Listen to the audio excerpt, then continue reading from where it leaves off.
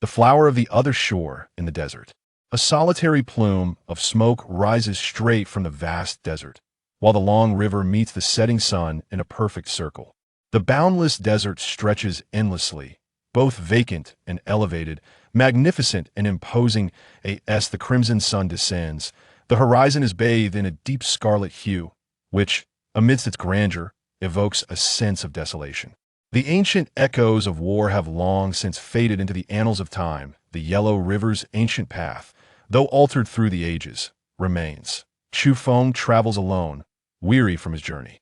He reclines on the yellow sands, gazing at the sanguine sunset, pondering how much longer he must endure this desert. Days prior, he graduated, bidding farewell to the goddess of his campus, perhaps for the last time, as he had been gently informed that they would henceforth be worlds apart. A parting of ways. After leaving the academy, he set forth on his travels. The setting sun glows a vivid red, suspended at the desert's edge, imbuing the vastness with a serene beauty. Chu Feng rises to drink from his water supply. Feeling rejuvenated, his physique is tall and robust, and his vitality is indeed remarkable, gradually dispelling his fatigue. As he journeys westward, he leaves a long and distant trail of footprints in the sands. Silently, a fog unexpectedly rolls in, a rarity in the desert. Unbeknownst to him, the mist thickens, a blue haze enveloping the desert in a soft, ethereal shroud.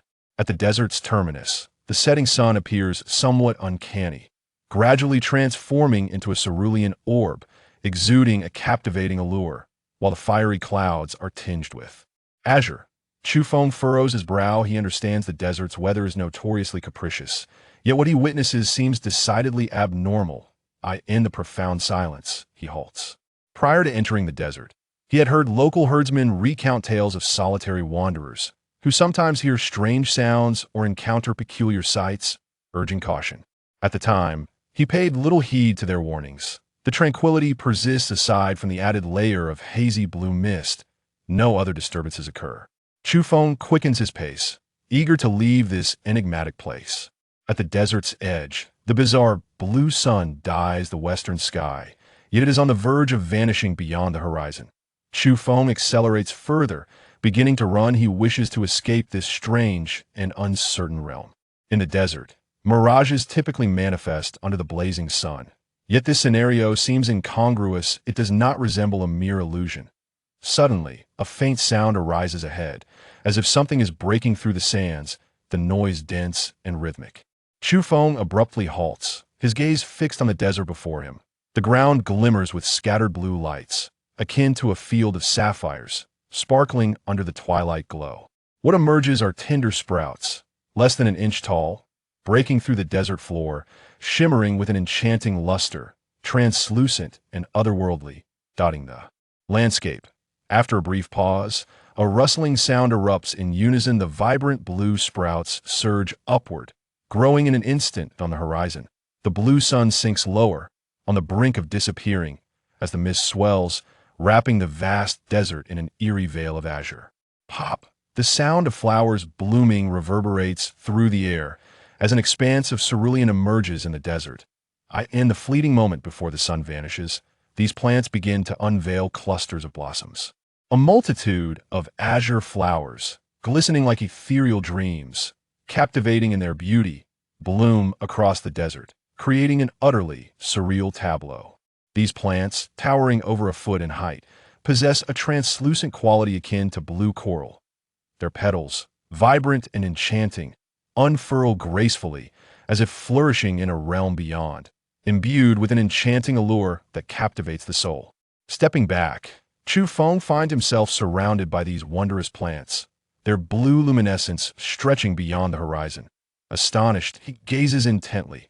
Striving to discern their nature, they bear a striking resemblance to the higanbana, with petals unfurling and curling backward, exuding extraordinary beauty. Yet, while the higanbana is known for its vivid crimson, these flowers are a brilliant blue, an unprecedented sight, for never has he heard of blue higanbana. The higanbana is a tangible entity, steeped in rich religious symbolism, shrouded in countless legends. However, Chu Feng remains skeptical, his awe solely directed at the spectacle before him. The desert, parched and waterless, rarely witnesses the presence of resilient flora scattered sporadically. The higanbana, preferring shadowy and humid environments, should not exist here, and certainly not in such resplendent form. Yet, they blanket the expanse, an endless vista of bloom. The vast desert, draped in a blue mist, colors the setting sun, saturating the horizon, as an entire stretch of barren sand bursts forth with the blue higanbana, an inexplicable and mysterious phenomenon. A faint fragrance wafts through the air, intoxicating in its allure. Chu Feng shakes his head vigorously, cautiously stepping to avoid these flowers, and discovers only one area devoid of this flora: the ancient Yellow River Path. Having traversed through the ages and undergone numerous alterations, it weaves through the great desert, now nearly desiccated, with blue higanbana flourishing along its banks. Embracing it in their vibrant embrace, flowers bloom on both sides, each visible to the other at last. The sun dips below the horizon, and it is at this moment that these plants reach their zenith, transforming into a cerulean ocean, radiant and resplendent. Though twilight descends, the blue luminescence lingers, dazzling in its brilliance, strikingly vivid.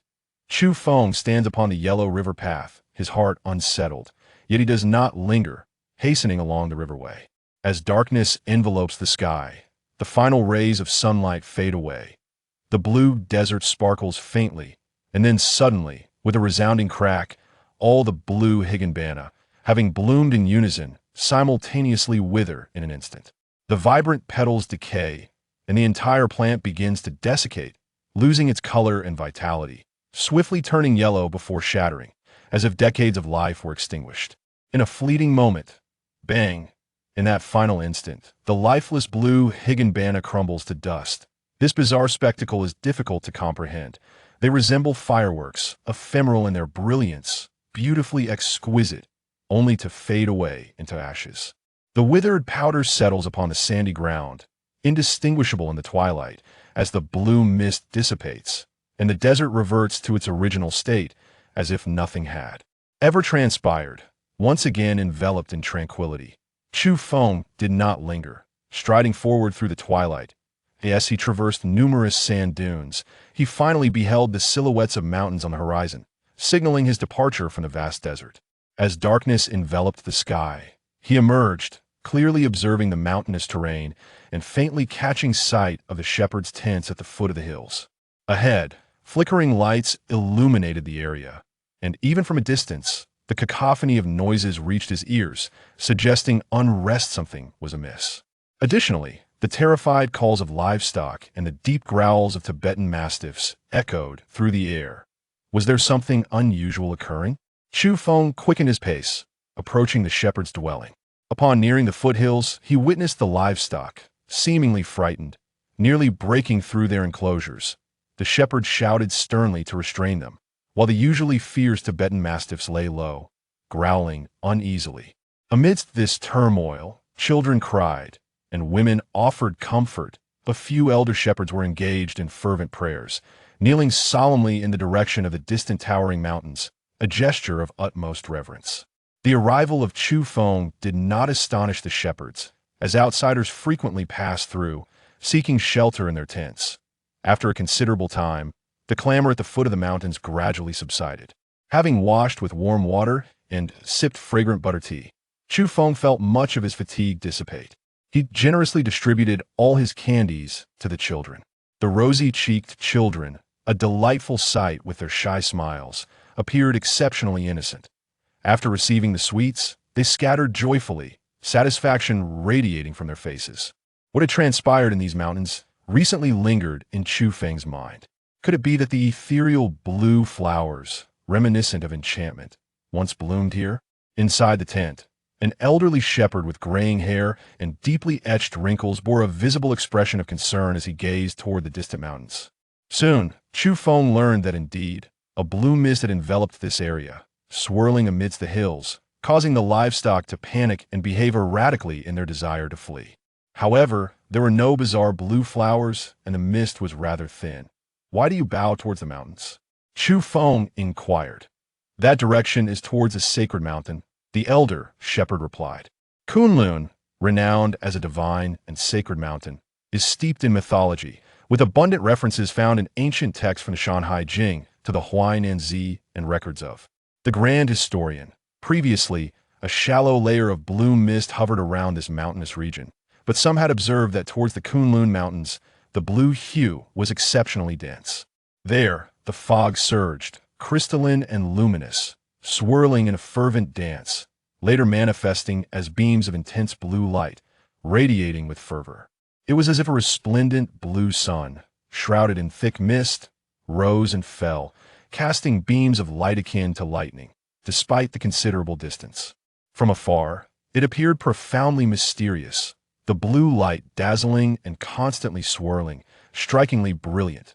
Thus some elder shepherds prostrated themselves in that direction, offering their devout prayers. Evidently, the phenomena there were extraordinarily astonishing, with a dense blue mist that seemed insurmountable, radiating a fervent glow more intense than anything Chu Feng had encountered in the desert. What could possibly be the origin of these mystical spectacles? Chu Feng pondered. He contemplated a possibility. Perhaps it was precipitated by an earthquake within the mountains in the past. There had been a location where similar occurrences transpired, where thunderous roars frequently reverberated through the valley, striking living beings. If a significant earthquake were to occur in the mountains, it could potentially generate an exceptionally high anomaly in the magnetic field.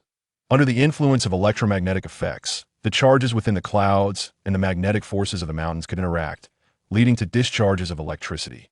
Coupled with the auroral effect, this would create a kaleidoscope of colors, rendering the area a remarkable thunderous zone, distinctly unlike the norm. Chu Feng was not superstitious. He believed that the events occurring in the mountains were likely just natural phenomena. However, no matter how he tried to rationalize it, the elderly herdsman remained unconvinced, glaring at him with indignation, considering him to have blasphemed the sacred mountain and nearly driving him away. In truth, there were indeed aspects that were perplexing and far-fetched, which Chu Feng himself had yet to fully comprehend, much like the enchanting blossoms he had encountered in the desert not long ago. That he sighed softly in this post-civilization era. Many matters remained unresolved. Despite humanity's efforts to apply past principles to explain them, the world had become increasingly difficult to grasp. War had nearly laid waste to the earth, transforming it into barren land. Although, after a prolonged recovery, life had once again flourished, the brilliance of bygone eras was ultimately irretrievable. Throughout the prolonged years of the post-civilization era, several mysterious events had transpired, each significantly impactful, yet to this day, they remain unsolved. As dawn broke, the crimson sun ascended above the horizon, casting vibrant rays across the hills, illuminating the ground before the tents and the meadows, exuding an exuberant vitality. Chu Feng bade farewell to this tribe and set forth once more. That he journeyed westward, entering the plateau. Along the way, he learned that the enigmatic blue mist had a vast reach, having been witnessed in every area he traversed. Could this be yet another mysterious occurrence? He mused. Historically, such events had stirred considerable commotion, and even now, no definitive answers existed. The sky in the Tibetan region was exceptionally blue, with clouds so white and low that it seemed one could almost touch them with an outstretched hand. The Gobi mountains and pastures exuded tranquility, resembling a pristine land untouched by worldly strife. Throughout his journey, Chu Feng heard numerous rumors. Some herdsmen claimed that a living Buddha on the holy mountain had awakened, resulting in the flowing blue light and the enveloping mist. Others spoke of the Bodhi tree, the sacred tree of enlightenment, growing and preparing to bloom. Perhaps the dragon mastiff is about to emerge. Some proclaimed the locals. The true mastiff thrived in the wild, capable of contending with lions and tigers, while those domesticated did not qualify as true mastiffs. There was even a legend that within the sacred mountain resided a dragon mastiff, appearing once every few centuries, possessing immense strength capable of subduing demons. Days later, as Chu Feng approached the vicinity of the holy mountain, he had come to understand that the faint blue mist had appeared in various locations along his route, likely heralding yet another significant anomaly akin to those recorded in history. Simultaneously, this implies that, similar to previous instances, the average individual will remain oblivious to the underlying causes. Indeed, The majority are unaware of the potential consequences that may arise. Just days ago, the yellowing leaves fell, carpeting the ground, yet now the scene has transformed. The remaining foliage on the trees seems to have regained its vitality, no longer withered nor cascading to the earth. Especially as one approaches Kunlun, the wild grasses and thorny trees along the way shimmer with a vibrant green in the warm weather, teeming with life. Though it is deep autumn, the atmosphere lacks that desolate air. Has the warming weather resulted from some anomaly? Chu Feng pondered. At last, Kunlun Mountain came into view. From a considerable distance, an overwhelming sense of pressure could be felt.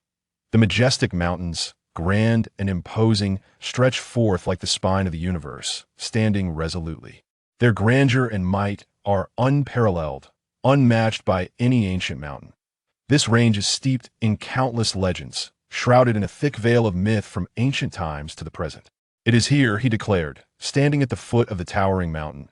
Chu Feng gazed upon the colossal edifice, akin to a divine citadel, vast and powerful, resting upon the western expanse, exuding an aura of both wilderness and strength. He ventured into the mountain, gradually ascending. Did an earthquake truly occur days ago? Chu Feng observed. The mountain's surface bore cracks, with numerous substantial fissures visible, alongside massive boulders that had evidently rolled down from higher elevations. Some cliff faces had even collapsed. It was this very mountain that had experienced abnormal phenomena. What is this? Chu Feng noticed a large boulder, inscribed with characters, deeply etched yet largely buried by earth and stone. After the earthquake, a small portion of the mountain had crumbled, revealing this boulder from the depths below. A layer of green covered the stone, resembling dried moss. West King. As Chu Feng ran his fingers over the engraved characters, he recognized these two words in ancient script, predominantly inscribed on bronze vessels in antiquity. Such inscriptions are typically challenging for the average person to decipher. In an instant, a flurry of thoughts enveloped him. How could these two characters appear here? To encounter the term West King in this place inevitably evokes associations with the ancient era. Could it be that the Queen Mother of the West truly existed? Perhaps it is merely an epitaph left by ancient travelers who came here to pay their respects. Chu Feng shook his head, rationalizing. Something feels amiss. Suddenly, he was struck with astonishment while tracing the carved markings. He discerned that the so-called dried moss was anything but ordinary verdigris. This revelation sent a jolt through him. This stone tablet had been sealed away, buried within the mountain. Upon contemplation, it made little sense for there to be any moss, given the extensive passage of time it had endured, only to resurface after the violent tremors. It was composed of bronze. However, such a sizable piece of ancient bronze is indeed rare. The Simuwa Ding, unearthed from the Inshu site, weighs less than 2,000 pounds and is celebrated as the largest ancient bronze vessel. Yet this bronze tablet Chu Feng cleared away some soil and stones, and conservatively estimated that this bronze object weighed no less than 5,000 or 6,000 pounds, a truly astonishing figure. In ancient times, it would undoubtedly be regarded as a rare and monumental artifact. Its surface was mottled with green rust, unmistakably a relic buried for countless years. Had it been a stone tablet, Chu Feng might have believed it to be a remnant left by predecessors who came to pay their respects. However, with such a large bronze tablet, he found himself uncertain. In that distant past, who could afford to expend such resources merely for the sake of nostalgia? Chapter 3. The bronze Kunlun. The resonant sound of bronze reverberates, imbued with the weight of the ages. Chu Feng set down the stone he had been holding, convinced that it was indeed a bronze tablet. This realization left him somewhat incredulous. A bronze artifact weighing thousands of pounds was no trivial matter. Should this information become public, it would undoubtedly cause a sensation. The characters West King were inscribed upon it, imbued with the weight of time, exuding an ancient yet mysterious allure that captivated the mind. He could only wonder from which era this relic originated and who had buried it within the Kunlun Mountains. The sound of the copper tablet resonated under the rhythmic tapping of Chu Feng, its metallic vibrations echoing continuously. Alas, he was not an archaeologist, and thus could not derive any valuable conclusions. Perhaps, eons ago, this place was home to an extraordinarily magnificent bronze civilization, he mused, contemplating this conjecture. He had never been superstitious. Even though Kunlun was steeped in mythological grandeur, he found little credence in the legends. Despite the abrupt encounter with the colossal bronze tablet inscribed with the character Shi Wang, Chu Fu contemplates that even if the Queen Mother of the West truly existed, she might merely have been the leader of a formidable ancient tribe, and this place is but a remnant of that past. The intense earthquake may have caused anomalies in the mountain's magnetic field, triggering discharges in the clouds, and coupled with the exposure of immense bronze on the mountain, it summoned the swirling thunderbolts. Chu Feng increasingly felt that this might indeed be the reason. He yearned to excavate the copper tablet, to scrutinize it closely. Yet it remained buried with only a small portion exposed, rendering success difficult without proper tools. After lingering for a moment, he resumed his ascent. The great fissure in the mountain was wide and deep, a shadowy abyss that evoked a sense of dread, presenting a scene of desolation. There was no discernible path along the way. The terrain was treacherous, with massive boulders strewn about, making the climb ever more arduous. Standing alone upon the monumental mountain, he felt its grandeur and reflected upon the myriad legends surrounding it. Chu Feng's heart stirred with an unusual sensation as he gazed into the distance. Where the colossal mountain met the heavens, a truly magnificent sight. Ahead lay a considerable pile of earth and rock, remnants of a recent landslide. It resembled verdigris. From afar, he spotted a patch of greenish hue, rust-stained, situated at the edge of the precipice, a vast expanse rather than a mere cluster. As he drew closer, clarity washed over him. Indeed, this was far more astonishing than the copper tablet he had previously encountered. Following the mountainous descent, a large section of the cliff face had collapsed, revealing a long-hidden truth at the steep incline. There, along the stone wall, the green rust spread abundantly, ancient yet shrouded in mystery, unveiling a copper structure that had emerged with the mountain's sliding fragments. 3 bronze houses stood there, ancient and serene, nestled against the cliff, partially buried beneath earth and stone, yet still largely visible. The architectural style of the bronze dwellings was archaic, imbued with a weighty sense of history. The rooftops, also cast in bronze, were arranged in orderly fashion, resembling a blanket of green scales spread across the structures. Chu Feng was indeed taken aback, unable to quell the tumult within his heart. This was a sensational discovery, bronze artifacts of such grand scale, akin to entire houses crafted from copper, buried deep within the Kunlun Mountains. What era did these relics belong to, and who were their architects? Based on his conjectures, this region must have once harbored a brilliant bronze civilization, its existence stretching back to a time so ancient that it eludes the annals of recorded history. Yet, amidst his astonishment, he felt a sense of unease and confusion. The Simu Wu Ding is renowned as the largest ancient bronze vessel, but in comparison to these copper edifices, it seemed almost trivial.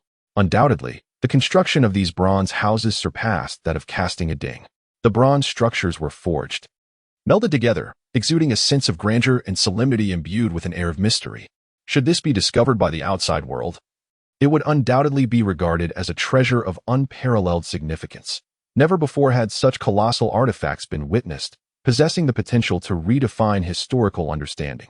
Chu Feng has always been composed in the face of adversity, yet today he found himself unable to maintain his usual calm. The discovery of such bronze relics amidst the mountains of the western land was truly astonishing. He exerted considerable effort to force open a bronze door, the slightly jarring sound of metal scraping resonating as the door swung ajar. Chu Feng did not enter immediately. Instead, he lingered outside for a moment, and after ensuring proper ventilation, he cautiously stepped inside. The interior was eerily silent, as if it were severed from the outside world, where even the faintest sound of a falling pin could be heard.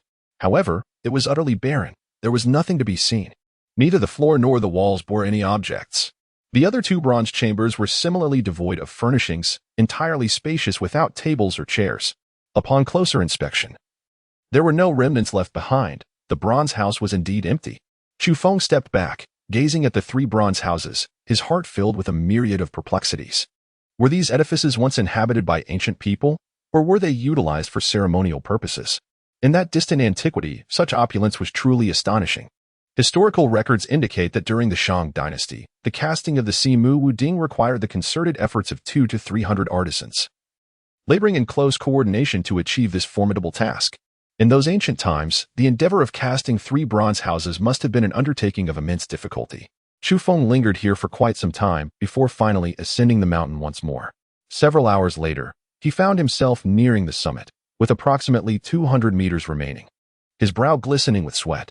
His physique was remarkable, tall and robust, Yet the arduous climb of such a grand mountain inevitably left him weary. Approaching the peak, he gazed into the distance. The undulating mountain ranges stretched out majestically, rendering the individual insignificantly small, akin to a mere speck of dust. Standing atop the colossal mountain, he tilted his head towards the azure expanse above, a sight that filled his heart with elation, allowing him to momentarily forget all worries and concerns, personal triumphs and failures. Indeed, everything seemed utterly trivial. Though the altitude here was considerably high, there was no sight of snow, and greenery still thrived, which struck Chu Feng as rather peculiar. There were traces of lightning strikes. Chu Feng discovered scorched marks on the mountain, evidence of a previous lightning strike, with vast areas of vegetation reduced to ashes, cloaked in darkness. Furthermore, the rocks had been cleaved apart, resulting in significant damage to the mountain structure. This only reinforced his conviction that just days prior, amidst thick fog and swirling blue light, there had indeed been a thunderstorm that had ravaged this place. The path ahead was treacherous, strewn with boulders, prompting Chu Feng to navigate around and ascend from the opposite side of the mountain. However, upon reaching the summit's other side, a peculiar rigidity overtook his body, and his pupils constricted in astonishment, a sensation he had never experienced even upon encountering the copper house.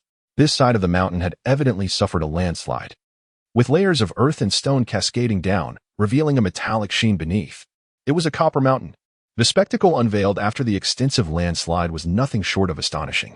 This section of the summit was composed of bronze, previously concealed beneath layers of soil. This was not merely a small patch, nearly 200 meters from the peak.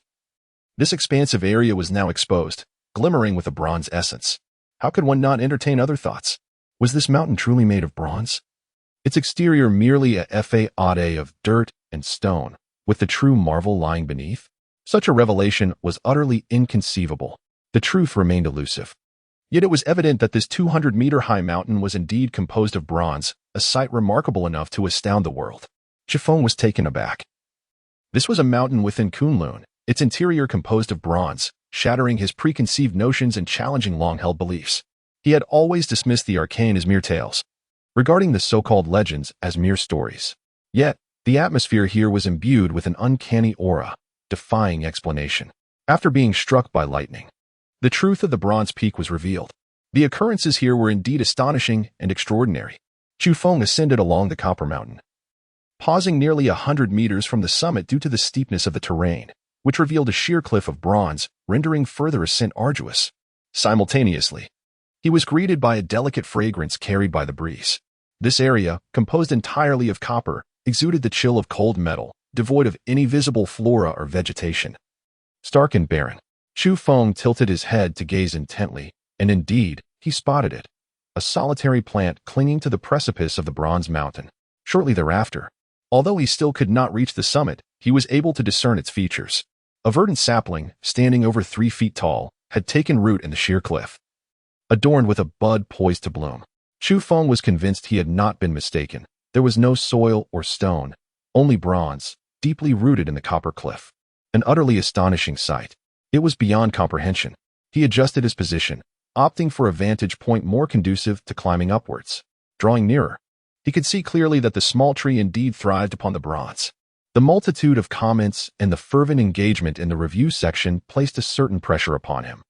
He felt compelled to craft a worthy narrative for holy ruins to match the enthusiasm of such support.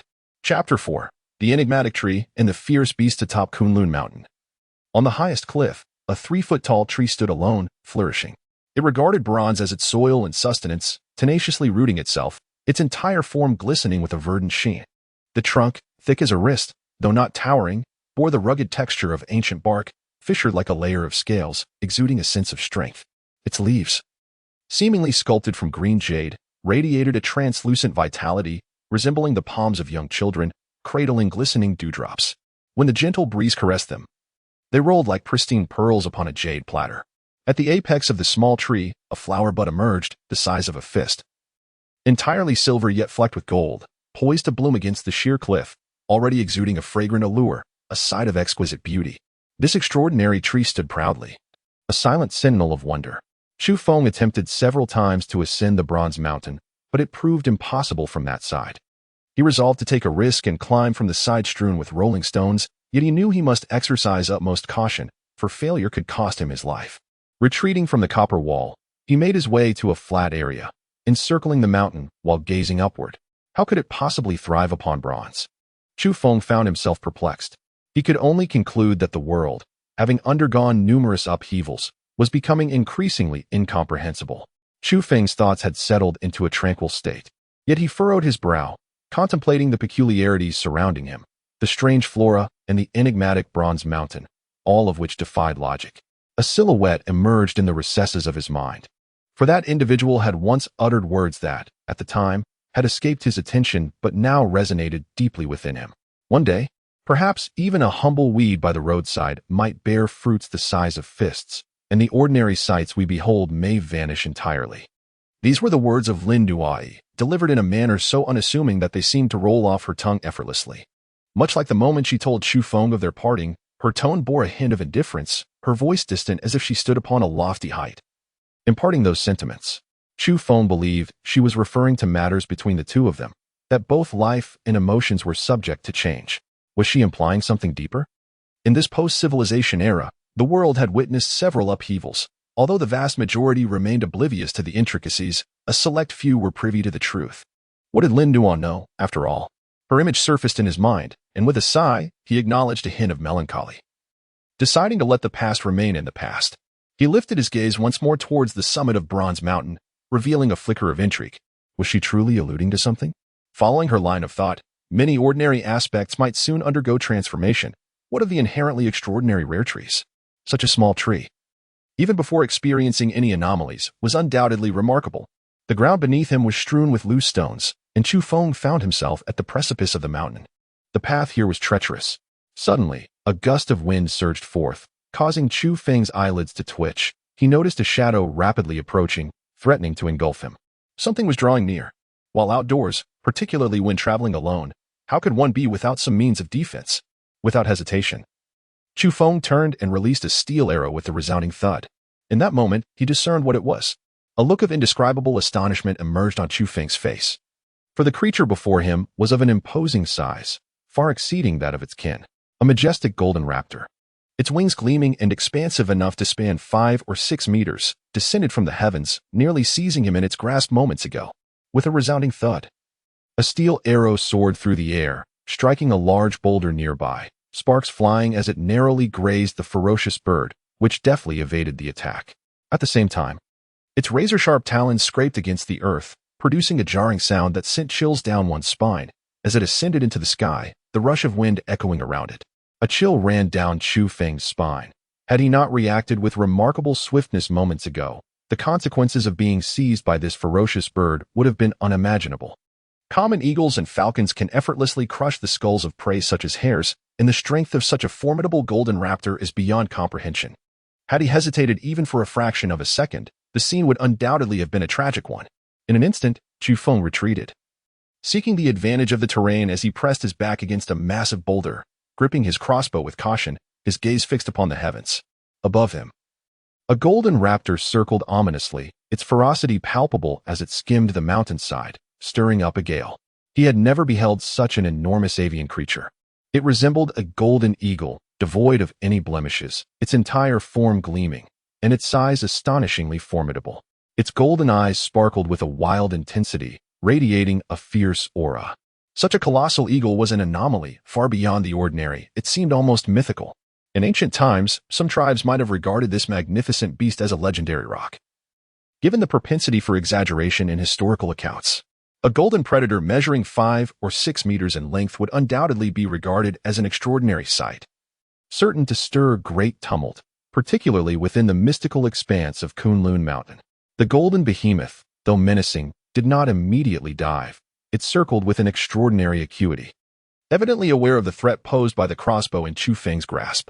Suddenly, a metallic scent invaded his senses. 3 snow leopards emerged stealthily from the base of the mountain, their movements silent, eyes glimmering with a haunting light, their jaws stained with blood, revealing that they had recently hunted some creature. They fixated on Chu Feng, their bodies tensing as they simultaneously cast wary glances at the golden raptor above, emitting low, anxious growls. These 3 snow leopards were significantly more robust than their kindred, their sharp claws glinting ominously, poised for an imminent strike. Their powerful physiques ready to pounce at any moment.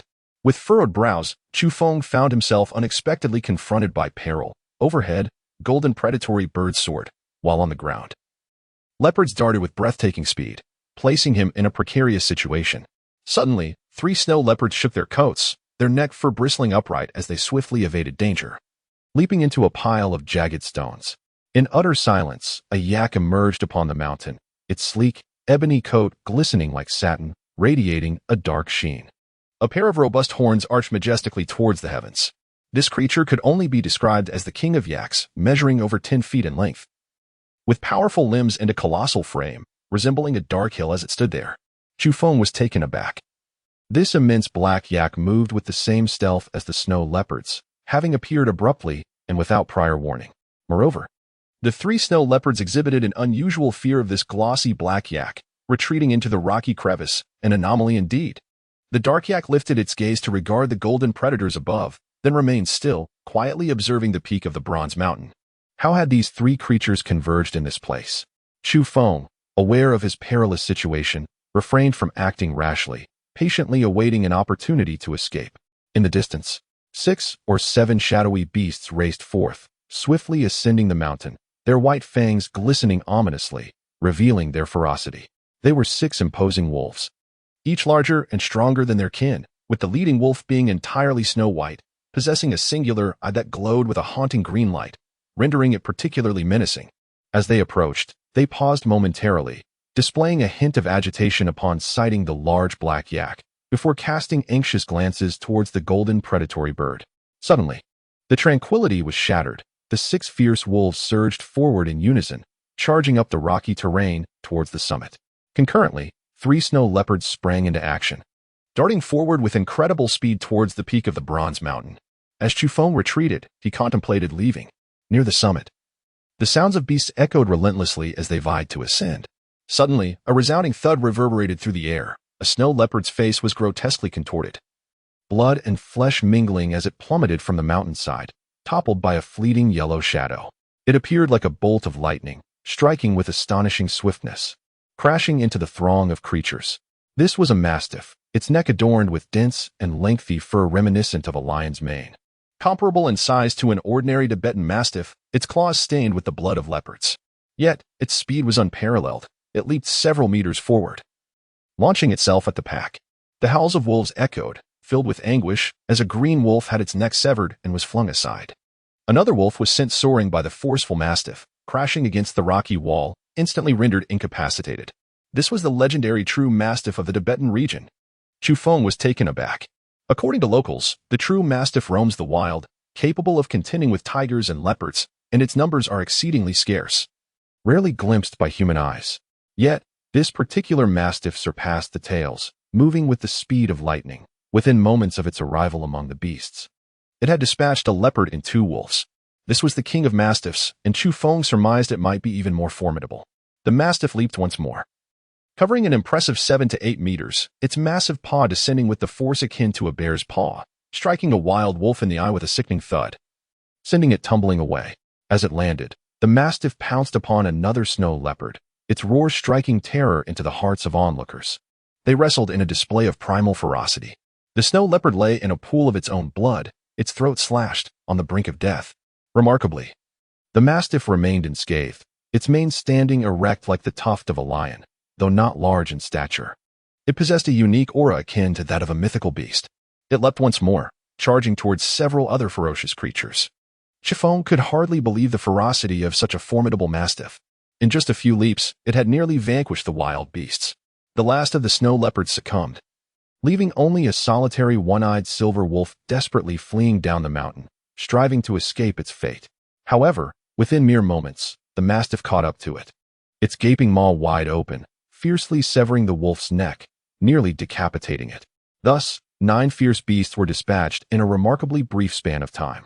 Chu Feng tightly grasped the folding crossbow, standing vigilant in a state of readiness. This place was undeniably perilous. The Tibetan mastiff lay still, its muzzle stained with the blood of beasts, though not its own. It remained motionless, gazing upwards at the small tree perched on the cliff of the bronze mountain. Though not particularly tall, it exuded an extraordinary air of might, its earthy-hued fur drenched in the blood of other fierce creatures, emanating an imposing presence. Throughout this ordeal, the black yak fixated on the small tree atop the bronze mountain, remaining utterly unperturbed. Meanwhile, the golden predatory bird circled overhead as it had moments before. Casting its gaze upon the scene below, the three strange beings displayed remarkable composure, as if imbued with human-like intellect, exhibiting an extraordinary patience. Their focus was directed towards the small tree, yet they refrained from immediate action, seemingly awaiting something. Chu Feng was profoundly astonished, for these three creatures were indeed extraordinary. Chapter 5, Blossoms. The vicinity of the mountaintop fell into silence, devoid of sound. The three beings paid no heed to Chu Feng, as if he had been entirely overlooked. Chu Feng understood that he was still quite distant from the summit, and they likely perceived him as no threat, hence their indifference, allowing him to remain below. These were three extraordinary beings of remarkable spirit. Now was the time to depart. Chu Feng resolved to descend the mountain. Though he was exceedingly curious about the small tree rooted in the bronze mountain and yearned to uncover its mysteries, the perilous nature of the surroundings rendered it too dangerous for him, threatening his very life at any moment. The fragrance intensified, wafting down from the summit of the bronze mountain. The fierce mastiff stirred, moving with the swiftness of lightning, swiftly navigating the rocky terrain before surging up the steep slope towards the peak. The imposing black yak, measuring over a yard in length, glistened with a dark sheen, its formidable horns striking fear into the heart. It trotted steadily behind, unhurriedly following along the earthen side, surprisingly ascending the treacherous bronze mountain.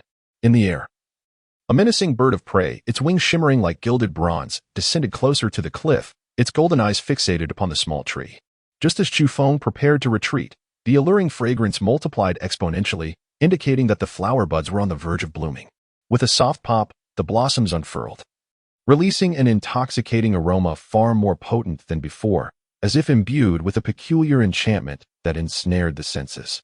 In an instant, the three creatures lunged towards the cliff's edge, their tension palpable as they began to fervently inhale the floral scent, as if greedily swallowing the essence of the fragrance. The three beings could barely contain themselves, each eager to unleash their primal instincts in a fierce display of savagery. The air was filled with a series of delicate sounds as silvery petals burst open in a mist of ethereal white, accompanied by glimmers of crystalline beauty. The blossoms resonating with a symphony of fragrance, magnified tenfold. At the apex of the 3-foot-tall tree, a fist-sized silver flower fully bloomed, releasing a cloud of mist that enveloped the cliff of the bronze mountain, transforming the scene into a celestial paradise. The petals bore golden speckles, now radiating light. And amidst the white mist, the sparkling golden particles twinkled like distant stars, shimmering with brilliance. This spectacle was both magnificent and enchanting. The three creatures awaited this moment, their anticipation palpable. They clashed violently, their claws slashing through the air, unleashing primitive ferocity in a wild frenzy, each intent on claiming the extraordinary bloom as their own. As the dark yak advanced, the mountaintop trembled beneath its immense strength. With a resounding clash, the golden bird of prey extended its formidable talons, colliding with the rugged horns of the yak, creating a thunderous echo. The mastiff growled low, its voice deep and resonant, reminiscent of thunder. The three creatures engaged in a fierce struggle, attacking one another in a desperate bid for the blooming flower. In the throes of battle, they inhaled the intoxicating fragrance with reckless abandon. Atop the bronze mountain, the mist swirled gently, and through the haze, the golden speckles danced, resembling a fragment of the starry sea glowing within the fog, an aura of mystery and beauty. With a powerful thud, they collided with the verdant little tree, the mastiff's massive paw brushing against the flower. A gust of wind surged as the golden bird of prey dove down, fiercely colliding with the mastiff. Its sharp talons aimed to rend it apart. Previously, they had refrained from attacking each other out of mutual caution, but now, with the flower in bloom, they were willing to fight fiercely, disregarding all restraint. As the golden, fierce bird flapped its wings, several petals fell from the massive claws of the hound, drifting downwards in the tempest towards the base of the bronze mountain. The terrain here was steep, and the petals, enveloped in white mist, swiftly descended towards Chu Feng. He raised his hand to catch one, its intoxicating fragrance nearly overwhelming him. A closer inspection revealed that the inner side of the petal, adorned with golden speckles, shimmered with a crystalline layer. Pollen. A glistening layer of pollen clung to its surface, radiating a lustrous sheen.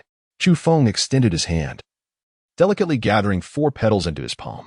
Among them, 2 exuded a subtle fragrance, having collected but a mere hint of pollen, While the other two were resplendent with a rich aroma, their surfaces glistening and imbued with an intoxicating scent that lingered in the air. The three creatures atop the bronze mountain cast a fleeting glance downward, their gazes sharp and piercing. Before resuming their fierce struggle to seize the petals that had yet to fall. Upon witnessing this, Chu Feng tightened his grip on the petals. However, he swiftly sensed an anomaly. The once velvety petals in his palm had lost their warmth, imparting a sense of withering. He opened his hand to discover that the luster had vanished from the four petals, which had also become desiccated. In an instant, they had lost their radiance, devoid of vitality, and turned a sickly yellow. With the slightest pressure, one of the petals crumbled into fragments. Chu Feng stood in astonishment, casting the remaining 3 withered petals to the ground as he shouted toward the mountain summit. "Return what is yours." Without a moment's hesitation, he turned and hastened down the mountain, choosing to disregard the events behind him. Despite his urgency to escape, his mind was beset with contemplation. Why had the 4 petals withered in his grasp so abruptly? This transformation was peculiar indeed. As he passed the bronze house and the ancient stele, he did not linger, his sole focus on descending swiftly. The terrain gradually became less steep, allowing him to quicken his pace. After a considerable time, as Chu Feng reached the foot of the mountain, the crimson sun had already begun its descent in the west. Fortunately, those 3 extraordinary creatures had not pursued him. They remained atop the peak, embroiled in their own conflict. Sweat dripped from Chu Feng's body as he engaged in such vigorous activity atop the towering mountain. Even with his robust constitution, he felt utterly exhausted. Overwhelmed by fatigue, he settled at the mountain's base, gasping for breath. Long after, he could still hear the rapid thumping of his heart, while he poured water into his mouth with a loud gulp. Glancing back at the mountain, it truly appeared enigmatic. The Western King's bronze tablet, the mysterious bronze house, and the copper mountain. Was the interior of this majestic peak truly composed of bronze? If only it were possible. He yearned to peel away the layers of earth to scrutinize what lay within. This mountain was merely one among the Kunlun range. What secrets might this region conceal? He needed to depart swiftly. Should that 3-headed creature descend, it would pose an immense danger. A few days prior, an earthquake had occurred, leaving numerous fissures in the mountainside. And the area at the base was no exception, which Chu Feng carefully avoided as he treaded. By chance, he noticed a stone nestled within a crevice, measuring over 3 inches in height and square in form, remarkably possessing an orderly shape. Quite a rarity indeed. Chu Feng casually picked it up and continued on his journey. Whether it was an illusion or not, he felt an unusual sensation within him, subtle yet distinct, as if a warm current occasionally flowed through his flesh and blood. When he focused intently on it, the sensation vanished, yet when he dismissed it, it would unexpectedly resurface. Was it merely an illusion, or perhaps a sensitivity of his body? A wave of doubt washed over him. Had his perceptions become disordered? It all seemed to have begun with this hand. He opened his left palm, the initial awareness having emerged from the center of his palm, yet there was nothing there, for petals had inexplicably withered in my left hand. As Chu Feng journeyed forth, he pondered the peculiar matter at hand, sensing an underlying complexity that instilled a sense of unease within him. The petals had emitted a white mist, adorned with speckles of light, appearing enigmatic from every conceivable angle. The bronze Kunlun mountain behind him had profoundly challenged his preconceived notions, presenting a revolutionary perspective that compelled deeper contemplation. The 3 creatures, far from ordinary, were fiercely vying for the flower atop the tree, seemingly harmless in their struggle. Despite his reservations, Chu Feng surmised that the flower must be innocuous. Otherwise, what could incite such a rare and violent contest among ferocious beasts? He shook his head, deciding to set aside these thoughts for the moment as he strode purposefully towards the pastoral dwelling. Under the shroud of night, the vast plateau exuded an extraordinary tranquility, occasionally interrupted by the distant roar of a beast, which only accentuated the desolation and emptiness of the landscape. As night fell, he quietly immersed himself in his reading, attempting to recapture the fleeting warmth he had previously felt, an elusive sensation, both tangible and intangible, leaving him uncertain of any forthcoming change. After a considerable pause, he sighed softly, resigning himself to the natural flow of events. For, through countless attempts, he had discerned that the more one fixated upon something, the less one could perceive it. Conversely, by relinquishing attention, one might vaguely grasp its essence. Pollens, catalysts, Chu Feng murmured these words, when a sudden realization struck him. Upon graduating, Lin Nua's family had dispatched a vehicle to retrieve her, and he vaguely recalled these terms being mentioned, albeit from a distance, their clarity eluding him. Although they had parted ways, he had wished to bid her farewell. However, the cool and indifferent gazes from the Lin family had prompted him to merely wave and depart. Lost in thought, he inadvertently noticed a stone beside him. Its shape was surprisingly orderly. He examined the stone within his tent, though it was cuboidal. Its edges were smooth and rounded, devoid of sharpness, as if meticulously polished. Upon closer inspection, he discerned faint, indistinct patterns upon its surface. Were these naturally occurring? The markings were subtle, easily overlooked if not scrutinized closely. Were they the result of human intervention? It was then that he abruptly recognized the stone's uniqueness. Chu Feng meticulously watched the stone, scrutinizing it under the flickering light. The stone stood 3 inches tall, adorned in a weathered shade of grayish-brown, with faint, indistinct patterns winding around it, reminiscent of tendrils or the marks of nature's own crafting, exuding an air of antiquity. Could it be an artifact from an ancient tribe? A remnant of a bygone era? Such were his musings. As Chu Feng turned over and examined the remnants, he suddenly heard a faint crack. A sound that seemed jarring in the stillness of the night. Chapter 6. The stone box, the tent, which had been enveloped in tranquility, was abruptly pierced by this unexpected noise, causing Chu Feng's hand to freeze in place, halting all movement. How could a cubic stone emit such a sound? A fissure appeared upon its surface. Chu Feng set it down, wary of any unforeseen occurrences, and observed meticulously. Today's experiences had been quite extraordinary, rendering him particularly cautious. A stone box. He was taken aback. The intricate patterns encircling the stone had once concealed this seam, but now, slightly ajar, it became distinctly apparent. Previously, the stone box fit seamlessly, appearing as a singular entity, and further obscured by mottled stains, it was nearly impossible to detect any anomalies. Who would have noticed that this was, in fact, a cubic stone box? Standing 3 inches tall, it exuded an air of antiquity. Given the circumstances, Chu Feng felt a surge of anticipation, for the stone box emanated an aura of mystery. Discovered at the foot of Kunlun Mountain, he had initially considered it merely a stone, never imagining it concealed such profound secrets. Chu Feng positioned the copper basin from the tent before him as a means of defense, then cautiously opened the stone box, widening the gap. With a crack, the lid detached, revealing no anomalies and posing no threats. Chu Feng set his heart at ease and scrutinized the interior of the stone box. A flicker of hope ignited within him as he pondered what might be sealed inside. The space within the box was quite limited, featuring only a shallow groove, scarcely capable of accommodating any substantial item. It was evident that treasures such as pearls or exquisite jade could not possibly be concealed within. Nevertheless, there was indeed something present. Nestled within that groove were 3 desiccated seeds, completely filling the space, and beyond that, there was nothing else. Chu Feng was profoundly disappointed. The stone box he discovered on Kunlun Mountain, which he had anticipated to contain some hidden treasure, turned out to hold nothing more than 3 seeds. One seed was a deep black, already withered and seemingly deformed, lacking vitality. The second seed was a purplish-brown, flattened and approximately the size of a fingernail. The final seed appeared somewhat normal. Aside from its wrinkled exterior, it was relatively plump, at least not shriveled, and was round in shape, albeit slightly yellowed. Chu Feng was taken aback. Were there truly only 3 seeds? 2 of them appeared withered and unremarkable, which was decidedly a far cry from his expectations. He had anticipated that the stone box he discovered at the foot of Kunlun Mountain might conceal something extraordinary, yet the reality was disappointingly mundane. He cradled the 3 seeds in the palm of his hand, scrutinizing them closely, and indeed, there was nothing remarkable about them. How many years had they lain buried underground? It was difficult to ascertain, but the age of the stone box suggested it was undoubtedly ancient, with its intricate patterns and marks having become indistinct over time. Were these relics from a bygone era? Nevertheless, if they were indeed ancient artifacts, the fact that the 3 seeds had not decayed upon being unearthed was a small blessing. Many antiquities, once exposed to the light of day after being sealed away for centuries, might immediately crumble to dust. Chu Feng gazed intently, utterly unable to discern the nature of these seeds, having never encountered them before, and was at a loss as to which 3 plants they corresponded to.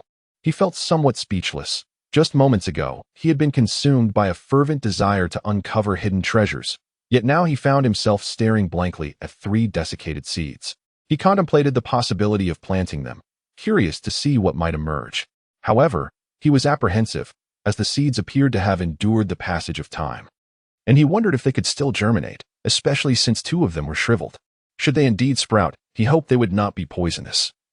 If they yielded beans or some form of vegetable, it would surely be considered an ancient variety. A smile crept across his face. The starry sky above the plateau seemed to hover close to the earth, its brilliance dazzling, while the moonlight cascaded like water upon this desolate and somewhat barren land. In the deep of night, an unusual stillness enveloped the surroundings. The place where he sought refuge was remarkably distant, yet he could distinctly hear the muffled roars of beasts, astonishingly evident in the silence. Clearly, something was afoot in the Kunlun Mountains. The sounds did not resemble those of the mastiff or the yak, indicating the presence of other formidable creatures. Faintly, the very ground of that mountain range trembled, growing increasingly restless. Some herdsmen were roused from their slumber, fervently praying and bowing in reverence to the sacred mountain, murmuring incantations under their breath. Chu Feng also rose and exited the tent. Having heard the words of an elderly herdsman, the living Buddha in the mountains has truly awakened. The Chu wind was puzzled. How could the ancient monk be accompanied by the roars of beasts? You do not understand. This is a legend from our hidden land. You must leave at dawn. The old herdsman said. Could it be that the sacred beasts within the mountains are about to emerge? Inquired another middle-aged man. The legend speaks of ancient beasts slumbering deep within the sacred mountain of the plateau, some of which rival deities in power, possessing immense strength capable of vanquishing demons, while others are exceedingly ferocious, bringing about calamities. Upon hearing the words, Chu Feng fell into deep contemplation. While he did not fully believe, he also found no reason to dismiss the claims of the nomads. After all, he had personally witnessed the events at Bronze Mountain and had indeed encountered some extraordinary beasts. For instance, there was a golden fierce bird, measuring a staggering 5 to 6 meters in length, which in ancient times would likely have been referred to as a golden-winged roc. Then there was the completely black and glossy yak, over 10 feet long, feared even by leopards and wolves, possessing immense strength that caused the peak of Bronze Mountain to tremble under its weight. In antiquity, it would probably have been dubbed a bull demon. Many ancient legends are rife with exaggeration, and over time, they have been mythologized, particularly when the ancients recorded strange occurrences. They often embellished their accounts, and this instance was likely no different. As the latter part of the night unfolded, the vast plateau finally descended into tranquility, the distant, thunderous roars of beasts fading into silence. The moonlight cascaded like water, resembling a delicate mist, creating an ethereal connection between the landscape and the starry sky, enveloping the area in a hazy serenity. The herdsmen breathed a sigh of relief, their worries alleviated.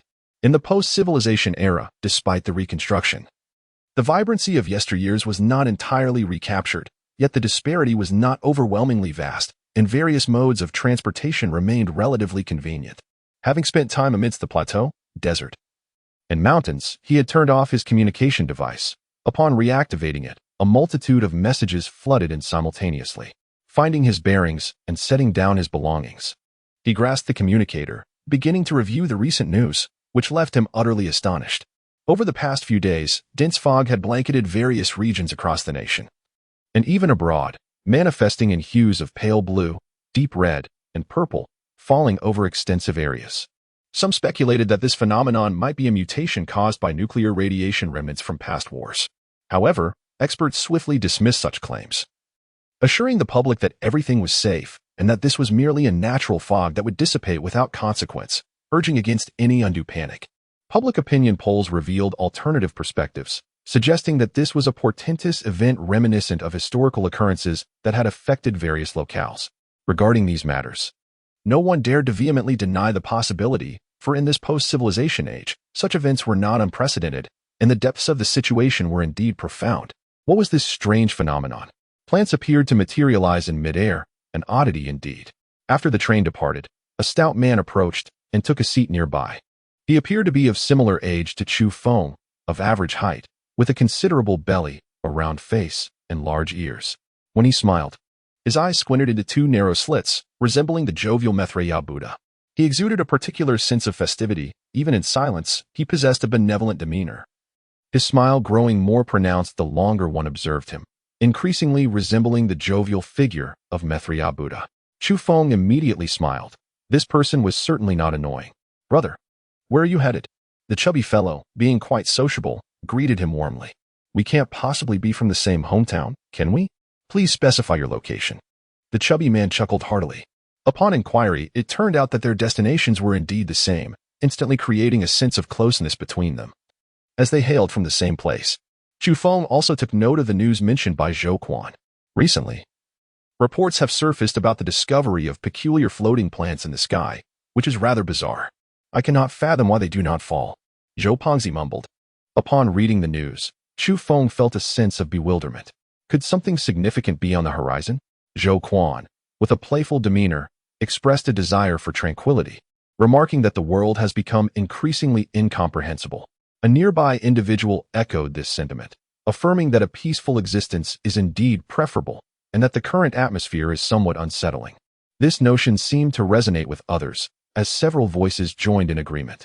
It was suggested that an incident was inevitable, given the plethora of inexplicable phenomena that have emerged in recent years, along with various rumors circulating.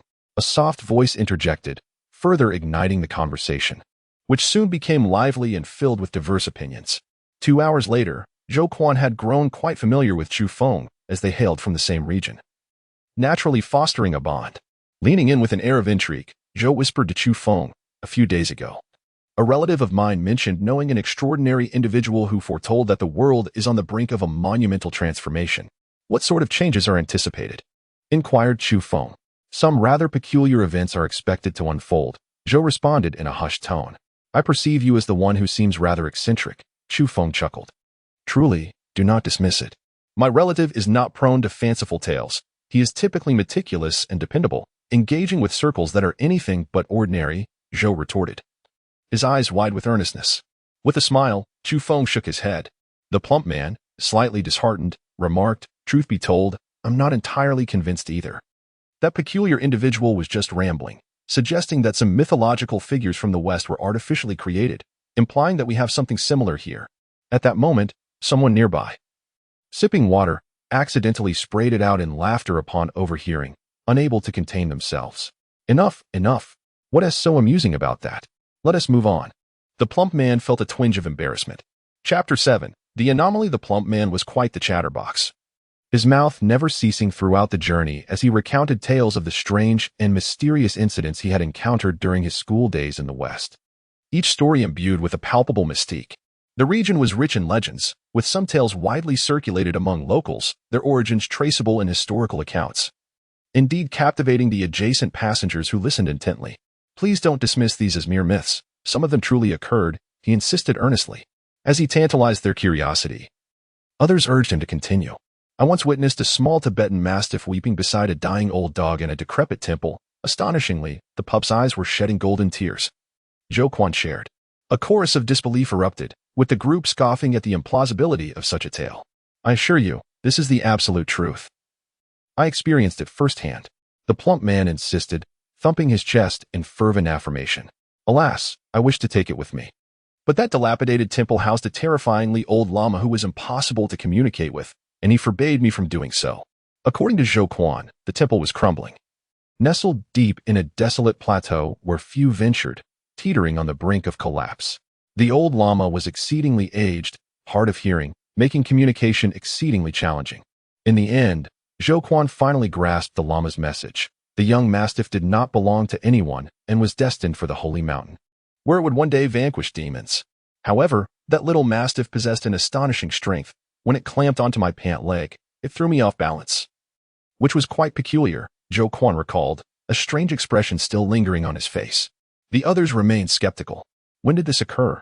Chu Feng inquired, recalling his encounter with a majestic mastiff on Kunlun Mountain that effortlessly dispatched fierce beasts, far surpassing its peers in prowess. "Approximately 3 years ago," Zhou Quan replied. The train whistled as it sped onward, the scenery outside a blur, heading eastward, gradually departing from the plateau. "Did you purchase all this food?" The plump man, unabashed, approached Chu Feng to share the burden, inquiring about the delectable offerings. "These divine seeds have quite a pleasant taste," Chu Feng responded. "What?" Zhou Quan looked utterly puzzled. "Didn't you mention that some figures from mythology might be artificially created?" "I believe these could be divine seeds," Chu Feng suggested, gesturing towards the orchid beans and various nuts.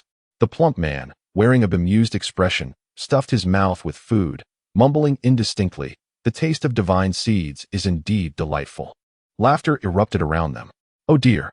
Suddenly, Zhou Quan grimaced in pain as he extracted a bean from his mouth. I inquired, Brother, where did you procure this orchid bean? Is it even edible? It feels harder than iron. My old teeth are on the verge of breaking. He grimaced, his face contorted with agony. With a resounding thud, he cast a seed onto the table. Goodness, how hard it is. Just listen to that sound. What era are we in? Food safety issues remain unresolved, Zhou Quan exclaimed, covering his jaw in frustration. Chu Fu was taken aback, for what lay before him was not an orchid bean, but rather a plump seed of a dull yellow hue nestled within the stone box. He took it out, intending to show it to those around him to discern its true nature. However, in the midst of their lively conversation, he forgot and carelessly placed it beside the nuts and other edibles. Zhou, the rotund fellow, was instantly rendered speechless, his face flushed a deep crimson, reflecting his discomfort. The surroundings fell into a brief silence, only to erupt into peals of laughter shortly thereafter. After enduring a long moment of restraint, Zhou finally exclaimed, My friend, you truly lack discernment. Can this item be tossed about so indiscriminately? This is no mere seed, but rather a chunk of iron. Chu Feng smiled as he selected an array of nuts to make amends. Simultaneously, he placed 3 seeds on the table, inquiring among those present about the species to which they belonged, though he refrained from revealing the origins of these ancient seeds. One seed was round, resembling a bean yet distinctly different. Another was flat. Could it have been crushed? The last one was shriveled and entirely black, a rather rare sight indeed. People speculated, yet none could identify them, with a few suggesting they might be seeds from mountain vines. I truly wish to smash it, Zhou Quan exclaimed, puffing his cheeks as he gently kneaded one of the seeds, fixating on it. No, this is a rare species. I intend to plant it, who knows? It might sprout into a goddess. Chu Feng laughed heartily. According to Zhou Quan's assertion, it was indeed uncertain. Others chuckled in agreement, teasing him further. A goddess? I dare say it will more likely yield 3 old llamas or 3 ancient Taoists, Zhou Quan replied, covering his mouth, his expression one of exaggerated pain. Time passed swiftly during the journey. However, when the train halted at a certain station, it remained stationary for an unusually long time. What was happening? As the delay extended, many passengers grew restless and began to rise from their seats. Soon, a crew member informed them that there had been an incident on the tracks ahead, which was being addressed urgently, and they would resume their journey shortly. The passengers settled back down, awaiting patiently. Look, there's breaking news. This is significant. Not only are there floating grasses in the air, but also trees. The clarity of this photograph is remarkable, Zhou Quan exclaimed, nudging Chu Feng, urging him to observe the news on the communicator. How bizarre. These recent occurrences defy explanation. Is this still the world I know? Others chimed in, clearly. It was not just Zhou Quan who had taken notice of this newly emerged news. Chu Feng observed intently. The electronic photograph was remarkably clear, seemingly taken in space. Several trees floated serenely, brimming with vitality. Upon closer inspection, some trees exhibited a lush green hue, while others displayed a deep purplish brown. And even more peculiar were those with a vivid crimson trunk, extraordinarily strange. How could such trees exist in the sky? Everyone was baffled.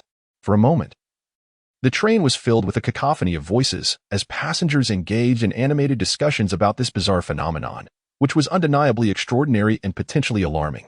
It wasn't until the train resumed its journey, whistling away, that the noise diminished slightly as attention shifted. I was somewhat familiar with this route, having traveled it numerous times during my studies in the West. Zhou Quan began to narrate the cities we would pass along the way. Approximately an hour later, the train halted at a station.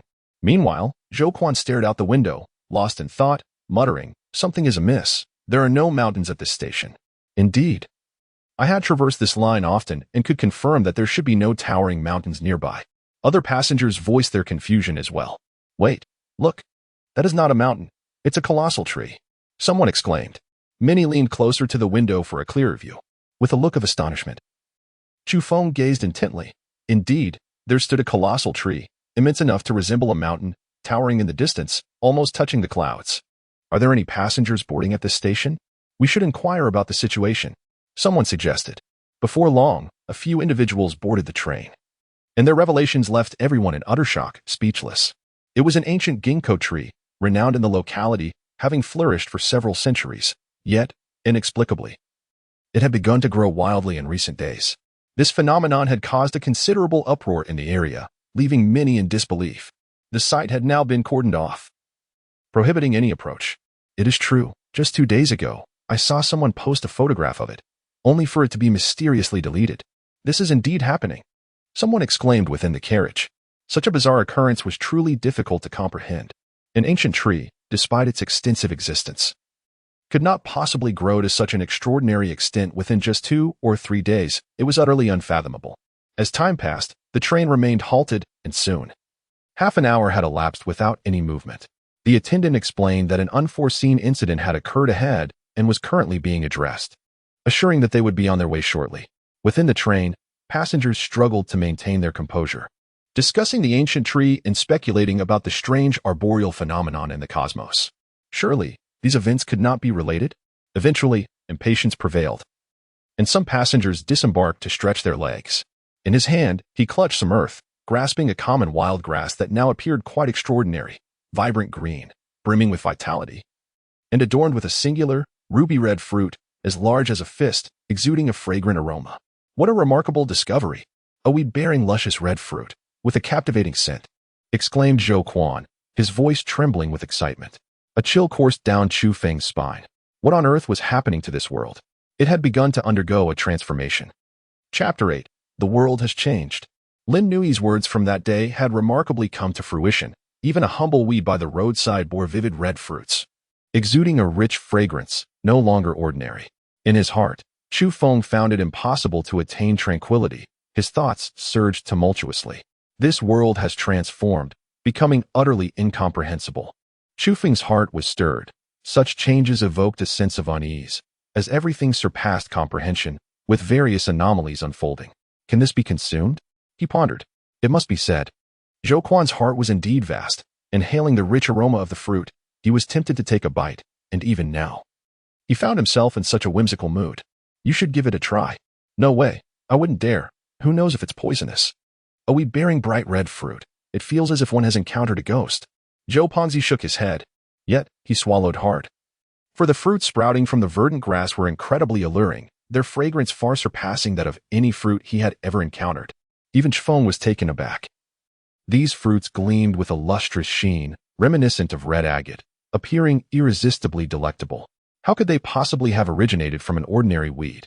The other passengers aboard the train were equally intrigued, though their astonishment was somewhat muted, as an abundance of strange occurrences had transpired recently, particularly the eerie ancient ginkgo tree in the distance. While the fruit-bearing weeds were indeed peculiar, there was little fear among the people.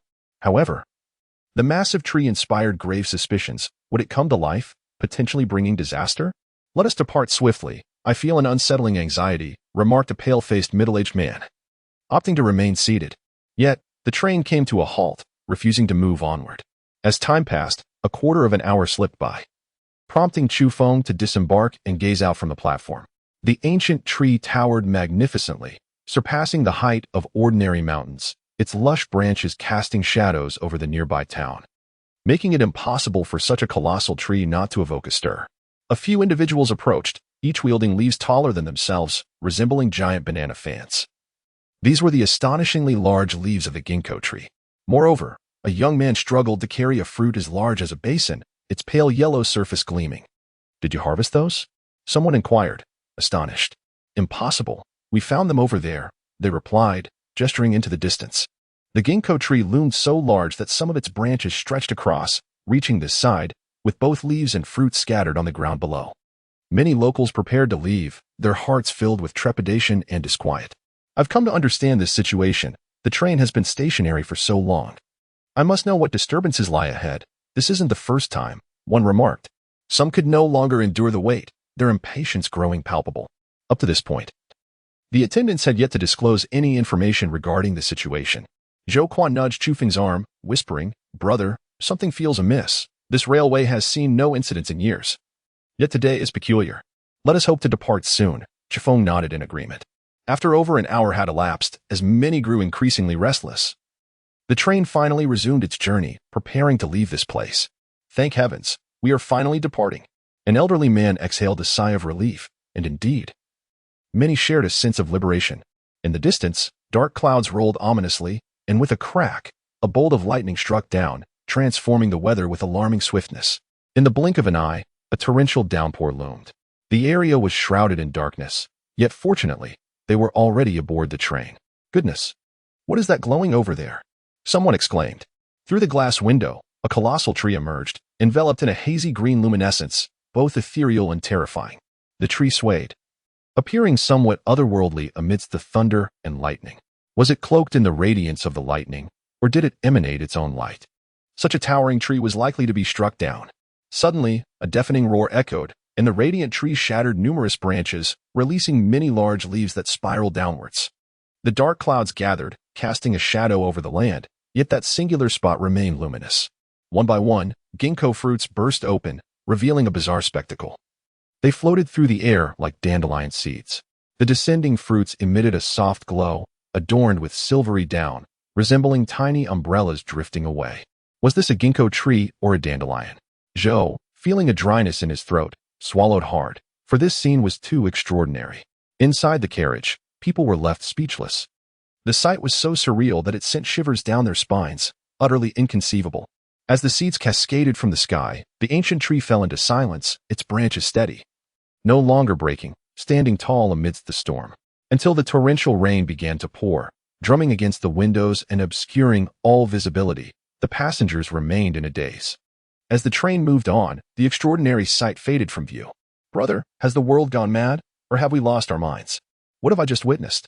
It contradicts everything I once knew, Zhou Quan remarked to Chu Feng.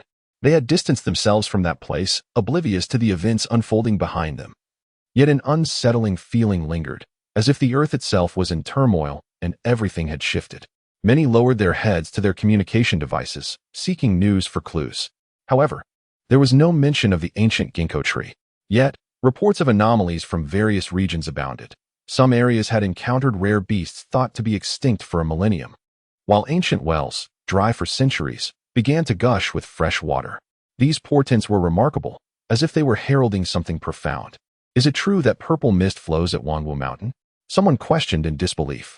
This report was astonishing, yet the comments on the communication devices revealed that most remained skeptical. Having experienced the bizarre, many aboard the train were now caught between belief and doubt.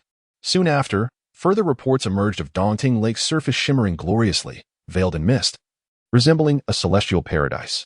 This sparked speculation and discourse among the passengers.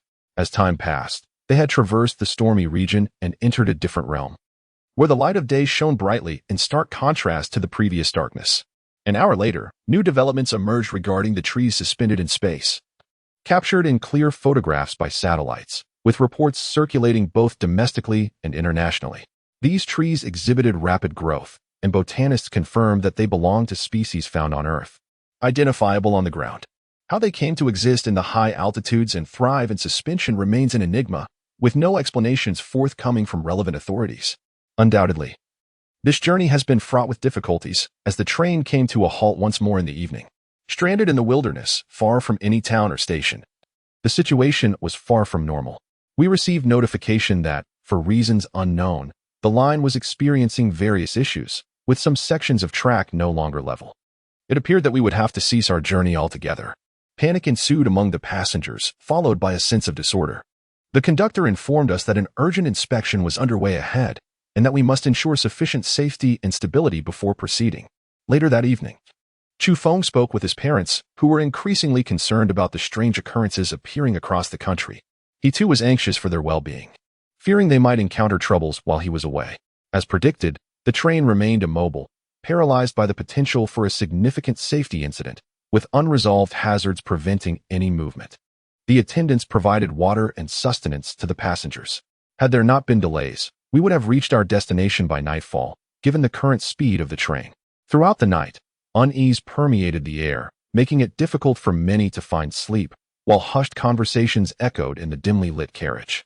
It was not until the deep hours of the night that the train gradually fell silent. Outside, darkness enveloped everything, devoid of starlight, rendering visibility to nil and casting an eerie, chilling atmosphere. Suddenly, a resounding tremor shook the carriage, awakening all within. Eyes blinked open, and bewildered glances were cast around. What could have caused such a violent jolt? Was something colliding with the train? Many faces turned pale, anxiously peering out the windows. Yet the outside world remained obscured by darkness. This was mountainous terrain, and on this starless night, nothing was visible, the blackness evoking a sense of dread and cold. Another jolt reverberated through the carriage, causing some to scream in fright. What could be out there, exerting such force upon the train? A cacophony of noise ensued. "Do not shout," Chu Feng commanded, knowing that panic could lead to greater peril. "I am aware of this area. It is an ancient battleground where many perished." A middle-aged woman's voice quivered with fear. "Silence.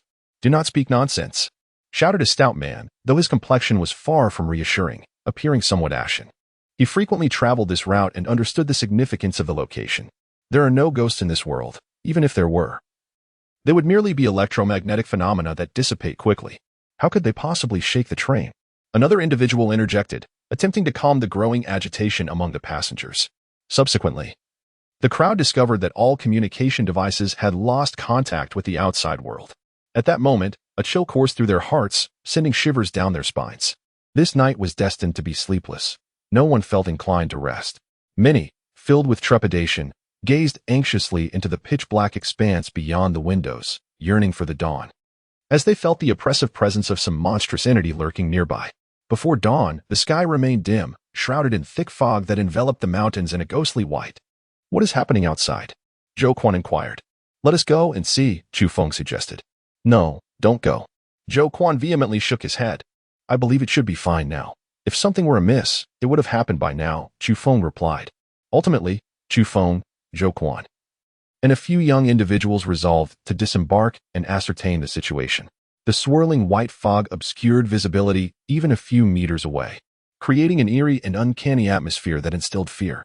Silence enveloped the surroundings. Not a single sound could be heard. "My God, what is that?" Suddenly, a young man shouted, his voice tinged with terror, his wide eyes fixated on the air above.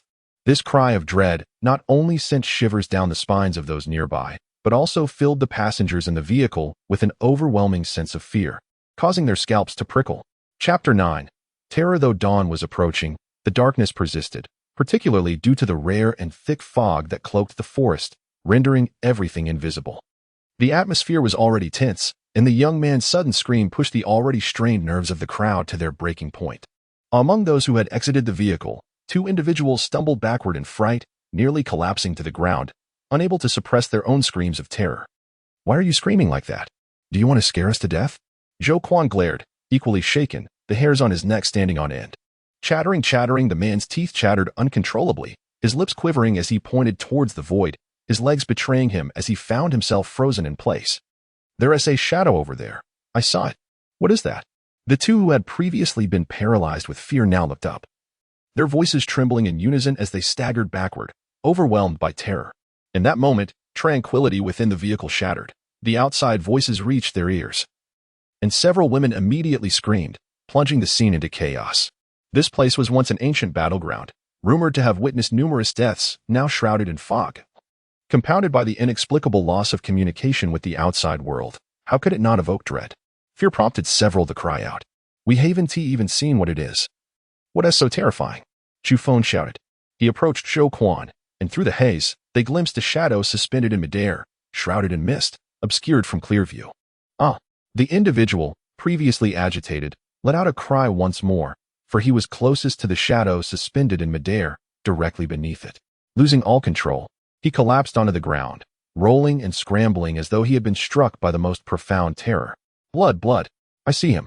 Earlier, his legs had been paralyzed with fear, but now, spurred by intense stimuli, he was finally able to move, crawling away in a desperate bid for escape.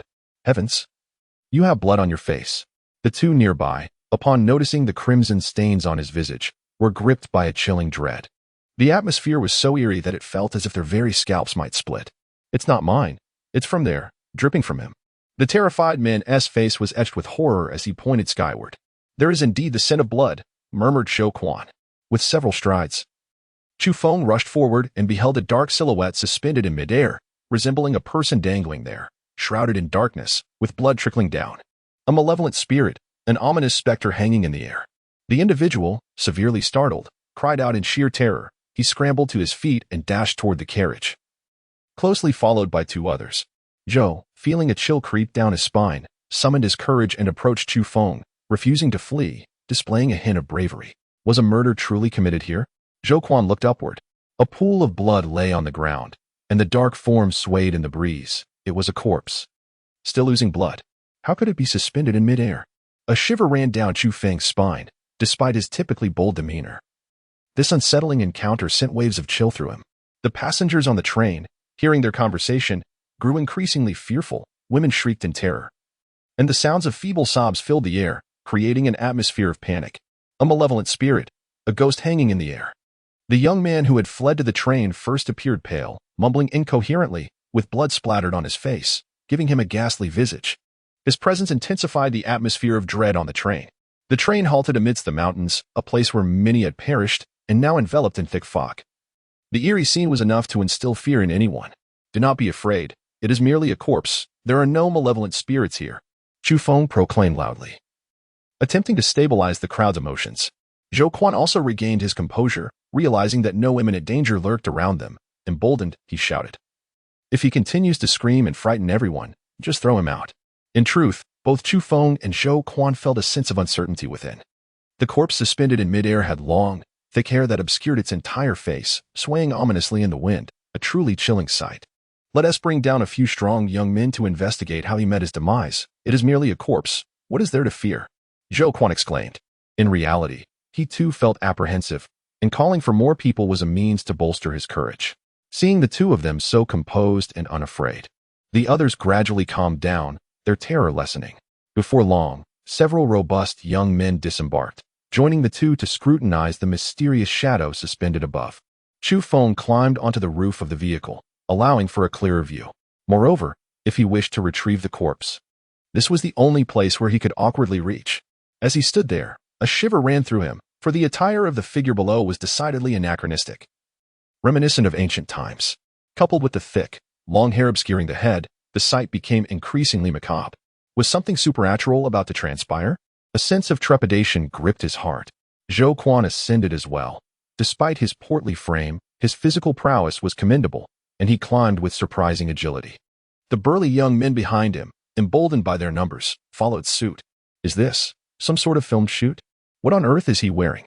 Zhou, startled by the figure's appearance, nearly uttered an expletive. Who is he, and why is he dressed like that? A young man remarked, his expression uneasy. I can't shake the feeling that he is from ancient times. Could he possibly be buried beneath this battlefield? Why is he suspended in midair?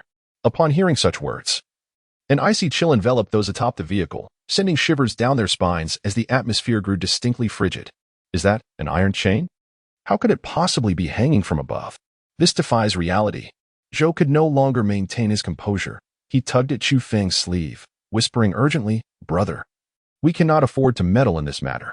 If we encounter something inexplicable, we must leave at once." The fog was dense, obscuring all clarity.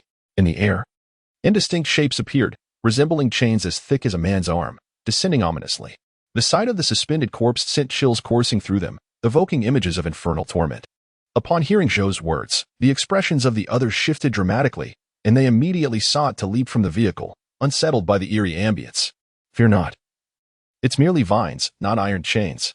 As Chu Feng spoke at an opportune moment, several individuals were taken aback. How did the vine come to be here? Pondered the stout man, Zhou, with a hint of skepticism. He scrutinized the scene closely, and amidst the mist, discerned what appeared to be leaf-like entities upon the iron chain. It indeed resembled a creeping vine. Some individuals nodded in agreement, letting out a collective sigh of relief. It seems this person must have fallen from the mountain. Those involved in filming are truly daring, risking their very lives, remarked the tall young man, shaking his head. Chu Feng removed his upper garment, grasping one sleeve, and with a vigorous flick, ensnared it upon a vine. With a forceful tug, he drew it closer. The corpse swayed in response, trembling as it approached. Ah! Two individuals were profoundly startled. "Goodness, my brother, your audacity is remarkable. You acted so swiftly," Zhou Fatty exclaimed, initially taken aback, but soon regained his composure and hastened to assist. "Come quickly, lend a hand," Zhou Quan called to the others. Reluctantly, the remaining few approached, their resolve wavering as they were loath to disturb the lifeless body. Chu Fu was momentarily taken aback, for as he pulled the vine towards him, he beheld an astonishing artifact. It was a short sword, entirely enveloped in a deep black hue, devoid of any radiant luster, as if it were forged from black gold. The lifeless hand of the corpse clutched it tightly, never relinquishing its grip even in death. They carefully untangled the entwined vines and laid the corpse to rest. Another sword? The group was filled with astonishment. Chu Feng pried open the hand of the individual, seizing the black gold short sword, his heart filled with astonishment. The blade measured merely over a foot in length, yet possessed a considerable weight. Observing this, the rotund Zhou nearly dropped the sword as he took it, exclaiming in disbelief, "Why is it so heavy?" The others expressed their disdain, reluctant to touch the weapon, as they were preoccupied with inspecting the corpse. "Let us lay him on the ground," Zhou Quan suggested, passing the short sword to Chu Feng before summoning the others to assist in moving the body. Before long, several individuals emerged from the carriage, encircling the lifeless form on the ground, their hearts racing with trepidation and confusion. The deceased was a tall man, clad in attire that starkly contrasted with the current era, and his wounds were grievous. There was a gaping blood hole in his chest, transparent from front to back, measuring nearly the size of a fist, with blood still dripping. Yet to congeal. It appeared as though he had been pierced by a formidable weapon, resulting in a neatly severed sternum that left a horrifying wound. Whispers of horror circulated among the onlookers. The women in the carriage dared not look. "Brother, why do you not descend?" Zhou Quan called out in puzzlement. Addressing Chu Feng atop the carriage, Chu Feng waved at him, signaling him to come up. Zhou Fatty ascended to the roof of the vehicle once more, then followed Chu Feng as they traversed the rooftop. "Look," Chu Feng pointed. In midair, numerous thick vines dangled, each as thick as a wrist, easily within reach with an outstretched hand. How could there be so many mountain vines growing here? At this rate, the train won't be able to pass through. Zhou Quan mumbled. Zhou Quan's eyes widened in astonishment as he exclaimed, "If they're not mountain vines, could they possibly be descending from the heavens?" He abruptly raised his head, gazing upward in a manner akin to Chu Feng. However, the fog was too dense, a white haze obscuring all visibility. Chu Feng grasped the obsidian short sword, parting the low-hanging vines as he traversed the vehicle's roof, pressing onward. Suddenly, he halted, his body stiffening, his pupils contracting sharply. He was engulfed by an overwhelming shock, every nerve taut with tension. "Why have you stopped?" Zhou Fatty inquired from behind, stepping closer. In an instant, he appeared nearly petrified, frozen in place, and ultimately could not suppress an expletive that escaped his lips. What the hell? Could it be that the violent tremor in the early hours was caused by it crashing onto the vehicle's roof? He could scarcely believe his own eyes. Sharing the same profound astonishment as Chu Feng, rendered momentarily speechless. That object, ensnared by vines, dangled precariously above them. Zhou Quan tilted his head back, murmuring in disbelief. "This is a satellite ensnared by vines, having plummeted from the heavens?" He struggled to comprehend the reality before him, grappling with the incredible notion. Chapter 10, Cataclysm. A thick fog enveloped the surroundings, with thick, vine-like tendrils suspended in the air, their outlines obscured by the mist, rendering them indistinct. A remarkably heavy satellite, entwined in numerous vines, had fallen upon the train, creating an eerie silence that felt as oppressive as death. This scene was undeniably striking to behold, after all. It was a satellite, which ought to be orbiting in the vast expanse of space, adhering to its predetermined path. How could it have plummeted? The spines of Chu Feng and Zhou Quan were somewhat chilled, as they felt a wave of coldness wash over them. They could not help but gaze once more at the dim, overcast sky. What lay above? Do not tell me that these tendrils truly descend from the heavens. Zhou Quan's voice was somewhat hoarse, and his complexion was far from favorable. This scene was indeed difficult for him to accept, rendering him incredulous. Chu Feng fell into silence as he approached, parting the vines with care. He gazed intently, scrutinizing it repeatedly, and became convinced that this was indeed a genuine satellite. Without a doubt, Chu Feng pondered, uncertain of the state of the outside world. They should depart from this place promptly, for lingering here was no longer prudent. "I shall ascend to the heavens," he declared. "Are you in the mood for jest?" replied Zhou, typically jovial and resembling a benevolent Maitreya Buddha, now wearied with concern. The tumultuous events of the day had unsettled him. "I will ascend to take a look," Chu Feng insisted, yearning to reach a higher vantage point. "Do not. It is too perilous. This is no celestial path. Do you truly believe you can climb to the heavenly palace?" Zhou vehemently objected, anxious for his safety. "Fear not. I shall not venture too high. Merely a brief observation," Chu Feng reassured him, demonstrating his remarkable physical prowess as he swiftly scaled 6 or 7 meters. At that moment, a thick mist enveloped him, rendering visibility from below exceedingly poor. "Brother, are you all right?" Zhou called out from the ground. "I am fine," Chu Feng responded, continuing his ascent until he reached a height of several dozen meters. Here, he paused. The aerial vines had thickened, hanging straight down. appearing to originate from above rather than sprouting from the mountainsides. Chu Feng furrowed his brow. Such phenomena were difficult to fathom. How could such astonishing occurrences transpire overnight? He recalled the news reports he had seen earlier regarding trees appearing in space and other vegetation suspended in the air, all native species from Earth, flourishing and abundant, sparking a myriad of thoughts within him. Chu Feng descended along the vine, feeling no need to delve deeper into danger. Brother, we must hasten our departure. We cannot linger in this place any longer. It sends chills down my spine, Zhou Quan remarked. Chu Feng nodded. The train had broken down, and it was unwise to linger in this place. The communicator had lost contact with the outside world, prompting him to devise a means of escape. The series of unsettling events instilled a sense of urgency. Passive waiting was not an option. Heavens, what have I witnessed? At that moment, a scream pierced the air. Several agile young individuals ascended to the rooftop and, upon arrival, beheld the weighty satellite, their expressions frozen in astonishment, as if they had encountered a specter. Soon, the news spread, inciting a commotion laced with panic. The mountainous region was thrown into disarray. All passengers vacated the train cars, their weeping mingling with a cacophony of noise. This is a recipe for chaos, Zhou Quan remarked. In such a disorderly state, various incidents were bound to transpire. Yet, who among them could restore order? The train attendants were already in a daze, utterly at a loss. What of the ancient figure? Chu Feng inquired. What else could happen? He has long since met his demise. I just checked. Others claim he may not be an ancient being, for he carried a communicator, Zhou Quan replied. Chu Feng was taken aback. He had observed the individual closely, noting that his attire was not merely an antiquated style but possessed a unique, authentic ancient charm. Why dwell on it? We must leave at once, Zhou Quan urged, expressing a desire to depart without delay. Indeed, at that moment, others were also taking action, eager to vacate the area immediately. Chu Feng weighed the black sword in his hand, measuring over a foot in length, yet remarkably heavy, its density surpassing any metal he was familiar with, which filled him with profound doubt. And what of that person's communicator? He pondered whom they had been in contact with. It was all rather peculiar. Unfortunately, Chu Feng's inquiries bore no fruit. The crowd was too dense and chaotic, and the communicator had long since vanished from sight. Let us proceed. They did not linger, swiftly setting out together. Groups of individuals departed in droves, pairing off as they made their way towards the nearest town. As Chu Feng and Zhou Quan traversed along the railway, the plump fellow exhibited a certain familiarity with the path, having traveled it multiple times before by train. According to his account, a small town lay just beyond several miles of mountainous terrain. Who could have done this? No wonder the train had to come to a halt. This is utterly disastrous. Zhou Quan fumed as they continued their journey. After walking a few miles, they discovered a section of the tracks had been severed, representing a significant safety hazard. Should a train proceed under such circumstances, a catastrophe would undoubtedly ensue. However, as they ventured another 2 miles, they encountered yet another break in the tracks. Though this one appeared peculiar, it did not seem to have been excavated by human hands, but rather, something more sinister was afoot. Did you see that?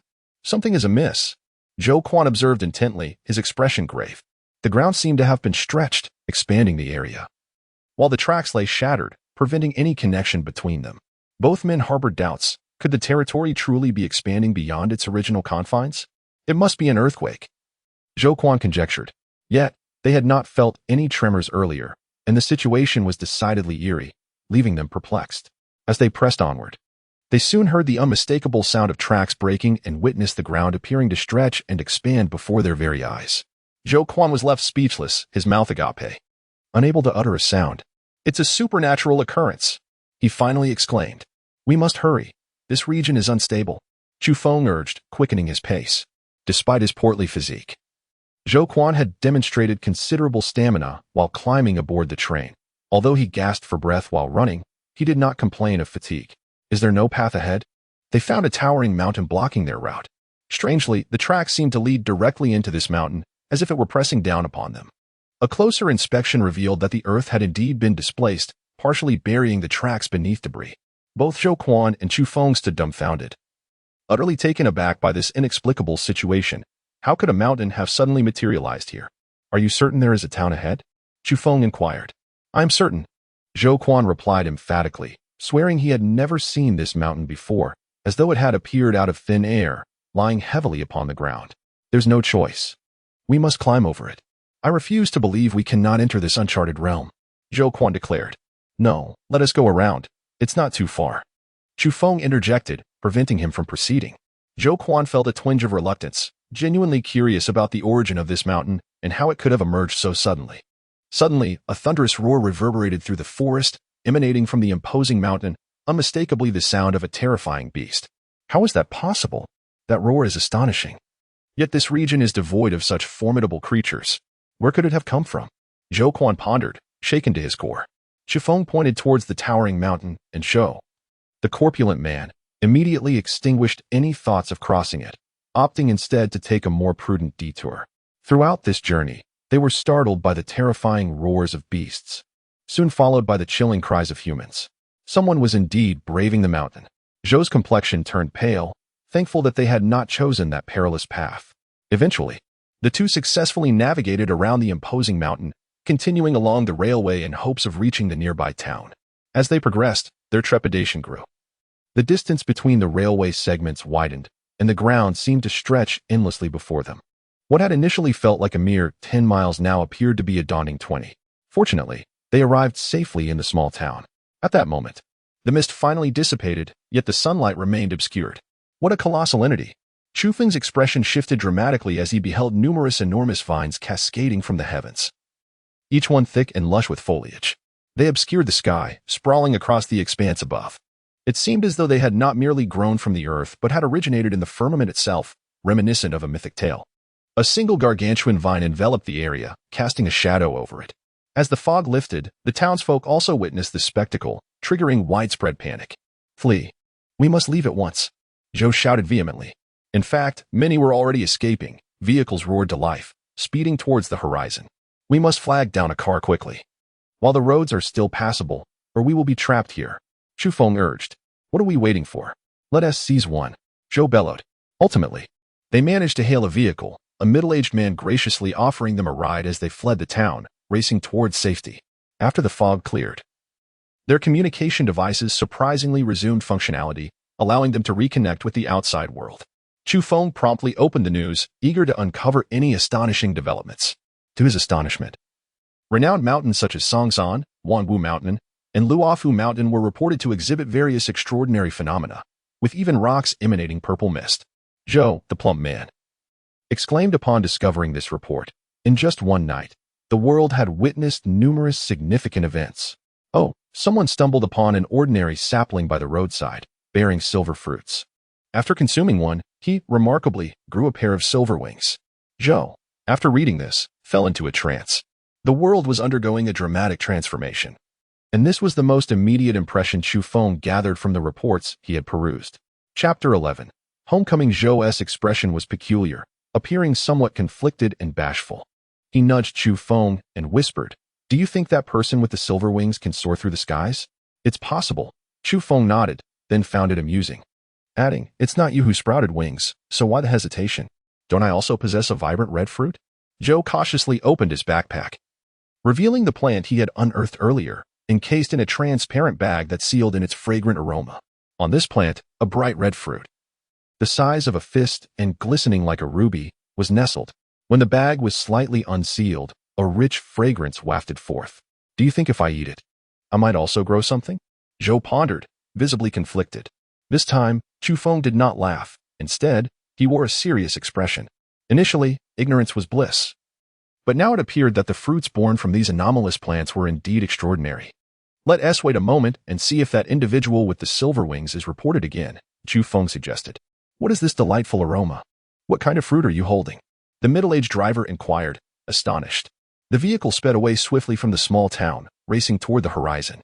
"It's a wild fruit. I'm not sure of its type, so I'm hesitant to eat it," Zhou admitted.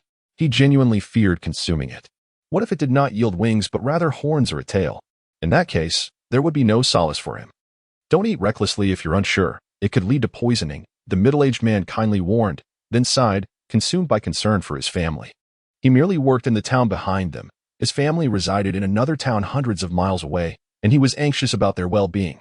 In a single night, many places had experienced anomalies, and the first-hand encounters left him fearful, wishing to return home as swiftly as possible, hence the furious pace of travel. "All right, uncle, I concede. Zhou initially found the thrill exhilarating, but soon he felt utterly deflated, nearly on the verge of foaming at the mouth. Outside the car window, the trees along the roadside blurred past in a rush. Even Chu Feng felt a bit dizzy, genuinely concerned that such reckless driving might result in a dangerous accident. He glanced back. The enormous vine remained vividly green, enveloping the sky and blocking the sun, still clearly visible, not yet having left its domain. It hovers in midair, its form soaring above the ground, resembling a colossal green citadel that reaches the heavens, akin to undulating mountain peaks, vast and boundless. How immense must it be? Yet, upon reflection, one can comprehend. Otherwise, how could it possibly draw down a man-made satellite? A middle-aged gentleman soared forth for over 100 miles, only decelerating upon entering another small city, where vehicular traffic became denser. Subsequent reports emerged. Behold, the individual adorned with silver wings truly ascends into the skies, enveloped in a shimmering luminescence, remarkably astonishing. However, upon closer inspection, he exudes an aura of divine might. Zhou Quan pointed out to Chu Feng, showcasing a clear image of the man on the communicator. He is a young man, strikingly handsome, radiating silver light, with eyes that gleam brilliantly, silver rays emanating forth. And even his hair appears to glisten like fresh snow. Chu Feng was deeply moved. The world around him was undergoing profound changes, and certain occurrences were becoming increasingly incomprehensible. Some supernatural phenomena defied explanation by the existing laws of nature. Why not report more extensively, allowing that individual to express his own feelings? Zhou Quan voiced his complaints. Filled with dissatisfaction, he continued his search and eventually stumbled upon a new report. This individual had been taken away by representatives of the Celestial Biological Group, a prominent corporation that would conduct comprehensive assessments of all vital signs. Zhou Quan remarked. Upon hearing this, Chu Feng furrowed his brow slightly. The Tianshun Biological Company belonged to the Lin family, primarily engaged in biopharmaceuticals. He had been unaware of this until after his breakup with Lin Nuai, when the truth gradually unfolded before him. The name Tianshun Biological indeed held a certain significance. Chu Feng pondered, having previously assumed it was merely a reflection of the Lin family's charismatic leader. However, it now appeared to carry deeper implications. From Lin Nuai's demeanor, he sensed that her clan was privy to certain truths and had long anticipated the impending upheaval of the world. Once he grasped the Lin family's profound heritage, he understood why, upon his graduation, when he wished to bid farewell to Lin Nuai, her family had exhibited such cold indifference, leaving him to wave goodbye from a distance before departing. What is wrong, brother? Lost in thought, Zhou Quan inquired upon noticing his distraction. Just thinking about my ex-girlfriend. Chu Feng replied casually. You broke up with her first? Regretting it now? Zhou Quan teased with a grin. No, she was the one who ended it. Chu Feng admitted candidly, feeling no shame in sharing such matters. It was simply a part of life that should be acknowledged. Have you moved on so quickly? Zhou Quan expressed his astonishment, only to lament that his own first love had left him heartbroken for 2 years, and he still had not found closure. This time, he embarked on a journey to the Tibetan region, a return to familiar grounds, yet also a quest for final forgetfulness. Chu Fu remarked, her presence in my life has always been rather unremarkable. The instances we have walked side by side are few and far between. What began as an ordinary affair has concluded in the same manner. What is the situation? Zhou Quan inquired with curiosity. Chu Feng shook his head. Although he had already let go of his burdens, he was reluctant to elaborate further. After traveling several hundred miles, the middle-aged man was nearing home, and Chu Feng and Zhou Quan found themselves unable to continue hitching a ride. Thus they had to disembark prematurely. In that area, he couldn't shake off an inexplicable sense of oppression. Half an hour later, they entered the neighboring Grand City and arrived at the long-distance bus station, where there were departures heading towards the northern Taihang Mountains. Once the bus departed smoothly, both felt a wave of relief, as they had previously feared that under the current circumstances, the bus might not leave at all. This long-distance coach was destined for a colossal city in the north, renowned as the ancient capital of the 6 dynasties. En route, it would pass by the foot of the Taihang Mountains. In fact, Chu Feng and Zhou Quan's home could be considered the northernmost point of Taihang, adjacent to that illustrious ancient capital. If all goes well, we should reach the base of the Taihang Mountains before sunset, Chu Feng remarked. The distance to the northern metropolis was 800 miles. And even in the event of traffic congestion, given the speed of the long-distance bus, they would undoubtedly arrive before dusk, with unusual occurrences reported across various regions. The most prevalent discussions on the bus revolved around these matters. It was said that missiles had been deployed in an attempt to bring down certain objects from space. Yes, I have heard about that as well, but I have yet to see any reports confirming it. I wonder if it's true. The atmosphere in the bus was filled with a cacophony of voices, each expressing differing opinions. Chu Feng and Zhou Quan exchanged glances. Both reminded of the aerial plant reminiscent of a colossal vine, and they pondered the urgency of eliminating it. As time passed, the bus continued its smooth journey.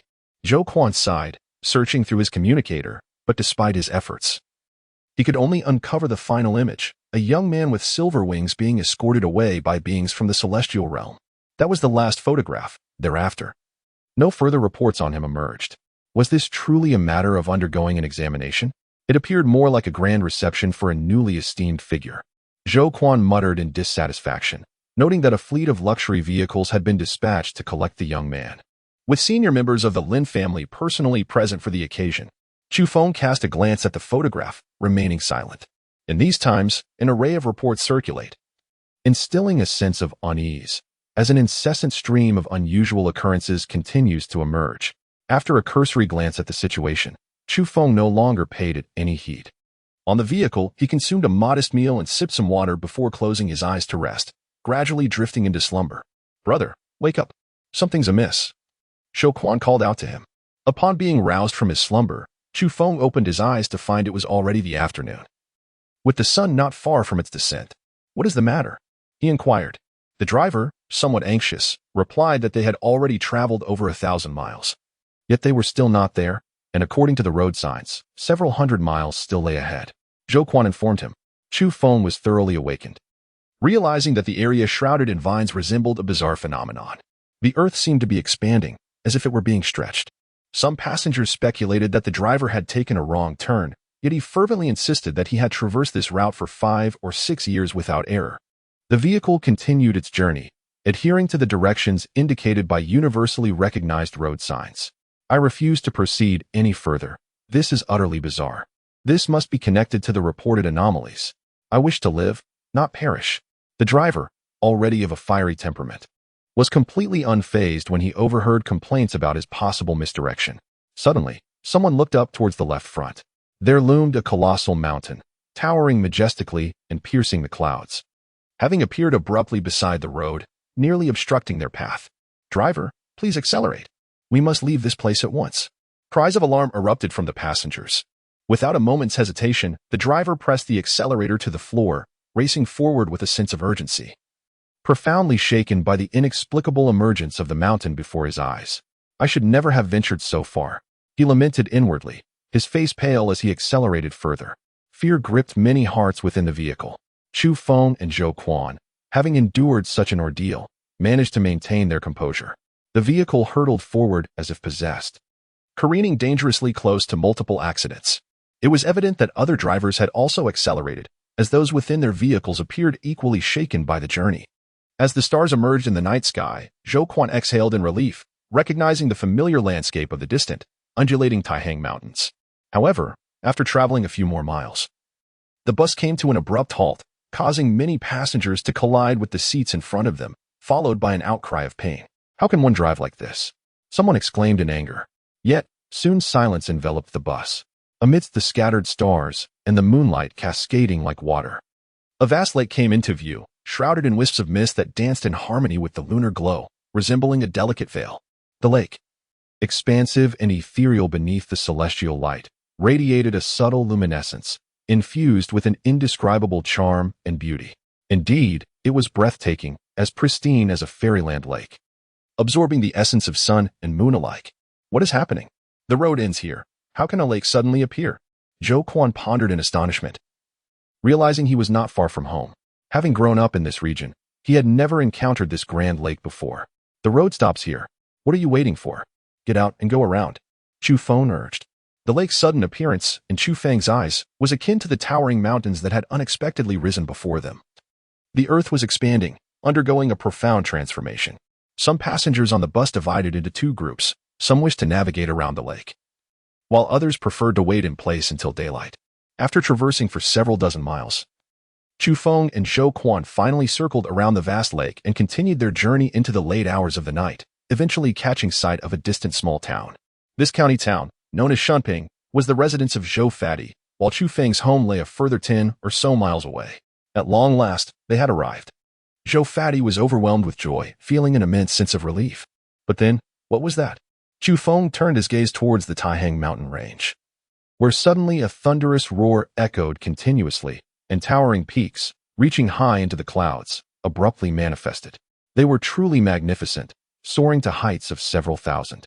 Even 10,000 meters, an endless chain of hundreds, if not thousands, of mountains. In comparison to these, the original mountains appeared diminutive. Furthermore, the scene was bathed in radiant colors, exuding an unparalleled sanctity. Chapter 12. The Divine Mountains of Taihang in the Dead of Night.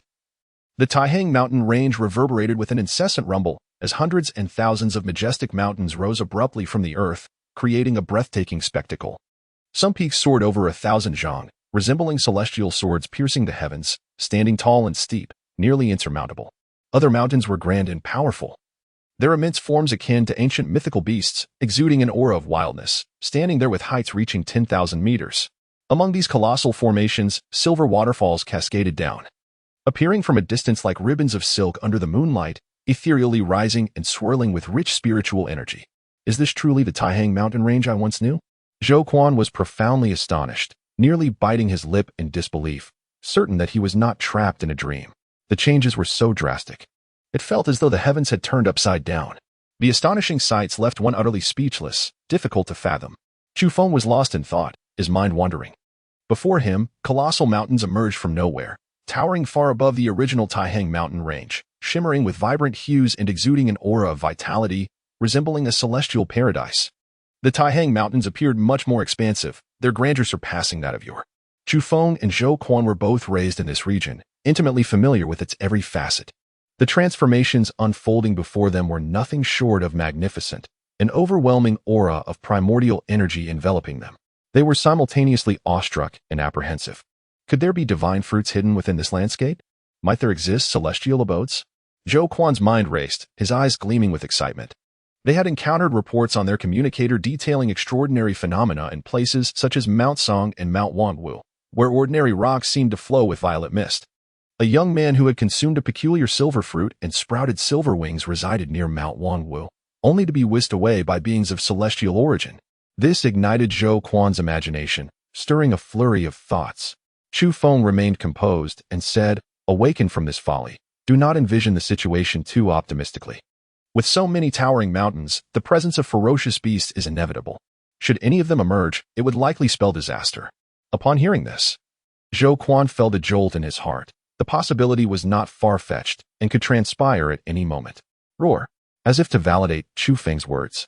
A beastly roar echoed from the depths of the mountains, followed by a surge of smoke and clouds as a colossal beast howled at the sky, venting its fury. Zhou Quan felt his hair stand on end as he turned his gaze toward the mountain range, meticulously searching for the source of the sound. That mountain. I could have sworn I saw a monstrous figure standing atop it, howling. His words faltered as he pointed toward one of the great mountains. Though they were at a considerable distance, he could faintly perceive a flicker of flame, as if a red-furred beast was gazing out and roaring, subsequently inhaling the essence of the sun and moon. Indeed, there were ferocious beasts, and their lair lay just beyond the Taihang mountains, rendering the situation exceedingly perilous. A gust of wind seemed to arise in the distance, and a shadowy cloud drifted by, ultimately settling within the mountains. A gigantic bird. Chu Feng's eyelids twitched. How immense could that bird be? Surely, I'm not mistaken. Zhou Quan's throat quivered as he struggled to swallow. The massive bird, shrouded in a gray hue, vanished deep into the mountain range. If it were to set its sights on those outside for a meal, escape would be futile. Zhou Quan sighed, realizing that such a raptor could close the distance in the blink of an eye if it desired to leave the mountains. As they spoke, a purple raptor emerged from the mountains, not as large as the previous one, but still substantial, appearing to be over 10 meters in length as it soared toward the exterior. It was extraordinary, its wings shimmering with a remarkable luster, reminiscent of metal. Alas, I have truly spoken too soon. A fierce bird is indeed making its appearance. Zhou Quan wished he could slap himself in disbelief. Both men felt a chill run down their spines and hastily concealed themselves behind a large tree by the roadside, anxious not to be discovered and become the first prey. In the darkness, that divine bird emitted a brilliant glow, like a violet ribbon racing toward the mountain's edge, its prolonged call echoing with excitement, as if yearning for something. Suddenly, its body erupted in purple flames, illuminating the heavens and rendering the sky as bright as day, a fierce blaze engulfing the air. The sight was heart-stirring. Even from a distance, the radiance of the flames sent shivers down their spines, waves of heat cascading down from above, causing Chu Feng to wipe the sweat from his brow. The purple giant bird resembled a violet sun soaring across the sky, making the area exceptionally resplendent. How terrifying! This is a monstrous avian. With just this one, it could obliterate an entire town, Chu Feng murmured, filled with trepidation. Chu Feng remained silent. For only heaven knows how many terrifying ferocious beasts lurk within the Taihang Mountains. Just moments ago, countless colossal peaks had emerged. Suddenly, a mournful cry echoed through the air, leaving both men astonished. A massive bird, engulfed in purple flames, was burning and wailing, struggling violently as it plummeted towards the ground. What could this mean? Chu Feng and Chu Feng exchanged bewildered glances. Just earlier, it had appeared magnificent, as if poised to soar to the heavens, charging towards the mountainside. They had believed those flames to be a display of its formidable power, yet it turned out it had ignited itself. With a resounding explosion, the purple giant bird disintegrated midair before it could reach the ground, erupting into a shower of fire and transforming into a vast cloud of ash. Was it truly dead? For a prolonged moment, neither Chu Feng nor Chu Feng spoke. May the divine mountain protect us. At last, Chu Feng broke the silence, clasping his hands in reverence towards the Taihang Mountains, bowing deeply. This portly fellow had become somewhat superstitious, driven by the bizarre occurrences surrounding them. Suddenly, deeper within the Taihang Mountains, another disturbance arose. A creature, radiating a crimson glow, emerged, resembling an upright crocodile, yet adorned with wings, measuring nearly 10 meters in length. Its entire body ablaze with fiery red hues, flying outward. With a thunderous roar, as it neared the mountain's edge, a violent blaze erupted, consuming it in flames as it shrieked and fell from the sky, reduced to blackened ash. Another colossal being had perished. At this juncture, Chu Feng and Chu Feng began to piece together a troubling realization. Were these creatures unable to escape? They exchanged glances, both hesitating. Shouldn't they venture closer to investigate? The world was undergoing cataclysmic changes, and extraordinary phenomena were unfolding. They understood that the future might be irrevocably altered. If they were bold and proactive, they might seize inexplicable opportunities in this nascent era. Of course, there was also the peril of losing their lives. Both men were quite audacious, despite their apprehensions. They pressed forward, though entering the mountains was out of the question. They merely wished to observe from the periphery what lay ahead, and what had caused these titanic beasts to be consumed. The distance did not seem vast, yet they traversed several miles before arriving at the mountain's exit, where the ground was strewn with large patches of black ash and skeletal remains, marked with charred scars, remnants of creatures not entirely incinerated. Why do I sense an overwhelming aura of malevolence ahead? Chu Feng felt his legs tremble, nearly unable to stand, as his calves cramped, shaking uncontrollably. Chu Feng felt an unsettling sensation akin to being hunted by a ferocious beast. His body stiffened, his hair bristled, and his eyelids fluttered incessantly. The two inhaled deeply, retreating gradually. Their initial thoughts had been naively simplistic. This mountain range was now a perilous domain, entirely different from before. Moments later, as they concealed themselves within the forest, they suddenly beheld a multitude of luminous orbs emerging at the mountain's exit. Some were blood red, others a deep azure, and yet others glimmered in golden hues, all exuding a chilling aura. The sheer number was overwhelming, densely packed in that location. Eyes. There were countless pairs of eyes, yearning to emerge. Chu Feng whispered in horror, nearly paralyzed with fear. The multitude of eyes stood out starkly against the inky darkness of the mountain's mouth, many as large as basins, sending shivers down one's spine at the mere thought. For reasons unknown, that place was shrouded in profound darkness, unlike the illuminated depths of the mountain. The light seemed to be absorbed, revealing only those terrifying, merciless gazes. Suddenly, a creature burst forth, causing the ground to tremble and the forest to sway, leaves cascading down in a terrifying spectacle. Yet, reminiscent of the earlier horrifying sights, it disintegrated upon breaching the mountain's threshold, exploding into a conflagration, leaving no trace. Was it self-immolating, desiring to perish? Chu Feng murmured, feigning nonchalance, though his legs trembled uncontrollably. In quick succession, a series of roars echoed as monstrous beasts charged forth, including a silver spider the size of a house. The scene was harrowing, yet the outcome remained consistent. Each creature was reduced to ashes, none surviving to breach the threshold into the outside world. The Taihang Sacred Mountain. Zhou Quan nearly knelt, his thoughts spiraling into the realm of the supernatural. After a prolonged silence, the ominous mountain mouth remained still, devoid of sound, yet the oppressive aura lingered, indicating persistent danger. Those creatures had not departed. It was not until the golden dawn broke, a hazy light emerging, that the tranquility was shattered. A small calf, about a meter tall, cautiously stepped forward, moving slowly as if gripped by fear yet harboring a flicker of hope, proceeding with utmost vigilance. Was that calf forged from gold? Zhou Quan stood in a daze. Chu Feng was taken aback as he gazed ahead. The little calf, resplendent in golden hues, radiated a luminous glow amidst the darkness. Its coat shone brilliantly, akin to being forged from pure gold, and even its small pupils and tiny horns were of the same golden hue. Unlike an ordinary bovine, it exuded an aura of ethereality, unmistakably extraordinary. At the very least, he had never encountered a calf that shimmered like gold. The mountain pass was eerily quiet, with pairs of piercing eyes, akin to lanterns, fixated intently on the golden calf, anxiously observing whether it could emerge unscathed. It took 1 step, then 2, 10 steps, until it had traversed 100. Remarkably, the calf remained unharmed, its spirit invigorated, displaying emotions akin to a sentient being, emboldening it to quicken its pace. Ultimately, it succeeded in navigating through the mountain pass, emerging alive beyond the range. Zhou Quan uttered a curse, a flicker of worry mingled with a burgeoning excitement within him. He murmured, "A divine calf, glistening in gold, surely possesses some extraordinary qualities. It is so small. Do you think we could capture it?" Chapter 13. Not of this realm. Chu Feng shook his head in disapproval.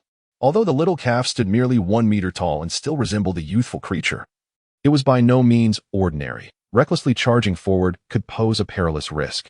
Beneath the radiant moonlight, within the forested mountains, the golden calf brimmed with excitement. Having successfully ventured out, it tossed its head and flicked its tail, then leapt high into the air, emitting a low, resounding moo. Surrounded by an abundance of flora, many of which were adorned with blossoms, the golden calf felt a surge of anxiety upon sighting them. It tempered its exuberance, cautiously approaching as if facing a formidable adversary, clearly sensing that it had not entirely escaped from danger. With deliberate steps, its golden hooves touched the ground lightly. As it neared a cluster of mountain vines in bloom, it inhaled gently, then froze in place. Its pair of short horns gleamed with a golden luster, affirming its own safety. And it resumed its journey toward areas abundant in more vegetation. Pollen, a catalyst. Chu Feng contemplated thoughtfully. He observed keenly as the calf consumed the pollen, seemingly testing something. Radiating tension, it circled widely, brushing against numerous mountain flowers. In recent days, the world had undergone extraordinary changes. The most noticeable phenomenon was the rapid growth of various plants and the extensive blooming of flowers, with their buds appearing distinctly unusual. After completing its circuit, the golden calf's body erupted in golden flames. With a low bellow, it trembled in fear, as this sign indicated it might meet a fate akin to that of the earlier ferocious beasts, potentially facing incineration. At the mountain's mouth, pairs of lantern-like eyes watched intently, a palpable, bone-chilling malevolence permeating the air. Would it also meet its demise? Zhou Quan was taken aback. Amidst the swirling flames, the calf was in a state of panic. Filled with reluctance, continuously bellowing as its luminous golden coat quivered, sending ripples through the air as if attempting to dispel the fierce fire. This time, however, was different. The golden calf was not consumed by flames. Just as the fire surged, it swiftly extinguished, leaving the creature unharmed. Roars echoed through the mountains. As the fierce birds and beasts stirred restlessly, Chu Fu blocked his ears, yet he was still overwhelmed by the tremors, causing his blood to surge. Zhou Quan fared even worse. Feeling dizzy and lightheaded, ultimately collapsing onto the ground, nearly fainting. The golden calf crossed the threshold of the underworld, no longer displaying any signs of tension. It ceased its panic, stopping its hooves and mooing incessantly. Provoked by this outcome, 6 or 7 creatures erupted from the mountains, some soaring, others racing forth. As the fierce winds howled and the forest trembled. However, their fate was grim. They all met with failure, disintegrating into fiery bursts at the mountain's edge, leaving only heaps of ashes behind. Eventually, silence reigned at the mountain pass, with no more ferocious beasts emerging. The golden calf, now alive and exuberant, wagged its tail and shook its head, performing an action that left Chu Fu and Zhou Quan astounded. Remarkably, it sat upright on its hind legs, albeit awkwardly and unsteadily, yet unmistakably mimicking a human gesture. Subsequently, it raised its front hoofs, one pointing skyward and the other toward the ground, emitting a series of moos. Moo, moo, moo. What was it doing? Had it once immersed itself in Buddhist scriptures? Zhou Quan's expression was one of incredulity. This creature, a mere calf, assumed the posture of the Buddha's descent, one hoof directed upward and the other downward, proclaiming its supremacy over heaven and earth. Zhou Quan's eyes widened in astonishment. It was just a calf, yet it performed such antics, rendering him utterly amused. Zhou Quan nudged Chu Fu, whispering, I believe we can capture it, after all. It's still just a young calf and should be easy to handle. But then, they were discovered. Zhou Quan gasped. The golden calf approached slowly, its nostrils flaring, and suddenly bit onto Zhou Quan's backpack, tugging forcefully. Unfortunately, this agile calf shook itself free and stood upright. Its hind legs planted firmly on the ground while it used its front hooves, akin to wrestling, to topple Zhou Quan over. Zhou Quan was momentarily bewildered. What kind of calf was this? It even wrestled. So small yet capable of pinning him down. I'll take you on, Zhou Quan exclaimed, scrambling to his feet and charging at the golden calf to engage in a bout. Observing this spectacle, Chu Fu was at a loss for words. He had already drawn his black short sword, ready to intervene and assist Zhou Quan. However, he hesitated upon noticing the calf bore no malice. Its eyes twinkled with an almost human-like intelligence, suggesting it harbored no significant ill intent. Yet, he could not stand idly by while Zhou Quan was at a disadvantage. He rushed over to help, grasping the calf's two horns in an attempt to pin it down. This calf is after my fruit, Zhou Quan shouted. During this tussle, the golden calf, possessing immense strength, remained steadfast on its hind legs while using its front hooves to embrace Zhou Quan, sending him rolling across the ground. Zhou, the stout man, was infuriated. If he had been knocked down by a full-grown bull, it would have been somewhat acceptable. However, he was instead toppled by a mere calf, which effortlessly brought him to the ground, leaving him disheveled and covered in dust, his nose nearly askew from indignation. With a firm grip, Chu Feng seized the little bull's horn and pulled it aside. He discerned that if this young bull were to truly go wild, its golden horn could undoubtedly pierce through flesh with a force so tremendous it would draw blood. However, it exhibited little hostility and refrained from such actions. At that moment, Zhou, the corpulent man, was infuriated, for he had witnessed the little bull grinning widely, its mouth nearly stretching to its ears, mockingly smiling at him. You wretched beast! Pressing down on me while wearing that foolish grin. How dare you? Zhou fumed. With a sudden snap, the golden little bull bit through his backpack, attempting to devour the vibrant, fragrant fruit within. Zhou Quan, in a panic, exerted all his strength to push the bull's head away. Although he had never dared to taste the fruit, he had no intention of relinquishing it, constantly weighing his options. The young man, adorned with silver wings, appeared nothing short of extraordinary, for otherwise, how could the celestial beings of high rank welcome him as if he were a newly celebrated noble? With the assistance of the gentle breeze, he relinquished the horn and embraced its neck, exerting all his strength to displace it. For he could not bear witness to the fruit being snatched away by the young calf. The golden calf remained resolute, persistently opening its mouth to bite forward. With a pop, the crimson fruit burst open, releasing a radiant glow that illuminated the area, which became a sanctified realm, permeated by an intoxicating fragrance of fruit that lingered in the air. Chu Feng was startled. Had the golden calf devoured the fruit? However, upon lowering his gaze, he beheld the rotund figure sprawled on the ground, coughing vehemently, his face flushed with exertion as he pounded his chest.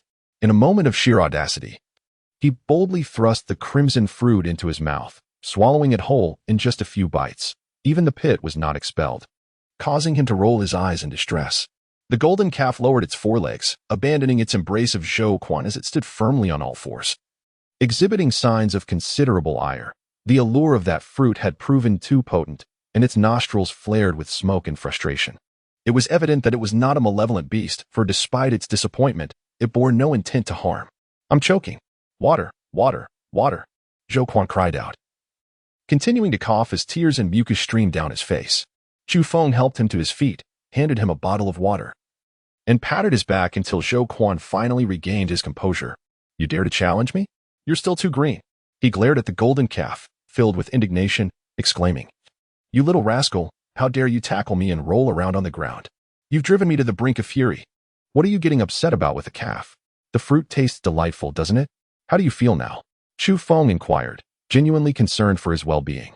I feel a bit cold. There's a surge of energy coursing through me, Zhou Quan responded, closing his eyes to contemplate his sensations.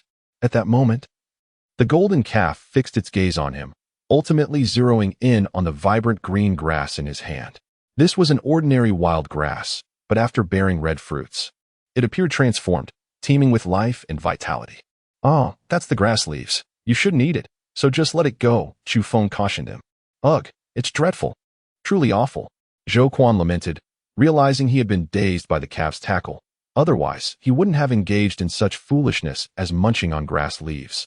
Across from him, the golden calf glared furiously, its nostrils flaring with white smoke, and steam began to emanate from its ears, almost charging at him. "Don't come any closer. I'll give it to you, all right?" Zhou Quan stammered, feeling a bit guilty as he extended the green grass towards it.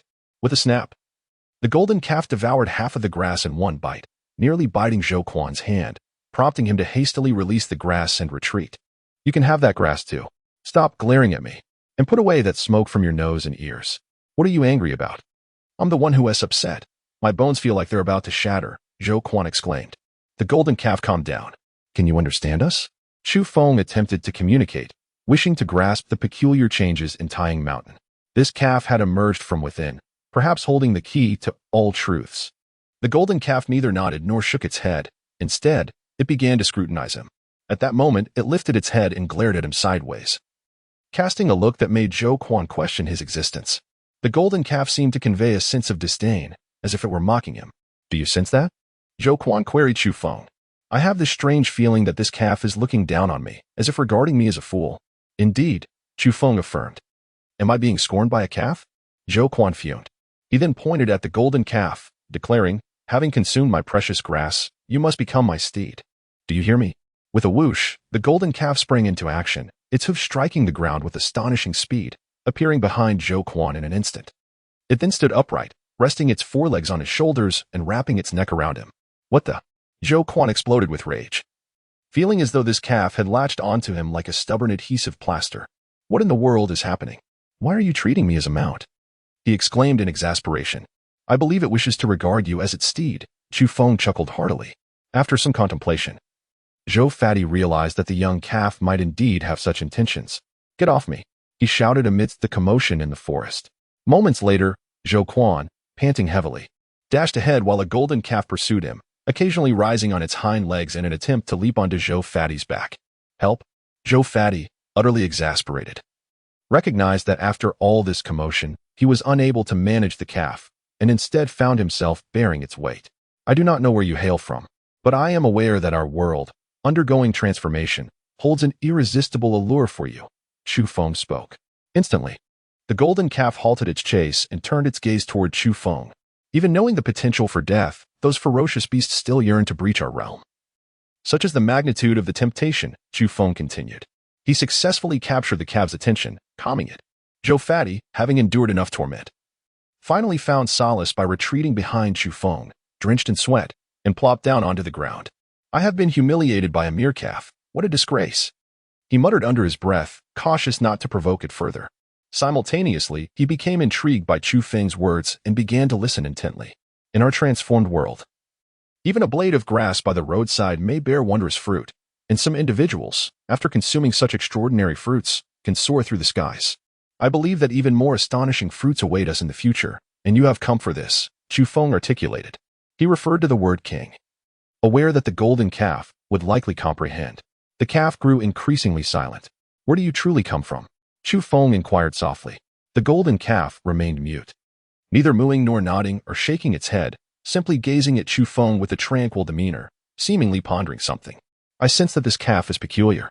Perhaps it is best not to provoke it," Zhou Quan remarked, still slightly fearful from earlier encounters. "Pollen, catalyst," Chu Feng suddenly uttered. During her graduation, Lin Nuoyi's family had sent a vehicle to collect her, and she vaguely recalled these words being mentioned. However, at that time, she had been distant and unable to hear clearly. The calf understood Chu Feng's words, as those phrases resonated deeply within its consciousness. Chu Feng was momentarily lost in thought. The so-called exotic fruit might not hold the utmost significance, for certain peculiar pollen from extraordinary flowers could be of greater consequence. He arrived at this conclusion through speculation. Nevertheless, when Chu Feng inquired about other matters, it remained unresponsive, offering no indication whatsoever. "I once beheld a bronze mountain in the western plateau, revealed only after a thunderstorm, where a singularly extraordinary plant took root. Its blossoms, though spaced far apart, exuded an unparalleled fragrance, evoking a sensation of lightness. As if one were on the brink of transcending to the ethereal realm. Zhou Quan appeared somewhat dazed, quietly listening from the side. The golden calf, indeed, could not remain composed. Its emotion stirred, it leaned closer, nodding incessantly while emitting low mooing sounds, as if urging him to continue. With a heart laden with doubt, Chu Feng pondered whether the blossoms of that diminutive tree truly held such significance.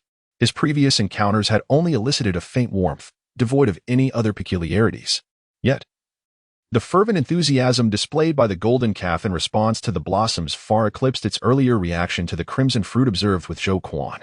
During my sojourn, I chanced upon a magnificent golden bird, a mystical mastiff, and a large black bull, akin to your kin. As Chu Feng narrated his experience, he keenly observed the expressions of the golden calf, which mirrored that of a human, rich in emotion. Upon hearing his words, it parted its mouth in astonishment.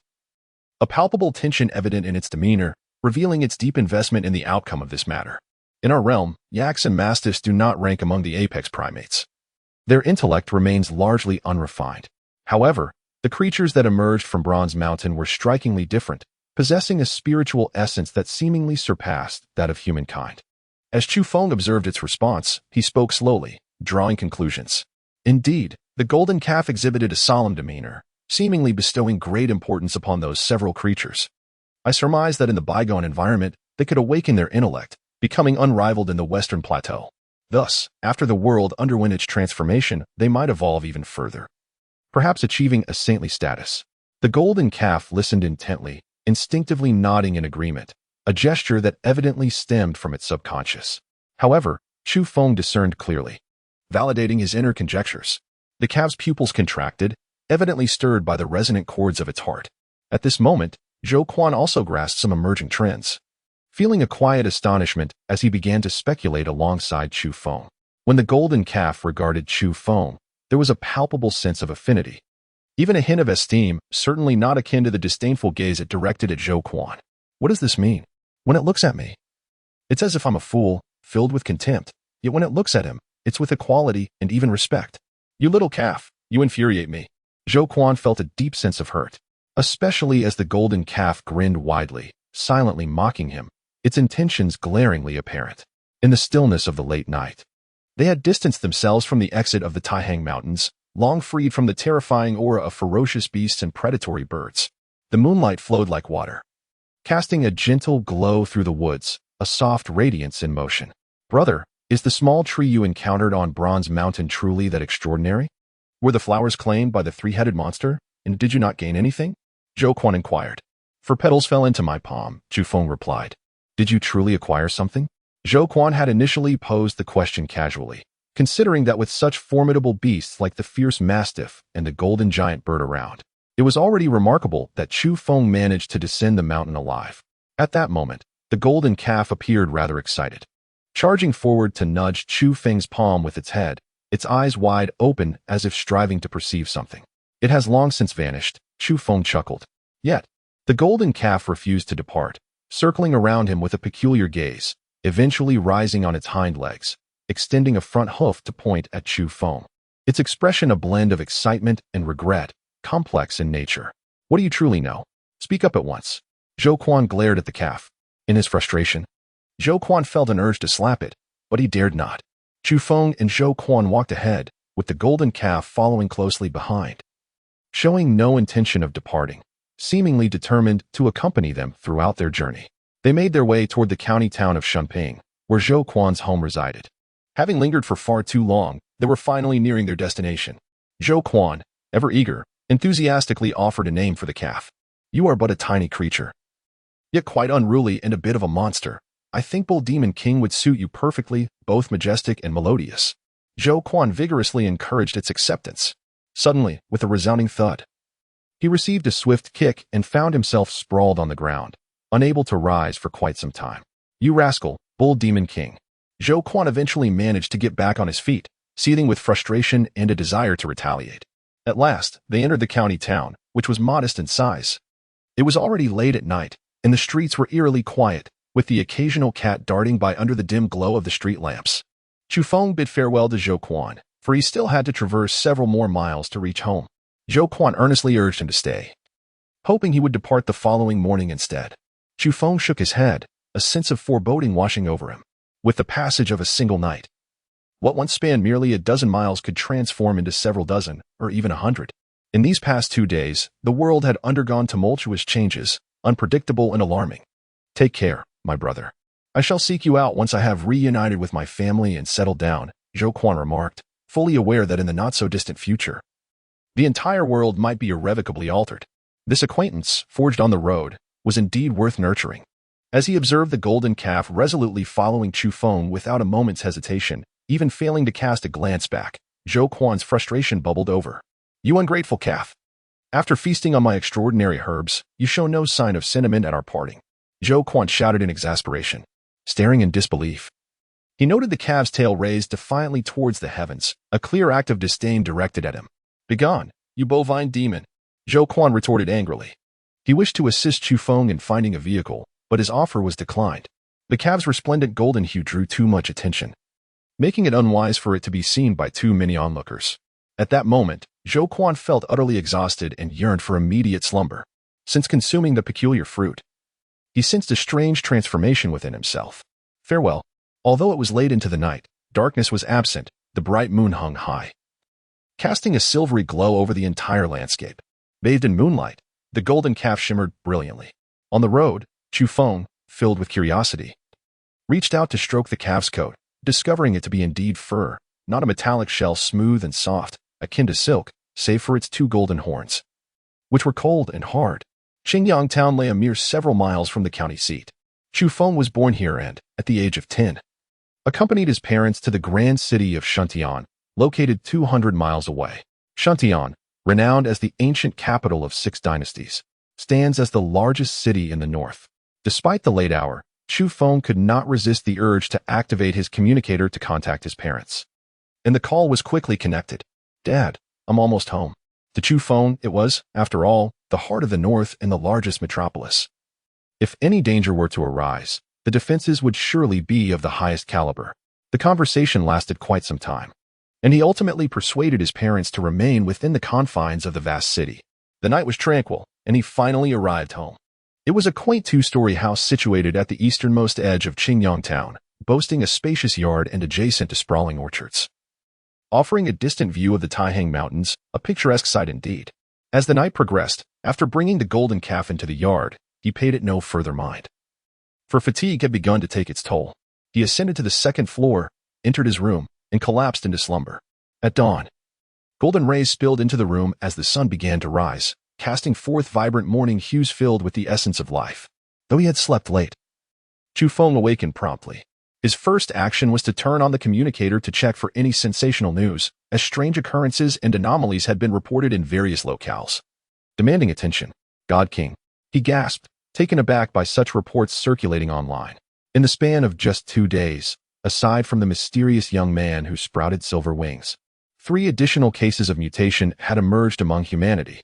Moreover, it had been confirmed that these 3 individuals had acquired formidable supernatural abilities, with some enthusiasts referring to them as God Kings. The earliest possessors of extraordinary powers were poised to outpace others, making it conceivable that they might one day be revered as God Kings.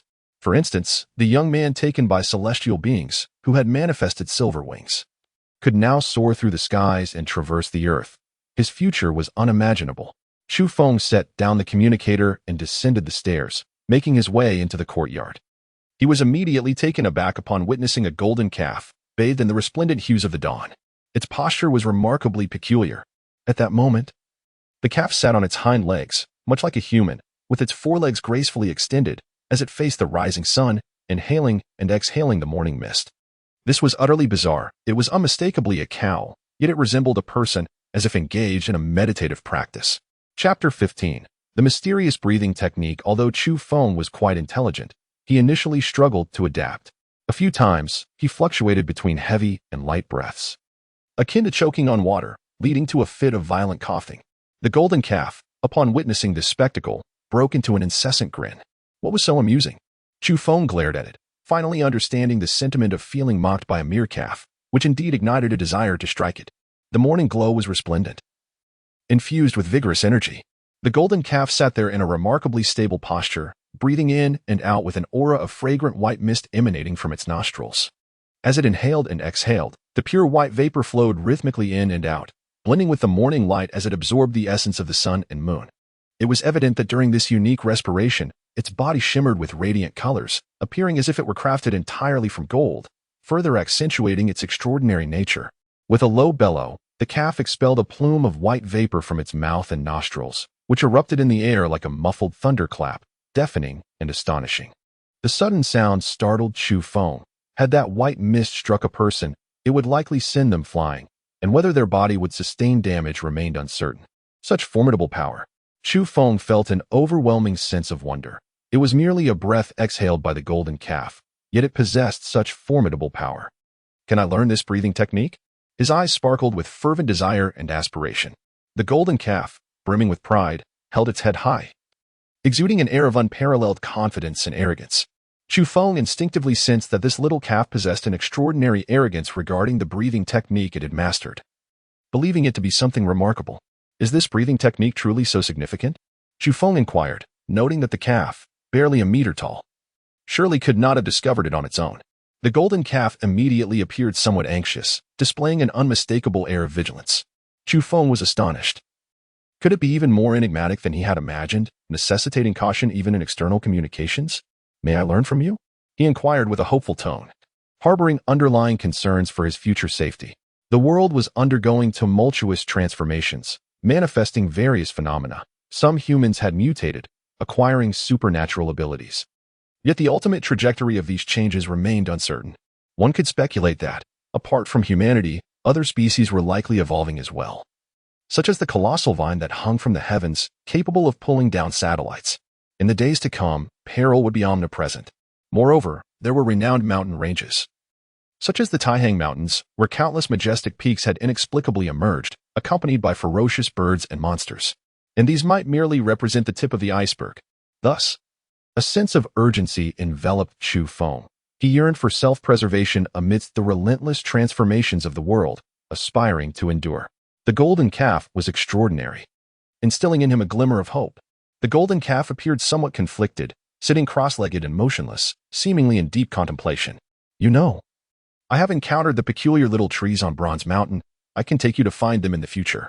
Chu Feng smiled, attempting to entice, adding, provided that I can survive. Moo. The golden calf, as if reaching a resolution, emitted a low roar and nodded solemnly. Chu Feng was filled with joy, not anticipating such smooth progress. He had genuinely feared that the golden calf might exhibit its notorious stubbornness and ignore him entirely. The golden calf pointed its front hoof towards the sun, signaling Chu Feng to face eastward, just as it did, and to commence that peculiar breathing exercise. To the casual observer, this imitation appeared quite proficient and remarkably similar. However, Chu Feng did not experience any sense of ease. He nearly choked on several occasions, feeling as if he had pinned up breath within him, resulting in a slight dizziness. This was evidently abnormal, for he observed that the golden calf, in rhythm with its breathing, emitted a soothing snore, its eyes closed as if on the verge of slumber, exuding a delightful fragrance. It was indeed extraordinary that such a mere calf, while engaged in this practice, could naturally emanate a scent so pleasant. With a furrowed brow, Chu Feng came to a halt, realizing a grave concern. While this breathing technique might be extraordinary, it may not necessarily be suitable for humanity. The golden calf, sensing his unease, opened its eyes, filled with curiosity, seemingly inquiring why he had paused. To his astonishment, without a moment's hesitation, the golden calf nodded, providing him with an emphatic affirmation. This left Chu Feng astounded, prompting him to confirm repeatedly, is it truly without issue? What manner of breathing technique is this, one that other races can also employ? The golden calf, adorned with a proud demeanor, spoke of this method with a smirk, lifting its head high, exuding an air of supreme arrogance, as if proclaiming it to be the foremost breathing technique in existence. An exceptionally remarkable technique, indeed? Chu Feng pondered skeptically. The golden calf sat cross-legged, its front hooves raised, one pointing skyward and the other directed towards the earth, emitting a series of sounds, moo, moo, moo. Chu Fu persevered, refusing to yield. Suddenly, a thunderous roar erupted, as the self-absorbed calf emitted a resonant moo, imbued with an enigmatic power. In that instant, everything in the vicinity resonated in harmony. A delicate fragrance wafted through the air, as a billowing cloud of pristine mist enveloped the surroundings, accompanied by an unceasing rumble. Chu Feng felt a buzzing in his ears, and soon he found himself resonating. Unable to hear any other sounds, all that remained was the sound of a breath. Previously, he had merely imitated the form, but now he began to sense the essence. Chu Feng comprehended the essence. He first grasped the form, and now he has attained the spirit. The sounds of mooing, the rumble of thunder, and the swirling white mist all converged, infused with divine resonance, which he ultimately perceived with clarity, thus receiving the inheritance. As Chu Feng opened his eyes, the white mist dissipated, returning to the interior of the golden calf. He nodded earnestly, expressing his gratitude. He then began to practice this breathing technique with a newfound sense of tranquility. Everything had transformed, yielding immediate results. Facing the rising sun, he inhaled deeply and experienced the vibrant essence of life. In the serene morning, he felt an unprecedented relaxation, his entire being at ease. Every pore opening up as a warm current surged through him. Gradually, Chu Feng remained motionless, wholly immersed in the experience, as golden rays of dawn cascaded upon him, bestowing a delicate golden sheen upon his visage. The golden calf opened its mouth in mild surprise, gazing at him intently for a considerable time. When Chu Feng finally opened his eyes again, the sun had ascended high in the sky. He felt invigorated and mentally clear. Despite having only slept for 2 or 3 hours the previous night, he now felt remarkably well. How wondrous! Chu Feng marveled. He relished the sensation. Moving with an effortless grace, his physical form radiating a subtle luminescence, brimming with boundless energy. He wished to continue, finding such practice a source of delight. However, the golden calf interjected, signaling that it was sufficient. Is it truly enough to practice this breathing technique for just a short while each day? Chu Feng inquired, astonished. The golden calf nodded in affirmation. This revelation was quite unexpected for him. Subsequently, Chu Feng tidied up the house he had not visited in a long time, then ventured out for a substantial shopping trip. Evidently, recent reports had caused widespread anxiety, nearly emptying the major markets. Indeed, we should bestow a name upon you. Otherwise, how shall I refer to you in daily conversation? Chu Feng pondered aloud. He was curious to know the golden calf's original name, but it merely mooed a few times, leaving him none the wiser. In truth, the name Bull Demon King was rather fitting, and he suggested it. However, upon hearing it, the golden calf displayed a disdainful expression, as it found the idea of such a name, concocted by that foolish fat man, utterly unappealing. Ultimately, with no other options, Chu Feng casually proposed a few names, and fortuitously uttered Yellow Ox, which greatly pleased the golden calf. Chu Feng was taken aback, his mouth agape, as he attempted to utter something. However, the golden calf had already settled upon that name. Chu Feng's expression was peculiar. When he next encountered Zhou Quan, he wondered what the rotund man would think. He had exerted great effort to bestow a formidable name, Ox Demon King, upon the golden calf, only for it to reject the title in favor of the more mundane yellow cow. Shall we consider an alternative? Chu Feng proposed, engaging the creature in conversation. Moo. The yellow cow glared back, clearly displeased. Its golden coat was a source of pride. Chu Feng speculated that there might be an underlying reason for its preference. Perhaps a so-called golden bloodline was at play, hence its fondness for the term yellow cow. At noon, Chu Feng prepared a selection of fresh grass, along with some pears and apples for the yellow cow, while he himself partook of a modest meal. Subsequently, he cautiously retrieved a stone box, 3 inches tall and square, ancient in appearance yet unremarkable. Upon sighting this stone box, the yellow cow's eyes sparkled with intrigue, and it stealthily approached. Do not touch it. You mustn't eat this, Chu Feng warned. The yellow cow fixated on 3 seeds within the box, one dark and unassuming, another flattened, and the last wrinkled. Its expression instantly turned to one of disdain and scorn. Do not underestimate them, Chu Feng asserted, feigning a mystical air. He was aware that the more he downplayed their significance, the more likely the yellow cow would dismiss them. Otherwise, he genuinely feared it might graze upon the seeds in one gulp. Moo. The yellow cow shook its head, grinning in mockery. In the courtyard, Chu Feng was digging the soil, and said, Let me tell you, the first seed I intend to plant will bear the Western Queen Mother. The second will yield the 9 Heavens' mysterious maiden, and as for the third, allow me a moment to ponder. Chapter 16. A great event approaches. Should I add some fertilizer? Chu Feng contemplated, clearing a section of the flower bed before hesitating to bury the seeds. Due to the significance he placed upon this endeavor, he approached it with utmost caution, knowing that ordinary fertilizers would simply not suffice. He glanced over at the yellow ox, which was mockingly grinning at him. its expression clearly suggesting that it believed those 3 wrinkled seeds would never sprout. Yellow Ox, I need your assistance. The fate of these 3 seeds lies entirely in your hands. Upon seeing his serious demeanor, the ox was taken aback, utterly perplexed, and let out a low moo, as if questioning his reasoning. Look, the soil in my flower bed is suited for planting flowers and grass, yet it lacks nourishment. I would greatly appreciate it if you could contribute some, Chu Feng calmly requested. Initially, the yellow ox was bewildered, unable to grasp the situation, but soon enough, comprehension dawned upon it. Its eyes widened in disbelief, and it began to emit puffs of white smoke from its nostrils, glaring intently at him. Do not be angry. This is a trivial matter for you, quite natural indeed. I grant you permission to relieve yourself right here in the flower bed. As the ox's ears also began to emit smoke, its gaze turned lethal, glaring furiously at Chu Feng. Simultaneously, one of its front hooves began to dig into the ground, poised to charge at him. Do not be so agitated. I bear no disdain for you. If it stinks, then so be it. I shall endure. Chu Feng, oblivious to the impending danger, continued to plead. Suddenly, with a crash, the yellow ox charged at him, sending him flying.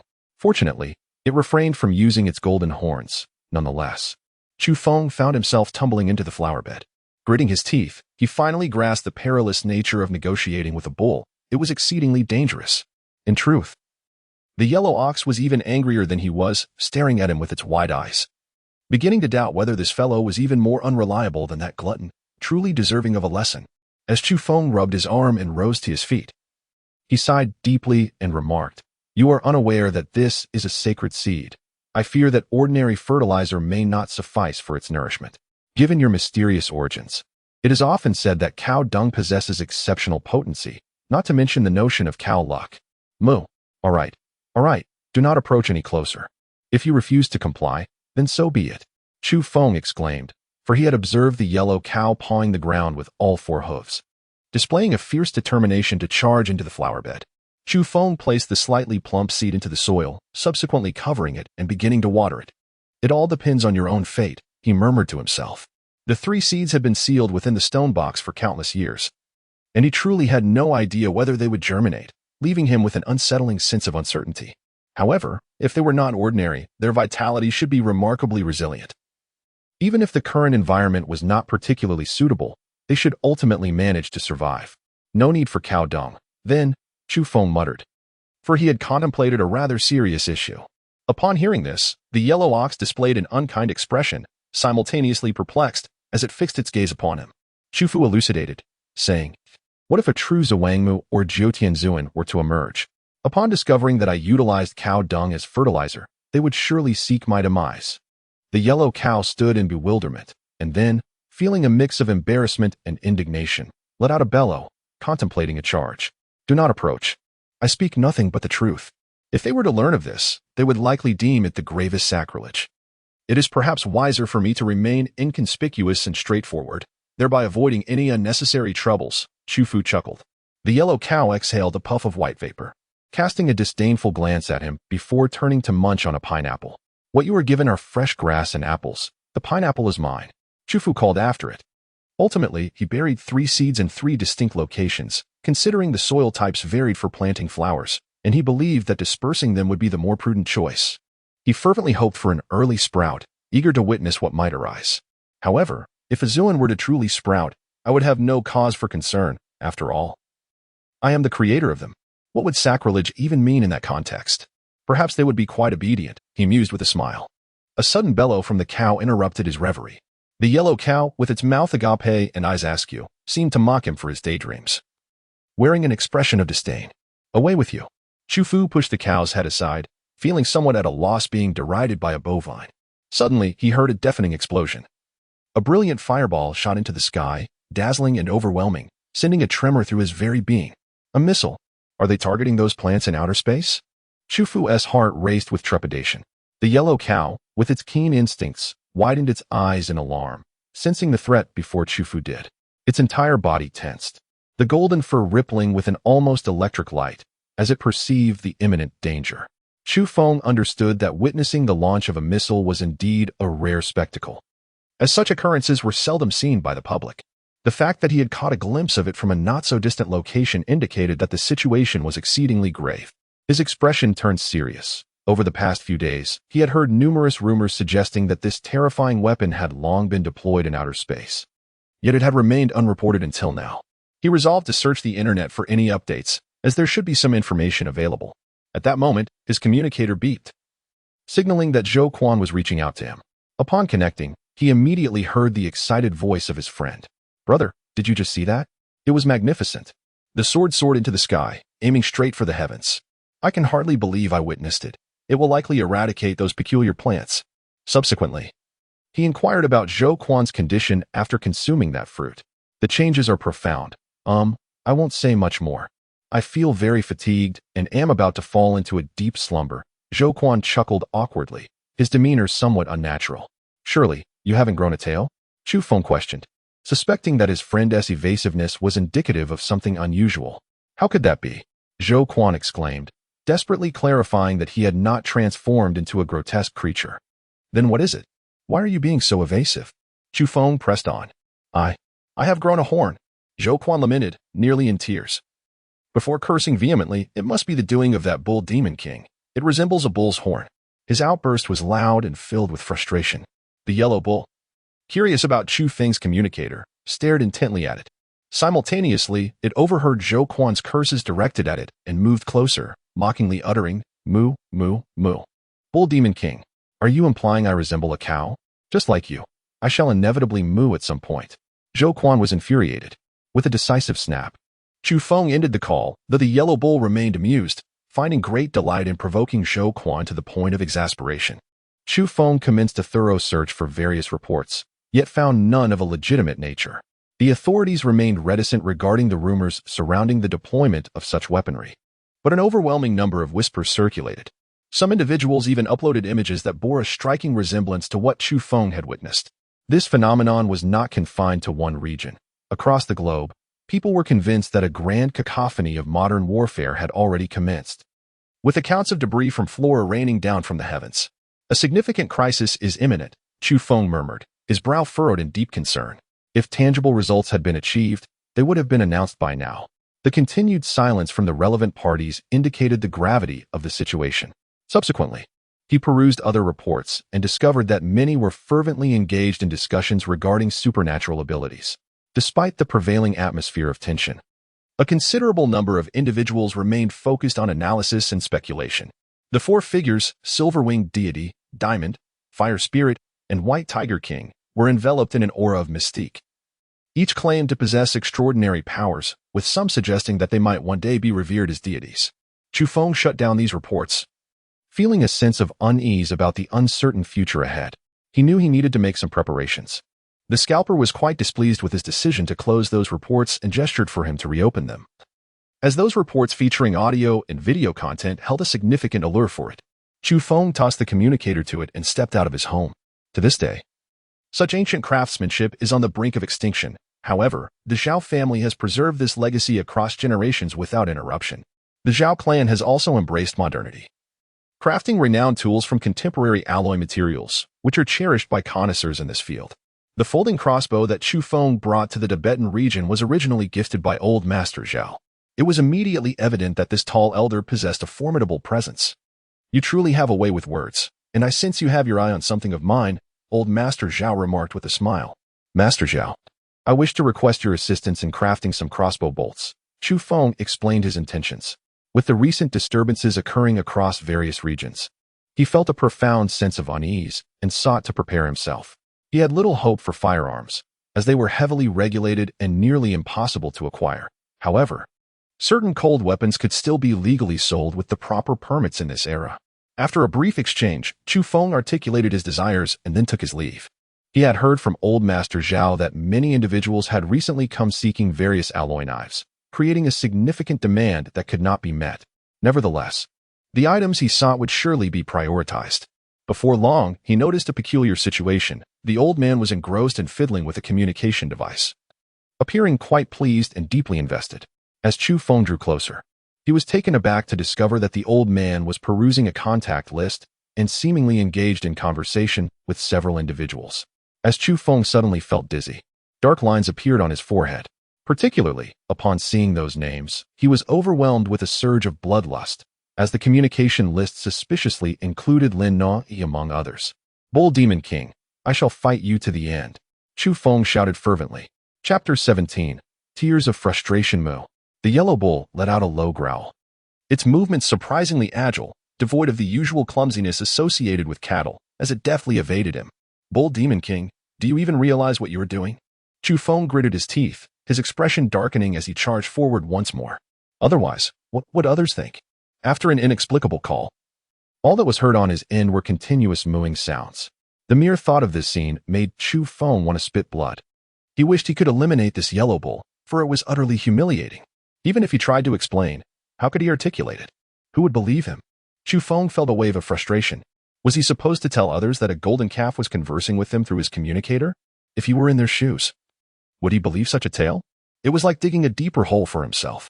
The yellow bull was uncooperative, continuing to dodge. It stood upright on its hind legs, with its front hooves clutching the communicator while circling around him in the courtyard, evading left and right. Give it to me, Chu Feng shouted.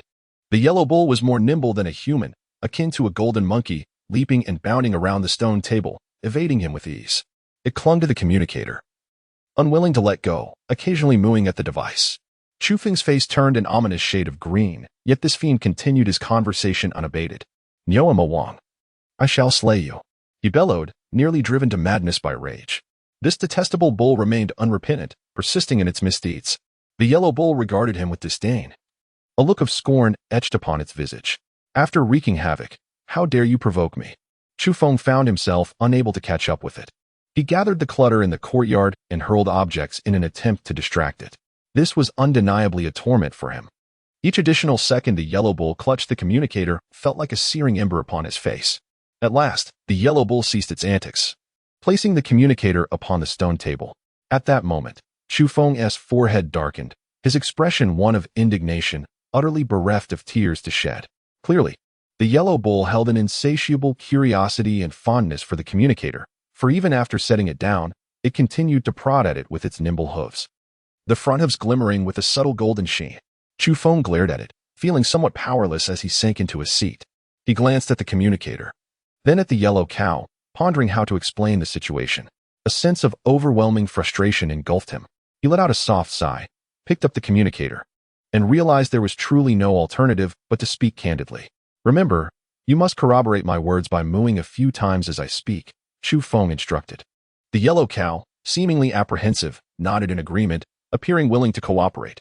However, when Chu Feng turned to the communicator, his expression froze in disbelief. Where were the communication records? They had vanished. He was utterly dumbfounded.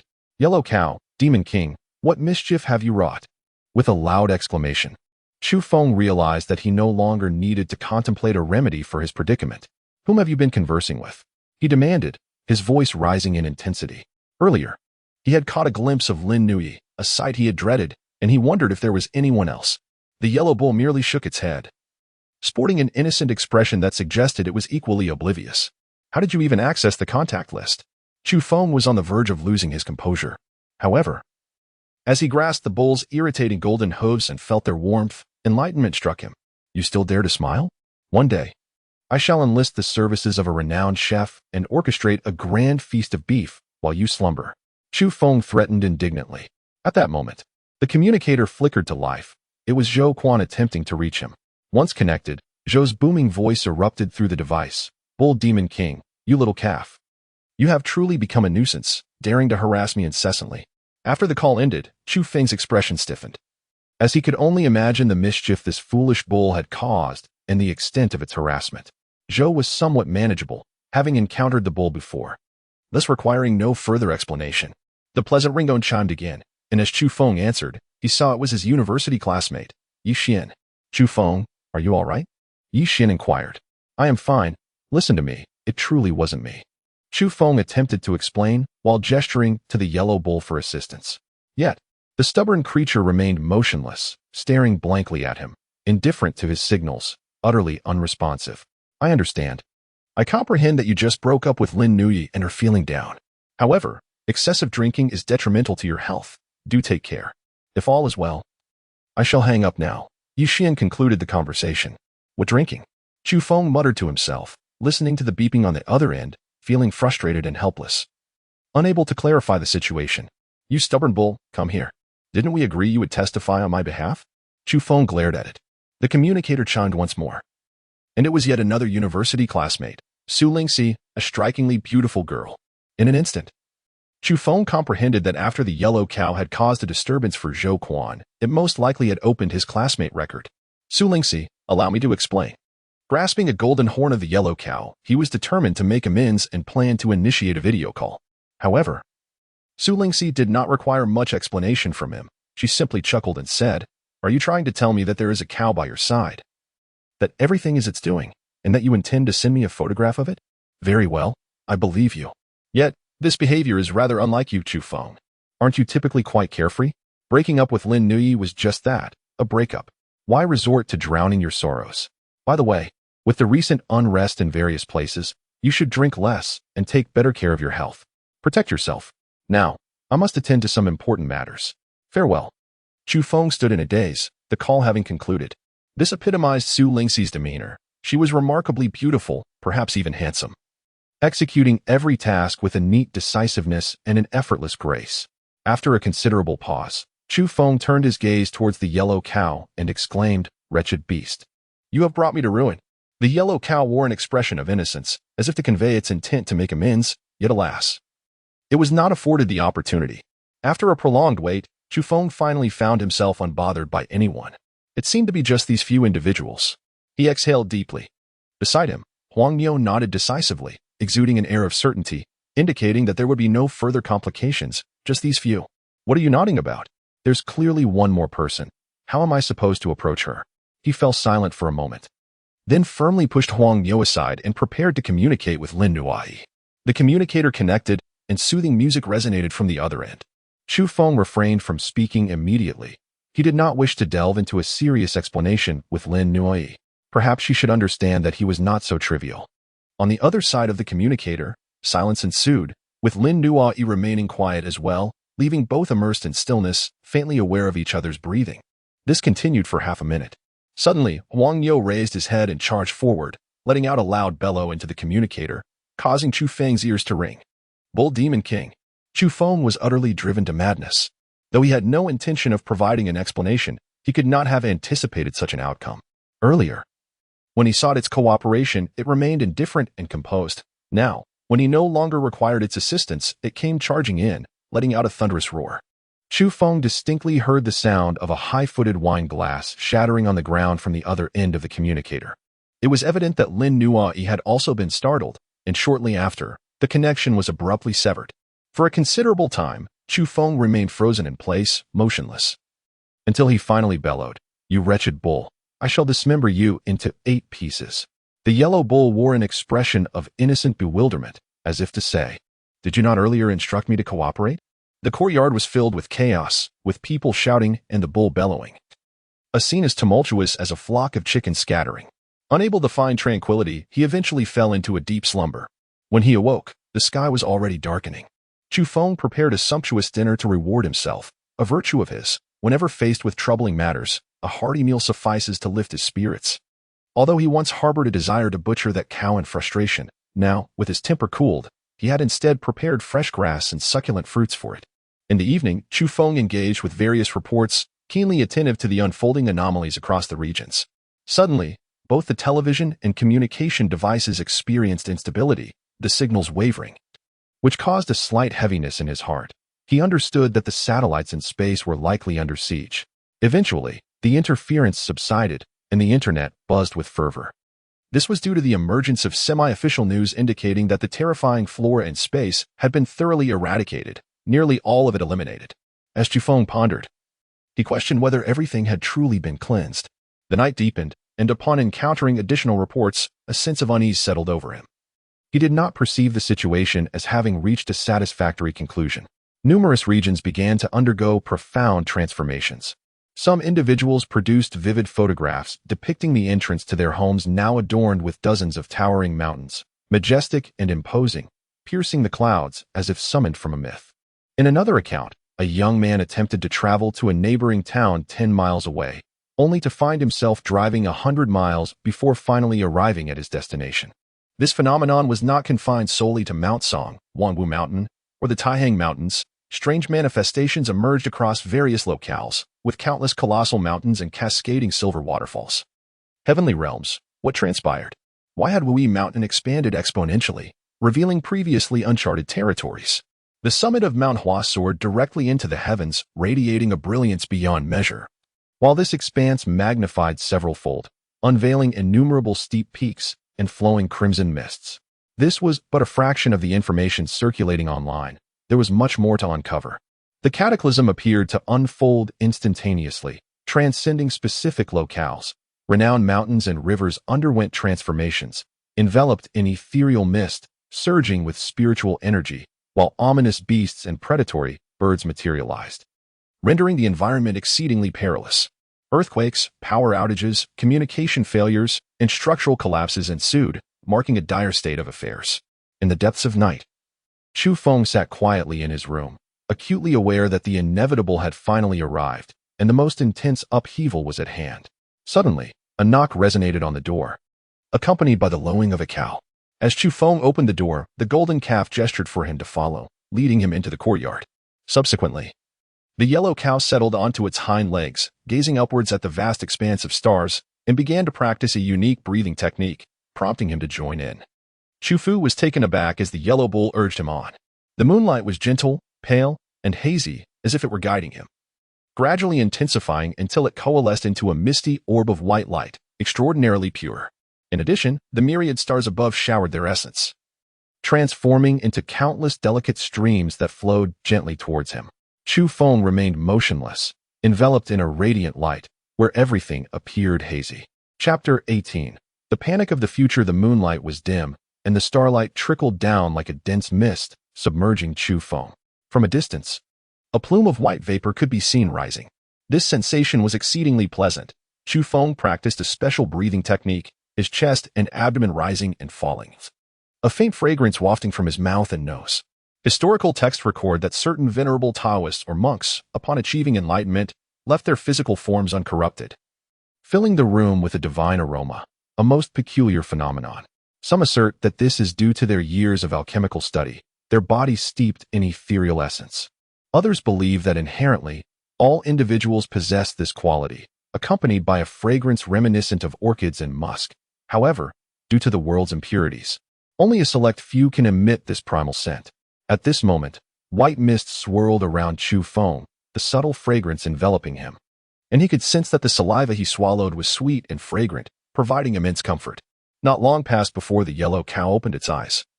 One front hoof raised towards the heavens and the other pointed to the ground, mooing several times to conclude its breathing practice. As the starlight cascaded down, Chu Feng also ceased his practice, and in that fleeting moment, he gained a glimmer of understanding. Although the duration was brief, his body had reached a state of saturation and vitality. To continue would yield no further benefit. Suddenly, a cracking sound emanated from the courtyard wall, and the ground shook slightly, not violently, yet perceptibly. An earthquake? Following this, he heard cries of alarm. Tranquility had fled from the town. Abruptly, the streetlights extinguished one after another, and homes plunged into darkness as the power failed. Concurrently, Chu Feng activated his communicator, only to find the signal distorted before it abruptly cut off. Moo. The yellow cow let out a low bellow, its eyes sparkling as it raised its head towards the direction of the Taihang Mountains, where purples and silvers shimmered in the sky. A distant rumble echoed through the air. A cataclysm was commencing. Though far away, an overwhelming force could already be felt, an immense aura descending like a tidal wave. The mountains loomed larger. Chu Feng was astonished as he gazed into the distance, where the Taihang Mountains revealed an array of towering peaks, some soaring to heights of 10,000 feet, surpassing all that had come before. Was this truly the authentic visage of the Taihang Mountains? Panic enveloped the town, accompanied by the frantic cries of its inhabitants. The ground was stretching, certain streets had fractured, and some houses began to splinter, revealing terrifying fissures that threatened imminent collapse. The only solace was that this transformation was not swift. That night was destined to be anything but tranquil. A cacophony of fearful screams and the weeping of women and children echoed beneath the shroud of night, creating a scene of utter chaos. Boom. A structure succumbed to the turmoil. "Mother, I am frightened," wailed a child. "Oh, grandmother, what is happening? Dong Dong is so scared." Many children wept uncontrollably, gripped by terror. On this fateful night, Qingyang town was thrown into disarray, facing a calamity like none before. Chu Feng rushed out to save lives, finding some solace in the fact that casualties were minimal, as most had managed to flee their homes in time. With the dawn of a new day, Qingyang town underwent a profound transformation. A quarter of the houses lay in ruins, predominantly in the northern part of the town, as if torn apart, with the remnants of structures distanced from one another. In the eastern, southern, and western parts of the town, the damage was less severe. Buildings bore only cracks and remained standing. Water and electricity were entirely cut off, and the effects of the ground fissures were substantial. 3 lives were lost, and several others injured. Under the circumstances, one might consider themselves fortunate, for the earth had cracked slowly, granting the populace ample time to escape. Only a few, ensnared in deep slumber, failed to evacuate their homes, resulting in tragedy. However, this was sufficient to incite panic, as such occurrences had never transpired before, especially with an uncertain future ahead, shrouded in a mist of ambiguity. Humanity often trembles before the unknown, for ignorance breeds fear. This moment was no different. It was an enigmatic era, filled with strange phenomena, accompanied by calamity. Who could predict what kind of age awaited, one of prosperity or one of dread? The hearts of the townsfolk were heavy with uncertainty. Qingyang town was enveloped in sorrow. The sounds of weeping, anxious whispers filled the air as the people, disheartened and restless, gazed into a future that seemed bleak. Furthermore, with water, electricity, and communication severed, they questioned whether rescue would ever arrive. They remained oblivious to the state of the outside world, whether it too faced such turmoil or something even more dire. Do not fear. Only a small portion of the houses have collapsed. There is still enough shelter for us. The power outage is not insurmountable. Our town possesses a generator that will soon be operational. As for the water supply, we have several ancient wells that will suffice, reassured Elder Zhao, who had been summoned by Chu Feng to calm the populace. Zhao was a respected figure in the town, known for his ancestral craftsmanship and unique cold weapon workshop, coupled with his open-minded and resilient character, which earned him great esteem. Meanwhile, a yellow bull gazed towards the east, its eyes sparkling with a faint golden light, displaying a sense of anticipation. "What are you waiting for?" Chu Feng inquired. The bull remained silent, tranquil. For several consecutive days, the town had been isolated, severed from all external contact. Under normal circumstances, the county seat was merely a few miles away from Qingyang town, not far at all, yet the situation had drastically changed. Moreover, the journey was now fraught with mysterious mountains. Some were dark and foreboding, instilling a sense of oppression, while others were lush with vegetation, echoing with the cries of monkeys and tigers, truly astonishing. Were it not for the familiar landmarks in the area, the inhabitants might have doubted they had not entered another realm.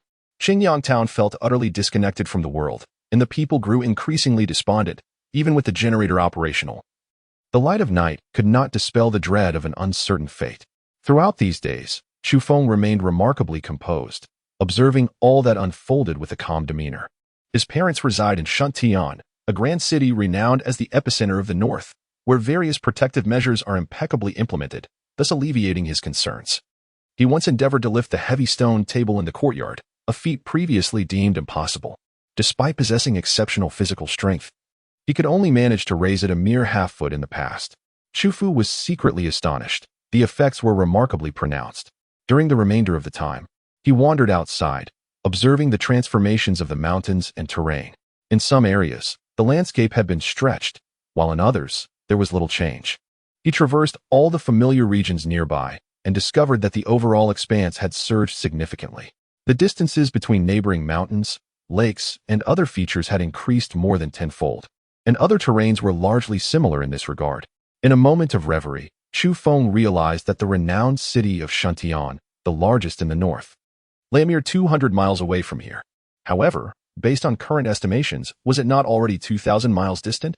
If he wished to visit his parents, it would now be a formidable challenge. 6 days later, the communicator unexpectedly received a signal.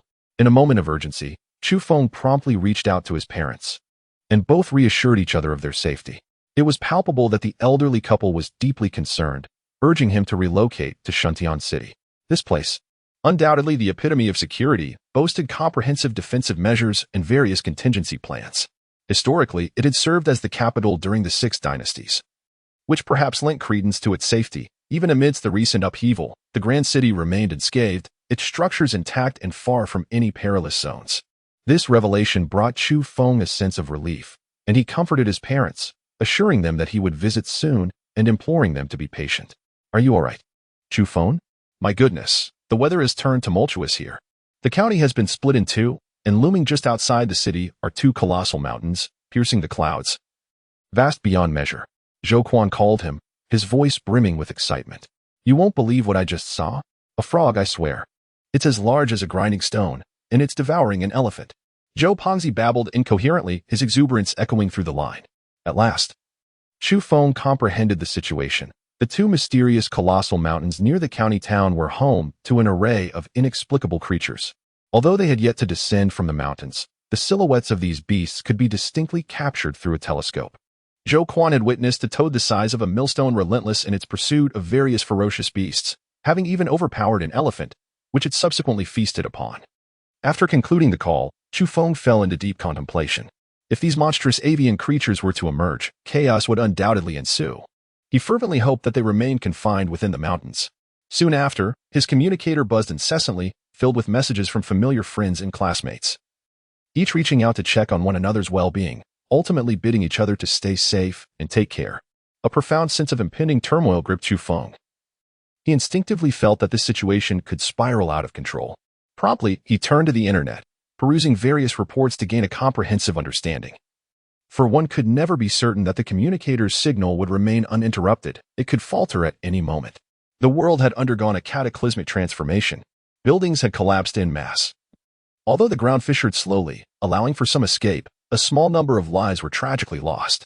Distances between places had expanded significantly, typically by a factor of 10, suggesting that the very surface area of the world had increased over 100-fold. Cries of despair echoed through the air, with some asserting that Earth was now connected to other terrifying realms. Others claimed that this was the true visage of the planet, revealing a primordial expanse that had long been concealed. In a whirlwind of activity, theories concerning folded space and other phenomena were fervently explored. Turmoil reigned in various locales, with reports surfacing of extraordinary sights. Particularly in renowned mountains and rivers, auspicious omens manifested, sacred trees blossomed, and holy springs gushed forth. Strangely, some individuals appeared to be vying for these wonders, as if their presence had been premeditated, igniting surprise and suspicion among the populace. In the days that followed, the yellow bull remained eerily quiet, standing in the courtyard, fixated on the void, as if observing something unseen. However, deep within its eyes burned an intense fervor, excitement, and anticipation. It lay in wait, poised for action. On that fateful morning, as the crimson sun ascended above the Taihang Mountains, the yellow bull could no longer contain itself. With a low bellow, it beckoned Chu Feng to follow, charging forth from the courtyard with unrestrained vigor. They had reached the easternmost edge of Qingyang town, where the orchard lay tranquil, offering a breathtaking view of the Taihang mountain range. The yellow bull plunged into the fruit grove, its hooves pounding the earth as it raced ahead, radiating an ethereal brilliance akin to molten gold. Chu Feng pursued with utmost determination, yet could only follow closely behind. The diminutive calf, standing merely a meter high, possessed extraordinary stamina and speed that left onlookers astounded. Typically, cattle are perceived as clumsy and sluggish, but these yellow cattle were the exception. They traversed vast orchards with grace and swiftness, seemingly soaring over the grass, until they reached an open expanse. Emerging from the fruit-laden trees, before them lay a low hill, not particularly tall, shrouded in wisps of white mist on this radiant morning. This hill had not existed before. It had abruptly materialized during the recent upheaval, a fact Chu Feng was well aware of. While peaks in other regions stood grand and majestic, this one was distinctly different. Rising only 200 to 300 meters, thus deemed remarkably low. In recent days, the yellow cattle had fixated on it. From the very beginning, they had been gazing intently in this direction, closely observing, until today, when they finally commenced their movement. Chu Feng was taken aback. Was this truly the objective of the yellow cattle? Moo. The yellow cattle bellowed, its voice deep and resonant, akin to the rumble of thunder. It was conveying a sense of excitement and joy. After lying in wait for several days, it had finally decided to take action. The low hill was devoid of rare herbs or ancient trees, and there were no fierce birds or unusual beasts to be seen. It appeared rather ordinary, save for the tendrils of pure white mist that rose in the early morning, lending it an air of distinction. The yellow cattle remained still, its gaze fervent and imbued with deep yearning, patiently awaiting the moment. Though filled with curiosity, Chu Feng remained silent, standing quietly beside the yellow bull, awaiting the arrival of that enigmatic moment. Whether a mere illusion or not, the sun emerging from the Taihang Mountains appeared particularly crimson, casting a warm glow upon the earth, enveloping everything in an indescribable sense of tranquility. Simultaneously, Chu Feng noticed that the entire expanse of the heavens and the earth seemed to pulsate with newfound vitality. Suddenly, the morning glow surged forth, instantly transforming the atmosphere into something sacred, illuminating the land. To his astonishment, Chu Feng observed in the distance the towering mountains, particularly those deep within the Taihang range, radiating vibrant hues, bursting forth with energy. A rich essence of life permeated the surroundings, spreading across the earth in an instant. Chu Feng's expression shifted to one of wonder. This vitality emanated from those ancient mountains, expanding throughout the vast expanse, making him feel as if his very pores were opening. As though undergoing a baptism, the yellow bull remained undisturbed, seemingly indifferent to the spectacle, fixated instead on a nearby low mountain. Suddenly, the low mountain trembled, exuding a mystical mist and becoming shrouded in mystery. "Moo!" the yellow bull exclaimed with excitement, heedless of anything else. Charging up the low mountain towards the radiant light and white mist, there lay a cave, previously concealed by vines, now revealed. With a swift motion, the yellow bull plunged inside, its exhilaration palpable, and Chu Feng followed closely behind. The cave was profound, extending deep within. The path bore the marks of axes, indicating it was hewn by human hands, belonging to an era long past, not a natural cavern. Within the cave, clouds of mist swirled, suffused with a radiant light, imparting an almost surreal sensation, shrouded in a haze. Why was this seemingly ordinary cave so mysterious? In such an environment, Chu Feng felt an invigorating energy coursing through his body. Here, a peculiar substance nourished his flesh. What could it be? Suddenly, he discerned a small snake, entirely silver in hue, clinging to the rock face. In an instant, the yellow bull rushed forward and swallowed it whole. Did it consume flesh? No. Chu Feng realized with sudden clarity that was no ordinary snake. It emitted a fragrant aroma, and upon being bitten by the yellow bull, transformed into a cloud of white mist, vanishing into its mouth and nostrils. Not a snake. After consuming one, the yellow bull charged ahead, racing towards the end of the cave. The path shimmered with brilliant light, illuminating the surroundings, banishing any fears of colliding with the rocky walls. Chu Feng closely followed the yellow bull, sensing that they had run several miles, which felt rather abnormal, as they had undoubtedly exceeded the limits of the low mountain's interior. It is worth noting that the path was straightforward, devoid of twists and turns, and had no ascents or descents. Folding space. Chu Feng immediately thought of this phrase. He had encountered it, experiencing it firsthand. The journey was long, and he spotted several silver-white serpents. Chu Feng managed to catch two, swallowing them whole, feeling as if he were ascending to transcendence, light as a feather. Was this a form of white mist? Chu Feng was astonished, convinced that it was a unique substance capable of enhancing one's life vitality, undoubtedly priceless. At last, the path reached its end, shrouded in a hazy mist, where a layer of dim light obstructed their view, concealing whatever lay beyond. With a decisive moo, the yellow bull stepped forward, and Chu Feng followed suit. In the next moment, the bull was stunned, while Chu Feng stood bewildered, finding it hard to believe, feeling that the scene was exceedingly surreal. At the end of the path, the world fell into a profound silence, devoid of any sound. The most perplexing sight was a colossal star hovering before them, vast and boundless, slowly rotating. An utterly unexpected revelation. Perhaps it was the abruptness of Chu Feng and the yellow bull's arrival that made this sight so astonishing. Where were they? Were they amidst the stars? How could such a gigantic celestial body be visible? It was not far off, and one could sense its grandeur. The yellow bull was astonished, while Chu Feng felt as though he had turned to stone. It defied all logic that they had traversed a stone cave to arrive at such a place. Gravity, it seemed, had ceased to exert its influence, as they felt none of its effects. If they drew nearer, could they reach that star? Chu Feng mused dreamily. That was an ancient planet, imbued with a sense of antiquity, emanating the essence of endless ages, silently rotating. Dense white mist billowed from it, surging towards them, spreading through the cave. Something was approaching, Chu Feng exclaimed. On that immense planet, apart from the white mist, objects sped forth, heading towards the cave. Ah, silver serpents. He saw them. Those strange entities coalescing into serpentine shapes, arriving along with the mist. The yellow bull opened its mouth wide, beginning to swallow. Witnessing this scene, Chu Feng, too, did not hesitate, starting to capture the silver serpents, knowing they were not truly snakes, but rare, mysterious substances. Subsequently, he encountered solid fragments, all of the same essence, and swallowing them brought a fragrant delight. Why was there a planet? Were they standing in the cosmos?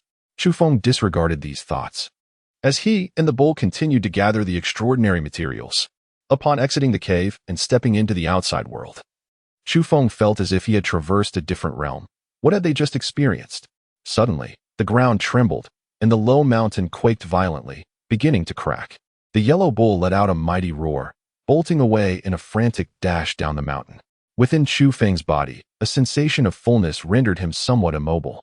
He seized hold of the golden horns of the young ox and plopped himself onto its back. As they distanced themselves from the sight, the low hills began to disintegrate, culminating in a resounding crash as they shattered into a cloud of dust. Throughout this tumultuous event, white mist surged forth, rising into the sky like a tumultuous sea. Dense and inextricable. It is uncertain how much time passed before the mist finally dispersed, spreading in all directions, merging back into the vast expanse of the world. The yellow ox, having forgotten its grievances with Chu Feng, retracted its neck and waited patiently for a considerable while until the haze had cleared, at which point it cautiously approached. Chu Feng approached closer, where only earth and stones remained, completely collapsed. As for the stone cave, the so-called folded space, it was nowhere to be found. How could such a place exist, connecting to a planet? Chu Feng was filled with confusion. Chu Feng continued his endeavor, acutely sensing something extraordinary. His vitality surged with remarkable intensity, and throughout this process, he was drenched in sweat, enveloped in a haze of drowsiness. Time seemed to stretch indefinitely before he finally regained his awareness.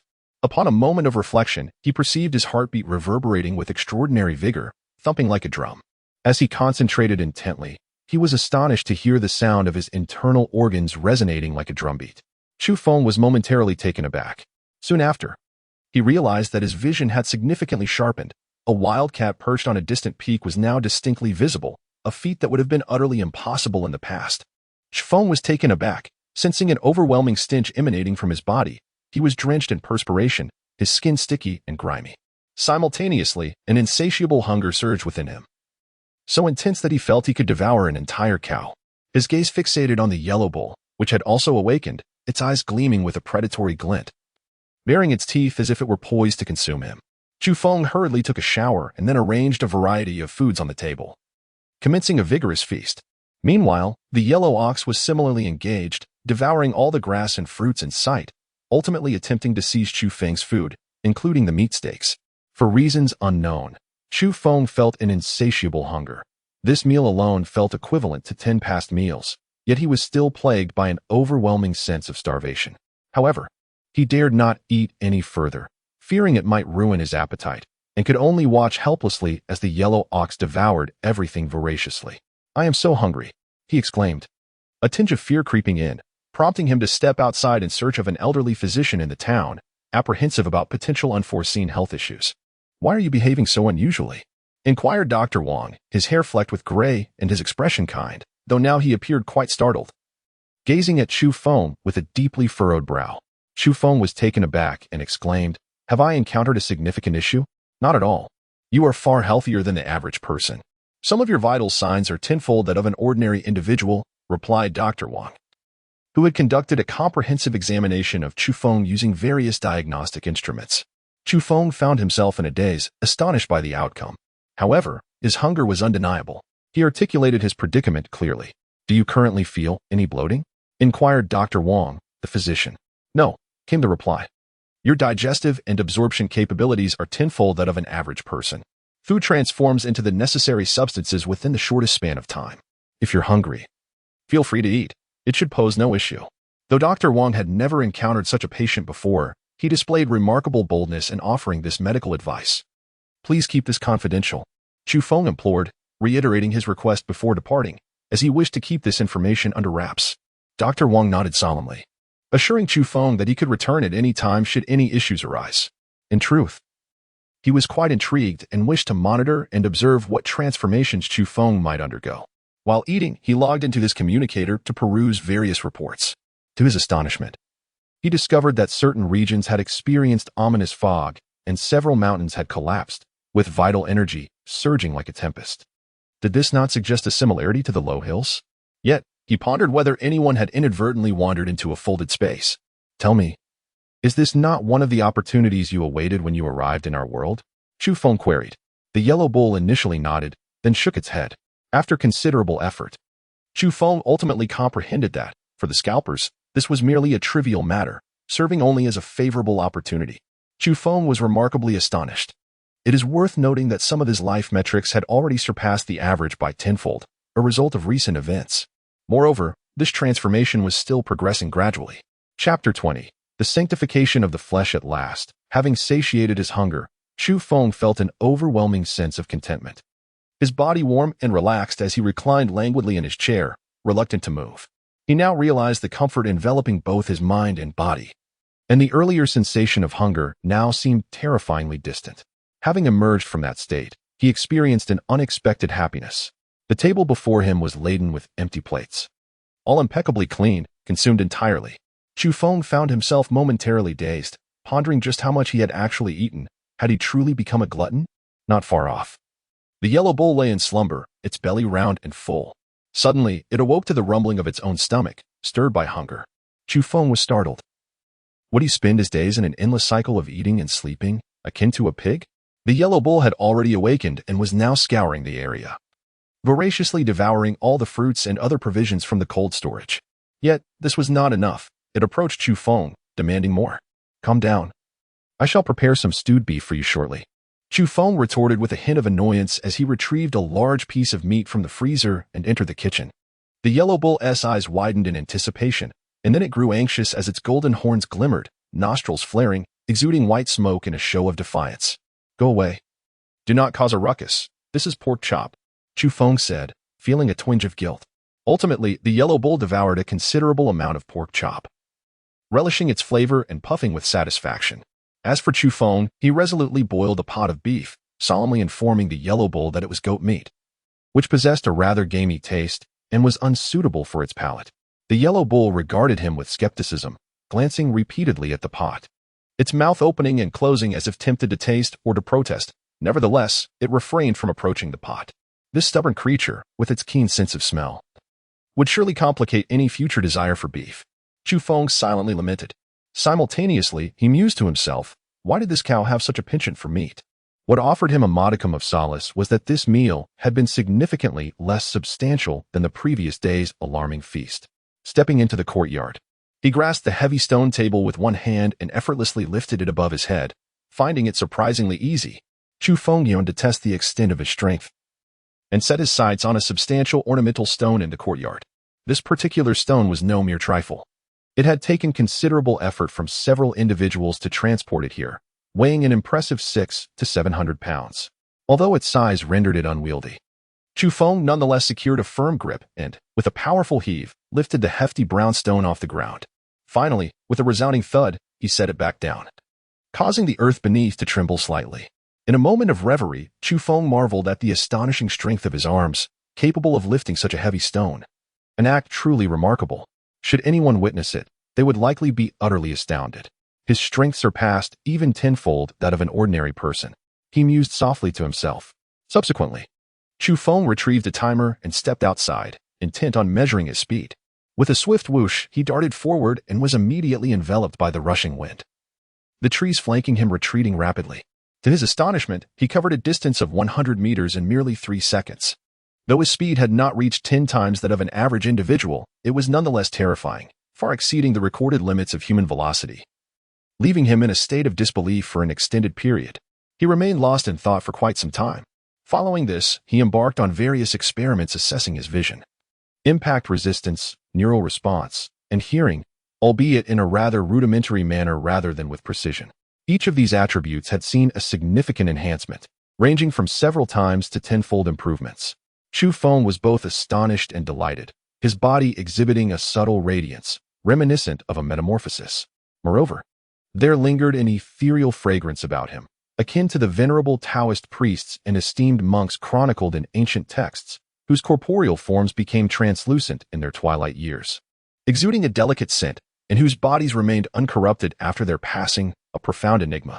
In the ensuing 2 days, Chu Feng remained sequestered within his abode, quietly contemplating the transformations within himself, while diligently practicing a unique breathing technique each morning and evening.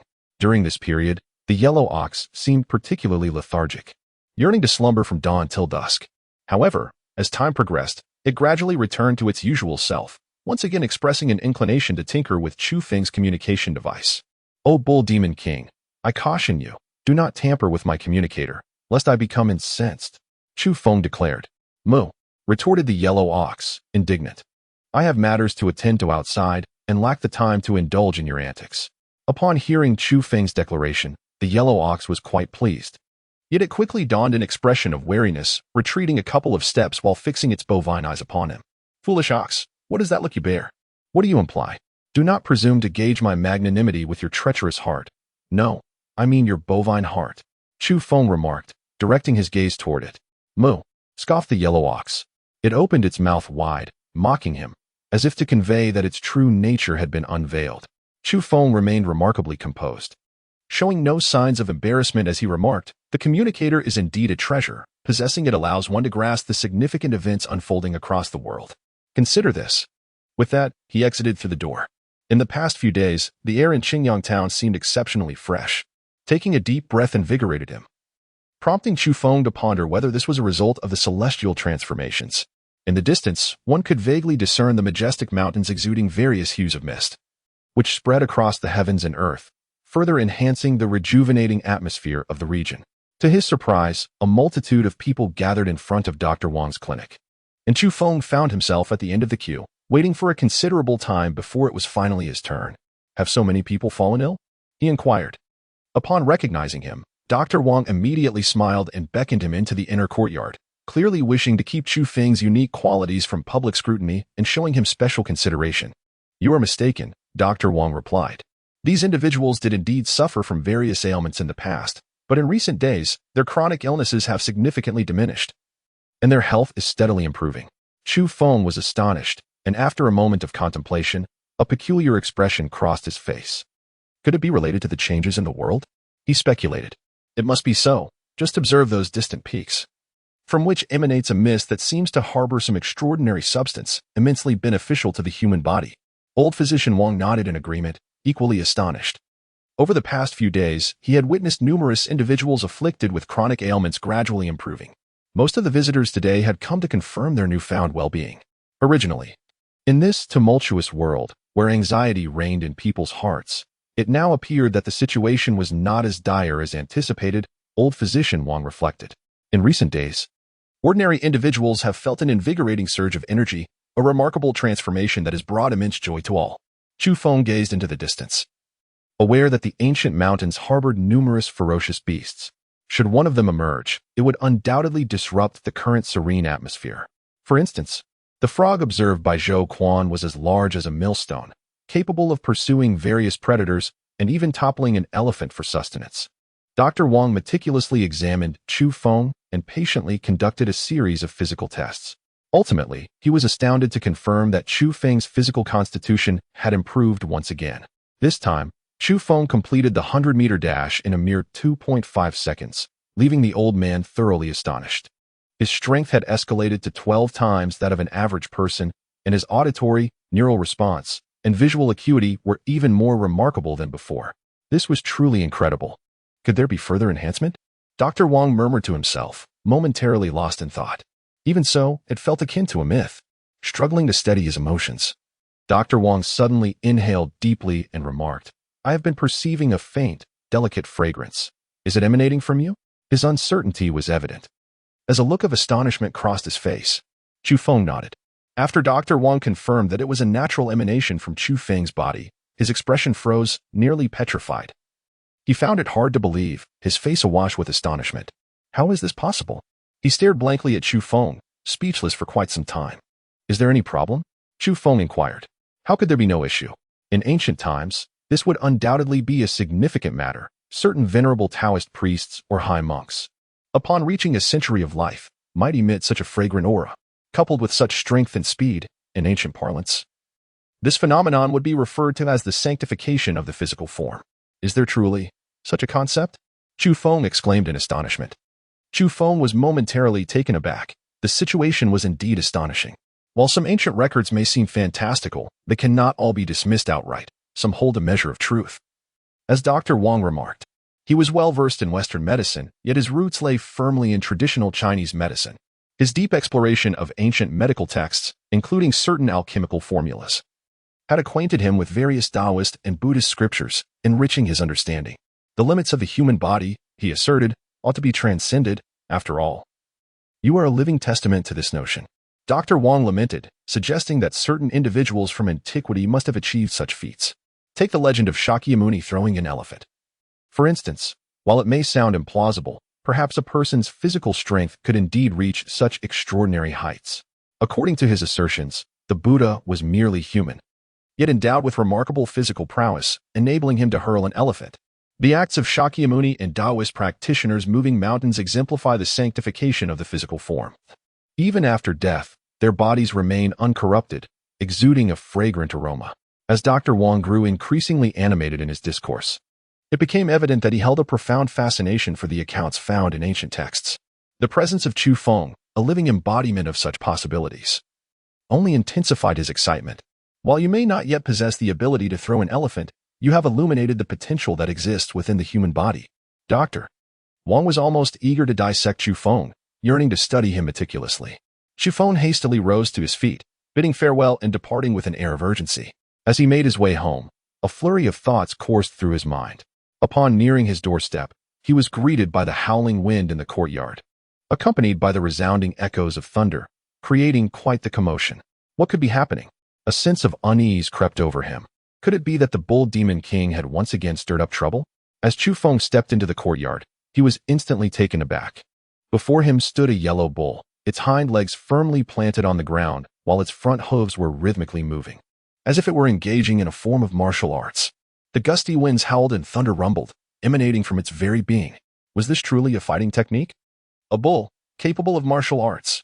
Chapter 21. The mighty bull demon fist Chu Feng stood there like a wooden post, his eyes slightly glazed as he fixated on the impressive sight of the yellow bull practicing its martial arts in the courtyard. This creature was utterly astonishing. The yellow bull grounded its hind legs firmly yet moved with a remarkable agility. When it shifted its stance, it exhibited a swift grace that was utterly uncharacteristic of an ordinary bull. Chu Feng stood beside, observing in astonishment. The yellow bull cast a glance at him, yet did not pause. Its expression was one of haughty pride, exuding an ineffable arrogance. The force of its punches intensified, becoming overwhelmingly formidable in an instant. Its physique was robust. At one moment, it resembled a great rock swooping down for prey, the wind from its strikes stirring the air, descending with an unstoppable, awe-inspiring might. At another moment, it was akin to a voracious beast devouring the heavens, fierce and unparalleled, a thunderous roar resonating in the ears, its ferocious aura pervading the surroundings. Chu Feng was taken aback. The Huangniu style of martial arts was rather formidable. Even without prior experience, he recognized its immense power. The practitioner abruptly ceased his strikes, disregarding Chu Feng entirely, which was rather pragmatic. Chu Feng was still puzzled as to why the demonstration had ceased. He had not yet satiated his curiosity. That martial art was simply extraordinary. Initially, he felt somewhat dazed, uncertain as to why the bovine had halted its display.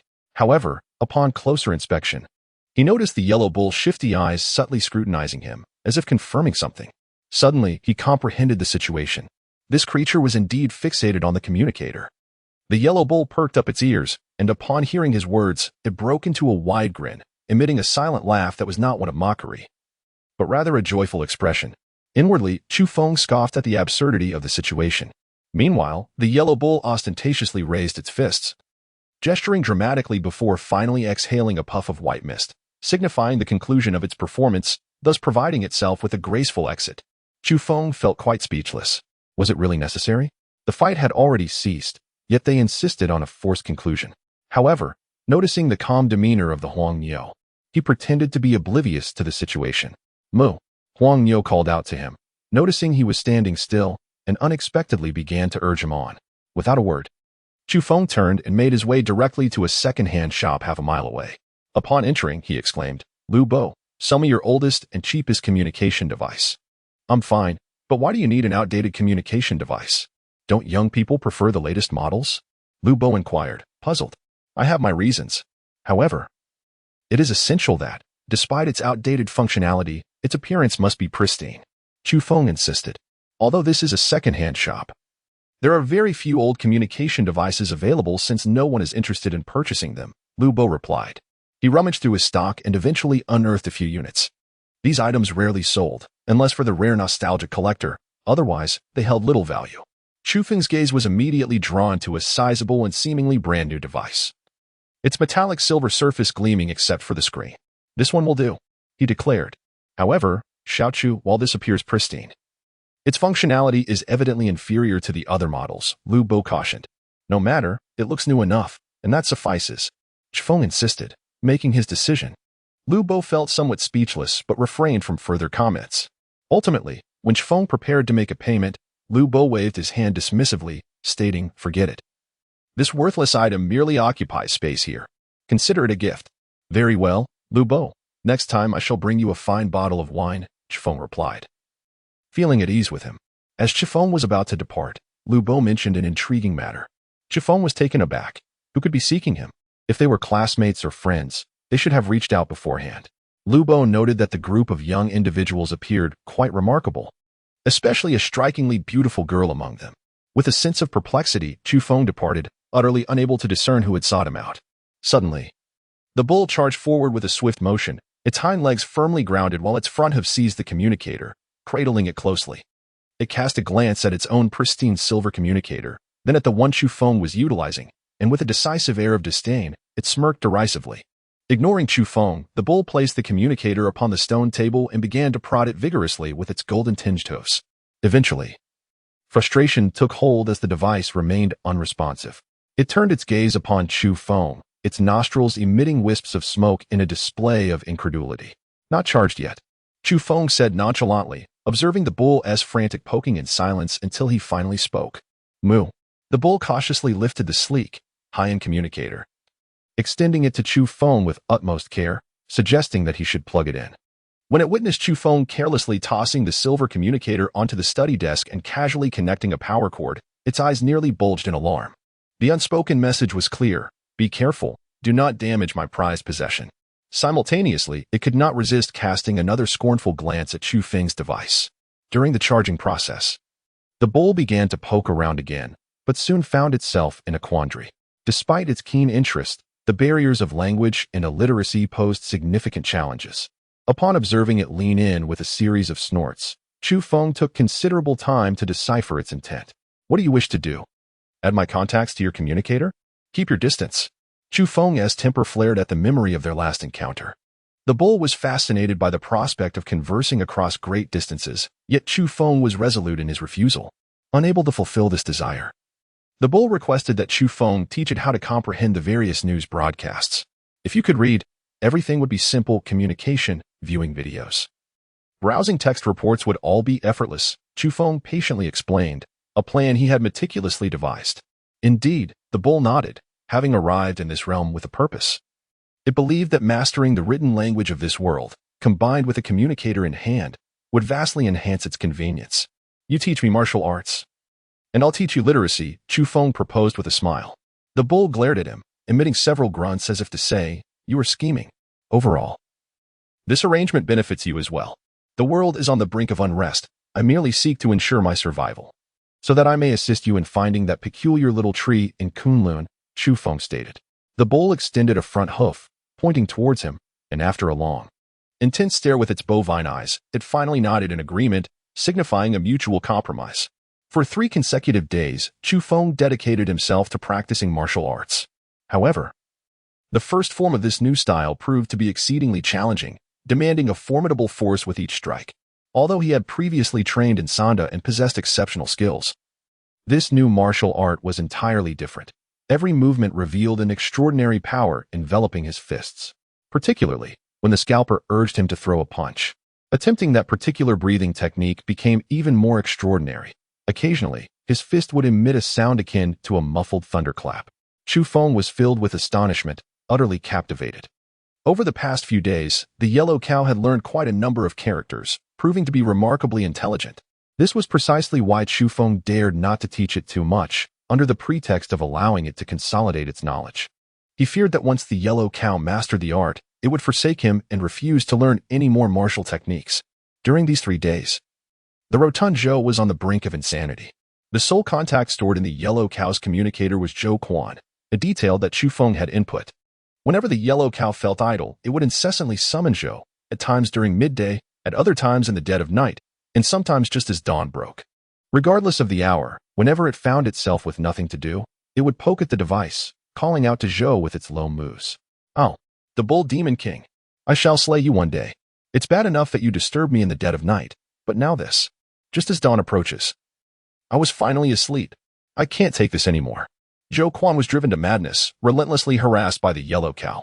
"I warn you, if you disturb me again, I shall truly cook you alive," Zhou Quan exclaimed in exasperation. However, the yellow cow found great amusement in Zhou's vexation, relishing its mischievous antics. Thus, Zhou Quan's warnings fell on deaf ears. "Chu Feng, this is your doing. Bull Demon King, I long to devour you alive." "Ah," Zhou Quan lamented, tears of frustration brimming in his eyes. On the fourth day, the yellow cow had learned a fair number of characters. At Chu Feng's behest, it inscribed the name of the martial art. The characters, though crooked and uneven, were still recognizable. "Mighty Bull Demon Fist," Chu Feng read aloud. The yellow cow stood proudly. Its head held high, nostrils flared, as if to declare the greatness of this martial technique. "The name is utterly pedestrian," Chu Feng remarked. "Moo." The yellow cow bellowed in anger, its roar causing the room to tremble. "You guard the home. I shall step out for a while." With that, Chu Feng slipped out of the house, heading to Old Master Zhao's abode to retrieve the crossbow bolts, which he calculated should now be completed.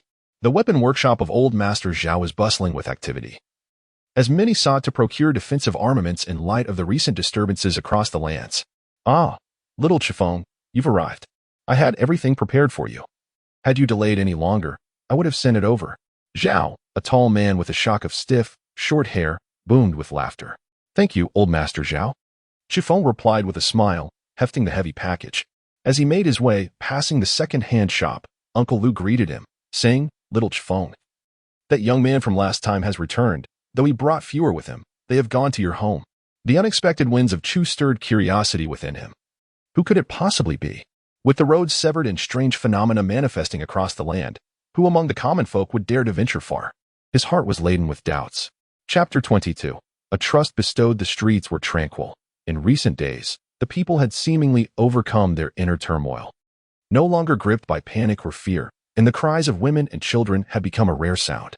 As Chu Feng traversed the cobblestone path towards his abode, situated at the easternmost edge of the village, adjacent to expansive orchards, he found himself enveloped in an atmosphere of tranquility. A flicker of concern crossed his mind. Would the yellow cow stir up trouble? This creature was not known for its docility, despite his prior admonitions to hide whenever anyone approached. He doubted its compliance. Its striking golden hue, akin to gilded horns, rendered it conspicuously unusual, making it impossible for anyone to overlook. The courtyard was eerily silent, devoid of the usual sounds of men calling and cows bellowing, which allowed Chu Feng to exhale a sigh of relief. Upon entering the courtyard, he noticed the absence of any presence, causing him to furrow his brow in perplexity. Had someone not come seeking him? It seemed rather improbable for them to depart so swiftly. Chu Feng had long been intrigued by the identity of the individual who traversed the perilous paths between cities, severing connections amidst the ominous changes that threatened safety. This time, he was determined not to miss the opportunity to uncover the truth. Suddenly, a figure appeared on the balcony of the study on the second floor, a young man, displaying a subtle smile, who stood there surveying him. Chu Feng felt a tinge of displeasure. He had never encountered this individual before. A stranger had boldly intruded into his study, disregarding the feelings of the host, which was exceedingly disrespectful. Particularly unsettling was the calm demeanor of this person, who stood silently, gazing at him with an air of indifference, as if he were the true master of the space. "Who are you?" Chu Feng inquired, pondering whether this was one of the young men mentioned by Lu Bo. Although he could not place him, the stranger had an average build, a sun-kissed complexion, and a head of unruly short hair. His eyes sparkled with intensity.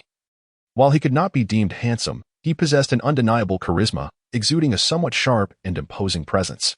This young man, named Zhua Jun, appeared to be anything but ordinary, reminiscent of someone who had spent years navigating the wilderness, akin to a soldier.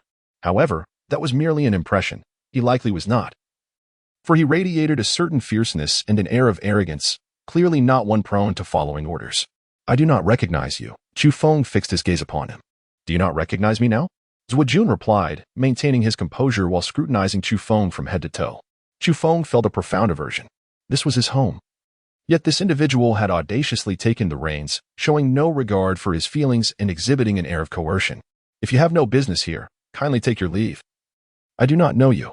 Chu Feng issued an eviction order. You think I am eager to be in this dismal place? I am merely here at someone else's behest to see how you are faring, said Zhuo Jun. At whose request? Chu Feng inquired. Zhuo Jun did not respond. Instead, circling around Chu Feng, brazenly scrutinizing him from head to toe. He had been observing Chu Feng since their initial meeting. And now his scrutiny had become even more intrusive. You are merely slightly more handsome. Beyond that, there is nothing remarkable about you, Zhuo Jun concluded. Such self-importance.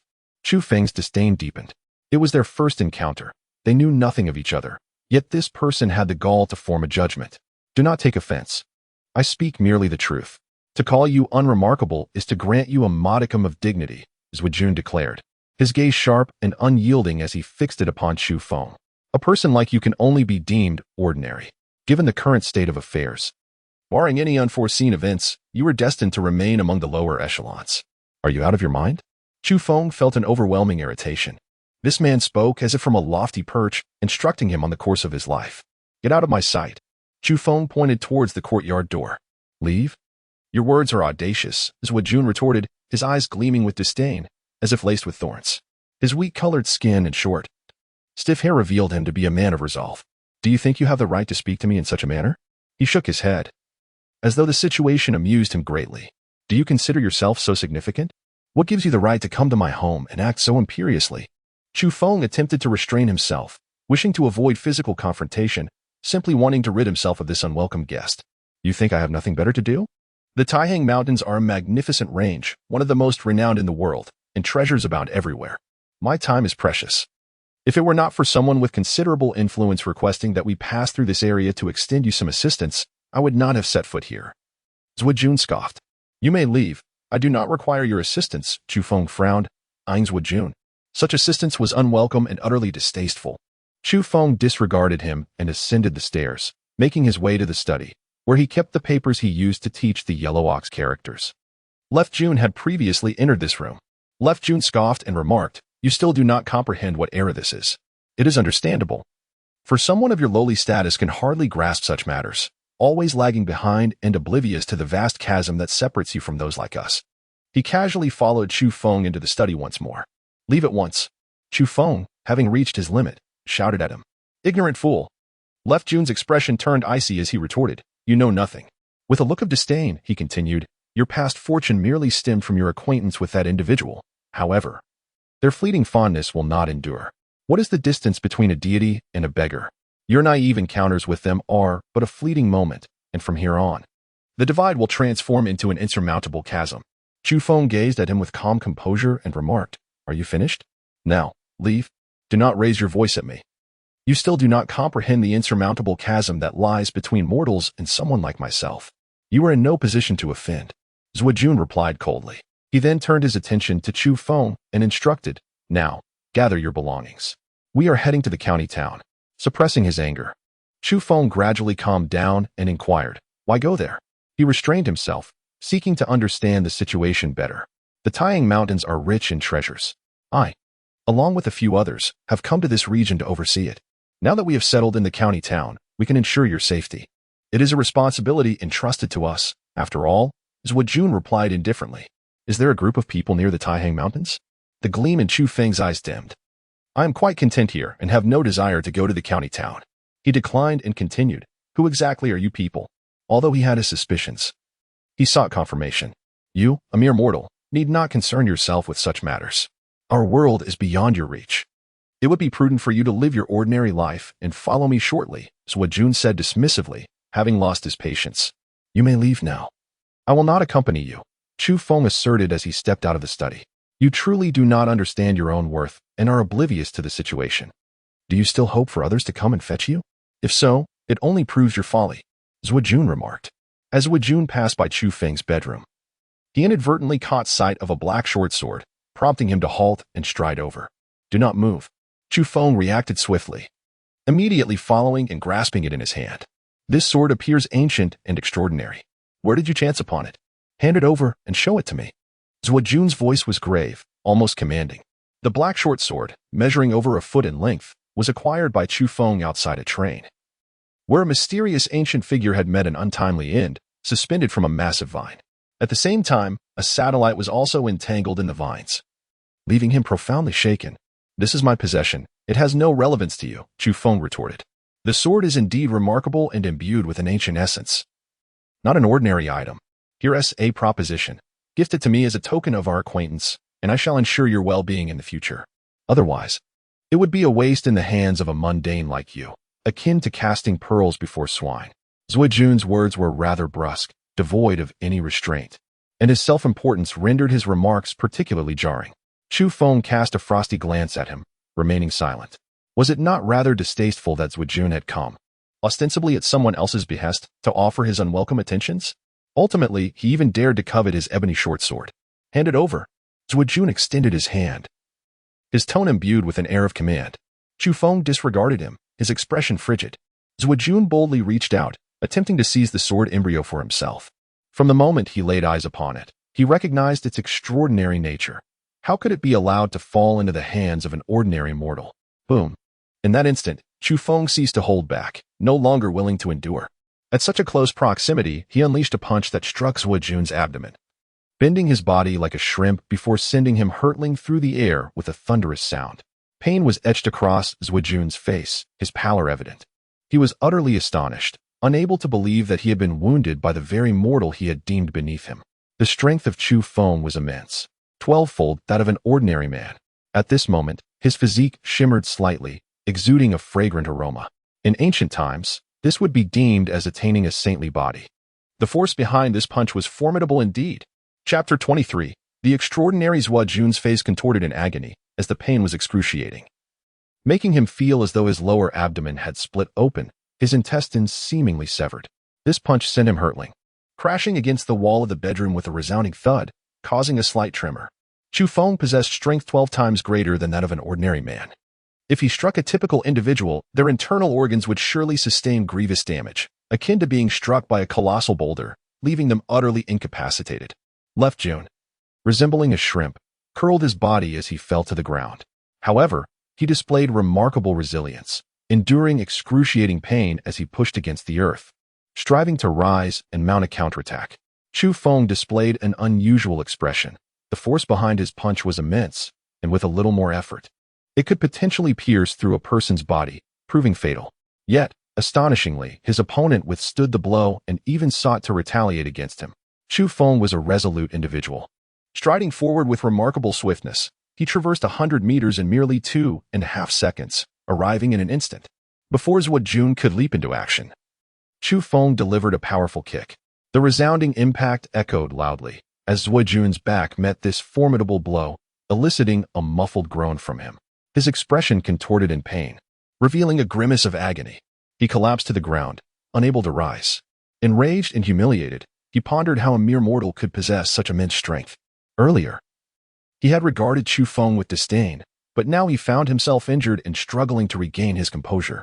"You seek death," he bellowed, his body swelling, the bones within his flesh cracking ominously, as if his very form were on the verge of expanding. In a bid to protect his bedroom from damage, Chu Feng seized him and unceremoniously hurled him from the balcony into the courtyard. "Chu Feng, you have successfully provoked my wrath. You shall wish for death." As Zhuojun broke free from Chu Feng's grasp and plummeted toward the yard, a chilling sound escaped him. However, he underestimated Chu Feng's swiftness. As Zhuojun descended from the second-floor balcony, Chu Feng executed a formidable kick, landing squarely upon his back. Thud! The ground trembled slightly as the two collided, revealing the immense force behind their fall. Zhuojun lay flat on the earth, effectively crushed under Chu Feng's weight, his body feeling as if it had been shattered. The most excruciating blow landed upon his lower back. Gasped. Unable to contain himself, he coughed up a mouthful of blood, staining the ground crimson. His injuries were grievous indeed. Surprised, Chu Feng had always held back, fearing that he might cause a fatal incident. However, it now seemed that his concerns were unfounded, despite his heavy-handed approach. His opponent had not suffered any mortal injuries. Boom. Chu Feng stood upon Zhuojun, forcefully stomping down with an extraordinary might. He realized that he had previously been overly cautious, underestimating the opponent's capacity to withstand his fierce assault. Jun let out a muffled groan, his body convulsing yet simultaneously swelling with intensity. At a critical moment, he underwent a remarkable transformation, bracing himself against the onslaught. Despite this, he felt immense discomfort, as if his back had erupted, leaving behind dark purple imprints, and blood continuously trickled from the corner of his mouth.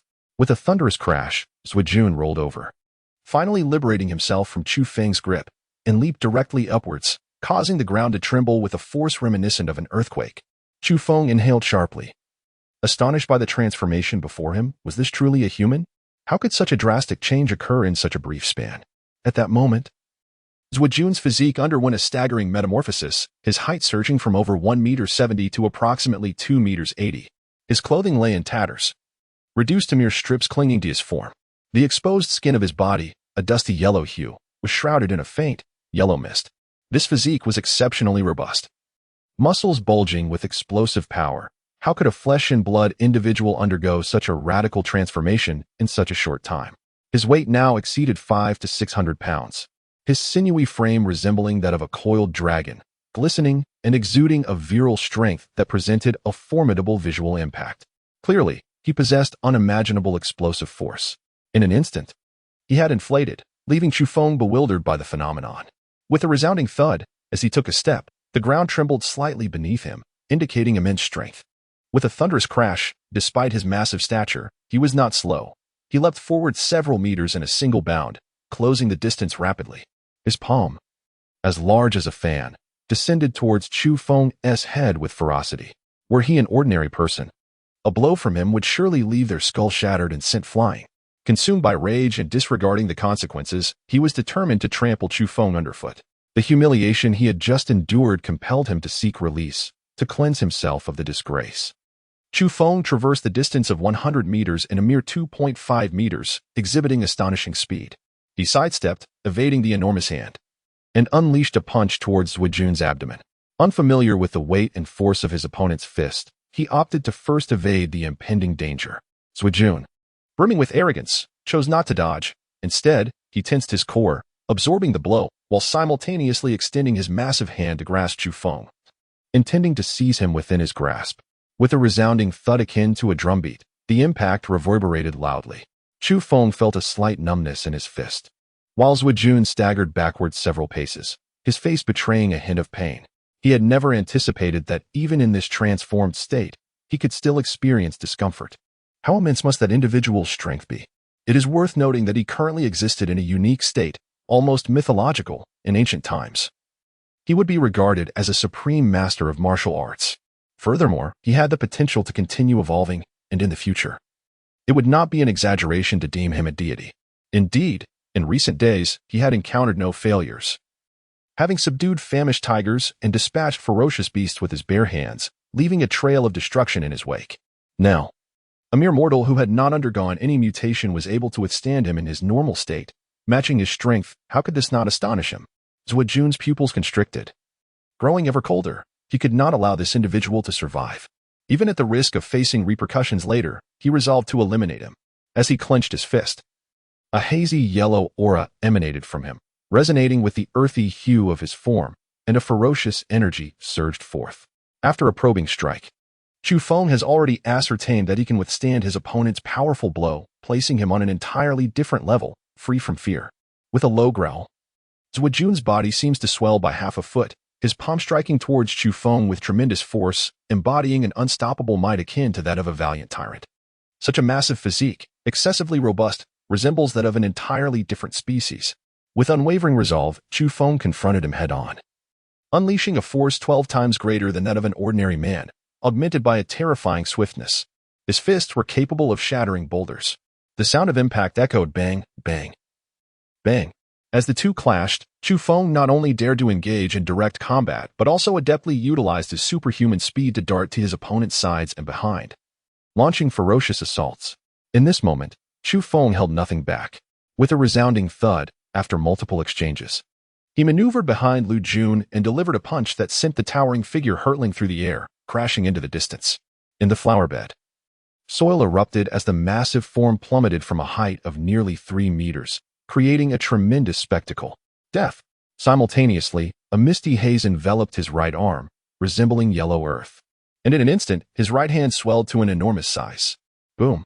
He lunged at Chu Feng, and that right hand, indeed remarkable, transformed into a pale golden hue, expanding to the size of a grinding disc, several times larger than his left hand. It descended upon Chu Feng, completely overshadowing him beneath its weight. A horrifying scene unfolded as the earthy gas swirled, enveloping the air with a menacing aura. Startled, Chu Feng swiftly evaded while contemplating his next move. The boxing techniques imparted by the yellow bull had yet to be mastered, so he ultimately resorted to a unique breathing method to harness his strength. In an instant, as he unleashed his fist, he felt his power magnified exponentially in conjunction with that extraordinary breathing technique, compelling him to strike. With a resounding impact, blood erupted as Chu Feng's fist penetrated through the palm as large as a grinding wheel, a scene so astonishing that even he was momentarily taken aback. In no time, he returned to his normal stature, the earthy yellow mist dissipating around him, leaving him languid and collapsed on the ground, groaning in pain. Is this the might of one who looks down upon mortals? Hardly impressive. Chu Feng approached, lowering his gaze upon him. Zhuojun was engulfed by fear. Realizing the magnitude of his miscalculation, how could this individual possibly be an ordinary person? Despite not exhibiting any signs of an extraordinary being, he was undeniably formidable. His heart raced, gripped by the terror of being slain by Chu Feng. How many of you are there? What brings you to the Taihing Mountains? Tell me everything you know, from beginning to end, Chu Feng stated calmly. Though he had deduced some aspects, numerous uncertainties remained, and he sought to extract the truth from his adversary. Initially paralyzed by fear of death, Zhuojun, when faced with the ultimate moment, displayed an unexpected resilience, keeping his lips sealed and refusing to utter a word. With unyielding ferocity, Chu Feng delivered a powerful blow to his adversary's nose, such a sensitive area. Even a minor injury can evoke excruciating pain, let alone such a forceful strike. The agony was overwhelming, causing Luo Jun's vision to darken and his nose to tingle with discomfort as tears and blood streamed down his face, nearly rendering him unconscious. He remained silent, steadfastly clenching his lips and biting down hard. At that moment, the cattle thief cautiously peeked out from a room and then ambled over at a leisurely pace. Indeed, it had obediently remained hidden inside. However, Chu Feng harbored doubts. He suspected that the creature's compliance was merely for the sake of entertainment. And when the time came for it to truly conceal itself, hope would likely be in vain. Chu Feng, wishing to keep the scalper from exposing him, landed 3 precise punches on Zhuojun's nose and eyes, being careful with his strength. The sudden pain elicited a cry from Zhuojun, causing him to shut his eyes. What a nuisance, he thought, experiencing a wave of headache. This obstinate fellow refused to speak even under duress. How should he proceed? The notion of killing him felt too harsh, for he was, after all, a man of the modern age, unaccustomed to the act of taking a life. He found himself grappling with his conscience. However, releasing him would undoubtedly invite significant trouble. Keeping him imprisoned was not a foolproof solution either. Zhuojun's companions would surely come searching for him, and others might venture here as well. After all, someone had once ensured that they looked after Chu Feng. Should they happen upon Zhuojun in captivity, it could escalate into a grave issue. How to resolve this predicament? If only he could forget today's events, thought Chu Feng. Huang Niu, upon hearing this, sauntered over leisurely and, with a calm demeanor, scrawled 2 crooked characters on the ground. Simple. You have a solution? Chu Feng asked, astonished. Huang Niu raised his head, exuding an air of pride. Then let us resolve it swiftly, Chu Feng urged, elated. Huang Niu ambled closer to Zhuojun, scrutinizing him momentarily. Then, without warning, he stamped down heavily with his hooves on Zhuojun's head twice, producing a resounding thud. Be gentle, or it might crack, Chu Feng exclaimed, startled, rushing to intervene. He was well aware of the bull's immense strength and had not anticipated such a brutal action directed at Zhuojun. Zhuojun initially screamed in agony before promptly losing consciousness. Yet, even in his unresponsive state, he continued to convulse, frothing at the mouth and shaking his head incessantly. What sort of solution is this? Chu Feng questioned skeptically.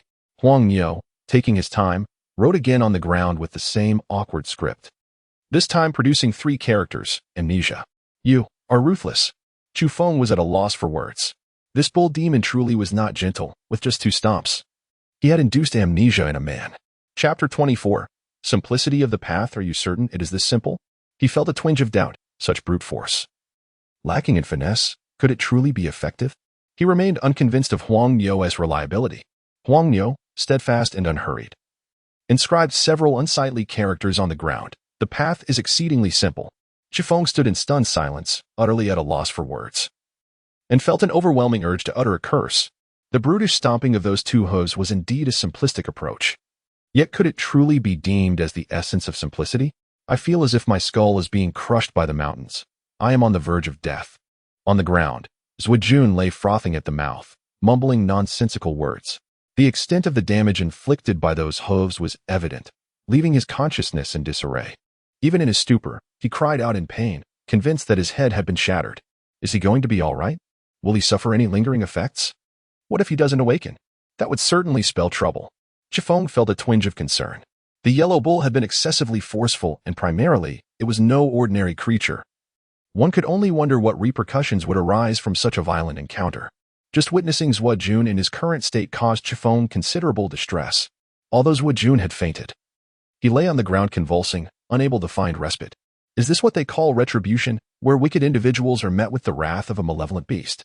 Chu Feng mused, as he rummaged through Zhuojun's belongings, searching for any peculiar items. Daggers and swords crafted from alloys, though remarkable, paled in comparison to the black short sword. Additionally, there were provisions and various trinkets.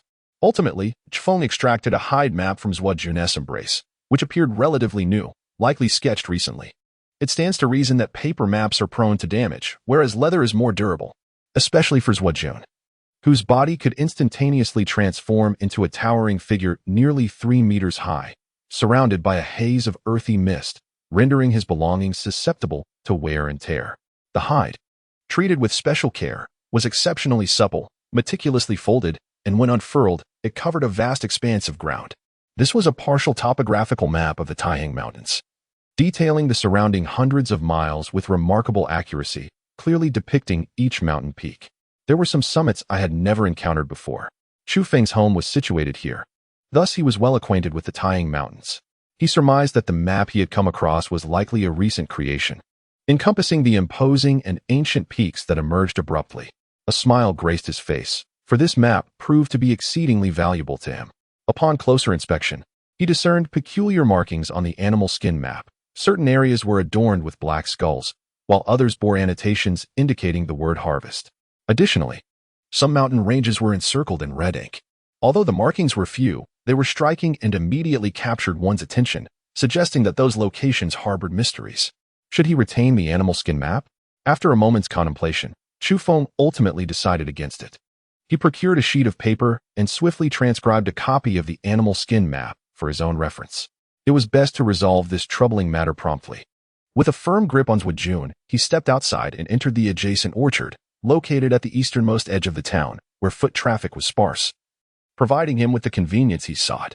Given Chu Feng's current stamina and speed, carrying a person while running was a trivial task. In one breath, he traversed over 20 miles, navigating through the woods until he unceremoniously deposited Zhuojun onto a broken asphalt road. Zhuojun remained unconscious, oblivious to the world around him. Chu Fu gazed intently at the road flanked by golden wheat fields, a considerable distance from the forested mountains where no wild beasts could possibly dwell. He turned away, departing from the serene town, which had regained its tranquility as the populace ceased their panic. In recent days, a number of youths began to seek an escape, armed with knives for protection, attempting to journey towards the county city. They believed that the bustling environment of the county or provincial capital might offer greater safety. However, those who successfully entered the county city soon found their perceptions altered. Towering nearby were 2 colossal mountains, rising majestically into the clouds, ominously close. Vaguely discernible were various ferocious creatures atop these giant peaks, including a 2-meter-long silver centipede, reminiscent of a glistening white serpent, causing all other beings to retreat in terror. There were reports of crimson raptors seizing tigers and leopards as prey, leaving gruesome scenes of carnage. Additionally, some had witnessed a spider, the size of a house, spinning its web between the 2 mountains, only to suddenly unleash its silk, dragging down a massive bird from the sky, resulting in a horrific spectacle. Many of these creatures had never before graced the eyes of humankind, yet they now roamed the mountains surrounding the county city, instilling fear in the hearts of the townsfolk. Recently, a considerable number of residents began fleeing the county city, apprehensive of the day when these monstrous beings might descend. As for the urban and provincial city directions, it was rumored that conditions were even more dire, as if the ancient era had returned, with endless mountains and forests teeming with ferocious beasts. During this tumultuous period, many practical individuals, primarily the elder generation, commenced agricultural endeavors outside the town, striving for self-sufficiency. The land, already cultivated, had expanded tenfold, even if some portions were forested, thus broadening the planting areas. Although it was deep autumn, the leaves had not turned yellow, and the flora remained vibrant and lush. The weather was warming, reminiscent of a second arrival of early summer. This peculiar phenomenon unfolded, as evidenced by the fruit trees in Chu Fu's courtyard, some laden with bright red fruits while others began to blossom anew. The amalgamation of the scents of fruit and flowers created an enchanting atmosphere, with certain trees bearing abundant harvests, while others were adorned with a cascade of petals, presenting a breathtaking sight. For the inhabitants of this world, autumn held profound significance. In the post-civilization era, the arrival of autumn mandated the participation of all in the harvest of crops. Even as harsh conditions transformed, the resurgence of life gradually became habitual, rendering autumn an extraordinary season, celebrated as the grandest of holidays. Chu Feng cast a glance at the cold storage room, where an abundance of food that had once towered high was now nearly depleted, primarily due to the insatiable appetite of the yellow cattle. The major marketplaces had been stripped bare, leaving supplies in a state of scarcity. Thus, he needed to devise a plan. Chu Feng resolved to practice his boxing first, ensuring he could navigate the mountainous terrain safely, for he yearned to hunt some game, as in this era where sustenance could pose a significant challenge. Nothing could replenish the body's needs quite like meat. In the courtyard, he practiced his punches with vigorous intensity, the first form of the bull demon gradually taking on its intended essence. He was nearing mastery, delivering strikes with formidable power that occasionally resonated with thunderous sounds. A mysterious force enveloped the surface of his fists, capable of unleashing terrifying strength. Bang!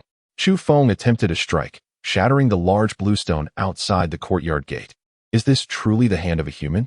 Chu Feng stood in a daze, observing the half-meter-high blue stone, now cracked and scattered across the ground. How formidable is such an imprint of a fist? He pondered deeply, realizing that this kind of power was not the so-called internal energy found in novels. It resembled a delicate veil enveloping his fist. Simultaneously, he discovered that if paired with an extraordinary breathing technique, the potency would be magnified, rendering it even more terrifying. In a fleeting moment, Chu Feng speculated that the breathing technique must be extraordinary and profoundly mysterious, elevating the power of an already remarkable fist technique to new heights. It is no wonder that the yellow bull diligently practices it twice daily, even more fervently than its own ancestral bull demon fist. As the golden sun ascended, casting its radiant light, Zhuijun felt a piercing pain in his head. Gradually, he awakened, and with a slight shake of his head, he sensed as if his brain might burst forth. Where am I? He swayed, struggling to rise, his complexion pale and his eyes vacant, engulfed in confusion. Utterly oblivious to his circumstances, he glanced down at his tattered garments, remnants of a battle endured. Was I ambushed upon arriving here? He pondered, filled with doubt. Ultimately, he staggered unsteadily toward Xingyang town, muttering coldly to himself, a mere mortal, even in this weakened state, can be easily subdued. Just as he regained his footing, he beheld the swaying figure of Zhuijun, who was leaning against the courtyard gate, making his way inside. Caught off guard, Chu Feng wondered why he had returned. Instantly, he suspected that the unreliable scalper had failed to induce amnesia in this individual, who now sought revenge. It's your doing, Bull Demon King, Chu Feng exclaimed. You are but a mere mortal. Cease your incessant shouting before me. Zhuijun retorted disdainfully, his impatience palpable. He was even more forthright than the previous day, lacking any pretense and displaying rudeness, for the throbbing pain in his head rendered him irritable. Surprised, Chu Feng remarked, You truly are incorrigible. Have you forgotten your lessons? You know me? Zhuijun responded with suspicion, but soon his expression darkened as he continued, Regardless, you must endure some hardships and suffer a bit. There are individuals beyond your reach, and even those who stand by them can easily overwhelm you. Chu Feng's expression was peculiar. It was evident that Zhuijun had indeed lost his memory, yet he still retained recollections from an earlier time, such as his intention to come here and cause trouble. This was indeed a predicament that left him both amused and exasperated. His head throbbed painfully. What had transpired? Who had ambushed him on the way? Zhuijun pressed his forehead, filled with confusion and irritation, which contributed to his heightened impatience today. I feel as if I have been kicked by a mule. My head aches tremendously. he murmured to himself. Upon hearing these words, Chu Feng couldn't help but chuckle, remarking, "You have indeed been kicked by a donkey." Zhuojun, oblivious to the presence of the yellow bull, sneered coldly and staggered towards Chu Feng, ready to strike. Bang! The yellow bull, moving languidly, pointed with one hoof at the ground where the simple characters remained, not yet erased. It then approached Zhuojun. Zhuojun felt bewildered, disoriented by the fact that he had been so easily sent flying by a mere mortal. At that moment, he noticed a small bull, resplendent in golden hues, approaching with an expression of disdain, seemingly mocking him. What was happening? Was this an illusion? It felt surreal to be scorned by a cow, especially one so peculiar. Was he dreaming? Clang, clang, clang. This time, the yellow bull remained as straightforward and brutal as before, delivering 4 solid kicks to Zhuojun's head. 2 more than the last time. It then assumed the demeanor of a sage, slowly turning away, calm and composed like a mountain, and ambled off. Zhuojun stood there, his face a mask of shock, seemingly unable to believe the spectacle before him. Eventually, he rolled his eyes and gradually collapsed, thrashing and convulsing before losing consciousness. Once again, the matter was resolved in this manner. Could this truly be reliable? Chu Feng pondered, concerned that if he tossed Zhuojun away, would he return? The yellow bull had extended its hooves twice, indicating that this time, it had delivered 2 additional kicks to ensure there would be no issues. After a prolonged silence, Chu Feng could no longer contain himself and finally uttered, "Can't you employ a different approach?" The scalper remained unfazed, exuding an air of composure. He gestured towards 4 additional characters inscribed on the ground, remnants from the previous day. The handwriting was particularly unsightly, proclaiming, "The Great Way is exceedingly simple." As Chu Feng was about to take a sip of water, he nearly choked, and with a sudden splutter, he expelled it all. Chapter 25, Unprecedented Prosperity. Chu Feng circled around Zhuojun, acutely aware that his head had significantly swollen, appearing quite engorged. After enduring 6 blows from the hooves of a bull, one could surmise that he had likely succumbed to complete amnesia. Why seek him out again, one might ponder. Chu Feng shook his head.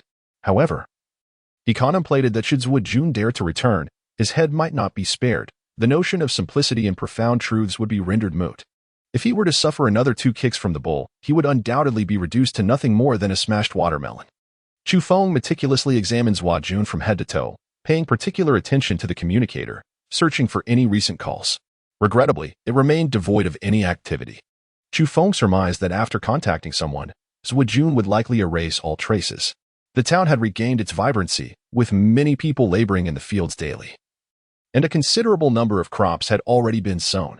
According to the words of some elders, the current climate is most conducive to crop growth, barring any unforeseen circumstances. The harvest would mature in a few months, potentially yielding an abundant bounty. Consequently, the smiles among the townsfolk had notably increased. Suddenly, a commotion erupted in the street as a group of individuals lifted a young man, whose body radiated heat, enveloped in a billowing white mist. Writhing in agony and crying out in distress, "Hurry, take him to Dr. Wang," someone shouted, their expression fraught with urgency. As a cluster of young men hurriedly transported the afflicted individual towards the town's most renowned medical establishment. "Wang Pan, my child, what has happened to you?" The young man's mother arrived, rushing forward, tears streaming down her face, utterly terrified. Wang Pan, the young man in question, contorted in pain, his body seething with heat and emanating a cloud of white mist, proving nearly impossible for several adults to restrain him. Upon encountering the scene, Chu Feng was taken aback. Deep in thought, elder sister-in-law, a middle-aged man informed, Wang Pan consumed a fruit in the field and has since found himself in this predicament. Nearby, many townsfolk had begun cultivating their lands, making the most of their fields. Wang Pan's family also owned a piece of land, where he had been working alongside others to clear it. While resting, he caught a whiff of an enticing fragrance and discovered a singular silver fruit nestled in a patch of grass. The plant appeared utterly ordinary, yet it bore this radiant silver fruit. Overcome by thirst and tempted by the alluring aroma, Wang Pan succumbed to his desire and consumed it. However, it was not long before he began to writhe in agony on the ground. The crowd buzzed with chatter, recounting the events. Wang Pan's mother wept profusely, her face awash with tears, utterly terrified that her son might perish. "What are you crying for? The boy is not dead yet," Wang Pan's father exclaimed with anger, rallying a few others to help transport him to the medical hall, where urgent care was paramount. Despite the efforts of several adults holding him down, Wang Pan's strength surged, threatening to break free. Ultimately, Chu Feng stepped forward to assist, finally restraining him. The esteemed Dr. Wang meticulously examined the situation, utilizing various instruments to conduct a thorough assessment of Wang Pan's condition. His vital signs were in disarray, with certain hormones surging alarmingly. The prognosis was grim. "I have never encountered a patient in such a state," Dr. Wang remarked, beads of sweat dotting his forehead, feeling somewhat at a loss. "This boy has fallen victim to rumors, undoubtedly believing the reports that claimed someone who consumed a fruit transformed into a silver-winged deity. It is all mere nonsense." An elderly man interjected. "Indeed, while many strange occurrences have surfaced lately, some are simply too absurd to believe." Another middle-aged man agreed, nodding in affirmation. Chu Feng remained silent, merely listening intently as he observed the young man on the sickbed. Only he was aware that, barring any unforeseen circumstances, Wang Pan was destined to become an extraordinary being. Although the venerable Dr. Wang was renowned for his exceptional medical skills, he found himself at a loss when it came to treating Wang Pan. With a countenance marked by regret, he conveyed to Wang Pan's parents that he had no clear course of action at present and could only recommend careful observation. Wang Pan's father appeared ashen, while his mother succumbed to anguished sobs, gripped by fear. On that day, the townsfolk cautioned their children sternly, advising them against consuming the bizarre wild fruits, lest the unfortunate fate of Wang Pan befall them as well. After being restrained by Chu Feng, Wang Pan gradually succumbed to slumber, ceasing his restless movements. However, his body continued to tremble uncontrollably, with a white mist rising ominously around him. Wang Pan's parents found no solace in sleep, their eyes swollen from weeping. As dawn broke, the bound Wang Pan finally awoke, emitting a cry of agony as he struggled to free himself. Awakened abruptly, Chu Feng hurriedly rushed forward to restrain him. "It hurts," Wang Pan cried out. In the midst of this turmoil, a hazy white mist enveloped him. Clearly, Wang Pan's body was undergoing a drastic transformation. Ultimately, he wailed and howled in agony, startling everyone in the vicinity, prompting a considerable number of townsfolk to converge upon the scene. After half an hour, Wang Pan grew quiet, the white mist dissipating, leaving all present in a state of shock, as though they had encountered a ghost. To their astonishment, Wang Pan's abdomen had sprouted an additional pair of arms, gleaming in silver and exuding strength. "Ah, Wang Pan, what has happened to you? Are you still in discomfort?" His mother gasped, rushing to him. Wang Pan's complexion had turned pale, and he appeared somewhat weak as he reassured his mother. "I am fine now, just feeling quite hungry." He added, "Look, I have grown an extra pair of arms." His mother wept anew, heartbroken at the sight of her son transformed into a creature. News of Wang Pan's condition spread throughout the town, drawing a throng of curious onlookers, and the medical facility became inundated with visitors. "Quick, prepare some food," Wang Pan's father shouted, enlisting the help of relatives and neighbors to bring sustenance. Could those reports be true? "Look, Wang Pan has indeed undergone a mutation," a voice murmured in disbelief. Now unrecognizably altered, Wang Pan had shed his former plumpness for a leaner physique, his skin transformed from dark to a fair hue, and the additional arms were a striking sight. Eventually, Wang Pan consumed an abundance of meat, devouring bowl after bowl of rice, finally satiating his hunger and alleviating his weakness. Throughout the meal, his two silver arms moved with remarkable dexterity, continuously bringing food to his mouth, much to the astonishment of the onlookers. Finally, Wang Pan exited the courtyard, swinging his silver arms and contemplating the gravity of his transformation, feeling a weight in his heart as he realized he had become somewhat monstrous. With a sudden thud, he struck a fist against a nearby ornamental stone, eliciting gasps of astonishment from many as they witnessed the impact. The stone cracked deeply and extensively under the force of his blow, and it seemed that just a few more strikes would shatter it entirely. "My heavens, what immense strength!" the crowd exclaimed. The reports were indeed accurate. Those peculiar fruits truly possessed the power to induce transformation, resembling something out of a superhero narrative. Many young onlookers gazed upon Wang Pan with envy. On that day, numerous townspeople ventured out into the fields and meadows, scouring for wild fruits. Predominantly young individuals who felt as though they had glimpsed a mysterious gateway. Many aspired to approach and step through that threshold. 2 days later, Wang Pan's body stabilized, and he returned to the medical facility for an examination, where numerous physiological metrics were found to be abnormal. Notably, the newly formed arms exhibited remarkable hardness, impervious to ordinary blades, and their strength rivaled that of several grown men combined. Wang Pan had transformed from slightly overweight to entirely lean, his skin now a silvery hue. According to the estimations of the esteemed Dr. Wang, his transformation might continue further still. My son has acquired extraordinary powers, and according to reports, he may ascend to divinity in the future. Wang Pan's mother frequently expresses her concerns to anyone who will listen, fearing that others will label her son a monster, rendering him unable to find a girlfriend. In truth, many harbor envy. Even some adults venture out of town in search of these peculiar fruits. Over the past 2 days, Chu Feng has devoted his time to practicing unique breathing techniques and martial arts, while also utilizing communication devices to scour various reports concerning these extraordinary fruits. Recently, an influx of news regarding anomalous fruits has emerged online. Over several consecutive days, it is not just a handful of individuals experiencing transformations, but rather a multitude from across the globe. After another day of searching, Chu Feng discovered an even greater number of reported cases, with numerous towns witnessing similar occurrences. In slightly larger locales, there is invariably 1 or 2 individuals undergoing transformation. Some estimates suggest that, based on the current reports, the number of those who have mutated has surpassed 10,000. This astonishing figure is merely the known count. One can only imagine how many more remain unreported, potentially multiplying the total several times over. The internet buzzes with excitement. Could it be that a mysterious new era is indeed upon us? Those who have undergone mutation possess supernatural abilities. Some can soar through the skies, others can melt metal, and some can immerse themselves in lava unscathed. The world is abuzz, filled with exhilaration. People sense that a grand epic may soon unfold. The abilities of some individuals rival the mythical beings of yore, which is truly formidable. Regardless of perspective, the prevailing sentiment is that the number of those transformed continues to rise, with many gaining superhuman abilities akin to the resurgence of the divine, marking an unprecedented flourishing. In the evening, a report surfaced detailing how several altered individuals challenged the silver-winged celestial at the Celestial Biological Group, yet the outcome was terrifying. Those anomalous individuals, banded together, were effortlessly swept aside by the silver-winged celestial, unable to withstand even a single blow. This result sent shockwaves throughout the land, leaving people in astonishment. The previously restless transformed individuals gradually regained their composure. Although they all experienced mutations, the disparity in their strengths was considerable. Those who awakened first appeared particularly formidable. Subsequently, another report emerged stating that the Diamond single-handedly dismantled a certain anomalous organization, defeating dozens, which again sparked immense commotion. At this juncture, it became clear to the populace that the earliest of the transformed, silver-winged celestial, Diamond, Fire Spirit, and White Tiger King have established themselves in an unassailable position, as if they stand atop a pyramid.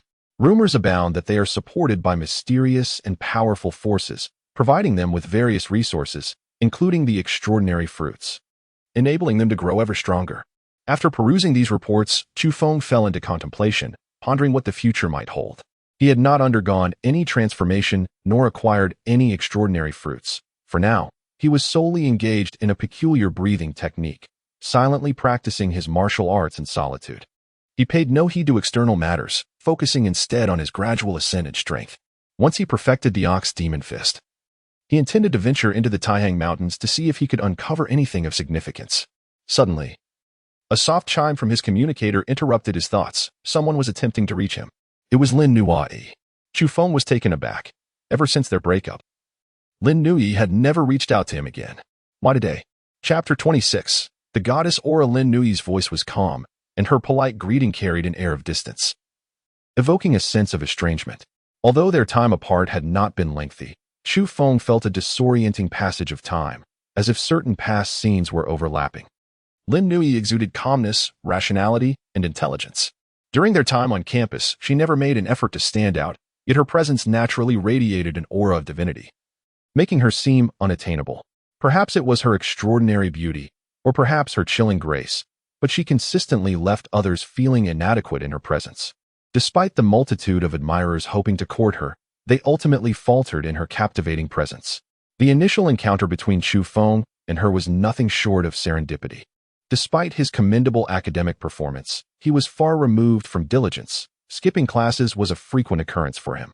In the various mandatory courses that required attendance, he often arrived just as the clock struck the hour, only to find the classroom already brimming with students.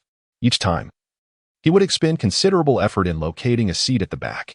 On one particular occasion, he discovered that even the last row was fully occupied. As he scanned the room, his gaze fell upon an empty seat by the window in the middle section. With purposeful strides, he approached it. This row was predominantly filled with young women, all possessing striking beauty, rendering the scene quite delightful. However, the solitary vacant desk bore a piece of paper inscribed with the name Lin Nuai, clearly indicating that the seat had been reserved, likely by a fellow dormitory resident. However, Chu Feng remained unperturbed, under the astonished gazes of several girls. He calmly seated himself and folded a piece of paper inscribed with the name Lin Nuai into an airplane, gently sending it soaring out the window. The girls stood in a daze, their eyes wide with surprise. It was unprecedented for someone to treat Lin Nuai in such a manner, audaciously seizing her seat. Soon, Chu Feng recognized Lin Nuai's identity, yet after a brief contemplation, he chose to remain seated.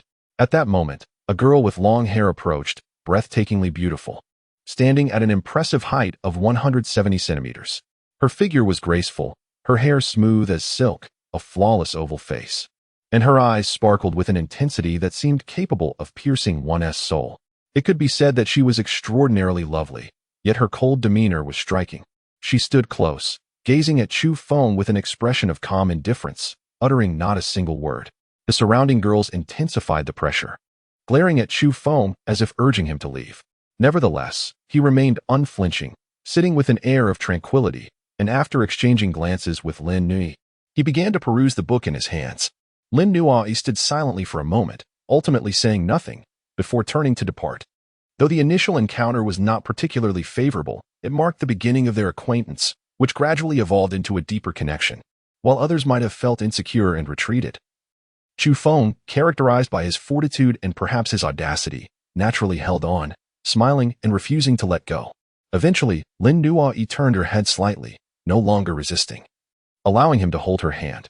It was precisely this moment that led others to perceive them as a genuine couple. That day, many witnessed the event, and numerous boys lamented, cursing Chu Feng for his shamelessness. Yet, he had succeeded. However, that was merely the beginning. As Lin Nuai continued to exude an aura of aloofness, even Chu Feng sensed her deliberate attempt to maintain a distance, slightly estranged. On one occasion, when his hand rested on her shoulder, she first met his gaze with a calm demeanor, then shot him a sharp glance before turning away. At that moment, Chu Feng laughed behind her, remarking on her goddess-like presence, noting that anyone else would have been overwhelmed by her aura, unable to engage on equal footing. On the other end of the communicator, Lin Nuai's voice was magnetic and melodious, yet it carried a certain flatness and coolness. Ultimately, she inquired if he needed assistance. And at that moment, a palpable distance emerged, leading to an apparent cooling of their previously neutral relationship. With a furrowed brow, Chu Feng felt no particular need for it. However, thoughts of his parents crossed his mind. The world had transformed, anomalies were rampant, and tranquility was a thing of the past. Danger loomed, and it was conceivable that a significant event could transpire at any moment. As a member of the celestial biological group, Lin Nuai was privy to far more information than others, and her family background endowed her with considerable influence. After a moment of contemplation, Chu Feng spoke. My parents reside in Shuntian, the great city of the north. If possible, I hope you can watch over them. He was aware that the divine beings possess such formidable power. Chu Feng is unreservedly direct when the situation calls for it, never indulging in pretentiousness. He feels no embarrassment over the breakup, especially when it concerns the safety of his parents. He speaks candidly about it. However, he cautions against allowing such concern to lead to unforeseen complications. He is aware that Lin Nuai is an exceptionally astute woman, capable of grasping even the most casual remarks. Lin Nuai listens calmly and ultimately responds with a simple affirmation. Okay. Chu Feng remained silent, enveloped in a sense of estrangement. He felt it was time to conclude the conversation. With a sudden chuckle, Chu Feng, true to his nature, was never subdued by her icy demeanor. He couldn't resist teasing. I've always told you that you owe me a hug. Are you here to make amends this time?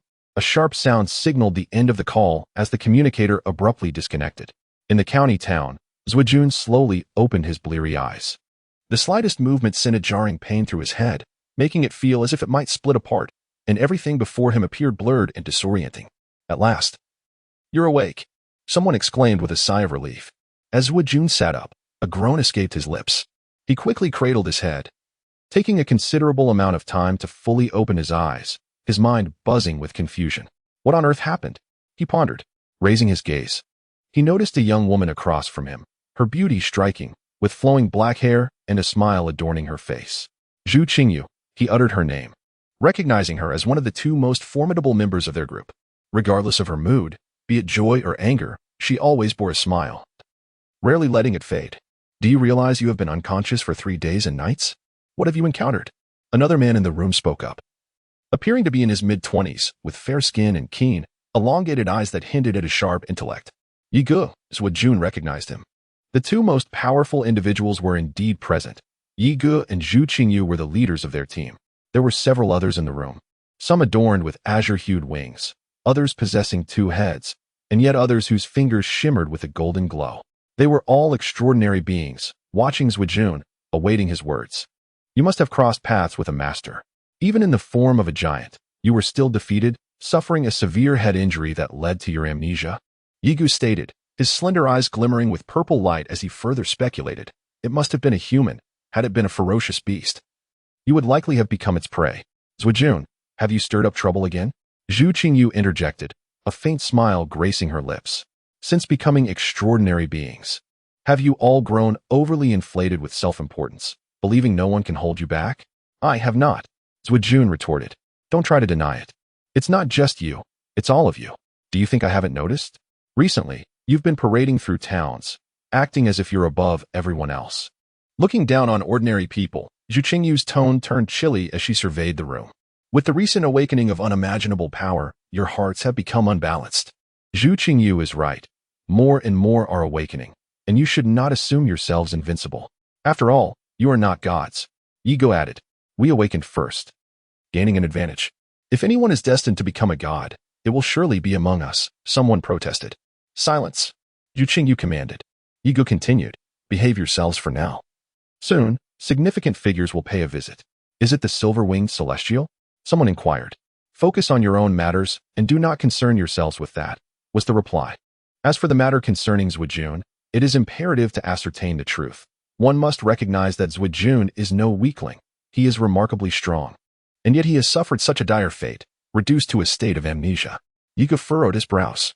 In Qingyang town, after concluding his martial practice, Chu Feng noticed a vibrant layer of greenery in the flower bed.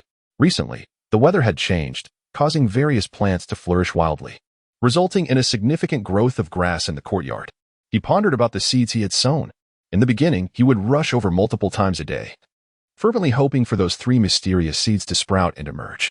However, after several consecutive days without any sign of growth, he became less diligent, especially in recent days. With a series of events unfolding, he had completely forgotten about the 3 seeds. Calculating the time, they should have taken root and begun to sprout by now. He thought with anticipation as he hurried over. Chapter 27. A great turmoil. The soil in the flower bed may not be particularly fertile, yet it sufficed for planting flowers and grass. The begonia, canna, and rose bushes thrived splendidly, their fragrance is rich and invigorating. Meanwhile, the pomegranate tree bore golden fruits, which had ripened long ago, their skins split open to reveal plump, crimson seeds within. Chu Feng squatted there, nearly pressing his face into the earth, scrutinizing the ground repeatedly. Yet it remained barren and devoid of any tender shoots. His heart sank with disappointment. Why had they not taken root yet?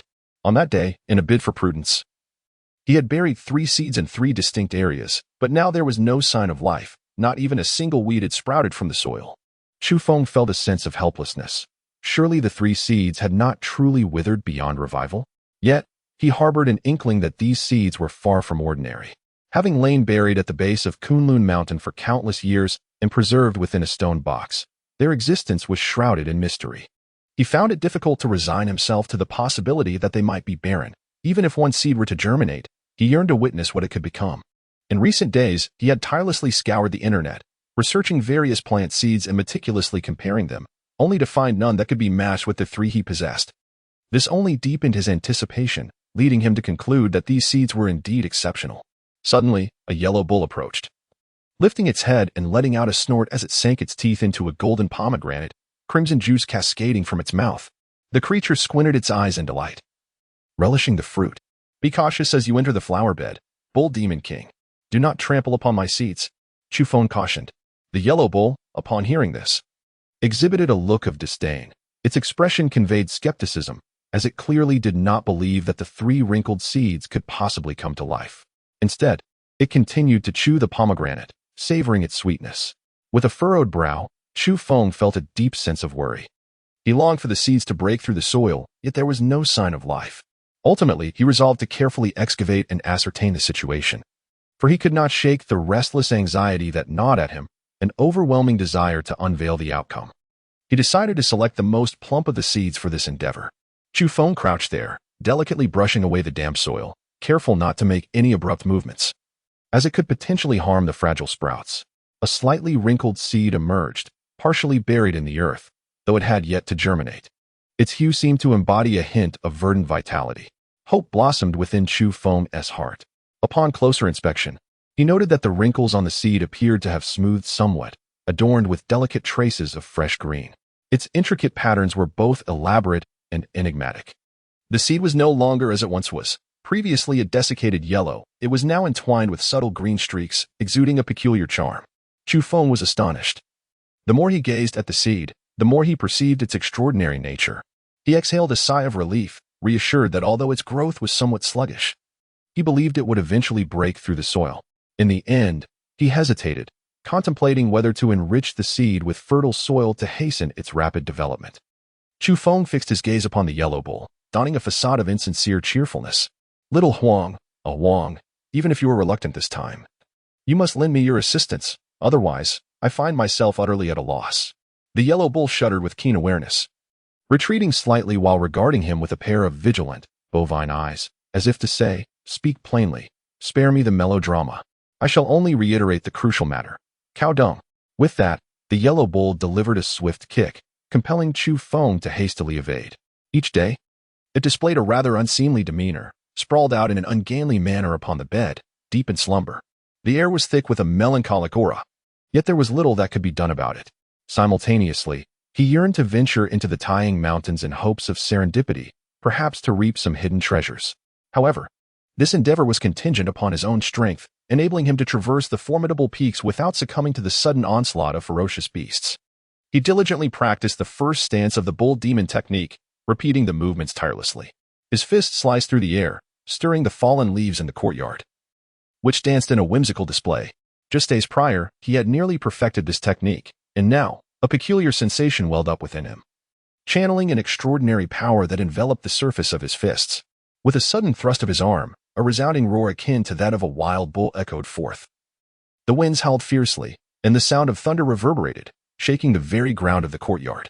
Startled, the yellow bull bolted out from the confines of the room, its eyes wide with astonishment as it gazed into the yard. Behind Chu Feng loomed a massive, jet-black bull, robust and imposing, its eyes ablaze with intensity, its body shimmering with an otherworldly glow, indistinguishable from reality. It exuded an astonishing presence, as if it had traversed the eons to manifest in this realm. All of this was set into motion by Chu Feng's singular punch, as the colossal, dark bull materialized behind him, seemingly poised to charge forth alongside that very strike. Chu Feng understood that he had mastered the ultimate form of the ox demon fist, the first stance perfected in its entirety. This was the foundation, the most solid bedrock of the mighty ox demon fist, upon which the 9 variations were constructed. This initial stance was indeed the most challenging to attain. Once the first stance was mastered, the subsequent ones would come swiftly. Indeed, over the next 2 days, Chu Feng progressed rapidly, successfully achieving the 5th stance in quick succession. The yellow bull's eyes nearly bulged out, and its expression was peculiar. Once again, it scribbled a haphazard scrawl, inquiring if Chu Feng's ancestors were bull-headed beings. Chu Feng was furious. That day, while he was preparing pork chops for Huang Niu, he decisively tossed in 2 steaks. Brother, it's been so long since we last met. I truly miss you. How have you been lately?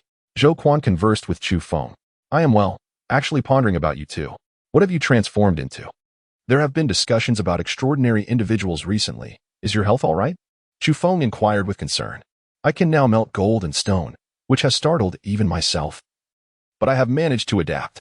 However, the horns that have sprouted from my head are quite unsightly, Zhou Quan lamented. Recently, he had styled his hair into a slick back, attempting to conceal the horns, only to be ridiculed by his family for the exaggerated hairstyle, which they claimed made him resemble a ruffian, leaving him quite despondent. Chu Feng laughed heartily, displaying a lack of decorum. Zhao Pengzi's resentment grew even stronger. By the way, It is quite strange that the Bull Demon King has not troubled me these past few days.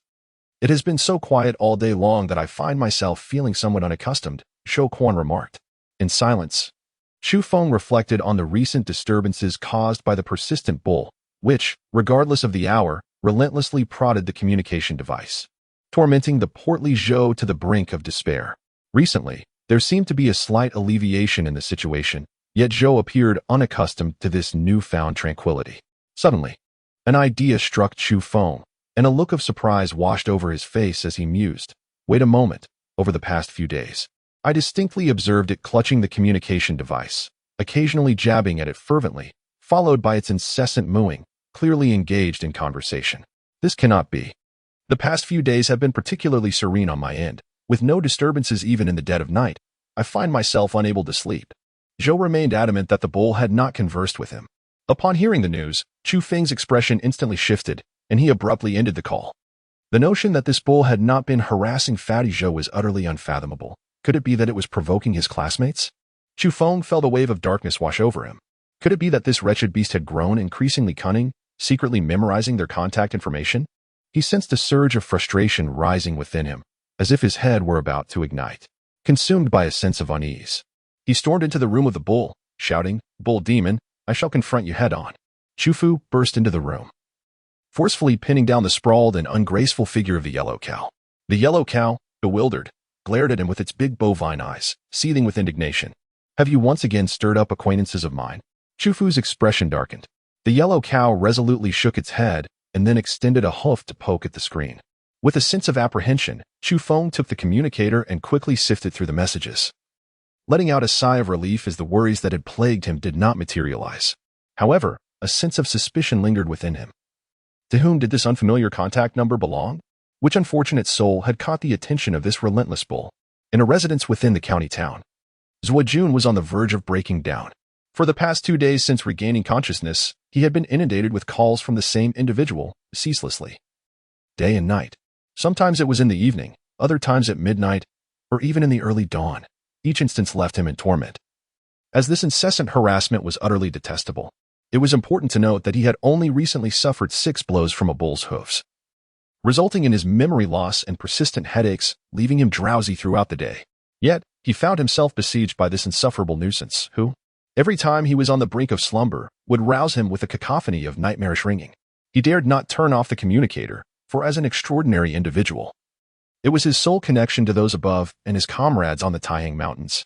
Most infuriating was the fact that this tormentor incessantly mimicked the sound of a bull, mooing relentlessly, driving him to the brink of madness and leaving him with an overwhelming desire to silence the source of his agony. His head throbbed mercilessly, feeling as though it had been trampled by a bull. The constant sound of horns echoed in his ears, amplifying the sensation of being repeatedly kicked, intensifying his headache. In moments of frustration, he contemplated shattering the communicator. However, it was a specialized device, though simple in function. It was powerful enough to ensure connectivity at all times and in all places, intricately linked to his identity, thus irreplaceable. At Chu Feng's home in Xingyang Town, the yellow bull gestured for him to place the communicator on the bed. After a few deft prods, as if possessing considerable experience, it stepped back decisively once the call was established. Indeed, a thunderous roar erupted from the communicator. "You bastard, don't let me catch you. I." The voice on the other end erupted in furious expletives, overwhelmed with rage. Chu Feng was left in astonishment, finally realizing who the victim was. Zhuo Jun. This unfortunate soul had unwittingly caught the attention of scalpers. Chu Feng found himself in a state of bemusement. On the day he was searching for Zhuo Jun, the scalper had been nearby, having tinkered with the other party's communicator, ostensibly to record contact information. This was hardly a case of simplicity at its finest. It was, in fact, an endless labyrinth of complexity. With a restrained smile, Chu Feng exited the room. On that very night, he tirelessly practiced his punches, astonishingly mastering the 6th and 7th forms of the Bull Demon Fist in one continuous session. Standing at the doorway, he grasped a small, sturdy stone in his hand and, with a gentle strike, reduced it to mere powder, which cascaded to the ground. Chu Feng was astir, gazing down at his palm, contemplating the sheer magnitude of his newfound strength. The progress of the mighty Bull Demon Fist had been astonishingly rapid. He had once harbored doubts and had sought counsel from Huang Miao, who had inscribed some words of wisdom for him. It was conveyed that some individuals labor for a lifetime without mastering this technique, unable to surpass even the first stage. Conversely, there are those who manage to grasp several forms within a mere 10 days to half a month, albeit only in a rudimentary manner. The profound truths contained within require gradual comprehension over time. At this rate, I shall soon achieve mastery, Chu Feng mused. He chose not to pursue further practice that night in a fervor for speed, believing it more prudent to allow things to unfold naturally. Resolving to continue his training come the morrow, Chu Feng took a bath and began to search for relevant reports online. The number of extraordinary individuals had once again increased. While some formidable figures gradually became known to the public, Chu Feng attentively perused the reports, and soon, his focus was captivated by a recent announcement. It was claimed that a rare and extraordinary tree had been discovered in the Taihang Mountains, prompting numerous extraordinary individuals to rush there, eagerly awaiting the ripening of its fruits for a fierce contest. This revelation stirred tremendous waves of excitement. Rumors suggested that nearly all extraordinary beings underwent their transformations after consuming the peculiar fruits of herbaceous plants. In contrast, beings such as the silver-winged celestial, the diamond warrior, the fire spirit, and the white tiger king thrived on the fruits from this unique little tree, rendering them exceptionally powerful. Consequently, the news incited astonishment among the populace. With various factions stirring restlessly, this could herald the emergence of a superpower capable of subduing all other extraordinary beings. In an instant, the Taihang Mountains became the focus of attention, destined for unrest. New books require everyone's nurturing, so please click for membership, recommend votes, and add to your collections, implored the author. Chapter 28. Trials in the Mountains. The Taihang Mountains were on the brink of turmoil. Chu Feng mused, gazing out the window at the vast night sky, where fleeting shooting stars occasionally streaked across, vanishing in an instant. Surely, extraordinary beings would arrive. The fruits of the rare tree could forge masters akin to the silver-winged celestial, the diamond warrior, the fire spirit, and the white tiger king. How could one not be tempted? Powerful beings, if they arrived in time, would most likely gather at this place. As extraordinary beings emerged, some might achieve fame through battle here, while others could, like the shooting stars, extinguish in an instant, perishing within the mountains. Regardless, the Taihang Mountains were destined to be engulfed by a storm. Is Lin Nua also drawn here for this reason? Chu Feng pondered, his brow furrowing. In the near future, this region was bound to be fraught with turmoil, and the mountains would be perilous.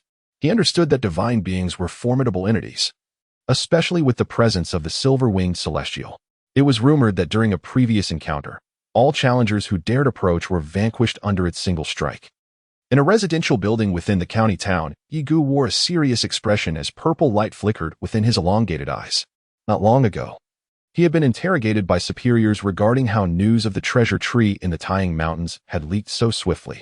Zhu Qingyu's expression was equally grim. Her usual smile had vanished. As one of the team leaders, she too had faced inquiries. It was clear that divine beings had been monitoring the Taihang Mountains for some time, dispatching personnel to seek out the tree, having been the first to discover it. Who could have anticipated that the information would escape into the outside world? As a result, the storm had commenced, and now everyone was aware. A host of extraordinary beings would surely converge. Once the fruits ripened, conflict was inevitable. The superiors were furious. Zhuojun bowed his head, gripping the communicator tightly, his gaze fixed on the screen. He loathed that individual. The moment the screen lit up, he would connect immediately to unleash a torrent of curses. Zhuojun, why are you in a daze? Yiga barked. Typically calm, he was evidently enraged now, stating, you were severely injured. Could it be that you leaked the information before your memory loss? Zhuojun was taken aback, and then his complexion drained of color in an instant. He quickly shook his head. This was a matter he could not bear to accept, for the consequences would be dire. It was utterly impossible. How could I be spineless? I have fought fiercely to the point of amnesia. Zhuojun, filled with emotion, rose to his feet and roared defiantly. We few could not have leaked the information. Could it be that the other two teams were responsible? One of the others remarked. Although the several teams were all affiliated with Tianxin Biotech, they were also in competition with one another, and those two teams had later learned of the little tree's location. It is possible that other forces, such as Blue彼岸花, are involved. They have also appeared in the Taihang Mountains in recent days, Zhu Qingyu stated. Blue彼岸花, which similarly specializes in biomedicine, has consistently been at the forefront of the industry, much like Tianxin Biotech, maintaining a leading position. When it first emerged, it carried an air of mystery. It is said that during its inception, they enlisted several top-tier experts in the field of biomedicine, along with a few centenarian monks, utilizing the most advanced instruments. They conducted various examinations on the monks. Over time, Bodhi gradually expanded and gained renown in the post-civilization era, ultimately evolving into a super conglomerate. This region of the Taihang Mountains has been occupied by us. How dare they interfere? One of the others expressed dissatisfaction. Perhaps they have sensed that we have already gained the upper hand here, and thus wish to sow discord, Xu Qingyu offered. The others furrowed their brows. Bodhi was no trivial opponent, as they were certainly not lacking in experts, such as the formidable King Kong, who could contend with the silver-winged deity. This must be troubling those in power. We need only focus on our current tasks. The night grew increasingly tranquil. They all understood that it would not be long before conflict erupted in these mountains, and they were uncertain how many extraordinary beings would reveal themselves. In the courtyard of the Chu family in Qingyang town, the wind howled and distant thunder rumbled. Chu Feng practiced his boxing, each movement markedly different from before. His fists enveloped in a layer of mysterious power. As he struck, petals and leaves swirled around him. He had mastered the 8th form of the bull demon fist. The pace of his progress was so remarkable that even the yellow ox regarded him with peculiar eyes. However, after 2 days of diligent practice, he had yet to master the 9th form. This final technique was particularly special, resonating with the most challenging first form. He paused for a moment to catch his breath, then headed to the kitchen, intending to prepare some food. To his dismay, the refrigerator was completely empty. There was nothing to eat. The freezer did contain a steak. But if the yellow ox were to see it, a fierce struggle would likely ensue. Enough. It is time to venture out, Chu Feng resolved. Currently, all the major markets had been emptied, and it was impossible to procure any meat. Although there was some grain at home, his rigorous training demanded immense energy.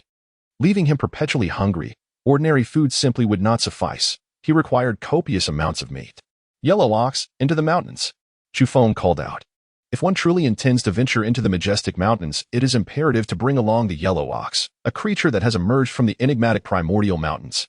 The yellow ox, indifferent and languid, displayed no inclination to move. The pork chops are gone. The turkey has been devoured. From now on, you shall subsist on grass. You must manage accordingly, threatened Chu Feng. Upon hearing this, the yellow ox sprang up from its grand bed, its appetite for meat ignited, revealing its nature that belied a typical herbivore. Ultimately, at Chu Feng's insistence, it set off alongside him. The Taihang Mountains stretched endlessly, a breathtaking expanse. In this region, the mountains rose in a series of undulating formations. After traversing the orchard directly to the east, one could enter the mountains after walking a mere 20 miles. Within this wilderness, numerous wild animals roamed freely, though hunting had been strictly prohibited in the past. Wild boars, leopards, macaques, roe deer, and badgers were among the many species present. However, the sight of wolf packs was the most unwelcome. With the pace set by Chu Feng and the yellow ox, they soon found themselves deep within the mountains.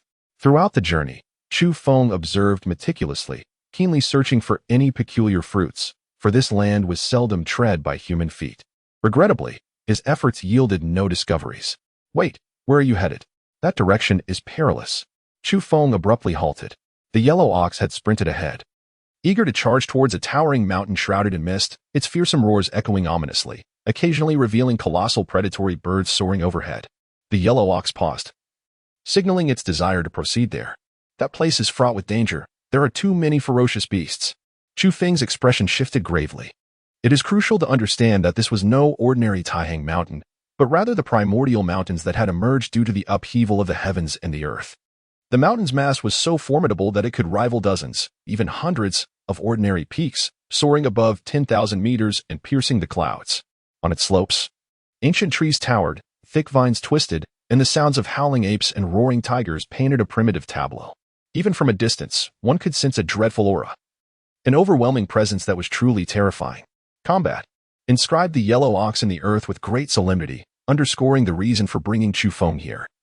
Pointing out the deficiencies he currently faced, Chu Feng's expression shifted subtly, and he hesitated momentarily. Before his arrival, he had never contemplated approaching those ferocious beasts. Following the upheaval of the Taihang Mountains, this region had given rise to countless mysterious colossal peaks, and this was merely one of them. Moo, urged the yellow bull. Very well, I shall heed your counsel, Chu Feng resolved, knowing that the yellow bull posed no threat to him, and its advice was remarkably sound. Having mastered the bull demon fist, what did he have to fear? Perhaps it was within such a harsh environment that the bull demon fist was conceived. At last, he drew near to the mountain, which loomed majestically, resembling an expansive plateau of immeasurable vastness. The vegetation here was lush, teeming with primitive life forms. They cannot escape. Yet I can venture inside? Chu Feng inquired. The yellow bull affirmed this assertion. But will I be able to return? Chu Feng voiced his doubt. The yellow bull nodded reassuringly, instructing him not to fret. As long as he was not slain by the wild beasts, he could retrace his steps safely. Caught in a state of bewilderment, Chu Feng found himself at a loss for understanding the underlying principles. However, it was evident that the scalper was unwilling to engage in further conversation with him. Chu Feng swallowed hard, feeling an unsettling tension in the air. Could he truly contend with such a formidable beast? The bull demon glared at him, reminding him that once they entered the forest, survival was paramount. It was essential to ensure his own safety before selecting an appropriate adversary to hunt. At last, Chu Feng stepped into this primeval mountainous expanse. Towering ancient trees loomed overhead, casting deep shadows. Some of the gnarled vines were as thick as barrels, sprawled across the forest floor. The bull demon promptly cautioned him to traverse with the various forms of the bull demon fist, urging him to tense his body and conceal his presence. Chu Feng complied without hesitation and swiftly departed from his previous position.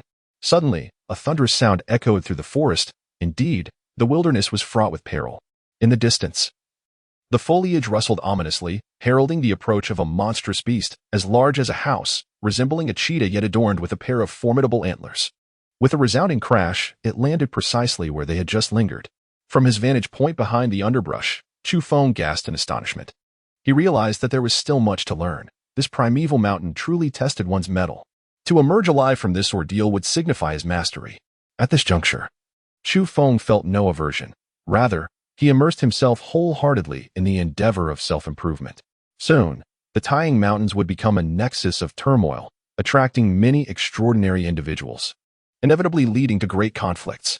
Although he ventured into the treacherous wilderness, he was also undergoing a transformation. Acclimating to various crises, this was far more significant than merely honing his martial skills. As he traversed the dense thicket, a spider, the size of a fist, suddenly descended on a silken thread, nearly brushing against Chu Feng's face. Without a moment's hesitation, he unleashed a punch, sending a spray of gore into the air. He quickly inspected his fist, anxious about potential venom. The hulking creature beside him shook its head slowly, conveying reassurance that the bull demon fist was not so feeble. Throughout his journey, Chu Feng encountered numerous bizarre creatures. The most harrowing experience occurred when he was nearly ambushed by a colossal predator, over 20 meters long. The scene was nothing short of exhilarating. The beast, resplendent in fiery red, pursued him with flames trailing behind. In its reckless charge, it collided with the mountainside, melting the boulders upon impact. The dangers here were indeed formidable. Chu Feng refrained from a direct confrontation and swiftly immersed himself in the forest, vanishing from sight. As he traversed a tranquil woodland, an overwhelming sense of unease enveloped him. Drawing upon his prior experiences, he discerned that formidable beasts likely lurked within. This locale might very well serve as their lair, a territory shunned by other creatures due to its profound stillness. Nevertheless, the yellow ox urged him onward. Soon, a chilling sensation coursed through Chu Feng as he beheld a magnificent tiger, its coat an immaculate white devoid of any patterns, stretching an impressive 6 meters in length, with claws that glinted ominously. Yet, this was no ordinary tiger. It possessed 3 tails, each shimmering with a crystalline radiance and with a gentle flick. They shattered the surrounding rocks. The yellow ox inscribed words upon the ground, conveying to Chu Feng that they would feast upon this creature today. Chu Feng widened his eyes. Before him stood a colossal beast, a creature of formidable ferocity. Was he truly expected to hunt it? Indeed, it was the very one. Huang Niu confirmed with a solemn nod, urging him to ascend and engage it, as a means to hone his martial skills. The terrain ahead was relatively open, devoid of vegetation, with the ground hard and firm. A cave was visible on the mountain wall, evidently the lair of this monstrous entity. At that moment, the 6-meter-long behemoth opened its merciless eyes and regarded the intruders, sensing their unfamiliar presence. With a thunderous roar, the mountain trembled, and the creature transformed into a streak of white light, lunging forward with astonishing swiftness, accompanied by a foul breeze. "Practice your punches," Chu Feng shouted, gritting his teeth as he charged forth. Chapter 29. The Return of Wildness. Chu Feng shouted and charged forward. In the midst of this fervent rush, his adrenal hormones surged. His heart raced at an astonishing pace, and the velocity of his blood flow escalated dramatically. A fearsome beast, 6 meters in length and resembling a white tiger, lunged before him. Its razor-sharp claws, akin to gleaming scythes, descended with lethal intent. As Chu Feng deftly evaded, he refrained from confronting the formidable beast head-on, opting instead for a graceful leap that allowed him to narrowly escape the colossal claws. With a swift motion, he rolled forward, narrowly avoiding the massive paw that crashed down with a resounding thud. Sparks erupted upon impact as the claws carved deep gashes into the rocky ground, attesting to their razor-sharp edges and immense strength. The air resonated with a thunderous roar as 3 thick tails swept across, wielding unparalleled power. When the beast's tails were set in motion, they became as rigid as iron rods. With a swift evasion, Chu Feng narrowly escaped, and with a resounding crack, a sturdy tree, approximately a foot in diameter, was severed, crashing to the ground with a thunderous roar, its leaves scattering chaotically in the air. Chu Feng's gaze became fixed, for as a modern individual, he had never encountered such a terrifying creature. Even though the world had undergone tremendous changes, giving rise to various phenomena, he had never personally experienced the confrontation with a ferocious beast. This monstrous entity was known as the 3-tailed beast, a variant of the giant tiger, possessing 3 formidable tails and a colossal stature, typically exceeding 6 to 7 meters in length. It exhibited all the capabilities of the giant tiger, with tails as hard as iron, capable of effortlessly cleaving through mountain walls and severing the bodies of its foes. A thunderous roar erupted, shaking the very forest. The 3-tailed beast lunged forward, its gaping maw wide enough to engulf an adult whole, its fangs extending over 2 feet long, gleaming white with a chilling radiance. As Chu Feng retreated, had it not been for his remarkable speed, he would have been engulfed by the 3-tailed beast's sudden pounce. Moo! In the distance, the yellow cow emitted a low roar, urging Chu Feng to advance fearlessly. Who fears whom? Let us battle. Chu Feng, forsaking all caution, roared like a wild beast, causing the surrounding trees to tremble slightly. Having evaded several times before, he discerned that the beast's strength was not significantly greater than his own. It was merely its gaping maw and sharp claws that instilled terror. Now that he had charged forward, what was there to fear? With the first stance of the mighty bull demon fist assumed, a mysterious power enveloped his fist. With a furious roar, he propelled himself forward. Behind him, a colossal bull materialized, its black body shimmering with a dark luster, exuding an air of primordial might. Its robust form and wide-open eyes, paired with immense horns pointed toward the heavens, seemed to have traversed from the ancient past. Moo! The bull's roar reverberated through the mountains and forests, causing countless leaves to flutter and cascade down like rain. Startled, the 3-tailed beast's pristine white fur bristled, arching its back in preparation to unleash its most ferocious strike. Boom! As Chu Feng's fist struck, a resounding force erupted, and behind him, the formidable black bull raised its head, its massive horns shimmering with a dark, flowing aura as it charged forward. The 3-tailed beast unleashed a ferocious roar, its gaping maw and powerful claws striking with unrelenting ferocity from multiple angles. With a thunderous boom, the ground trembled, and although the creature and its adversary differed vastly in size, their prowess was not dictated by mere physical dimensions. A howl of anguish escaped the 3-tailed beast, which, to its shock, found itself wounded, staggering backward before collapsing. The enormous bull crashed into it, toppling the beast completely. As the dark aura faded, Chu Feng's fist had shattered the beast's massive claw, severing one of its long, pristine fangs, from which blood flowed profusely. The first form of the bull demon fist, known as the ultimate divine form, manifested the bull's immense power, surpassing even that of the 3-tailed beast. The ground was slick with blood, and the severed tooth lay there like a gleaming blade. The 3-tailed beast, bloodied and furious, rolled over and sprang back to its feet. In that moment, its demeanor shifted. The arrogance and ferocity it once displayed were replaced by a palpable sense of caution. Such strength! It could fell a colossal beast.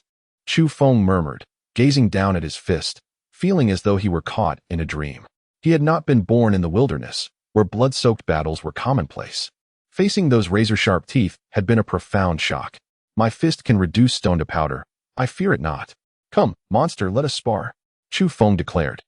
Having transitioned from initial nervousness and fear, he gradually steadied himself, acclimatizing to the primal ferocity that surged within the ancient mountains. The eyes of the 3-tailed beast glinted with malice as it crouched low, its claws concealed, revealing its ivory fangs. This was not an act of submission but rather a gathering of strength. This ferocious creature bore traces of the white tiger's bloodline, belonging to a breed of giant tigers. inherently brutal and rarely yielding. In battle, it fought to the death. Come, let us practice our fists. With unwavering courage, Chu Feng took the initiative, launching himself into the fray with a flurry of punches. The sounds of impact echoed through the mountains and forests as he engaged in a fierce battle with the three-tailed beast, executing the great strength bull demon fist from the first to the 8th stance. As the combat unfolded, his proficiency grew, and he gradually relaxed his demeanor. Had he chosen to strike with lethal intent, the three-tailed beast would have already fallen before him. Yet, in pursuit of honing his martial skills, he consciously held back. Suddenly, the beast's iron tail swept toward him once more, but Chu Feng met it head-on with a powerful punch, shattering the tail and sending a spray of blood into the air. He frowned and stepped back. Despite his remarkable strength, he found himself somewhat unaccustomed to the brutality of the encounter. As a modern individual, the act of slaughter did not sit well with him. Nevertheless, the three-tailed beast, fueled by its ferocity, showed no mercy, roaring with a thunderous intensity as it retaliated fiercely, its massive claws and gaping maw closing in on him in an instant. Chu Feng's eyes glinted with a chilling light as he narrowly evaded the massive claw, which grazed his cheek, almost tearing him apart. With a fierce roar, he unleashed his primal ferocity, leaping into action with tremendous force. Bang, bang, bang. Ultimately, with 3 consecutive strikes, Chu Feng shattered the giant paw of the three-tailed beast, fracturing its skull and piercing its chest to create a gaping, blood-soaked wound. The battle concluded as the 6-meter-long creature collapsed with a thunderous crash, blood gushing forth. This time, Chu Feng did not shy away. He welcomed the searing beast's blood splattering upon him, feeling an unexpected tranquility, his heart clear and serene, as if undergoing a profound baptism. It was neither a manifestation of savagery nor a celebration of violence, but rather an awakening of survival instinct, gradually transcending into something sublime. Chu Feng felt the echoes of ancient ancestors as he stood upon the primordial earth, where the harsh conditions necessitated a struggle against the heavens and fierce beasts. Bathed in the essence of divinity, he fought for mere survival. The yellow cattle had approached, urging him to swiftly remove this colossal creature. Chu Feng understood that he could not linger in this place, for the scent of blood was too pungent, easily attracting other ferocious beasts. He hastily dragged the three-tailed creature along the original path. Nonetheless, they encountered numerous predators along the way. The stench of blood summoned a myriad of hunters. And within the primal forest, pairs of terrifying eyes opened, gazing in their direction before launching a frantic pursuit. A battle ensued as they fought their way through. Fortunately, they remained on the periphery, away from the depths of the mountains, and did not encounter any particularly dreadful beings. It was not until they were on the verge of departure that danger struck. A massive, shadowy hand descended from the heavens, as large as 3 houses, crashing down with immense force. With a thunderous sound, the entire forest trembled violently, akin to a great earthquake. Simultaneously, the three-tailed creature that Chu Feng was dragging suffered the brunt of the blow, its body reduced to a gruesome pulp, blood splattering everywhere, a truly horrifying scene. Moo. The yellow cow kicked up its hooves and bolted straight out of the mountains. In his grasp, Chu Feng still clutched a remnant of the beast's carcass. His body splattered with blood as he rolled out beyond the mountain's mouth. Fortuitously, they had narrowly escaped the looming presence of that colossal black hand. Mere meters away from the mountain's edge. This hand, reminiscent of a mountain itself, was astonishingly immense, possessing a humanoid form cloaked in a deep, obsidian hue, with hair cascading down to 5 or 6 feet in length, the same eerie blackness enveloping its hand. Moments ago, it had lunged forth, a single strike nearly crushing both Chu Feng and the yellow ox beneath its weight. Now it had risen, its gargantuan frame towering at least 100 to 200 meters high, like a dark mountain against the sky, its eyes cold and piercing, fixated on the outside world. Yet, it did not break through. After a moment of contemplation, it slowly withdrew, causing the forest to tremble as leaves fell in disarray. Chu Feng observed intently as it vanished beyond the great mountain, delving into a more profound abyss, where even more colossal primordial peaks loomed. After an extensive period, he remained gazing, his body drenched in beast blood, mingled with cold sweat. Finally, he cast his gaze downward to the remnants of the three-tailed beast, now reduced to but 2 hind legs and a smattering of torso, the majority having been obliterated into sanguine mire by that earth-shattering blow. What manner of monster is this? We narrowly escaped becoming mere flesh and blood. He felt a twinge of reflection, sensing a lingering chill within his body. He inscribed the words "Black Divine Ape" as he etched further into the ground, revealing a line that proclaimed, "In a year and a half, I shall slay it." After a brief bout of tidying up and skinning the beast, he utilized his black short sword to disassemble the legs, meticulously stowing them away in 2 large freezers, ensuring he could remain secluded for many days. Chu Feng exhaled deeply. The yellow bull shook his head, gravely admonishing him that he must venture out daily. Chu Feng opened his mouth slightly, but eventually nodded. He understood that honing his skills in that place would indeed yield immense rewards. If he could confront various dangers, it would lead to his transformation. For instance, compared to before entering the mountains, he had undoubtedly grown significantly stronger, experiencing a comprehensive enhancement in temperament, courage, and experience. Otherwise, remaining passive while awaiting the harsh and cruel realities of the world could demand a steep price, perhaps requiring him to exchange blood and life for experience, resulting in far greater losses. In the following days, Chu Feng ventured into the mountains daily, sharpening his abilities and practicing his punches. His striking power grew increasingly formidable, and his comprehension of the first 8 forms deepened, leading to a newfound understanding that amplified the potency of the bull demon fist. Subsequently, he mastered the 9th form of the bull demon fist, which emerged during a fierce battle with a ferocious avian creature over 10 meters long, compelling him to unleash greater strength. Shakyamuni throws the elephant. In the days that followed, Chu Feng traversed the vast wilderness, as if undergoing a metamorphosis. From a state of tension, sweating profusely, and unable to bear the sight of blood, he gradually transformed into a figure of calmness, composure, and poise, capable of surviving and thriving in the primal depths of the mountains amidst fierce battles. He persistently practiced his punches, solidifying his understanding of all 9 forms of the bull demon fist. Among the towering ancient trees, thriving with the weight of centuries, he navigated the dense foliage. This time alone, without the company of the yellow bull. Suddenly, a piercing avian cry echoed like thunder in his ears. In midair, a massive black bird of prey, with a wingspan of over 10 meters, swooped down swiftly, accompanied by a fierce gust of wind. This creature, entirely cloaked in ebony feathers, gleamed with a cold metallic luster. Its claws sharp and black as night. Crack! Chu Feng evaded the creature, retreating behind a colossal boulder weighing 1,000 janes. To his horror, the monstrous claws of the beast effortlessly rent the stone asunder, a sight both terrifying and awe-inspiring. This ebony giant bird possessed eyes of a blood-red hue, exuding an air of cold ruthlessness and ferocity, unmistakably formidable in its presence. Its immense size rendered it capable of devouring even the mightiest of elephants. As a fierce wind surged, it swooped down once more, disregarding the dense forest. Its black feathers, as unyielding as steel, mercilessly snapped the trunks of towering trees, sending leaves swirling chaotically in the air.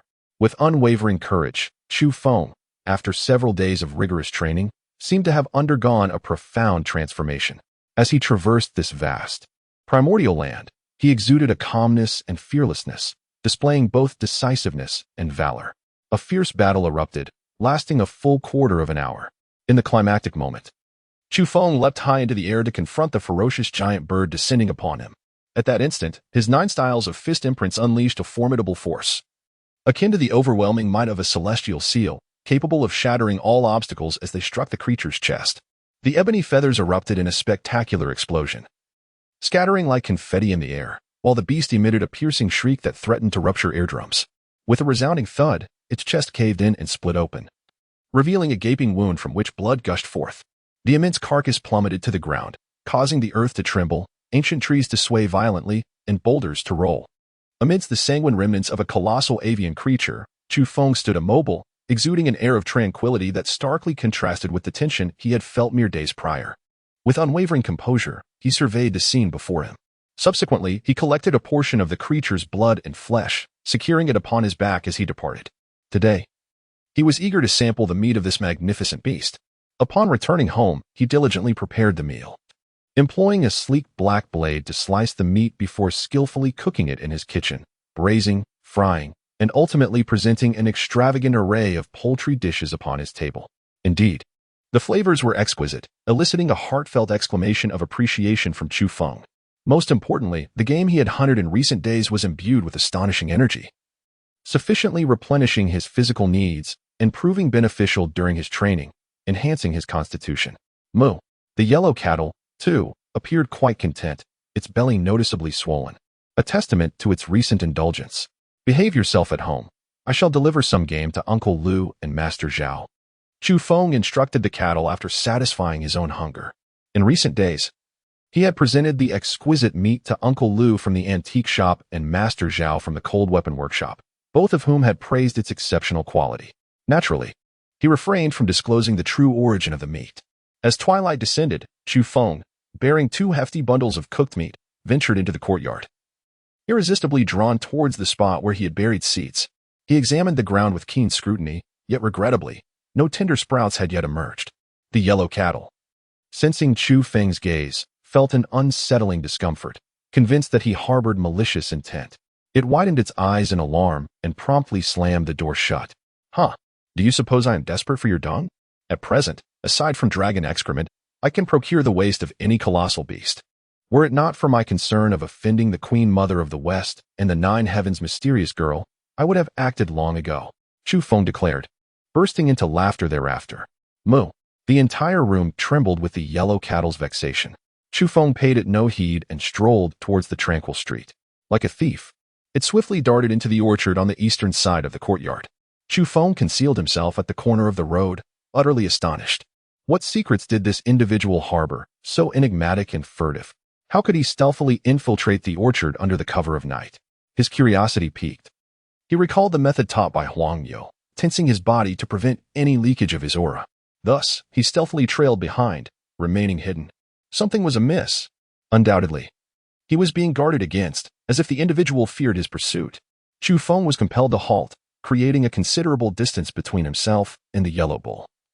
For he was acutely aware of its extraordinary sensitivity and almost instinctive intuition. If he ventured too close, he would undoubtedly be detected. Recently, he had made significant progress in his martial arts practice, awakening a similar sense within himself. Even from afar, without visual confirmation of the lurking monstrous beasts, he could still perceive impending danger. It resembled a primal instinct. Once he had established a sufficient distance, Chu Feng was confident that the yellow bull could not detect his presence. He followed at a leisurely pace, only able to perceive a hazy golden light moving through the orchard. Chu Feng secretly scoffed, pondering the cautious demeanor of the bovine, wondering what peculiarities compelled such vigilance. He swiftly concealed himself behind an ancient peach tree, remaining utterly still. Moments later, Chu Feng observed the yellow cow seemingly excavating a pit, as if to bury something within. Is this rascal interring treasures? How dare it do so behind my back? Grinding his teeth in frustration, he maintained his composure, patiently biding his time. Hidden behind the venerable tree, motionless. You little calf, thinking you can deceive me? Not a chance. Soon, I shall uproot your scheme, leaving you nowhere to lament. In a moment of quiet contemplation, Chu Feng could not suppress the triumphant smile that graced his face. One could imagine the fury that would erupt within the yellow bull should it arrive here only to find nothing but emptiness. He chuckled softly, waiting patiently until the creature had completely departed before leisurely emerging from behind the tree, ready to embark on the quest for buried treasure. He understood all too well that the bull demon king was notoriously discerning. Anything deemed worthy of its attention was likely extraordinary. Had it perhaps stumbled upon something remarkable during its previous excursions into the mountains? Chu Feng pondered.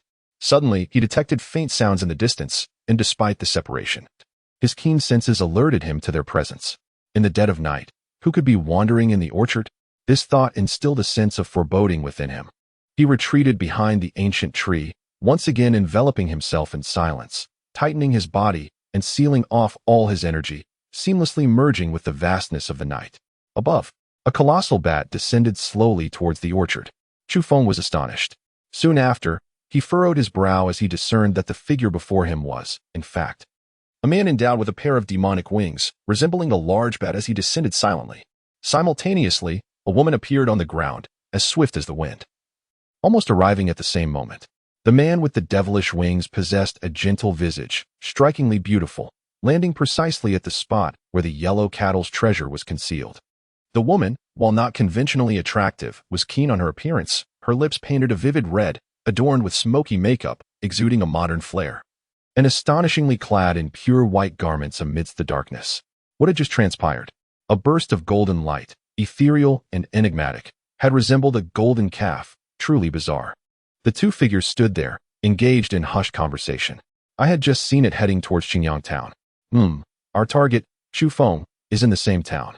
In the distance, Chu Feng, with his keen senses, had already caught wind of the situation and a wave of unease washed over him. These two were pursuing him, treating him as their quarry. What were their intentions? He instantly froze.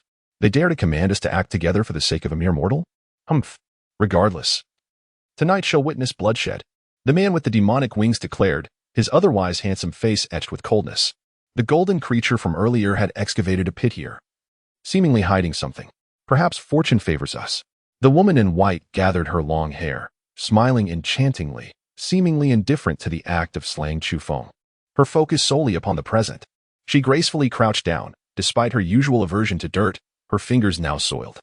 This was due to her earlier sighting of a remarkable golden creature, undoubtedly extraordinary. If there are benefits, we shall share equally, the man with the demonic wings remarked. In the darkness, Chu Feng maintained a calm gaze, choosing not to intervene. Now was not the opportune moment to strike, as they regarded him as their target.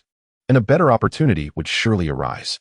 On the ground, rustling sounds emerged as the woman in white began to dig, her eyes shining brightly in the night.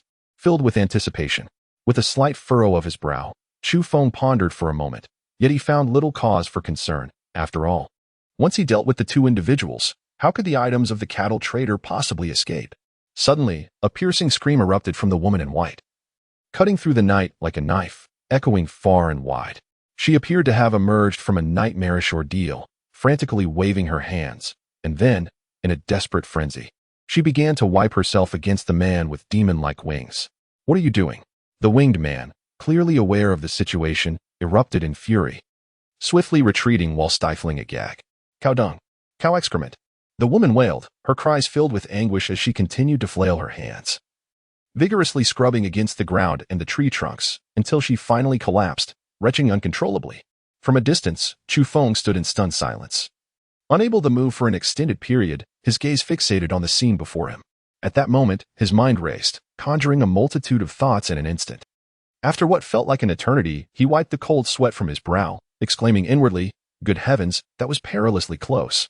His complexion shifted through shades of green, red, and white, as he experienced a twinge of dread. That cattle trader is truly despicable. He cursed silently, berating him in his thoughts. Originally, he had intended to follow the cattle trader discreetly, planning to unearth treasures and eliminate the competition in one fell swoop. Had it not been for the sudden appearance of these two individuals, he could scarcely bear to imagine the horrific outcome that might have unfolded. Chu Feng wiped the sweat from his brow, cursing the yellow cow in his heart 1,000 times. Was it truly necessary to be so enigmatic over a mere resolution of personal issues? It felt akin to thievery. This creature was, by nature, a harbinger of misfortune. Anyone who noticed its peculiar movements would naturally be compelled to follow it in secret. Soon enough, Chu Feng realized that his incessant references to cow dung in recent days had evidently instilled a psychological shadow in the yellow cow, prompting it to be wary of him. Cursed beast. In the distance, a woman clad in white, plagued by her obsessive cleanliness and a penchant for beauty, was retching to the point of nearly expelling her very bile, her coughs echoing with desperation and punctuated by anguished cries. The sound was utterly chilling, as though she were enduring the most excruciating torment. A man with demonic wings also heaved for an extended period, ultimately shedding his garments and casting them aside. His countenance darkened to the point of resembling a stormy sky. As he called out to his siblings, seeking votes of recommendation, he expressed his profound gratitude. Chapter 31. Invincible, I am losing my mind, ah. The woman in white, pale from her retching, vigorously shook her head, her voice rising to a shrill pitch, teetering on the brink of madness as she sprang to her feet and fled into the distance. There lay a stream, and she could no longer endure the filth upon her hands. She longed to sever them entirely. She raced towards the water, plunging her hands into its icy depths, scrubbing furiously until her skin threatened to peel away. The man was no exception. With a grim expression, he stumbled towards the stream, continuing to retch as he squatted there, washing incessantly. Chu Feng observed from a distance, refraining from launching an ambush due to his disdain for them, preferring to wait until they had cleansed themselves. Even from afar, he found their state somewhat intolerable. It is easy to imagine the emotions of those two individuals at that moment.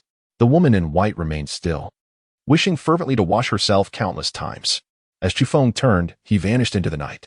After a considerable time, the two finally appeared outside the Chu family's courtyard. Just then, Chu Feng also opened the door and stepped out. Had he not wished to extract some information from them, he would have acted long ago.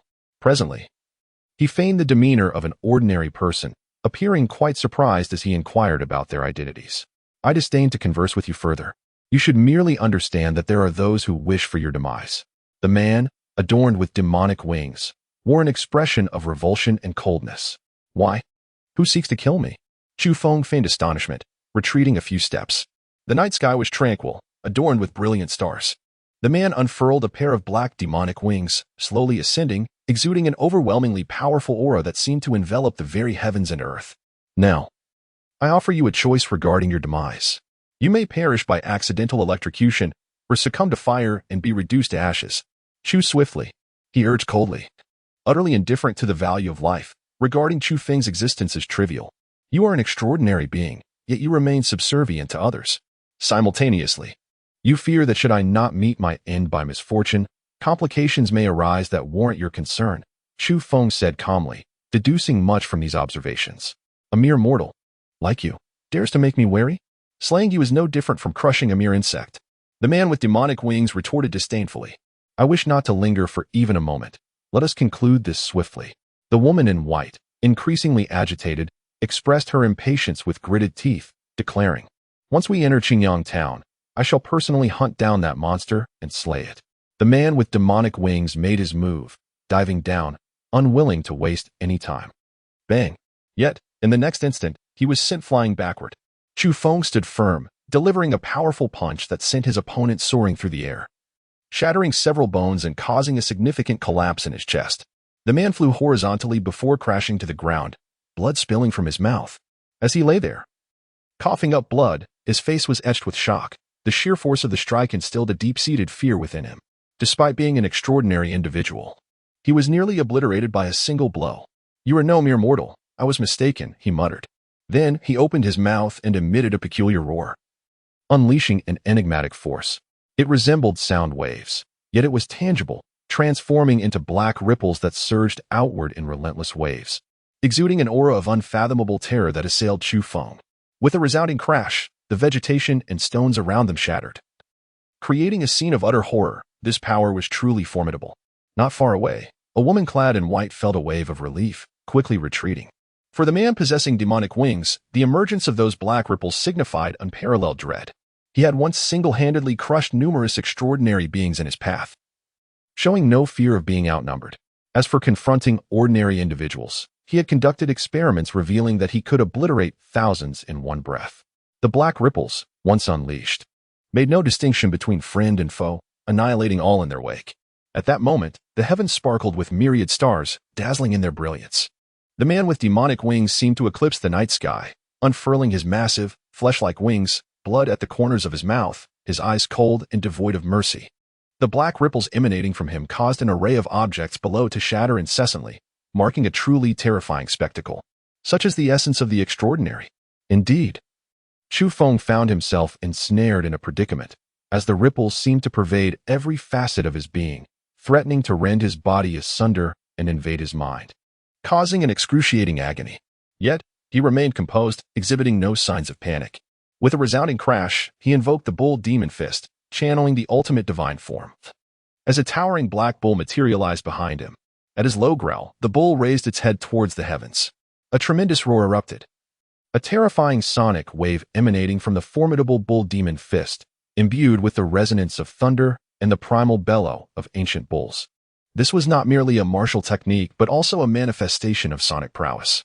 In midair, the handsome man adorned with demonic wings found his black ripples dissipating. As if struck by lightning, he coughed up blood profusely and plummeted to the ground.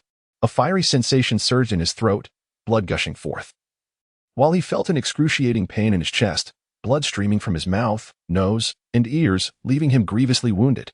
Witnessing this scene, the woman clad in white turned pale, her expression drained of color. Swiftly she acted, her palm radiating a violet luminescence as a vine sprouted forth, racing towards Chu Feng with great speed. Chu Feng deftly evaded, as the vine struck the ground, causing the blue stone slab to crack instantaneously, showcasing an astounding force. With a swift motion, the vine surged from her palm, proliferating rapidly in an attempt to seal every escape route, intent on ensnaring Chu Feng and suffocating him alive. Simultaneously, the vines writhed and lashed out, resulting in the ground fracturing and debris scattering, a truly terrifying sight. However, the Chu Feng of today was no longer the same as when he battled against Zhuo Jun. He remained remarkably composed in the face of these two extraordinary beings, his speed having become extraordinarily swift. Now, at a distance of 100 meters, he required merely 1.8 seconds. Ever since mastering the 9th form of the bull demon fist, his strength and velocity had significantly escalated, his physique becoming increasingly formidable. The notion of the flesh attaining sanctity was being validated through his experience. A fleeting shadow darted past as Chu Feng leaped, delivering a powerful kick that sent the woman in white hurtling through the air, crashing into the orchard with a resounding thud. Blood filled her mouth, and she could no longer rise.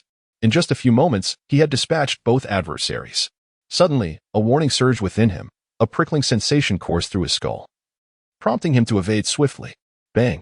Not far away, a man with demonic wings pulled the trigger, the dark muzzle of the gun erupting with flames, aimed at delivering a lethal strike from behind. The bullet whizzed through the air with remarkable speed, yet Chu Feng's gaze sparkled with clarity, as if he could perceive its trajectory. He had already anticipated the attack, successfully evading the lethal shot aimed at his head. Bang, bang, bang. The man continued to fire, his eyes cold and menacing. Having sustained severe injuries, his face was marred with blood, his chest nearly punctured by a powerful blow. Now, utilizing the strength of the mechanical gun, he sought vengeance, ruthlessly intent on eliminating his target. Yet, since mastering the 9th form of the bull demon fist, not only had Chu Feng's physical reflexes accelerated, but his primal instincts had also awakened, allowing him to sense impending danger with remarkable acuity. A prickling discomfort occasionally surfaced in various parts of his body, signaling the approach of peril, enabling him to dodge each threat in advance. The pupils of the two extraordinary beings constricted, their faces paling in fear. Was this truly the target they sought to eliminate? Could such a being be merely immortal? What a farcical notion! As the bullets were expended, the man with demonic wings, enduring excruciating pain and bleeding profusely, frantically flapped his wings in a bid to ascend into the sky and escape. With resolute determination, Chu Feng unleashed a black short sword that soared like a bolt of black lightning into the night sky. With a sharp thud, it pierced through the body of the man with demonic wings, causing him to plummet from midair once more. The injured man was rendered unable to rise again, his condition gravely severe, teetering on the brink of death.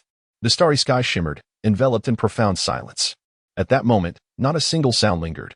Chu Feng remained tranquil, bathed in the radiance of the stars, his entire being seemingly aglow as he gazed down upon the two individuals below. The two extraordinary beings were utterly shocked, gripped by a profound sense of dread. The young man named Chu Feng had not even revealed his extraordinary prowess, yet managed to sweep them aside effortlessly. Just how formidable was he? They trembled in fear, feeling as though they stood before a deity or a demon, exalted and invincible. At that instant, the yellow bull appeared, gazing at the two with a puzzled expression, somewhat bewildered. Had it not been for the ruckus outside, it would not have emerged. The woman in white lifted her gaze and instantly spotted the yellow bull, her countenance changing drastically as she realized that it was the very source of her torment. Ah, she screamed. In an instant, memories of her recent harrowing experience flooded back to her, akin to a nightmare. As the yellow bull approached, she could not help but retch once more, trembling as she collapsed onto the ground. The psychological trauma she endured was immense. The yellow bull, initially perplexed, soon grew enraged, for her vomiting intensified as it drew nearer. Did she look down upon it? With a thunderous stomp, it placed its hooves upon her forehead, causing her to roll her eyes back and succumb to unconsciousness. Tell me everything you know, Chu Feng demanded, fixing his gaze upon the man with demonic wings. However, the man remained tight-lipped, refusing to divulge any information, his expression one of defiance, hatred, and a sense of futility. Deep within, a flicker of fear resided. He regarded Chu Feng as if he were facing a god or a demon.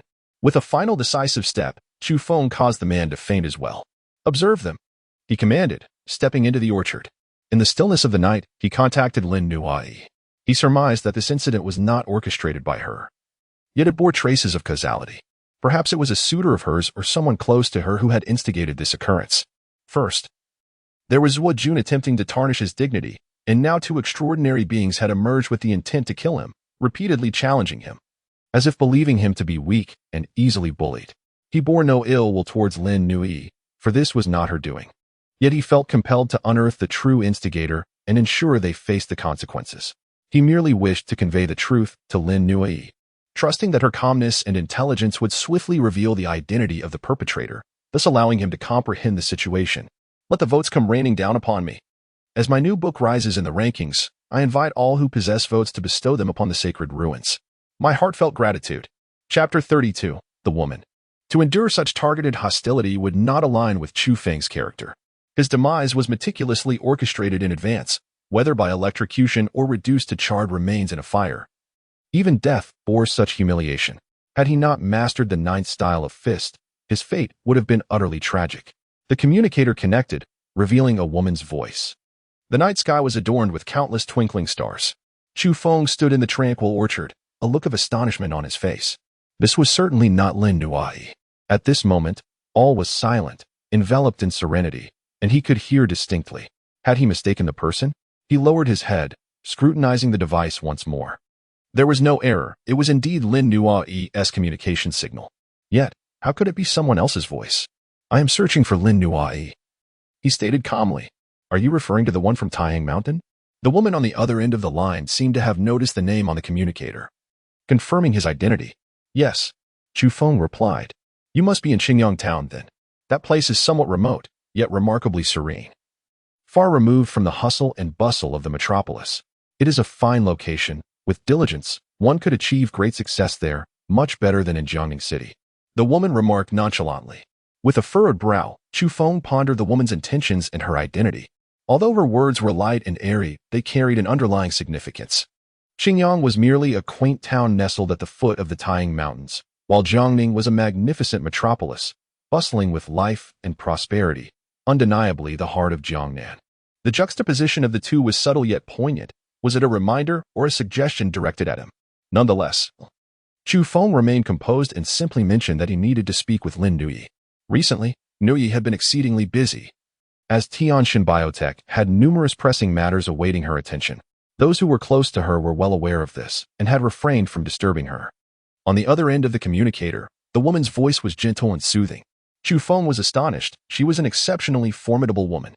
Though she appeared gentle and spoke with an air of casualness, her words were laden with profound meaning, contingent upon one's interpretation. Her previous remarks not only underscored Lin Nui's esteemed status but also delineated the circle of those intimately connected to her. The conversation flowed effortlessly, seemingly flawless, yet concealed a subtle sharpness. Chu Feng speculated that this woman shared a close relationship with Lin Nuyi. Otherwise, how could she have access to her communicator? He did not refute this notion, responding with a calm demeanor. Subsequently, Chu Feng smiled and politely stated that he was sorry for the interruption, thus concluding the call. This encounter took him by surprise, as he was unable to reach Lin Nuyi. Who exactly was this woman in relation to Lin Nuyi? It was difficult to discern her age solely from her voice. She could either be a young lady in her 20s or an elegant matron in her 30s or 40s. An hour later, Chu Feng dialed Lin Nuyi's communicator once more. On the other end, a woman's languid voice emerged, pleasant to the ear yet tinged with a hint of disdain, asking, "Why are you calling again?" With a sense of resignation, Chu Feng pondered. Why is it still her? It would be wise for you to cease all communication with Nuai. She is exceedingly occupied and lacks the time. One must possess self-awareness. This time, the woman spoke with a certain directness, imbued with an air of arrogance. You are overthinking. I merely wish to clarify a few matters with her in person. Chu Feng remained composed. Some matters are best left untangled, for they yield no resolution. Do you comprehend my meaning? Ground yourself and lead a good life in Qingyang Town. It is a place well suited for you. The woman's tone revealed a hint of indifference, clearly indicating her waning patience as her words lost their subtlety. It appears that the misunderstanding is deepened. Chu Feng's response was succinct, yet it bore no intention of elucidation. There exists no misunderstanding. Refrain from disturbing Nuai in the future. She has her life, and you have yours, belonging to disparate realms. Take heed.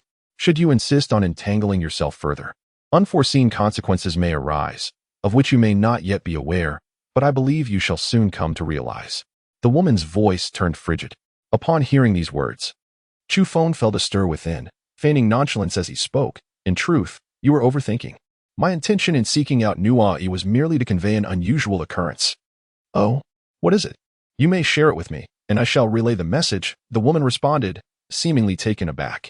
Today, a large bat fell outside my home, drenched in blood. Upon uttering this, he fell silent, keenly attuned to her reaction. Indeed, the woman appeared astonished, as if jolted upright from her repose. And for a brief moment, an eerie silence enveloped the conversation. At last, she inquired with a composed demeanor. Such a trivial matter is what you wish to inform me of? Though that bat is grievously wounded, it has never been particularly amiable towards me. It seems that, even if it is not a divine creature, there is some connection, Chu Feng replied, his tone measured and unhurried. A moment of silence ensued. And when the woman spoke again, her voice bore a gentler tone. Given that there exists a certain connection with divine beings, you ought to lend your assistance. We cannot allow it to come to harm. The gaze of Chu Feng was somewhat frigid. This woman was acquainted with the man who bore the wings of a demon. Why should I extend my assistance? Although I was unaware of the circumstances that led to his injuries, he had consistently exhibited hostility towards me, as if he harbored intentions to take my life. He spoke thusly. You. The woman was incensed. Having reached this juncture, she could no longer maintain her composure. Nor could she continue to confront Chu Feng with her previous demeanor, feeling a surge of indignation. I warn you, should anything happen to him, you shall not escape unscathed. The woman declared with unwavering resolve, issuing her threat. Chu Feng pondered. It appeared that the man with demonic wings was indeed a formidable adversary. Not a mere pawn to be easily discarded, deserving of her protection. The man, with his ominous wings unfurled, exhaled dark ripples, indiscriminately annihilating all within a certain radius, causing the bluestone ground to shatter, a true testament to his extraordinary might and status. What does it matter to me? He was destined to perish anyway, likely unable to endure beyond a day or two. As Chu Feng uttered these words, she cast a glance at the two otherworldly beings lying in the distance. Someone would come to retrieve him. You need only to assist in tending to his wounds, nothing more. The woman spoke coldly before terminating the call. Chu Feng set down the communicator, a hint of a cold smile gracing his lips as he discerned some clues, unperturbed by the prospect of their actions. The night unfolded in tranquility, devoid of visitors. It was not until noon, after Chu Feng and the beefy man had finished their meal, that someone intruded upon their domain, striding directly into the courtyard. Are you Chu Feng? Where is the person? The speaker was a middle-aged man in his 30s. With a slightly tanned complexion and a medium build, exuding an air of authority, his gaze piercing and aggressive. I am Chu Feng. Behold, the individual is right over there. Chu Feng replied, gesturing towards a corner of the courtyard wall. This is not my fault. He was grievously injured yet still bore the intent to kill me. Who wouldn't fear such a monster? I had no choice but to summon the courage to bind him. Chu Feng shrugged, a look of helplessness etched on his face. Very well, I shall take the person with me. As for you, you will perish in the fire, declared the middle-aged man, summoning a tempest of fury as he launched a punch aimed squarely at Chu Feng's temple, clearly intent on taking his life. With an impassive countenance, Chu Feng remained rooted to the spot, his right hand forming a fist as he boldly advanced to meet the oncoming blow. The clash of fists reverberated through the air. The middle-aged man let out a dreadful scream, his body propelled backward, his fist shattered, and his arm grotesquely twisted, as if struck by a mighty mountain. You are indeed peculiar. Strike! He bellowed in fury. Simultaneously, several gun barrels emerged from the courtyard wall, equipped with silencers and wielding large-caliber firearms, unleashing a hail of bullets aimed at Chu Feng. However, having mastered the 9 styles of boxing, an instinct within Chu Feng awakened, granting him a premonition of danger, allowing him to evade with astonishing speed, leaping beyond the confines of the wall. Bang! Bang! Bang! One punch followed another, as the 4-armed assailants felt their bones shatter. Blood spewing from their mouths, their bodies sent hurtling to the ground. The middle-aged man stood in shock, as he opened his mouth, emitting a thread of white light, resembling spider silk, ensnaring Chu Feng in a most bizarre manner. He resembled a great black spider, spitting out silken strands and charging forth with ferocity. The dark spider legs carved deep gashes into the ground, shredding stone upon contact, a horrifying spectacle to behold. Buzz! The air seemed to hum as he approached. Several spider legs extending rigidly toward Chu Feng's body, akin to black war spears, sharp and unparalleled. Alas! In that moment, as Chu Feng summoned the ultimate form of the bull demon fist, he clenched his fist, shattering several of the black gold spider legs. With a single, devastating blow to the man's chest, he pierced through, leaving a ghastly wound. The middle-aged man shrieked in agony, collapsing to the ground, never to rise again.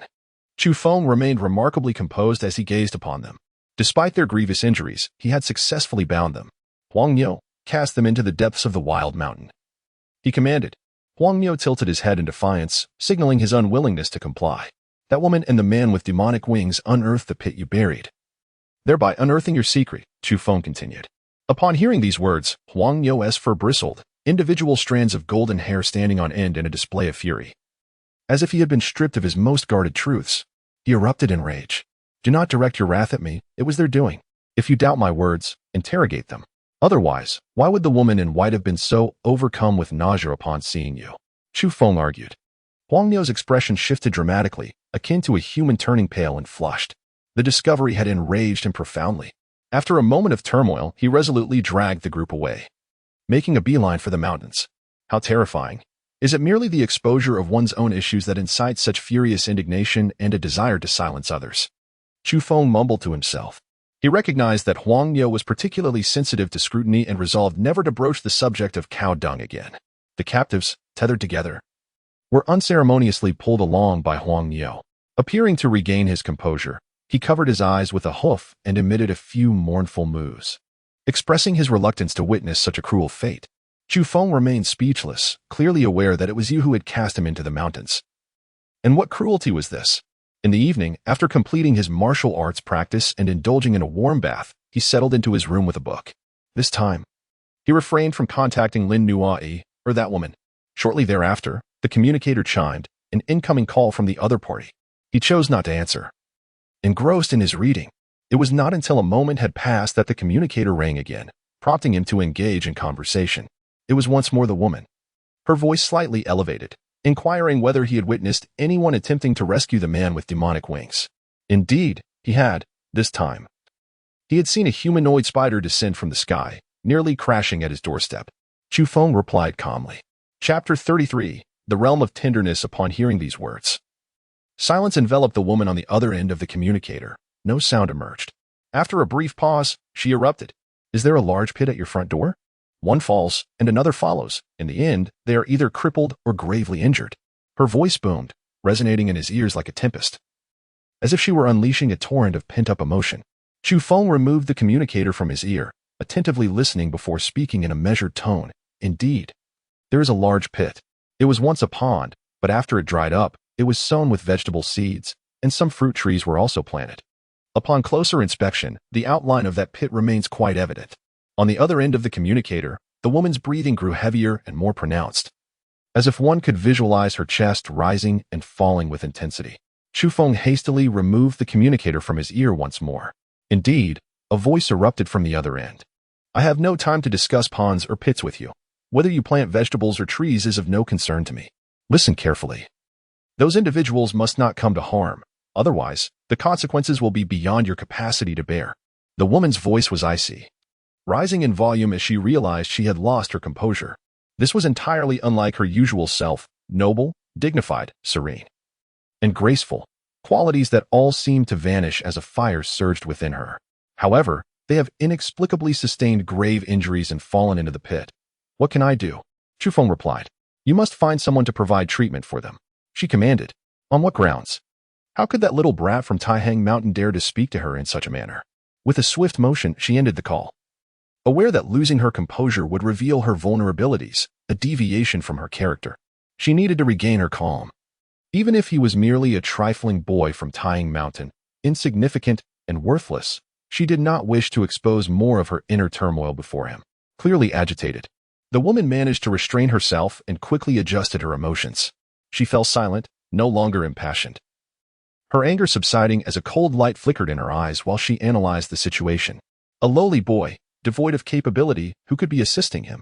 She mused, recalling Lin Nuyi. Could she have sensed something? This thought startled her. But how could that be? Lin Nuyi had always maintained a distant demeanor toward Chu Feng, and recently she had been preoccupied with her own pressing matters, awaiting a critical transformation, with no time to spare for anything else. Is the Bodhi gene attempting to thwart us? She frowned, contemplating too deeply. She pondered over Chu Feng, considered the internal dynamics of the Celestial Biological Corporation, and then doubted the Bodhi gene, this super conglomerate. She retrieved her communicator, opened her contacts, and selected a name that read Mu. Yet, hesitation crept in, and she ultimately shut it down. Just as her frustration mounted, Lin Nuyi's communicator buzzed. Upon seeing the name, her expression stiffened. It was a call from Chu Feng, whom she currently despised, as all her recent misfortunes seemed intertwined with him. Do you have something to say? She asked coldly. Is it you who has business, or what? That bat and the large spider are on the brink of death. How long do you intend to leave them here? Chu Feng inquired. I will communicate with them. The woman replied in a low tone, still carrying an air of disdain, demanding that Chu Feng pass the communicator to the two creatures. I warned you earlier. Both of them have passed out, gravely wounded, and it's doubtful they will survive. Even I am nearly frightened to death by them. Hurry and get someone to take them away, Chu Feng urged. After a moment of silence, the woman informed Chu Feng that someone would arrive within a day or two and insisted he take good care of them, or he would not be able to bear the consequences. Once the call ended, Chu Feng cheerfully retired to bed. However, the woman found herself unable to sleep, her irritation mounting as she felt incapable of handling the situation with an air of detachment, allowing her emotions to overwhelm her. Regardless of whether the issue stemmed from herself or others, she resolved to eliminate all obstacles. With a steely gaze, she made her decision. As dawn broke, Chu Feng sat beneath the rising sun, performing his unique breathing exercises each morning and evening, fully aware of their significance, perhaps even more so than the formidable bull demon fist. Observations from the diligent ox revealed insights. Regardless of its inherent laziness, it consistently engaged in this practice daily, without fail. A commitment unmatched even by the vigorous training of its own kin and the bull demon fist. After breakfast, Chu Feng called out to the ox, saying, "Let us venture into the mountains." The ox, scratching the ground, inquired about the possibility of others arriving. Our targets are me and the missing otherworldly beings. They are not here, so what can be done? Chu Feng replied with a smile, entirely unperturbed. Those individuals preferred the shadows, even if they wished to eliminate him. They would meticulously arrange for his demise to appear accidental. If he were not present, no harm would befall him. Let it be, he thought, to spare them the effort. I shall leave a note. Chu Feng procured a sheet of paper, inscribing large characters upon it, which he subsequently affixed to the door. Those individuals had always acted with impunity, treating this place as if it were inconsequential. Thus, he anticipated they would inevitably intrude. The message was succinct and straightforward. Recently overwhelmed with fright, I am wandering the mountains for solace. In addition, he marked the correct path leading to the vast and primordial mountains he intended to explore. Should there be any urgent matters, one could venture into the mountains to seek him out. If anyone dared to approach, none would escape unscathed. This was Chu Feng's resolve. If they sought to harm him, they must bear the consequences. As for that woman, he harbored no fondness for her, only disdain. He awaited her to dispatch her minions, intending to eliminate each one, severing her connections and inflicting pain upon her or those she represented. However, he would not squander time waiting idly. If they wished to find him, they must come willingly. Should he retreat into the mountains to refine his martial prowess, those otherworldly beings would do well to follow suit promptly. While traversing the path, Chu Feng contemplated the situation thoroughly. He had recently engaged in training within the Great Mountains, experiencing rapid enhancements in various aspects. Although fraught with peril, it was undeniably an excellent locale. He resolved to invite Zhou Quan, taking him along for this endeavor of self-improvement. Zhou Quan, being extraordinary, far surpassed ordinary individuals. A rigorous trial in the primal mountains would undoubtedly elevate him further. Let us go. First, I will locate that portly fellow. Now, having achieved significant progress in his martial arts, his physical condition had remarkably improved, endowing him with astonishing speed and strength, making the traversal of 100 miles trivial. In the past, the distance between the county town and Xingyang town was merely a few miles, but now it had astonishingly expanded to over 100 miles. With enigmatic giant mountains emerging along the way. Fatty, I have come to find you. Hurry to the outskirts of the county town. I shall take you to a delightful place, Chu Feng communicated with Zhou Quan. Upon hearing this, Zhou Quan exclaimed excitedly, I have been utterly cooped up lately. Once you arrive in the county town, I shall treat you, and we will indulge in a grand feast. Then, we can enjoy a bath. As for the Street of Enchanting Beings, should you be intrigued, I will certainly accompany you without hesitation. What? Such a splendid place exists? How am I unaware of this small patch of land in the county town? I am well acquainted here.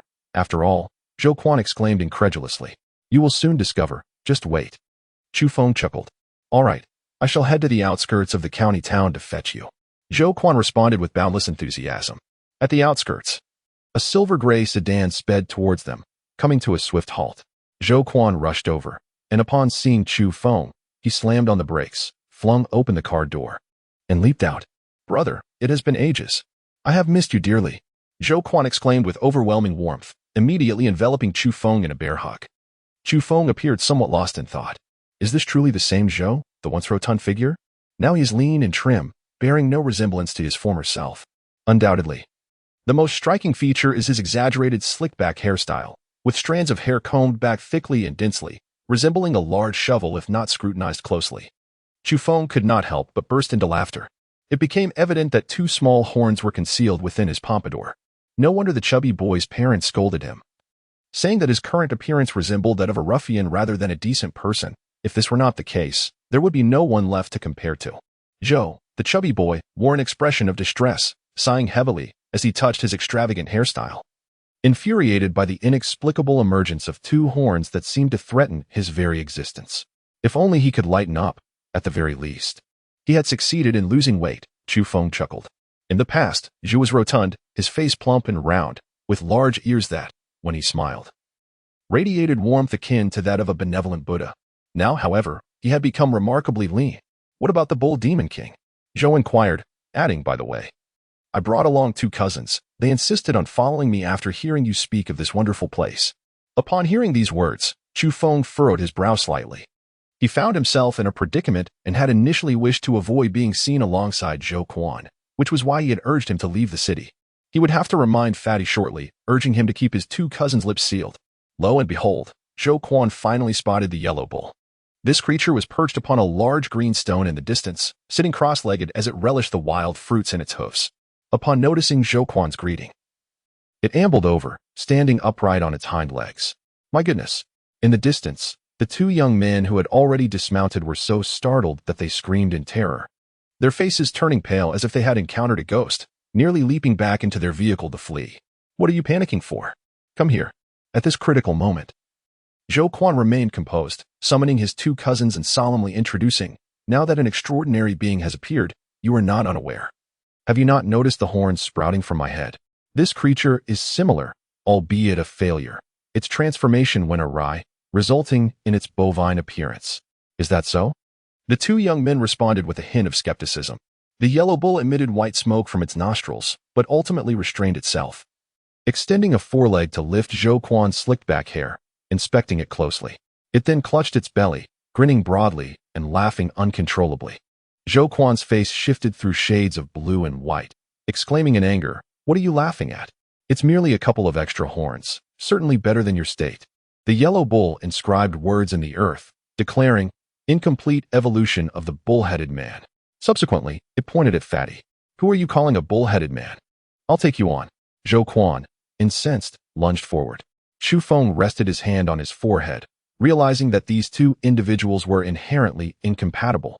Whenever they gathered, conflicts would inevitably arise. You are truly a bull-headed person, and your entire family embodies that trait. After being separated, Fat Zhou continued to bicker. The yellow bull, unimpressed, decisively retrieved a communicator from the large cloth bag slung over its shoulder, swiftly initiating a search. Then, it broke into an exaggerated grin, unable to contain its amusement. Zhou Quan stared blankly at the creature, despite having heard Chu Feng mention its fascination with the communicator and its tendency to disturb others. Witnessing its adept manipulation firsthand left him momentarily speechless. You're a genius, he exclaimed. Eventually, Zhou Quan sternly cautioned his 2 younger cousins before sending them on their way, while he and Chu Feng ventured deeper into the mountains. I say, brother, where exactly is this amusement you spoke of? Why are we heading into the mountains? Zhou Quan felt uneasy. The path is correct. We are almost there. That is reassuring. By the way, is it truly exhilarating? Zhou Quan inquired skeptically. Rest assured, it promises an unprecedented thrill. As I have mentioned, it will make your heart race with excitement. Let us go. Chu Feng led the way. I have also heard tales of estates built by tycoons in the Taihang Mountains. You wouldn't happen to have an inroad to such places, would you? Let us go. I'm intrigued. I've heard it's a realm where one can indulge in the pleasures of life. Zhou Quan continued, by the way. With the recent changes in the world, hasn't that affected those places? Are they still operational? Fear not. There has been no significant impact, Chu Feng replied. Excellent. I thrive on such excitement. I'm coming for the gentle embrace of ecstasy. Zhou Quan shouted with enthusiasm. Chapter 34. An epic blockbuster, it willingly embraced its name, finding great pleasure in being called the Yellow Bull. Along the journey, Zhou Quan learned of this and was left dumbfounded, feeling a sense of imbalance within. After all, he had once dubbed the Yellow Bull Demon King, only to be met with disdain from the creature, which regarded the name with scorn. Yet, in the end, this picky being had chosen such a delightful appellation. Moo. The yellow bull called out, raising its head high with an air of pride, evidently pleased with its melodious name. Are you really so self-satisfied? Zhou Quan was at a loss for words. To him, it seemed an exceedingly unrefined name. How could the creature accept it? The yellow bull shot Zhou Quan a sideways glance, disdain evident in its expression, as if to ask, what of it?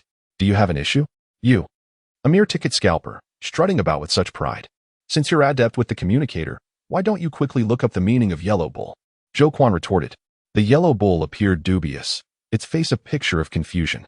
Upon witnessing the situation, Chu Feng felt a sense of impending doom and, somewhat apprehensive, remarked, do not heed his nonsensical ramblings. We must prioritize our journey.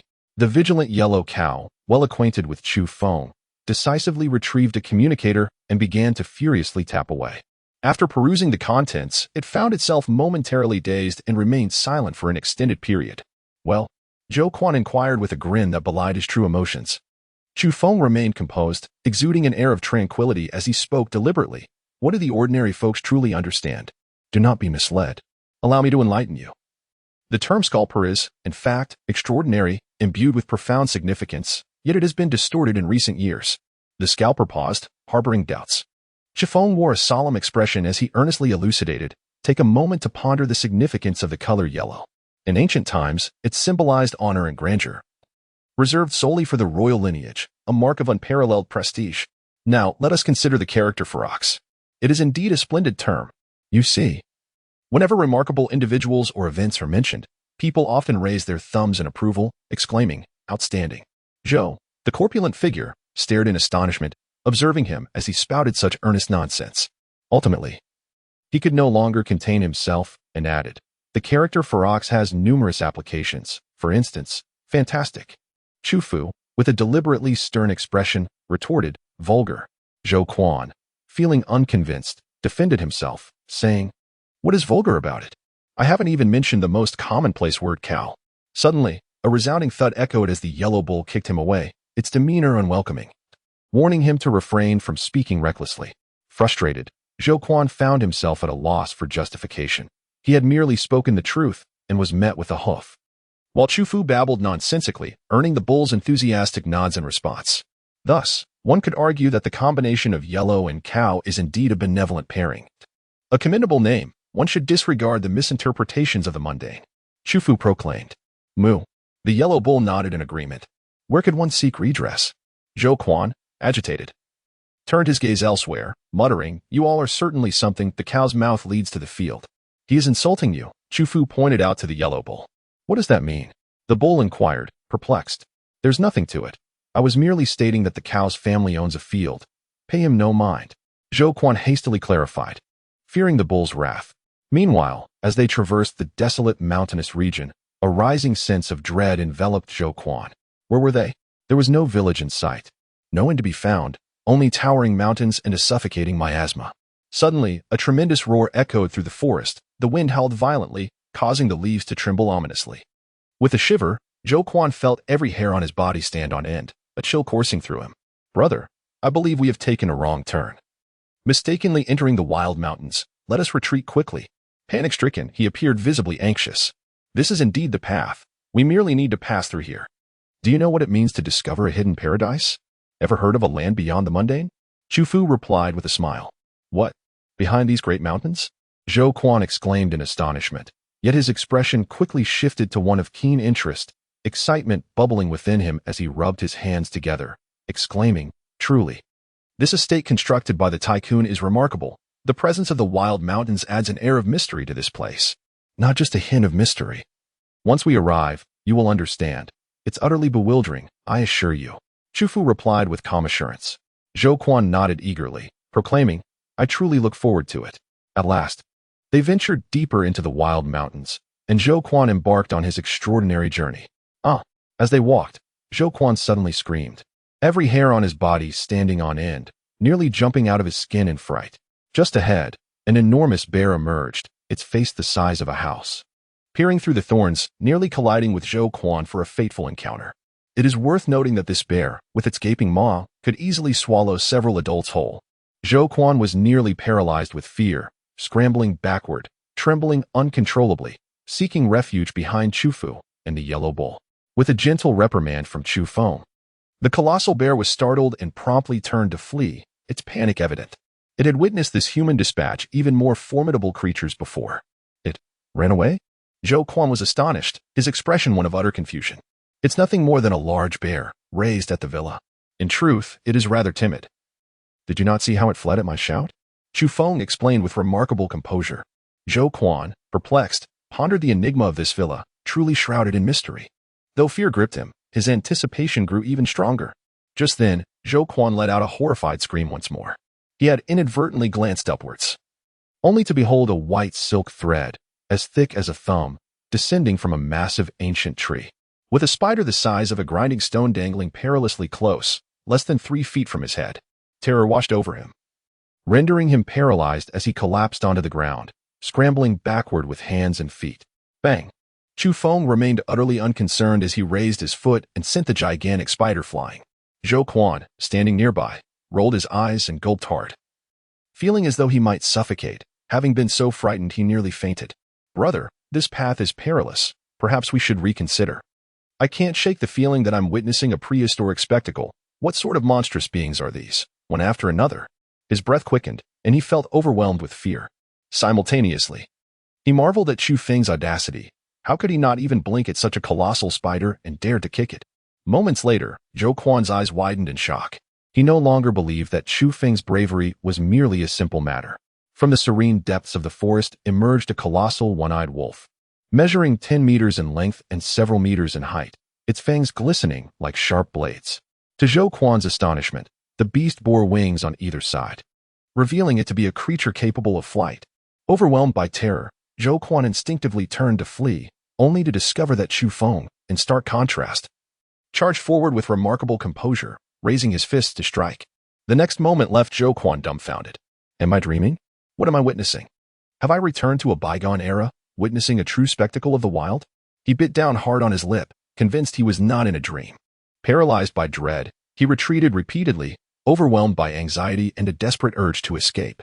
Nearby, a yellow bull regarded him with disdain before vanishing, only to soon return with a towering monkey over 3 meters high, leading it towards Zhou Quan. Ah, help!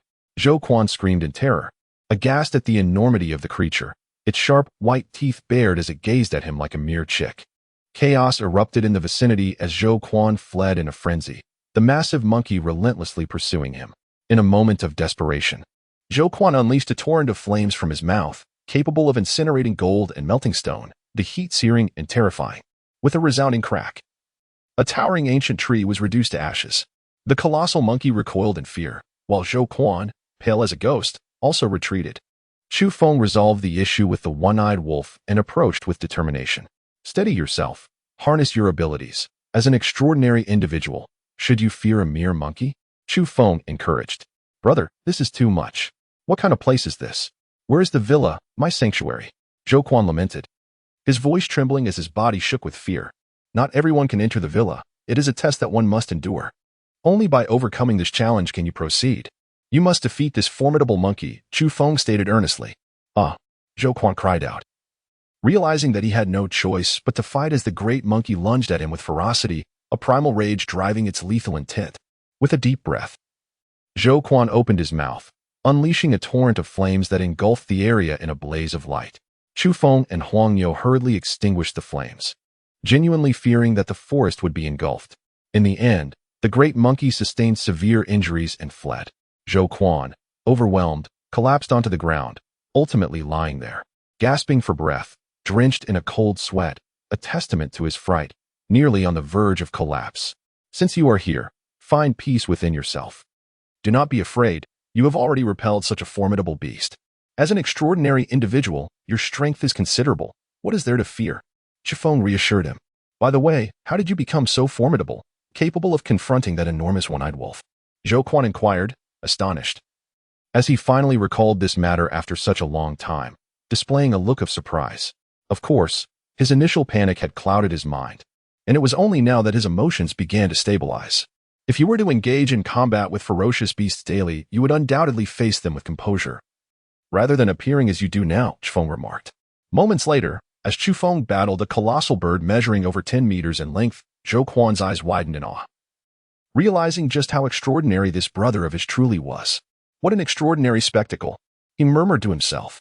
The intensity of Chu Feng's battle with the giant bird was remarkable, as they fought from the ground to the ancient trees, ultimately pursuing each other into the sky. With a sudden leap, Chu Feng landed upon the back of a colossal bird, soaring into the skies. He unleashed a series of thunderous punches, and after gliding hundreds of meters through the air, he felled the giant creature, plummeting together into the forest below. Was this a gentle haven? Time seemed to stretch indefinitely as he murmured, awakening to a realization. However, he could scarcely withstand such tender tribulations. Following this, Zhou Quan experienced a cinematic journey from horror to primal wilderness, and finally to the realms of fantasy, each vision an epic spectacle, yet overwhelmingly terrifying, as he often found himself amidst the chaos. For him, that day felt like an eternity. Ultimately, Zhou Quan wept, gaining an indelible insight. I have come to understand why some say that a gentle haven is the tomb of heroes. What a painfully poignant realization. So fitting. Oh, I weep. Several groups have been established for everyone to engage in conversation. The first, 2,579 to 184. The second, for 59-056-686. The third, for 16-840-893. And the fourth, 392-122-198. Access to these four groups requires a Qidian account. Feel free to join any one of them, but do not add them all. There is also a general readers group, 929 to 164, which anyone who reads this book can join without any prerequisites. Chapter 35, a national sensation, a serpent. An eight-headed monstrosity, help. A silver centipede, dear heavens, 2 meters in length, it is pursuing me. Help, Chu Feng, you scoundrel, is this indeed a gentle haven? Quickly, send me some pest control. Here it comes again, a black tiger, its paw-shattering boulders weighing thousands of pounds. I can no longer run. Bull Demon King, come to my aid. Chu Feng, save me. On that day, Zhou Quan howled like a banshee, fleeing for his life. Utterly exhausted to the point of frothing at the mouth, nearly convulsing from fear. In that moment, tears welled in Zhou Quan's eyes, feeling an overwhelming sense of happiness. It had finally concluded.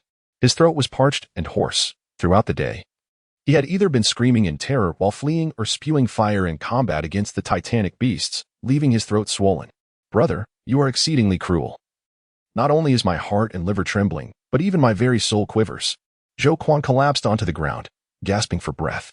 Do you know why I can contend with ferocious avian beasts? It is because I come here daily to hone my skills, gradually acclimating. Chu Feng reassured him. How can I possibly compare? Your single punch can shatter boulders weighing thousands of pounds and bring down gigantic birds stretching several meters in length. You are a monster. I cannot survive in this place. Zhou Quan exclaimed. You are an extraordinary individual. The flames you exhale can incinerate gold and melt stone, possessing tremendous power. As long as you can master it completely, traversing the mountains should pose no problem, Chu Feng replied. He believed that Zhou Quan, as an extraordinary being, had the potential for enhancement, but it required relentless honing to unearth the latent strength hidden within him. Simultaneously, given that Zhou Quanqing has sprouted horns akin to those of an ox, it is plausible that the fruit he consumed is indeed connected to the Bull Demon clan, potentially enabling the yellow ox to impart a few techniques for the sake of his survival. Chu Feng spoke with great seriousness, expressing his concerns for the future. The world continued to undergo strange transformations, and the monstrous beings within the mountains might one day break free. Furthermore, who could predict whether even more terrifying events lay ahead? In these extraordinary times, the only path to survival was to enhance oneself. Observing the gravity in his words, Zhou Quan felt a sense of despair. In this era, who among us does not harbor a sense of impending crisis deep within? The world has become increasingly incomprehensible, leaving many with unspoken worries. Brother, I understand your intentions are for my benefit. Zhou Quan acknowledged. You are right. I shall strive with all my might. Resolute, he made his decision. In the mountains, the two men and their ox sat together, tending to the fire. The legs of the raptor sizzled, turning a golden hue and emanating an enticing aroma, as the fat dripped onto the flames, creating a delightful crackling sound. How could it smell so exquisite? Zhou Quan momentarily forgot the earlier hardships, captivated by the golden meat. Unable to suppress his saliva, especially after a long day of toil that intensified his hunger. It was finally ready. The breeze was infused with salt, and a layer of honey was spread, enhancing the aroma of the raptor's legs, making them irresistibly fragrant. He himself was tempted, his fingers itching in anticipation. Moo. The trio, 2 humans and a cow, commenced their feast, vying for the delectable morsels. In an instant, the air was filled with the sounds of chewing and swallowing, as they devoured their meal ravenously. My goodness, this is extraordinary. I have never tasted such exquisite and aromatic game. The meat is simply unparalleled, something one cannot find elsewhere. Zhou Quan exclaimed in awe. This was no exaggeration. The flesh of certain fierce birds and beasts possesses an astonishing flavor, and with minimal preparation, it becomes utterly delightful. Its rich fragrance lingering for ages. A sizable leg of the bird was picked clean, and had their appetites not been so sated, they likely would have roasted the other leg as well. What sheer satisfaction! This flavor is divine, surpassing even a banquet fit for the gods. For the sake of such delights, I shall return in the future. Zhou Quan lay back, thoroughly content, caressing his distended belly, seemingly oblivious to the earlier chaos of his desperate cries. Chu Feng and Huang Yao indulged in a succulent crimson berry, which melted effortlessly upon contact with their palates, offering a delightful sweetness and fragrance, a rare delicacy indeed. For several days, they had subsisted on an assortment of berries, savoring their delectable flavors as a substitute for vegetables. Zhou Quan, having tasted one, immediately succumbed to temptation, despite his stomach's protests, exclaiming that this place would indeed become his haven of tenderness. Huang Yao, overhearing this, scoffed disdainfully and retrieved his communicator, fervently tapping away to show Zhou Quan several photos he had taken earlier. Upon seeing them, Zhou Quan's face flushed with indignation. Neo Mo Wang, how dare you capture me in such an unflattering light, neglecting to showcase my heroic visage, and instead resorting to such mockery? He bellowed in frustration. Each of the photos possessed its own unique charm. A glance from Chu Feng sent him into fits of laughter. One image portrayed Zhou Quan with wide, terrified eyes, nearly fainting from fear. Another captured him in tears, frantically fleeing with his hands on his head. Yet another displayed his pupils dilated in sheer terror. A scene of utter humiliation. Each photo, a classic in its own right, struck at Zhou Quan's very core. Suddenly, Zhou Quan's expression shifted dramatically as he exclaimed, "Wait, that was posted on the Embarrassing Moments platform." Huang Yao nodded with pride, implying that sharing a few images was a trivial task. Zhou Quan nearly coughed up blood in disbelief. What kind of place was Embarrassing Moments? As the name suggests, it was a platform dedicated to humiliating images, attracting a staggering number of visitors daily. It was clear that any mildly amusing embarrassing image would swiftly circulate far and wide. Panic surged within Zhou Quan as he shouted, "Neo Mo Wang, I will have my revenge." However, Huang Yao effortlessly kicked him aside, bewildered by his friend's extreme reaction.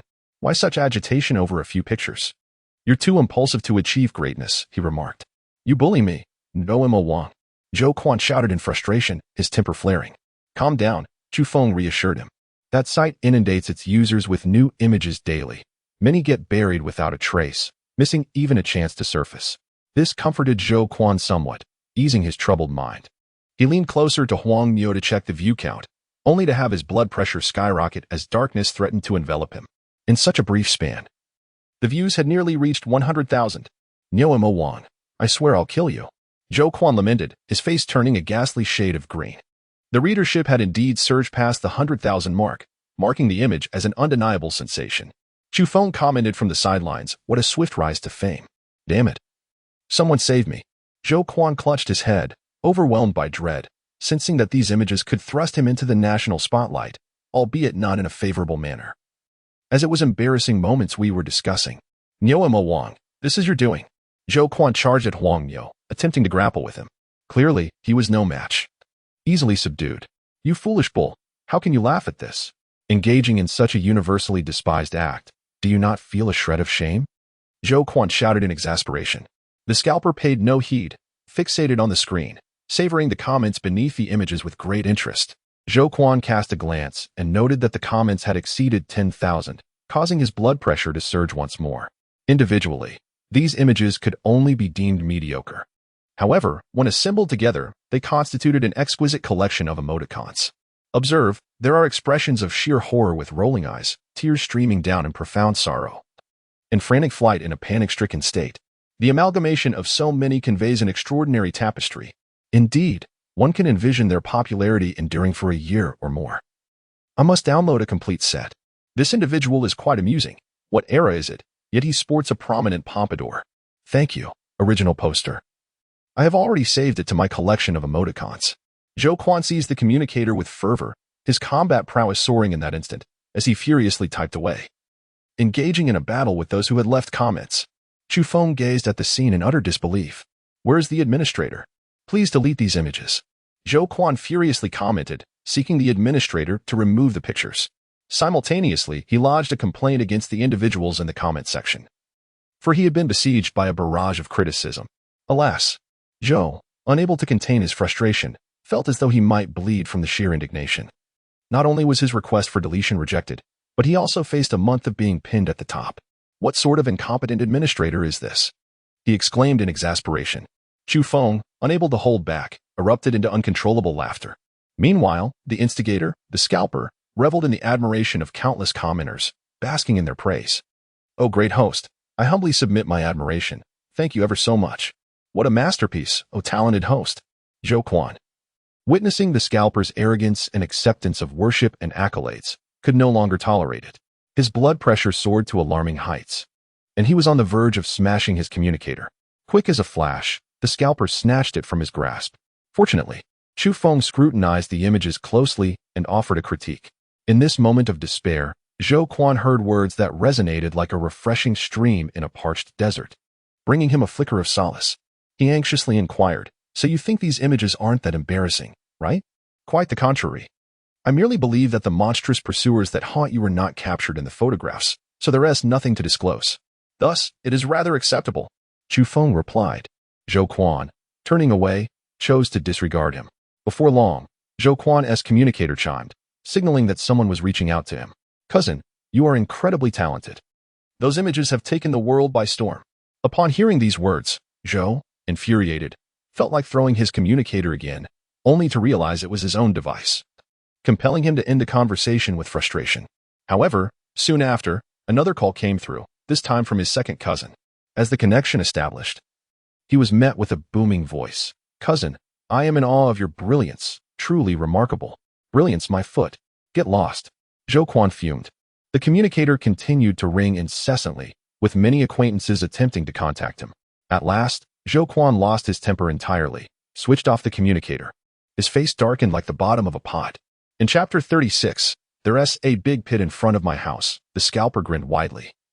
For a mere comment on a humorous photo-sharing site had attracted a throng of admirers, showering him with likes.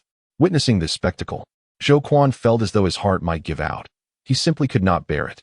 You can never tell who or what is behind the communicator, be it a cow, a person, or some bizarre entity. This was Zhou Quan's final comment beneath the photos, steeped in resentment. What a painful realization it was. Someone behind the scenes offered a critique that nearly brought Zhou Quan to tears. It was a revelation akin to blood and tears, striking deep within his soul. Upon closer inspection, he discovered that the commenter's name was none other than Lord Scalper. This time, Zhou Quan could no longer endure it. He opened his mouth and unleashed a torrent of flames, nearly succumbing to the overwhelming fury that threatened to render him unconscious. It was that detestable bull. Subsequently, smoke began to emanate from his ears and nostrils, a surge of scorching heat enveloping him, truly a manifestation of his pin-up rage. The yellow bull garnered an extraordinary amount of attention, with a multitude of individuals eagerly commenting, their remarks swiftly transforming into trending discussions. "How disgraceful, how utterly disgraceful!" Zhou Quan cried out to the heavens. Chu Feng was taken aback and spoke, "Something is amiss. Has your ability, Zhou Quan, improved? I sense that the flames you unleash have grown more formidable." Below, a vast expanse of land had melted into a vibrant crimson liquid, boiling and releasing a pungent scent of sulfur. Zhou Quan had transformed a considerable portion of the mountain into magma. The yellow ox nodded, believing Zhou Quan had indeed made progress. Is that even possible? Chu Feng was at a loss for words.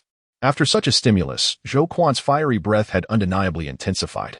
The yellow ox scribbled on the ground, indicating that the more furious their kind became, the stronger their abilities, unleashing latent potential far beyond the ordinary.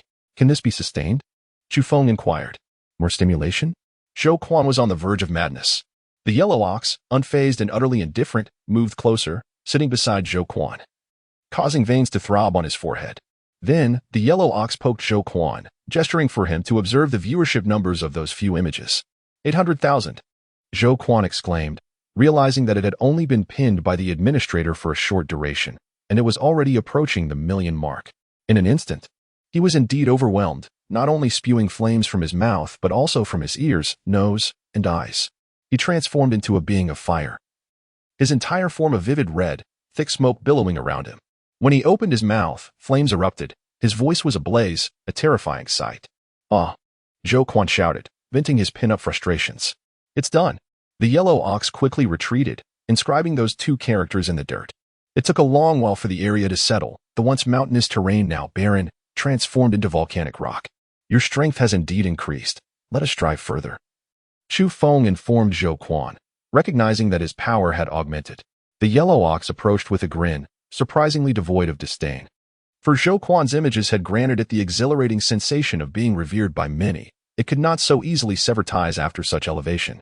The Taihang Mountains were vast, with an expansive terrain and countless peaks. Having departed from the primal mountains, the roars of colossal beasts were no longer audible. Nor did one witness gargantuan birds soaring through the skies, and the miasma had dissipated behind them. This absence contributed to a notable tranquility. Suddenly, the yellow ox halted, perked its ears, and focused intently on the mountain ahead. "Stop." Chu Feng sensed a shift in the atmosphere. His expression altered slightly as he grasped Zhou Quan's arm, pulling him behind a massive boulder. "What is it?"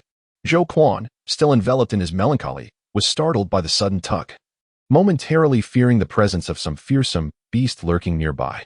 "There is danger ahead. You should remain hidden here," Chu Feng cautioned, his gaze fixed on the dense forest. His eyes gleaming with a fierce intensity that was almost daunting. His demeanor shifted from calm to resolute, as he unsheathed his dark short sword with a sharp sound. Zhou Quan, jolted back to reality, cast aside his despondency, now consumed by anxiety. The gravity of the situation was palpable. Chu Feng had never drawn his sword in battles against the terrifying beasts of the primordial mountains, making this moment all the more significant. "I will assist you," Zhou Quan exclaimed, though fear coursed through him. He was unwilling to cower in the shadows, eager to lend his support. "No, just wait here for me. Do not venture forward, or I may lose my focus," Chu Feng insisted earnestly. With that, he vanished in an instant, covering the hundreds of meters with astonishing speed, transcending the limits of human capability. He had not brought the yellow ox, arriving here alone. A cold glimmer flickered in Chu Feng's eyes.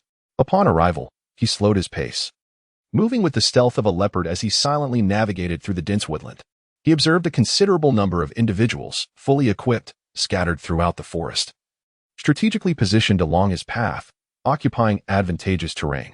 The ominous muzzles of firearms lay hidden amidst the underbrush, chilling and fearsome, embodying lethal instruments of death. Indeed, they had come. In Chu Feng's eyes lay a chilling coldness.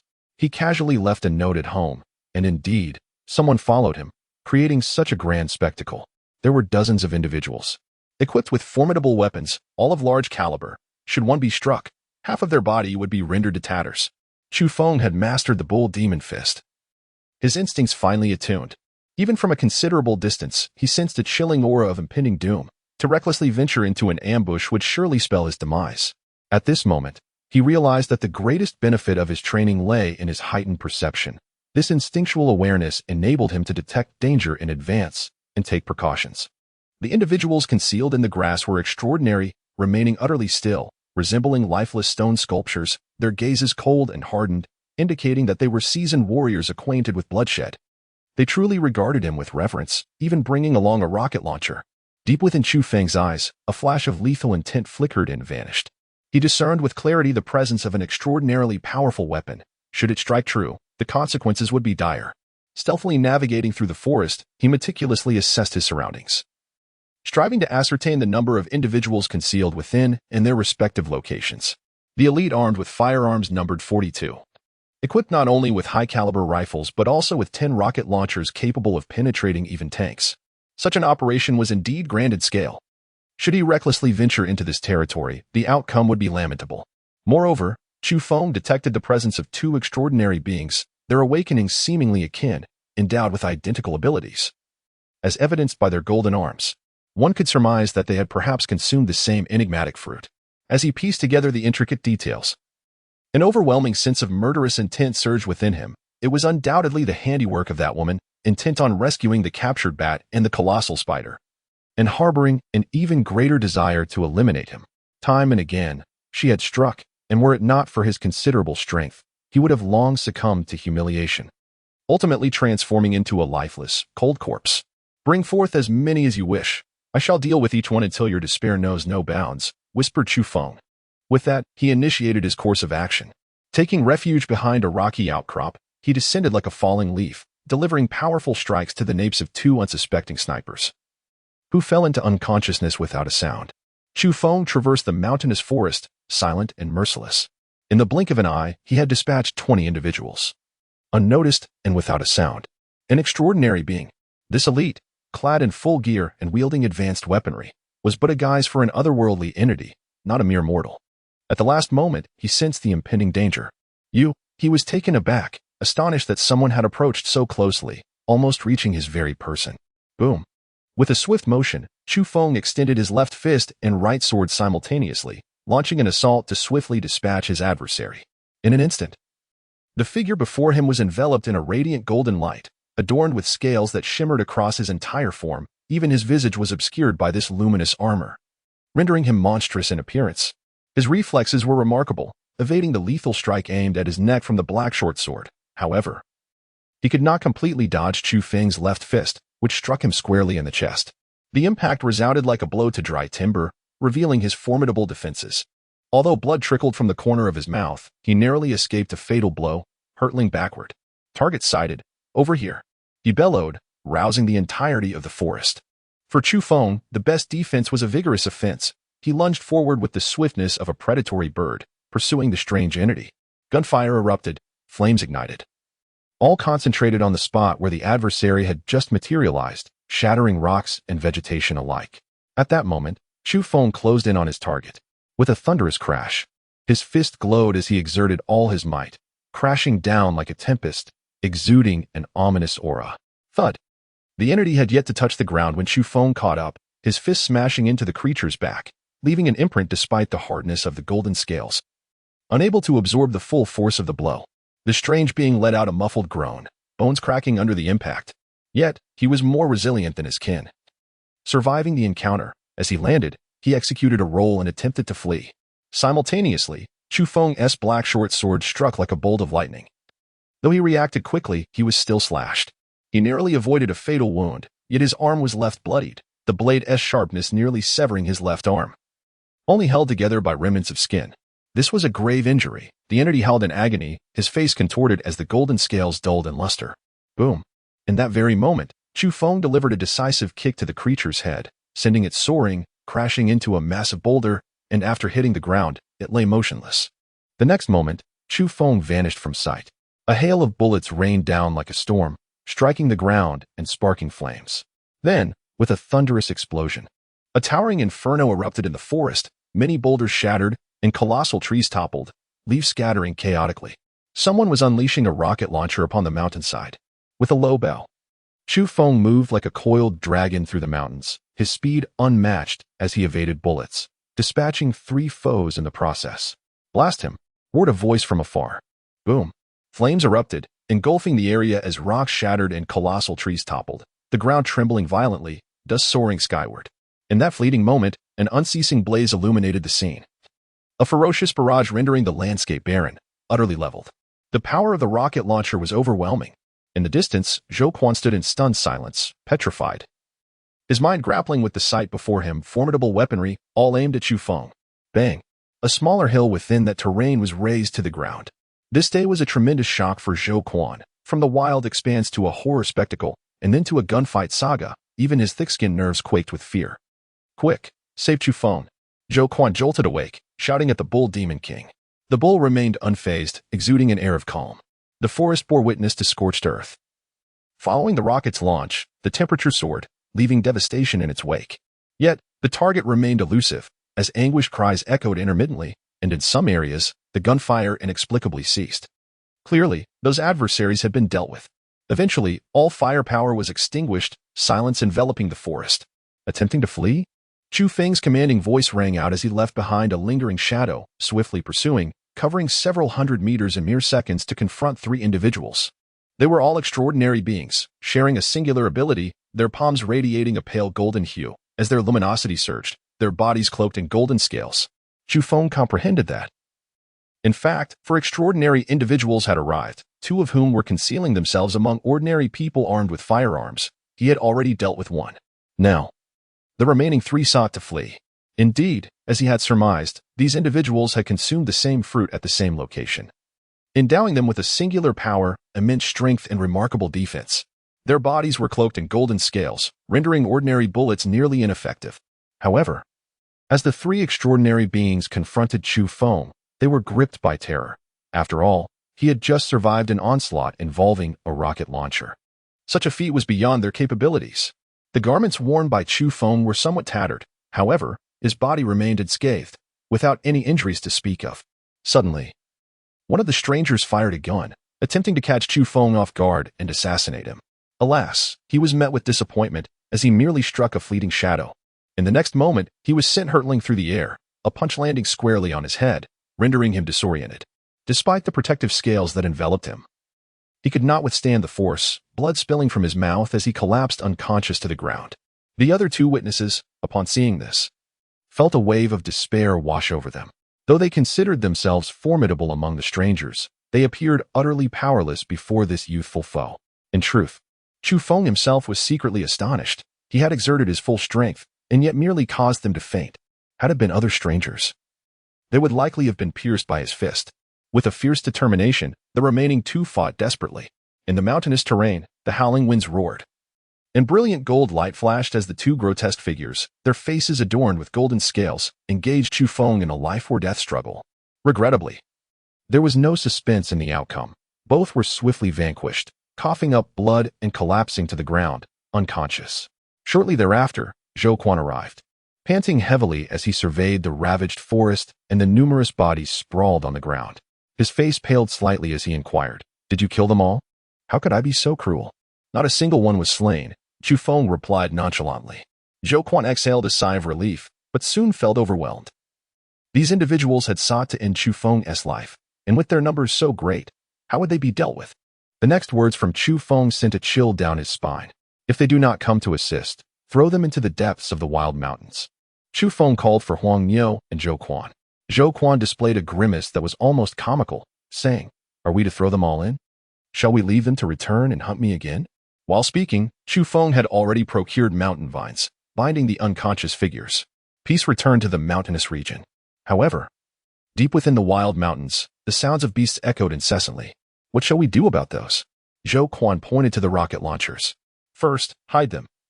They will serve a significant purpose," replied Chu Feng, his eyes gleaming with a murderous intent. "For the next few days, you should calm your mind and remain at home. Do not go anywhere, and certainly do not seek me out," Chu Feng admonished. Zhou Quan nodded vigorously, indeed desiring some tranquility after such an overwhelming day. That evening, Chu Feng quietly read a book, despite the communication device ringing several times, which he chose to ignore. Upon finishing his reading, he unfolded a map, meticulously examining and studying it. This had been sketched from the belongings of Zhuojun Huang Niu. "Tomorrow we shall venture into the mountains. I will gather some fruits for you." Chu Feng called to Huang Niu. Before long, the communication device rang again, still the same individual persistently trying to reach him throughout the night. Chu Feng stifled a yawn, feeling a wave of fatigue wash over him, before he finally picked up the communicator and connected the call. "Chu Feng." A woman's voice resonated from the other end. "It's me." Her tone was fraught with concern. She was reluctant to assume responsibility. "What is it?" Chu Feng inquired, realizing it was the same woman. "Not Lin Nua yourself. Did anyone come to your place today to take away the injured otherworldly being?" The woman attempted to maintain her composure as she posed the question. "I saw a few individuals descend from the sky, nearly crashing at my doorstep, covered in blood." "What are you talking about?" The woman's voice escalated in pitch, her anger palpable. "How could they nearly die again? I have already mentioned that there is a large pit in front of my house." Chapter 37. The search. A surge of frustration welled up within her, left unvented, particularly exacerbated by Chu Feng's cavalier attitude, which ignited her ire, making her yearn to storm down to the foot of the Taihang Mountains. She endeavored to keep her voice steady, devoid of emotion, asserting, "You must ensure their safety. Who exactly are you, continuously sending these creatures my way? I am an ordinary person, and if this continues, I might be scared into a heart attack." Chu Feng expressed his profound discontent from the other end of the communicator, further questioning. You can't possibly be an ancient hag, can you? Bang. The woman abruptly terminated the call, severing their conversation. Her once youthful and beautiful visage now bore the pallor of fury. Who was aiding him?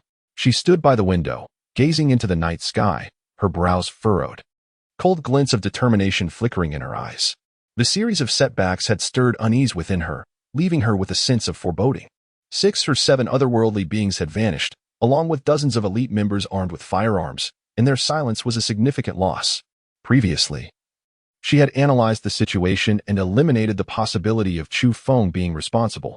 His hair had been tested, confirming it was unlikely for him to be one of the otherworldly beings. Was a formidable expert assisting him, watching my every move? This thought gnawed at her. Beneath the crystal chandelier, the woman paced the room, her agitation culminating in a sudden crash as she hurled a wine glass filled with red liquid to the ground. It could not be Lin Nuai. She had already dismissed that possibility. As she contemplated further, an unsettling anxiety gripped her. The reckless youth at the foot of the Taihang Mountains was merely immortal. She had once vowed to deal with him effortlessly, expecting no ripples to arise. Indeed, she had even orchestrated a death for him that would appear as mere misfortune to outsiders. Now, however, everything had spiraled beyond her control. For the sake of a trivial individual, she had lost several otherworldly beings and an elite combat team. Were those missing still alive? She could not know. At that moment, a tinge of regret washed over her, mingled with fear, as if she sensed a chasm ahead. The deeper she ventured, the more entangled she would become. This intuition, the more she pondered, only intensified her unease. How infuriating! Chu Feng, you shall pay? She spoke in a chilling tone, her crimson lips and pearly teeth strikingly beautiful. Yet her countenance remained icy, an aura of murderous intent enveloping her as she seethed with anger. Finally, she furrowed her brow, retrieved her communicator, and sought out an individual named Mu, dialing his number. Mu, certain matters have exceeded my expectations and have caused me great concern. That night, Chu Feng slept exceptionally soundly, awakening in the morning feeling refreshed and invigorated. He surmised that the woman must not have rested well, even if she had not been frightened. She was undoubtedly flustered. Were it anyone else, such a significant loss would render them far from cheerful. As he faced the dawn, practicing a unique breathing technique, warmth enveloped him, basking in the sun's golden radiance, as if he were being purified. After indulging in a sumptuous breakfast, Chu Feng called for the ox and set forth. Intending to venture into the mountains, following the guidance of the map to search meticulously. Upon entering the mountainous terrain, he first inspected a cache of heavy weaponry, selecting a rocket launcher for a test shot, as it would soon be required. Boom!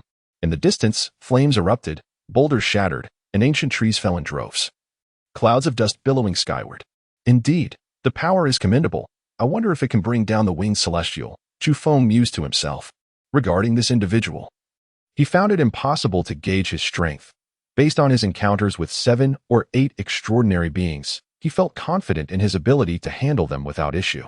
Once familiar with the operation, Chu Feng concealed the rocket launcher. He unfurled the map and ventured deeper into the mountains. The marked locations on the map lay within the original Taihang Mountains, without encroaching into the primal ranges. The journey of Chu Feng and the yellow cattle proceeded smoothly, and before long, they arrived at their first destination, a verdant peak of modest elevation. At the summit, the vegetation was sparse, with a few ancient pine trees and several slabs of. The map bore an inscription that read, "Harvested." Chu Feng speculated that this place had likely once harbored mysterious fruits, now harvested. Nevertheless, he decided to visit, hoping to uncover other discoveries. The yellow cow immediately fixated on a particular plant. Chu Feng also noticed that it was distinctly different, vibrant green, slightly glossy, imbued with a vigorous essence of life. Upon closer inspection, he recognized it as plantigo, an exceedingly common grass often found at the roadside, easily visible when one looks down. The leaves of plantigo are elliptical, adorned with numerous prominent veins. This particular specimen had borne fruit before, yet it stood apart. Its leaves were thicker and, compared to the usual plantigo, they shimmered like jade, exquisitely translucent. Chu Feng remarked. Regrettably, a conspicuous fruit stem remained, but the fruit had long since been harvested by someone, leaving one to ponder its peculiarities. Just as Chu Feng was lost in thought, the yellow cow lowered its head and effortlessly severed the grass with a single bite, devouring it completely in just a few gulps. "Bull demon!" Chu Feng exclaimed in anger. "You have squandered this precious plant. How could you eat it?" His eyes widened in disbelief, for the celestial beings had not destroyed this plant, but rather marked it, presumably to observe whether it would bear fruit again. The yellow cow wore an innocent expression, scrawling a few words in the dirt. Ordinary grass mutation, bears fruit only once. Chu Fu was momentarily taken aback, lamenting the unfortunate circumstances. Meanwhile, the yellow bull chuckled heartily, its laughter echoing through the air. What could possibly be amusing? Chu Fu glared at him in irritation. This time, the yellow bull inscribed a more extensive message, revealing to him certain secrets. This realm is undergoing a transformation. Countless roots are poised for revival. What do you mean by revival? Are you referring to ancient species that have long been in existence? Chu Fu inquired. A once-in-a-millennium opportunity. The yellow bull pinned as its final words, thereafter remaining silent. Chu Feng recalled the few secrets that the yellow ox had previously divulged. It seemed to be on a quest for sanctity and ancestral elevation, harboring grand ambitions. Was it connected to those dormant roots awaiting revival? He pondered, lost in thought. The world around him seemed to harbor profound mysteries, compelling even the monstrous beings to approach. Subsequently, Chu Feng unearthed the roots of the plantain.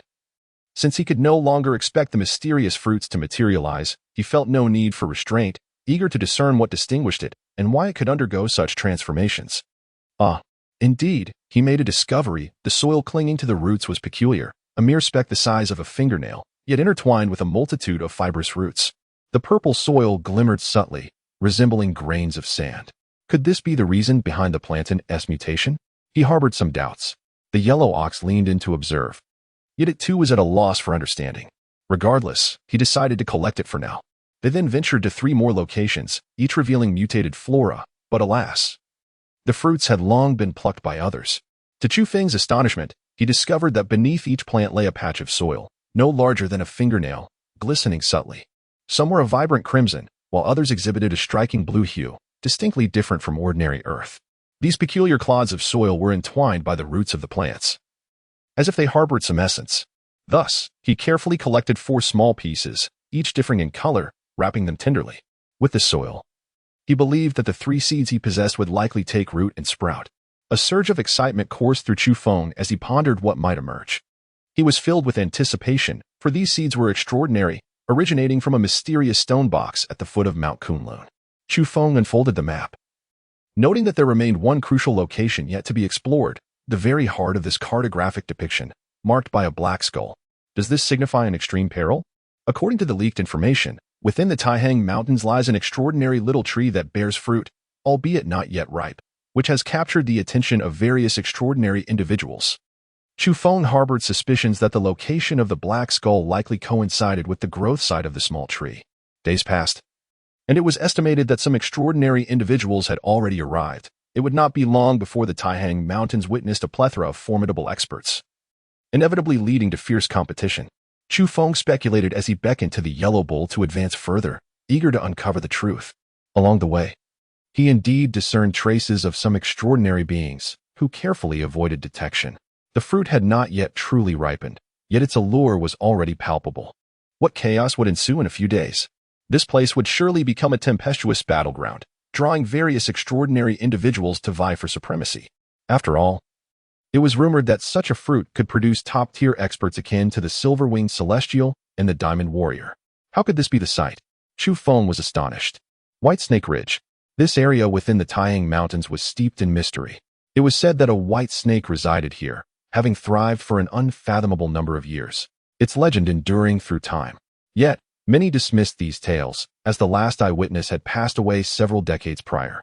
According to the account of that elderly witness, the serpent was of colossal size, measuring at least 100 meters in length. Who could believe such a claim? The largest pythons in the tropical rainforest barely exceed a dozen meters. Be cautious, Chu Feng warned as he and the yellow bull sidestepped.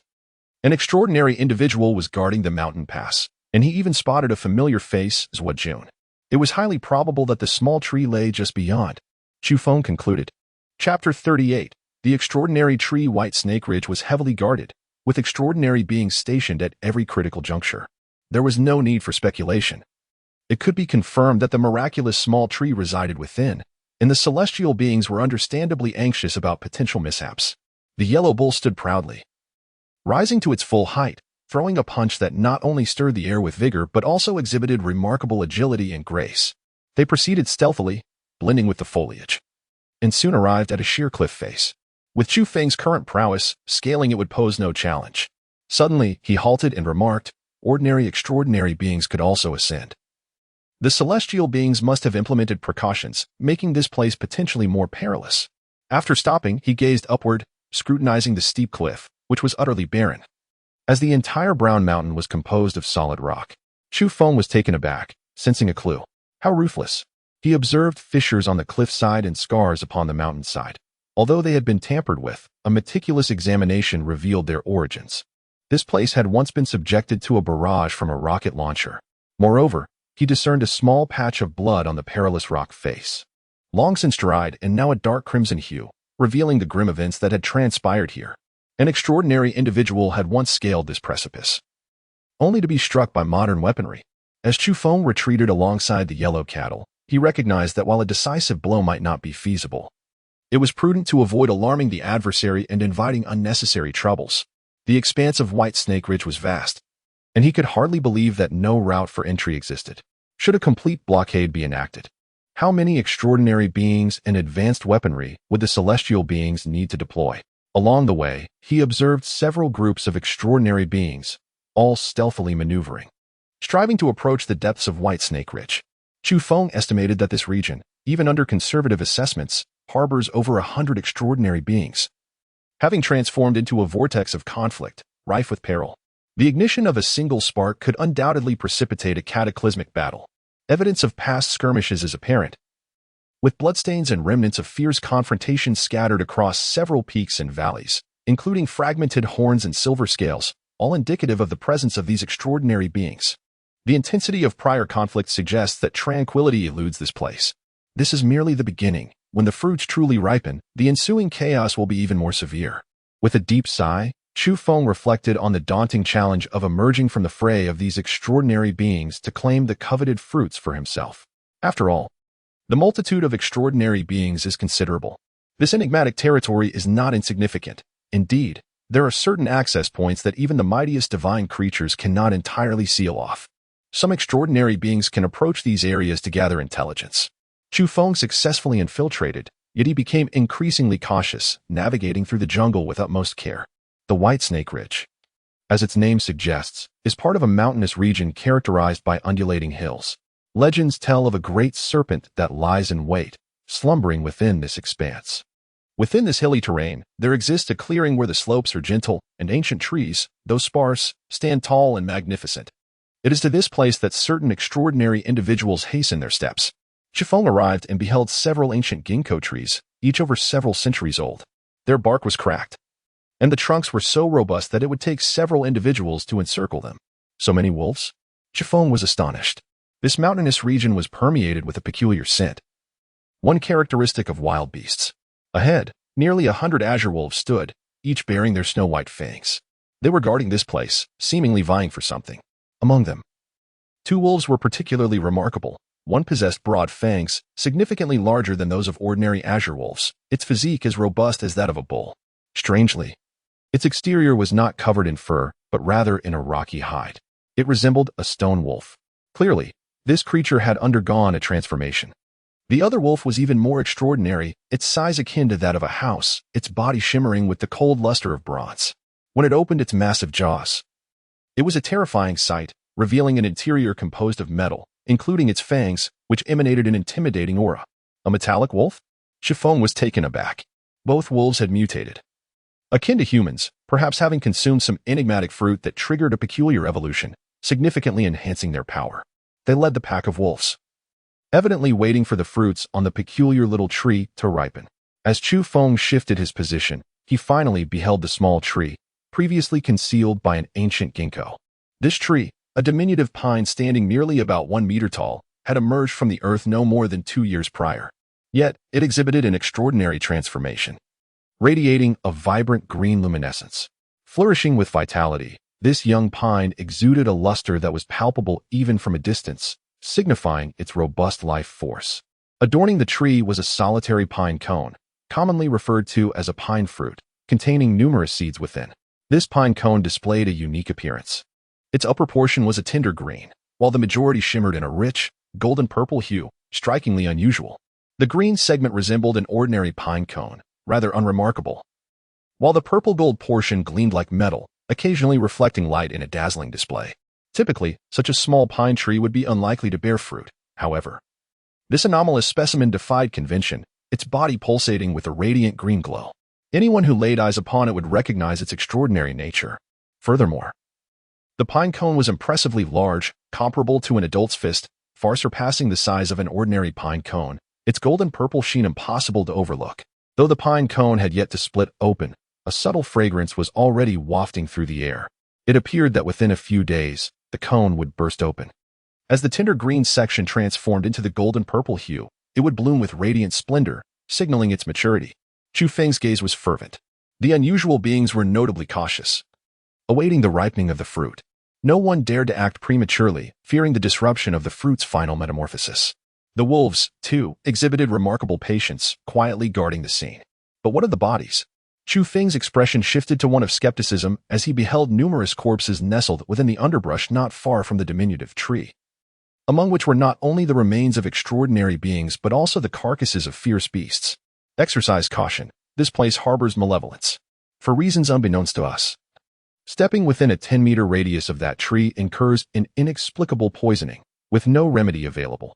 Even some of the extraordinary beings have perished here. The celestial entity was the first to discover this locale, and it was they who initially fell victim, yet they chose to keep it a secret, transforming the area into a veritable death trap. Clearly, other extraordinary beings lurked nearby, their whispers barely audible, yet Chu Feng's keen hearing captured every word with clarity. I, too, have heard that a formidable master with Bodhi genes once brazenly intruded here, only to meet a grim fate. Let us depart. We have witnessed enough and gleaned the situation. We cannot linger here, for discovery would yield dire consequences. We shall return when the pine cones have matured. The group of extraordinary beings murmured among themselves, suspecting that the celestial entity had intentionally lowered its guard, perhaps maintaining clandestine surveillance over the area. They departed with utmost caution. Is it possible to uproot it entirely and transplant it elsewhere? Chu Feng inquired of the bull demon. The bull demon shook his head. His gaze fixated intently on the small tree, revealing an evident allure. He seemed eager to consume it whole. Transplanting it before it matures will result in the fruit's dissolution. The bull demon inscribed on the ground. Chu Feng abandoned his intention to take a risky gamble. Simultaneously, he found merit in the words of those few individuals. It was evident that the celestial beings must possess a trump card, for the tranquility of this place was decidedly unnatural. Chu Feng lingered in the shadows for an extended period, when suddenly, a faint crack echoed from the distance. A stone on the ground shifted slightly, revealing a narrow crevice through which an enigmatic figure peered. Is there someone beneath? The air was thick with trepidation, as if the very mountains had been hollowed out, all under the dominion of the celestial beings. He gazed at the towering peaks, perceiving them as monstrous beasts poised to devour, fierce and terrifying. A sense of urgency compelled him to depart. Lingering here filled him with an unsettling dread. Clearly, the celestial beings were resolute in their ambitions. Without a moment's hesitation, Chu Feng turned and slipped away silently. The vigilant yellow cow, too, sensed the impending danger upon reaching the open terrain and was reluctant to linger. The task at hand was formidable. Attempting to seize the prize from the jaws of peril seemed a daunting endeavor. Nevertheless, he resolved to excavate at least the peculiar soil beneath the ancient pine tree. This was his minimal objective. It was reasonable to surmise that the earth surrounding the roots of the mutated sapling would be particularly extraordinary. While many would vie for the pine cones, he would likely pay heed to the soil beneath its roots. Therein lay Chu Feng's opportunity. Amidst the towering mountains, Chu Feng meandered, ultimately transporting the previously seized rocket launchers and other equipment, concealing them in various locations outside of Ba. Should fortune favor him, he would escape along this path. Any pursuers would be met with a barrage from the rocket launcher. He was quite familiar with the Taihang Mountains and meticulously selected his route of escape. In a fortuitous encounter, Zhou Quan had unearthed a peculiar herb that bore bright red fruits. It was this serendipity that endowed him with the formidable ability to melt gold and stone. When Huang Miao first encountered it, he sought to seize it, but ended up merely consuming the leaves of the herb, leaving the roots discarded on the ground. A discovery had been made. Surprised by his own discovery, Chu Feng found the roots of the grass still vibrant in this very spot, clinging to a diminutive clod of earth. No larger than a fingernail, its pale green hue glistening delicately. He had gathered 5 small fragments of this extraordinary soil, convinced that it would facilitate the early rooting and sprouting of the 3 seeds at home. With 2 pieces remaining, he hesitated to use them all, wary of overindulgence. Heavenly Queen Mother, mysterious maiden of the 9 heavens, may you sprout forth soon, he murmured.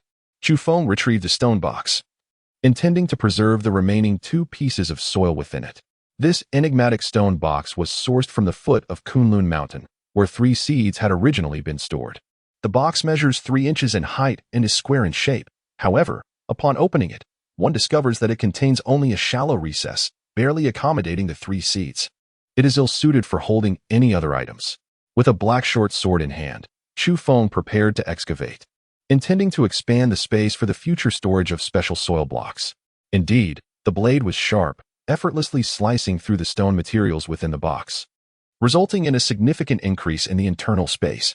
Suddenly, a clear sound resonated as the black broken sword struck the edge of the stone box, revealing an unyielding resistance. Surprised, Chu Feng gazed intently, yet his hands remained in motion.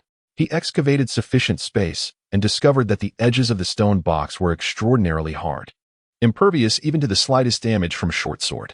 Once cleared, he lifted the stone box and observed some indistinct patterns on its inner walls. Were they man-made or naturally occurring?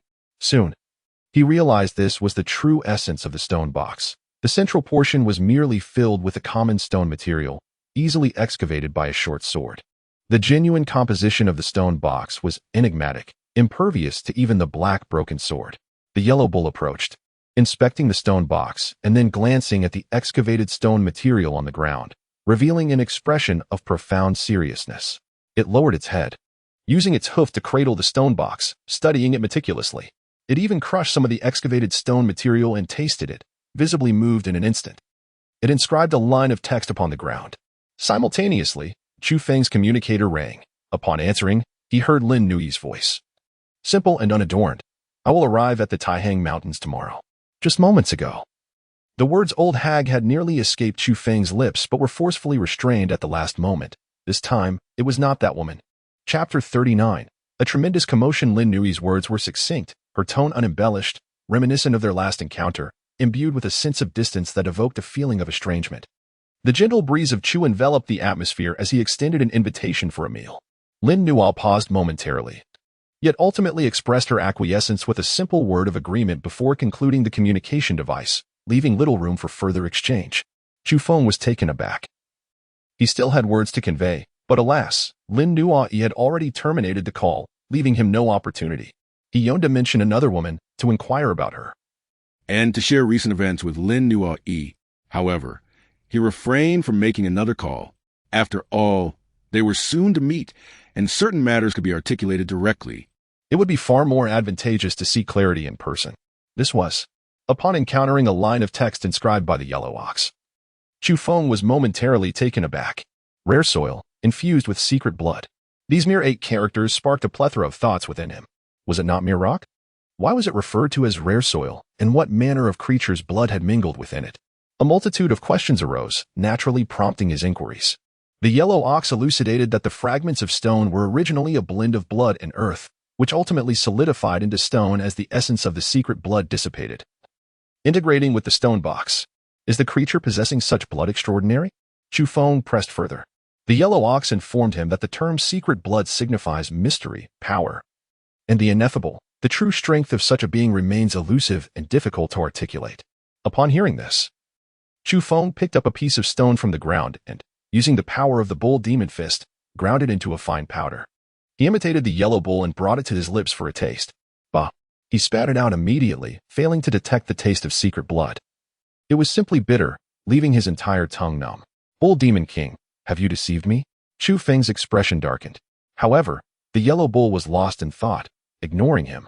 With its peculiar eyes fixated on the stone box, cradling it with its 4 hooves and reluctant to let go. As the yellow bull regained its senses, it began to tap on the stone box, seemingly searching for something, convinced that this box must be extraordinary. After all, it had once been stained with secret blood and was held by a remarkable creature. With a resounding thud, the yellow bull unleashed the bull demon fist upon the stone box, sending it flying, crashing against the courtyard wall, and creating a large hole as it tumbled out into the orchard beyond. What are you doing? Chu Feng exclaimed, wanting to strike the creature. He still had use for this item, which originated from the foot of Kunlun Mountain, and it might unravel some clues in the future. The yellow bull, feeling sheepish, trotted behind Chu Feng to observe the aftermath. To their astonishment, the stone box remained completely intact, showing no signs of damage whatsoever. This revelation startled Chu Feng, who was well aware of the true power of the bull demon fist. It could easily crush a massive stone into powder. The 3-inch-tall stone box, however, remained unscathed, exuding an aura of antiquity and nature. The yellow bull, grinning mischievously, took advantage of Chu Feng's distraction and pounded the stone box with 3 powerful strikes of its hooves, as if unwilling to relent until it shattered. Damn bull, Chu Feng gasped, rushing over to see that it was still unharmed. The yellow bull, baring its teeth, rubbed its forehooves vigorously, appearing genuinely pained. This was the first time Chu Feng had witnessed the creature experience any discomfort since their encounter. Serves you right. Chu Feng laughed heartily. Indignant, the yellow bull insisted that the stone box might contain some mechanism. After all, it had once been in the possession of a creature of secret blood, and perhaps it held some hidden secrets. With a twitch at the corner of his mouth, Chu Feng realized he couldn't possibly divulge that his greatest secret was the concealment of 3 seeds. If he were to fully elucidate the backstory, it would likely seize control immediately. However, he had clearly underestimated the astuteness of the yellow cow. This creature, unable to devise any tricks with the stone box, soon fixed its bulging eyes upon him and extended a foreleg, as if to say, "You lack loyalty." Alarmed, Chu Feng hurriedly pursued it. Indeed, this cow was exceptionally clever, vigilantly guarding the flower bed, meticulously overseeing it, and inspecting every detail, seemingly eager to uproot all nearby flora. "Stop.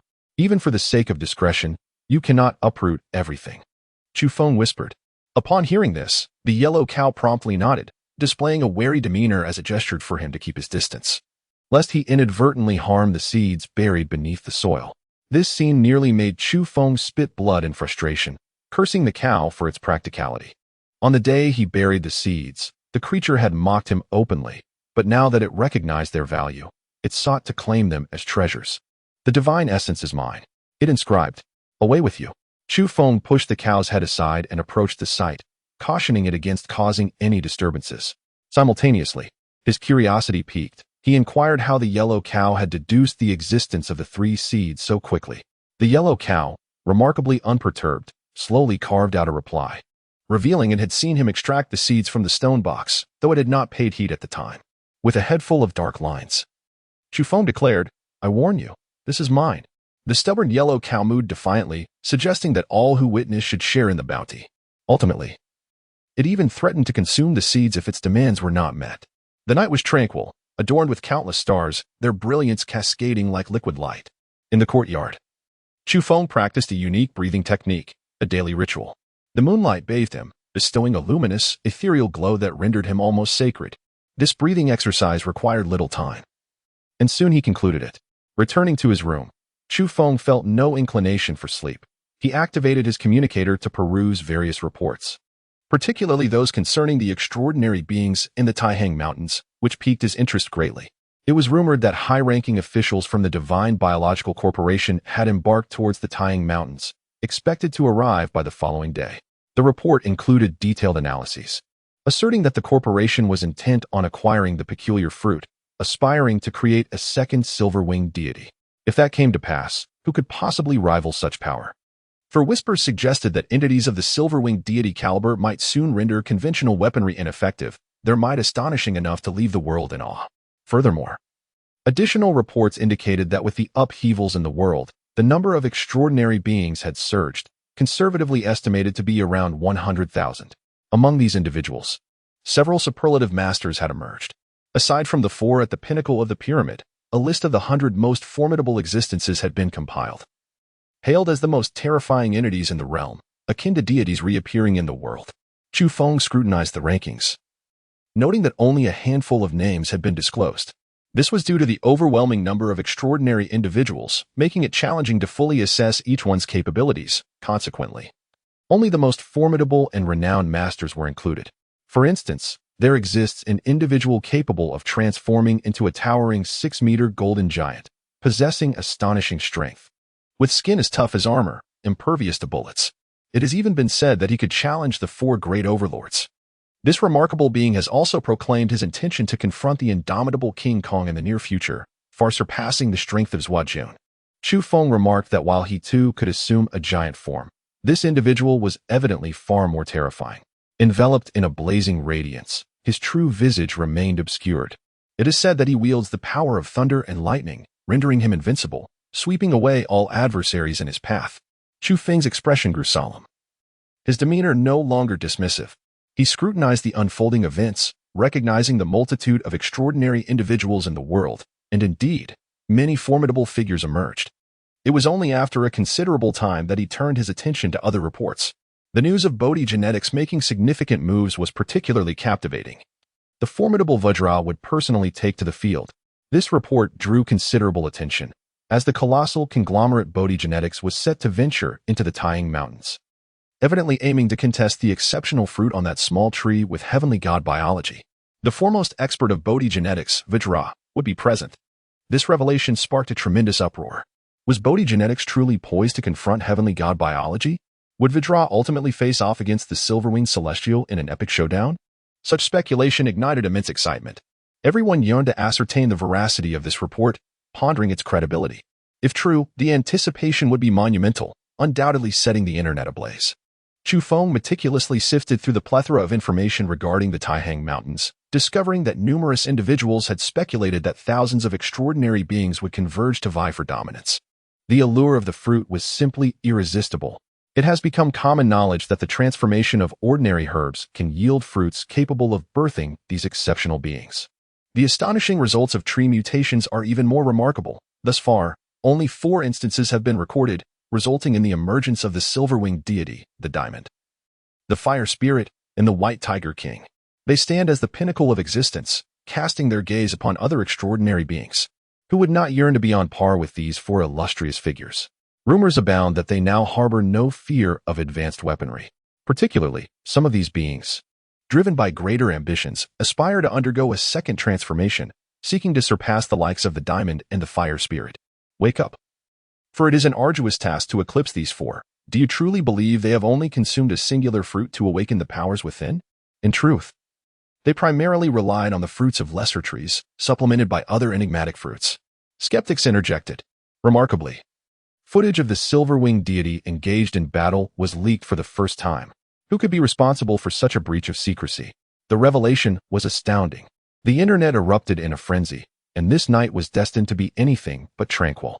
In the video, a young man with cascading silver hair, shimmering like liquid silver down to his waist, possessed silver pupils and an extraordinary aura, appearing almost otherworldly, akin to a divine being.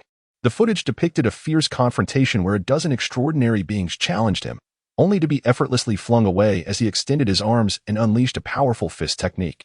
How magnificent! In that moment, countless women gasped in awe. The emergence of this video sent shockwaves through the masses, notably in the concluding moments. An undeterred extraordinary being wielding a metal blade slashed towards him. In a breathtaking display, he unfurled his silver wings, and with a resounding crack, severed the formidable blade in 2. The footage concluded there. His strength was unparalleled, reminiscent of a myth reborn. He was indeed deserving of the title Silver-Winged Deity. The online community buzzed with excitement. Many left in astonishment, while others cheered in anticipation of the Silver-Winged Deity's future displays of even greater prowess. His appearance was impeccable, strikingly handsome, and his captivating presence, combined with the ethereal quality of his flowing silver hair, rendered him truly worthy of his name. In just one evening, the Silver-Winged Deity had etched himself into the hearts of many, particularly among the younger women who viewed him as the epitome of perfection. He was said to master a mysterious martial art. Could it be that a master of boxing had imparted their wisdom to him? He harbored doubts. The following day, Lin Nuo-yi arrived and promptly contacted Chu Feng, informing him that someone would soon come to escort him. Chapter 40. Fury in the East. A crimson glow expanded and rapidly transformed into a golden radiance as the sun ascended, illuminating the Taiyang Mountains with resplendent dawn hues. A thin mist lingered in the valleys and orchards, bathed in the light of the rising sun, swirling into a myriad of colors. Though the hour was early, Lin Nuo-yi had already arrived. Chu Fu uttered a single word of affirmation, and the call was abruptly terminated. After concluding the conversation, he stood in the courtyard, basking in the gentle warmth of the sun, enveloped in the golden hues of dawn, practicing his unique breathing technique. unwavering both morning and evening. An inexplicable sensation surged within him, akin to being nestled within a greenhouse or immersed in warm waters, a tangible essence flowing over his body. A stirring sensation arose within Chu Feng, both familiar and alien.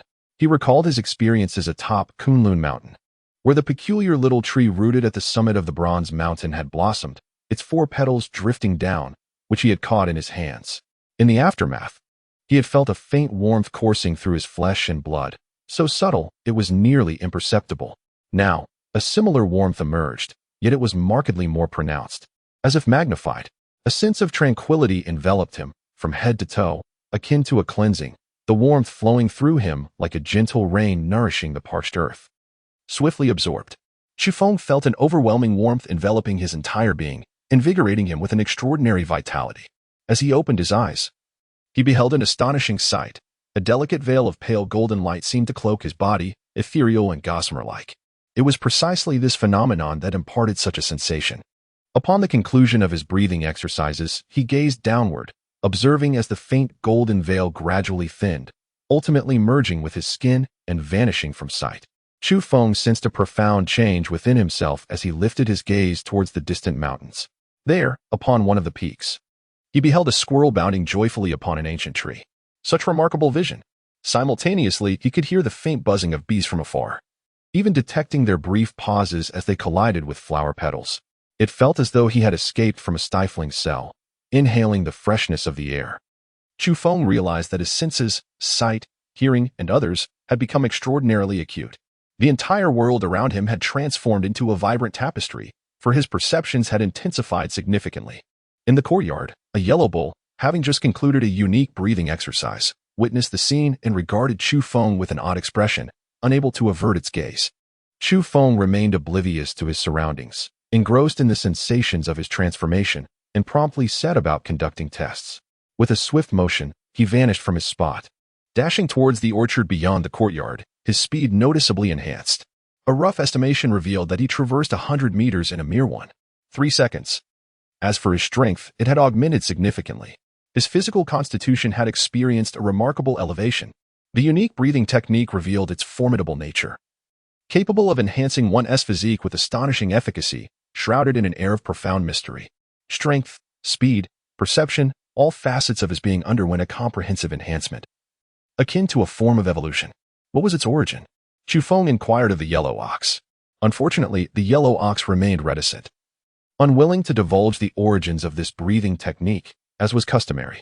However, it did inscribe a few words: pollen catalyst. For how short a time had passed, Chu Feng's transformation had reached this extraordinary level, an efficiency that astonished even the yellow ox. It speculated that this was connected to the 4 petals he encountered at Bronze Mountain. According to the yellow ox, this breathing method was extraordinary and enigmatic. Yet achieving success required the assistance of a catalyst. After a breakfast primarily consisting of game, Chu Feng awaited the arrival of his escort. A young woman appeared. Her nose adorned with a few freckles, yet otherwise quite lovely. She smiled even before uttering a word, effortlessly fostering a sense of camaraderie. She arrived in a sleek, jet-black vehicle, imposing in stature, with thick steel plating and the latest hardened glass. This was an armored car, clearly not ordinary. The celestial beings were always meticulous, ensuring that even their standard transportation was of exceptional quality. "Mr. Chu, please get in," the young woman said as she opened the door for him. Chu Feng was somewhat distracted, for ever since he received the phone call that morning from Lin Nuai, informing him that someone would come to escort him, he had been pondering a particular matter. "Mr. Chu?" A young woman gently called out to him with a warm smile. The young woman appeared a bit flustered as she added, "However, Miss Lin insisted that I must take you there." Chu Feng shook his head in refusal and informed her that the distance to the county town was not far. He assured her that he would certainly arrive by noon and urged her to leave first. "Perhaps I am merely being overly cautious." Chu Feng watched as the black sedan disappeared into the distance. "Huang Yao, guard the home well," he called out. Subsequently, he set off as well, traversing the forest alongside the road leading to the county town, avoiding the main thoroughfare. His pace was swift. Should he exert himself fully, he would not lag behind that vehicle. In reality, the journey was bumpy, as the original path had fragmented into numerous trails, with many sections being uneven dirt roads that were hardly conducive to speed. Chu Feng followed at a distance, his remarkable physique showing no signs of fatigue. After traveling over 30 miles, the path ahead became increasingly rugged and uneven, causing the black sedan to slow its pace. Suddenly, a thunderous explosion shattered the tranquility of the area, a deafening sound as a rocket struck the black vehicle with pinpoint accuracy. The tremendous force and terrifying blast propelled the entire car into the air. Even the armored vehicle succumbed to the chaos, its windows shattering and its structure contorting beyond recognition. With a resounding thud, the black sedan crashed to the ground, igniting sparks and billowing smoke, sending dirt and debris flying into the air. In the next instant, another deafening boom echoed, striking the vehicle with unerring precision and causing it to disintegrate on impact. Though designed to withstand bullets, the limitations of its defenses were painfully evident against the overwhelming power of the two rockets. In the distance, Chu Feng's expression darkened, his worst fears realized. He had never anticipated that the woman would possess such audacity, orchestrating an ambush on his route, executing a lethal strike with such cold-blooded intent. Rage coursed through him as he mourned the loss of the young life extinguished so brutally, a pang of guilt gnawing at his heart for his inability to save them. Yet, he could hardly fathom the depths of her madness, her willingness to resort to such heinous acts. With only a sliver of suspicion, he had taken precautions, only to see his worst fears materialize. Soon, 2 more rockets were launched, striking the remnants of the car, which erupted into a cataclysmic inferno. The cacophony was overwhelming. Once this had been a serene wilderness, flanked by dense woodlands, now transformed into a battleground, the stillness shattered by thunderous roars. "I shall hunt you down." The winds of Chu stirred with genuine fury. How deep must the animosity of his adversary run to exert such considerable effort to eliminate him, even resorting to lethal measures on the path where Lin Nua arranged for his escort? Yet, he discerned the underlying fear within his foes, their anxiety about the potential exposure of their deeds, leading them to contemplate murder to silence him. This woman, closely affiliated with Lin Nua, was aware that he had not yet divulged the pertinent matters. She sought to resolve him before the truth could surface, aiming to dispose of him en route. Chu Feng understood that the opponent was gripped by fear and resorting to desperate measures. The cornered dog will leap over the wall. His expression was icy. This matter was far from over, compelling him to unleash a massacre. Anyone associated with this affair, regardless of their identity, would be wiped out. This had touched upon his bottom line. In a grand mansion within the county town, a man and a woman were swirling red wine in their goblets, savoring it slowly. The man appeared leisurely and relaxed, while the woman seemed somewhat anxious, perpetually awaiting something. Soon, a communicator buzzed, and the woman quickly answered, inquiring, "What is the status?" "The mortal has perished, disintegrated along with the vehicle. However, the expert behind him has yet to reveal himself. We are on standby." Upon hearing this report, the woman's expression tightened. Clearly she was the one who once possessed Lin Nuayi's communicator, and her demeanor was now fraught with unease. "Stay calm. Await that person's appearance, and then deliver the fatal blow." Her voice trembled slightly. "Understood." The call then ended. "Wanqing, don't be anxious. It's a simple matter." "No need to panic," the man said calmly from his seat. His complexion was fair, handsome, exuding an aura of elegance as he casually swirled his wine glass. "Mu, you speak lightly, but I have committed a grave error. If Nuai finds out..." Su Wanqing's face paled. "It matters not, even if she knows." "What of it? Divine beings are not solely her family's domain. My Mu family is also a significant member. Moreover, you are her close friend and a capable assistant. Soon, your sister will marry her uncle. What is there to worry about? Even if Nuai discovers it, she will not harm you," the young man reassured her, a faint smile gracing his fair visage, seemingly unconcerned. "Mu, regarding this matter, I aim to assist you, yet it has escalated to this point. Can you handle the fallout?" Su Wanqing queried, her beauty accentuated by her phoenix eyes, which, devoid of worry, would render her an exceptionally alluring woman. "Rest assured, this matter will not leak. The Bodhi gene individuals are active in that area, and our people will clash with them. Ultimately, all of this will be attributed to them." The young man replied placidly. He then shook his head and continued, "In truth, I merely intended for that mortal to suffer a setback, to gauge Lin Nuayi's reaction and test her intentions. I did not anticipate that you would resort to murder. How could I have known your thoughts?" Unexpectedly, your subordinates troubled him, and upon discovering his past connection with Nuai, I sought to assist you, resulting in this significant debacle. Su Wanqing lamented, filled with regret. One misstep had ensnared her deeper, making her feel that she should never have involved herself. "Just now, he has already perished," Su Wanqing reminded him. "I am aware." The death of such a person is trivial. Yet, you have mentioned a formidable expert behind him, so let us eliminate the future threat entirely. The young man stated with a confident smile on his fair face. Can we truly resolve it? You must know that the last individuals I dispatched were capable of dealing with experts among them, yet they have vanished without a trace. Su Wanqing furrowed her brow, a hint of concern evident on her face. Unless he attained the level of a Vajra, even the most formidable Bodhi Gene Vajra would find it challenging to appease the circumstances. The man remained composed, his smile gentle. Let us hope no unforeseen events transpire. Rest assured, the representatives of the Bodhi Gene are present. This time marks the moment when the celestial biologicals confront their adversaries, eliminating foes while simultaneously resolving lingering threats, ensuring all will be well. In the forest, Chu Feng moved stealthily like a leopard, acutely aware of the peril surrounding him.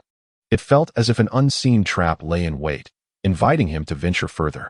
This area was rife with ambushes, expansive in nature. The hidden assailants were not so much focused on the vehicle traversing the road, but rather poised to ensnare anyone daring enough to intrude. Do you deem Chu Feng inconsequential? Believing that his companions are the true threat?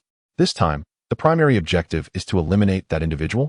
A wry smile crossed Chu Feng's face, soon replaced by an icy demeanor. With a chilling resolve, he declared, "This is merely the beginning. If you compel me to act, I shall oblige, and none shall escape." Chu Feng steeled himself, prepared to unleash a torrent of violence, determined to carve a bloody path straight to the county town. Chapter 41. A bloodbath. The forest lay in eerie silence, permeated by a scent of blood. The extraordinary being lay lifeless on the ground, having emitted not a single sound. Utterly deceased, the wound on his neck was profound, rendering survival impossible, regardless of physical prowess. Chu Feng's heart raced with intensity, despite the raging fury within his chest. The act of personally eliminating an adversary for the first time left him feeling somewhat unsettled. He took a deep breath to steady his emotions, striving for composure as he strode forward with purpose. The woman had acted with utter madness against him. How could he show mercy? Though he harbored no desire to take a life, he found himself compelled to adopt a ruthless demeanor, understanding that he must adapt to this harsh reality. Chu Feng possessed remarkable psychological fortitude as he stealthily navigated through the forest. Soon, his expression settled into a calm demeanor, effectively regulating his inner emotions. The moment he took a life for the first time unfolded under such peculiar circumstances. The forest was enveloped in an unusual stillness, where Chu Feng resembled a fierce beast, prowling alone and drawing closer to one prey after another. The trials endured in the primordial mountains were not in vain. Despite this being his inaugural act of taking a life, he had achieved a profound state of composure, maintaining a serene heart. At present, he moved silently, harnessing peak physical capabilities, poised to unleash a lethal strike at any moment. Then, he spotted another extraordinary individual. This person possessed robust arms and a formidable upper body, reminiscent of a powerful ape, with long hair cascading down, lying in wait and fixated on a particular direction. It was evident that this extraordinary being, as a hunter, exhibited remarkable patience, ready to pounce at any moment. Yet now, he himself had become the target, on the brink of being hunted. Chu Feng exercised utmost caution, for the distance between these extraordinary individuals was not considerable. Should he provoke them, he would be confronted by a multitude, all poised to attack. He tensed his body, sealing his internal energy, resembling a ferocious tiger. Despite possessing formidable strength capable of vanquishing his prey, he remained stealthy, advancing in the shadows. Suddenly, with a swift motion, Chu Feng struck. The ebony short sword sliced through the forest like a streak of lightning, transforming into a swift arc that cleaved through the air. With a sharp sound, the throat of an extraordinary being was severed, as the blade's speed was so tremendous that it unleashed a torrent of blood. The ruthless winds of Chu relentlessly hunt, unleashing primal ferocity. Yet, this extraordinary being possesses an exceptionally tenacious vitality. Even as his neck teeters on the brink of severance, he valiantly strives to turn, his visage contorted, and his robust limbs swelling with strength. In an instant, his form becomes shrouded in dark fur, his face no exception, and from his mouth protrude fearsome fangs. Grotesque and terrifying as he lunges forward. He yearns to roar, yet his throat lies gored, his eyes glimmering with a chilling light, a blend of unwillingness and despair. Making a final desperate counterattack as death approaches. Surprised, Chu Feng beheld the extraordinary figure whose neck seemed on the verge of snapping, yet still managed to unleash a transformation in its dying moments. Such resilience was indeed astonishing. The vitality displayed was remarkably tenacious. This individual resembled a demonic ape, exuding an aura of ferocity with hands that had morphed into the size of grinding wheels. Alas, Chu Feng afforded him no opportunity. With a flick of his wrist, a black short sword soared forth, piercing his forehead. Blood gushed forth, and this time the extraordinary being could move no more, his eyes wide open as he fell back, rigid and lifeless. With a swift movement, Chu Feng steadied him and gently laid him upon the ground. The stature of this extraordinary individual was imposing. Even when falling into the thicket, he would inevitably create a commotion. Drawing forth a black short sword, he wiped away the traces of blood. Embodying the essence of a seasoned hunter, and once more set forth on his journey, an aura of murderous intent surrounding him. Chu Feng, cold and unfeeling, bore an intense fury within his chest as he forged ahead. Those who sought to ambush him here, intending to eliminate him without mercy, would find no leniency from him. Shortly thereafter, he ruthlessly dispatched 2 formidable experts. At this moment, the forest fell eerily silent. Gradually, not even the roar of beasts nor the chirping of birds could be heard, creating an atmosphere of profound stillness. Chu Feng sensed that the situation was dire. These extraordinary individuals might be interconnected, and the rampant slaughter had likely drawn attention. Otherwise, how could the vast expanse of the forest suddenly fall into silence? There was evidently a palpable aura of menace swirling, surging, and expanding around him. Suddenly, Chu Feng felt a tingling sensation coursing through his body, accompanied by a sharp pain, as if a long spear were pressed against his back, instilling a profound sense of unease within him. His instinctive intuition warned him, revealing that danger was imminent. And it was lethal. With a swift motion, Chu Feng turned over, as agile as a leopard, traversing through the forest and instantly distancing himself by several dozen meters. His speed was astonishing. Boom. Simultaneously, the area he had just vacated erupted in a blaze as a rocket struck, wreaking havoc and resulting in a violent explosion that shattered boulders and sent trees crashing down in droves. Chu Feng beheld an extraordinary figure, flapping a pair of violet wings. Suspended in midair as he cast a gaze upon him, a rocket launcher resting upon his shoulder. At that moment, this enigmatic being unleashed his weaponry once more, bellowing here. They were ignorant of the target's appearance, merely following orders to eliminate anyone who intruded upon this territory without hesitation. There were no weaklings among the extraordinary. As Chu Feng commenced his hunt, he was swiftly detected and met with fierce retaliation. The tranquility was shattered, and the mountains echoed with the ominous aura of impending death. Strong and palpable, as a dozen figures swiftly approached. Boom. In the sky, the figure ready to rocket and fired again, possessing formidable hovering capabilities. Unperturbed even by the weight of his armament, rocks shattered and trees splintered, transforming Chu Feng's original foothold into scorched earth, laid waste. He had long since evaded the onslaught. His heightened senses allowed him to detect danger in advance, facilitating his timely escape. Meanwhile, formidable beings drew closer, accompanied by the thunderous roar of armed helicopters, bringing with them a terrifying firepower. "You are doomed," a voice echoed from the distance. Simultaneously, the figure in the air searched diligently. His 2 previous strikes had missed their mark, sending a chill down his spine. What manner of creature had he encountered? Such extraordinary perception. He recalled an elderly boxing master he had met among celestial beings, who had spoken of ancient masters with astonishing awareness capable of evading myriad perils. Now, he found himself face to face with one such individual. The suspended figure felt a shiver run down his spine, realizing that a multitude might not ensure success in subduing this remarkably intuitive adversary. Suddenly, his hair stood on end, and a prickling sensation coursed through him, as if a colossal primordial beast had set its sights upon him. Yet, he was suspended in the air. Who could harm him? Nevertheless, he reacted swiftly, flapping his wings to ascend higher into the sky. However, it was already too late.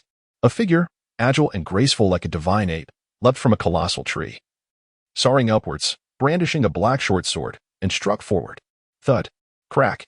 The sounds echoed as the extraordinary being's head fell to the ground, blood gushing forth. A life extinguished instantaneously. Furthermore, the rocket launcher he bore was cleaved in 2 by the very blade, plummeting from the sky. Observers witnessed a silhouette slicing through the air like a ferocious dragon, wielding the black short sword, vanishing into the treetops. This was terrifying. The individual had leapt from the canopy to confront a powerful being capable of flight, striking decisively and lethally. Some of the extraordinary beings felt a weight upon their hearts. They had encountered a monster, What had initially seemed a straightforward ambush now appeared to demand a significant cost to eliminate this formidable foe. Boom! The armed helicopter arrived, unleashing a torrential downpour of bullets that rained upon the colossal tree. In the blink of an eye, leaves were scattered chaotically, and ultimately, the tree crashed down, utterly shattered. Yet, that individual was nowhere to be found once again, vanishing without a trace. In a grand mansion within the county, Su Wanqing paced restlessly, her heart in turmoil. Until that formidable adversary was eliminated, she would remain in a state of unease, haunted by the fear that Lin Nuyi might uncover the hidden truths, and apprehensive of potential retribution from that expert.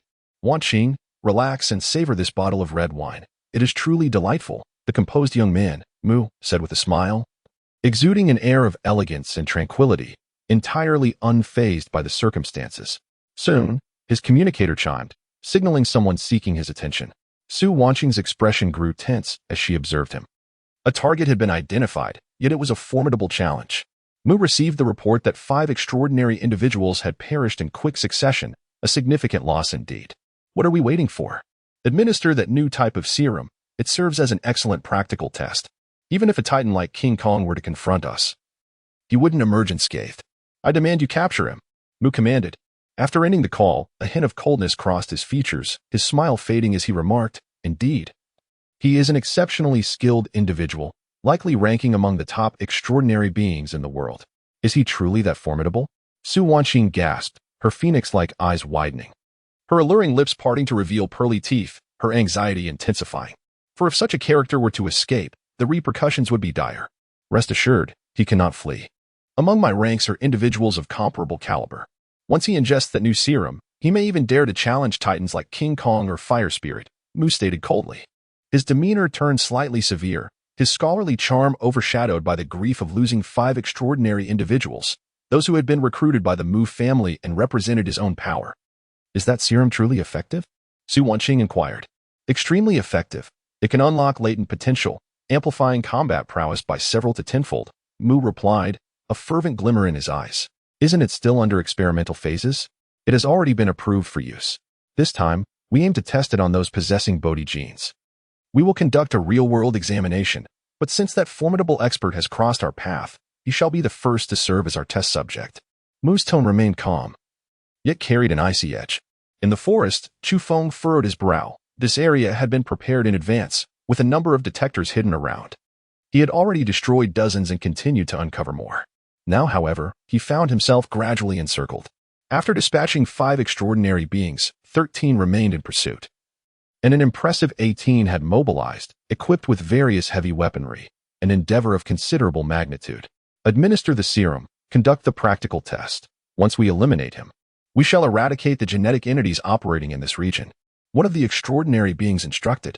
As these extraordinary individuals showcased their formidable might, they revealed their very true forms. Each more bizarre than the last. Some towered over 3 meters, their imposing figures shrouded in mist, possessing explosive strength. Some of the extraordinary individuals exhibit a peculiar phenomenon. Their bodies partially petrified, upon contact with objects, they astonishingly transform certain items into stone. This ability causes Chu Feng's brows to furrow with unease. Another extraordinary individual, enveloped in blazing flames, stands upon a surface of molten lava, emanating a sense of dread akin to that of a leader. The presence of this fire wielder instills a palpable sense of danger within Chu Feng. 13 extraordinary beings, each distinct in their terrifying abilities, converge from all directions, intent on ensuring Chu Feng's demise. Meanwhile, a helicopter hovers above, poised to unleash a torrent of fierce firepower, yet restrained by the concern for the extraordinary beings below, preventing it from opening fire. A dozen or so of these individuals partake in a peculiar potion, contained within transparent crystal vials filled with a mesmerizing azure liquid, which releases a fragrant blue mist upon opening. Chu Feng sensed an ominous presence, for the aura of the dozen or so extraordinary beings was intensifying. Each one emitted low growls, their collective excitement palpable, their eyes brimming with a fierce aggression. Not far off, an elderly apothecary had been observing them closely on the battlefield, his excitement evident as he shouted with delight. Furthermore, he began to communicate with the townsfolk. Recently enhanced, the effects of his potions had proven remarkably effective, augmenting their physical capabilities by over 8-fold, with some approaching a 10-fold increase. The old apothecary was exhilarated, perceiving the luminous signals from the miniature devices on those extraordinary beings, indicating a terrifying surge in their bodily metrics. Excellent. Mu nodded solemnly, barely concealing his excitement, even one as composed as he could not maintain his calm. In the forest, while the old apothecary reveled in his exhilaration, he also endeavored to control his emotions, striving for composure. Upon closer observation, he furrowed his brow slightly and remarked, "They are overly stimulated. This is not favorable. The intense fluctuations in their mental states could lead to complications." He believed this might be one of the two existing shortcomings that required further refinement. At that moment, Chu Feng felt increasingly uneasy. In an instant, it seemed as though he was encircled not merely by a dozen extraordinary beings, but by hundreds. The sheer force they unleashed was overwhelming. Each individual's power seemingly multiplied tenfold, rendering them extremely perilous. Will breaking through be feasible? Chu Feng pondered to himself, his expression grave, unwilling to entertain any complacency as he braced himself. Slowly, he extended his arms, summoning the formidable bull demon fist, and began to coalesce his ultimate divine form. What is that? Despite their heightened excitement and intense mental fluctuations, the extraordinary beings were nevertheless taken aback, fixating their gazes ahead. As Chu Feng clenched his fist, an imposing black bull materialized behind him, as if summoned from the primordial ages, transcending the bounds of space to descend upon this realm. This was the ultimate manifestation of his fist seal, vividly brought to life. Simultaneously, Chu Feng commenced a unique breathing technique, his secret weapon, which, when invoked, could exponentially amplify the power of his fist seal. In his daily life, he seldom employed this technique, reserving it for encounters with colossal beasts. Now, faced with a dire predicament, he was prepared to unleash it. Those around him were filled with fervor, their emotions teetering on the brink of instability, a significant disadvantage. Perhaps I could attempt the roar of the mighty bull. Chu Feng contemplated in silence, for this was not merely a technique of sound waves. It also constituted a formidable psychological assault, capable of inducing utter collapse. A dozen extraordinary beings advanced with terrifying aggression, their eyes increasingly frenzied, closing in on Chu Feng, poised to unleash their lethal force. In the next instant, both sides struck almost simultaneously. A thunderous roar erupted, reverberating through the mountains like a muffled thunderclap, causing nearby foliage to wither and shatter. Even the mighty trees succumbed, their trunks splintering. All of this was a consequence of Chu Feng's powerful bellow, enhanced by a unique breathing technique. That roar resonated like the primordial roar of a colossal beast, mingling with the sound of thunder, shaking the very ground. A dreadful event unfolded. The intense psychic waves of the extraordinary beings were stimulated to an even greater extent, each one howling in agony, blood streaming from their 7 orifices, clutching their heads in torment, while some collapsed to the ground, meeting their demise. For that bellow was not just a sound wave technique. It contained a potent mental assault that these individuals would not have succumbed to under normal circumstances. Now, they resembled tightly stretched rubber bands, pulled to their limits, and ultimately, some could not withstand the strain, their minds torn asunder. No. The old apothecary's eyes turned crimson. This was a monumental failure, the weaknesses of the elixirs laid bare. He attempted to lunge forward, but coughed up blood, unable to endure the force of the sound waves, collapsing amidst the forest. In the county town, within a grand mansion, Su Wanqing composed herself upon receiving the news. The elixir's effects were astonishing, capable of amplifying the powers of the extraordinary beings tenfold. How terrifying was that? If a dozen extraordinary beings were to enhance simultaneously, it would equate to the combined might of over 100 extraordinary beings.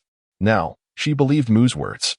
Even if a formidable foe were to arrive, it would be impossible to eliminate everyone unscathed. A smile graced her lips, her red mouth vivid, and her phoenix-like eyes glimmered with a captivating allure. Mu remained unflustered. Although he had experienced a momentary emotional upheaval, he was now entirely at ease, regaining his graceful composure. With a gentle smile, he remarked, "Let us await the triumphant news. Not only shall we eliminate that so-called master, but we shall also eradicate a portion of the Bodhi gene's followers." I eagerly anticipated. "I, too, am filled with anticipation," Su Wanqing replied, smiling as she raised her wine glass in a toast to Mu. "Come, please lend your support to the sacred ruins during the initial release period. We need the backing of our brothers and sisters, be it through clicks, recommendations, or adding to bookshelves." Chapter 42, Ruthlessness Sting. The two clinked their glasses lightly, both wearing expressions of ease, understanding unspoken between them. Su Wanqing took a delicate sip of her wine, setting the glass down before sitting at the piano. Her long, Pristine fingers glided gracefully across the keys, producing a melody of exquisite beauty. Mu retrieved a crystal vial, no larger than a thumb, and gently shook it.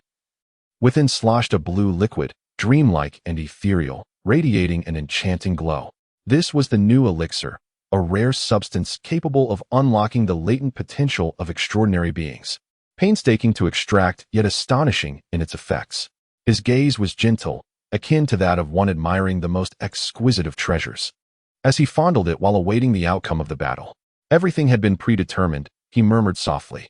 In the forest, among the 13 extraordinary individuals, 4 had already fallen to the ground, lifeless, their mouths and noses stained with blood. Their spirits had been in tumult, and upon encountering the resounding roar, they were further agitated, their fluctuations exceeding the current threshold, unable to withstand the consequences. The remaining extraordinary individuals screamed in agony, their faces contorted in pain. Some rolled on the ground, clutching their heads, unable to bear the torment. Others bashed their heads against trees, the sound of cracking resonating as some stout old trees splintered. Their leaves scattered across the ground. The blue potion was enigmatic, its effects profoundly potent, endowing them with immense strength, yet the ramifications it wrought were equally terrifying.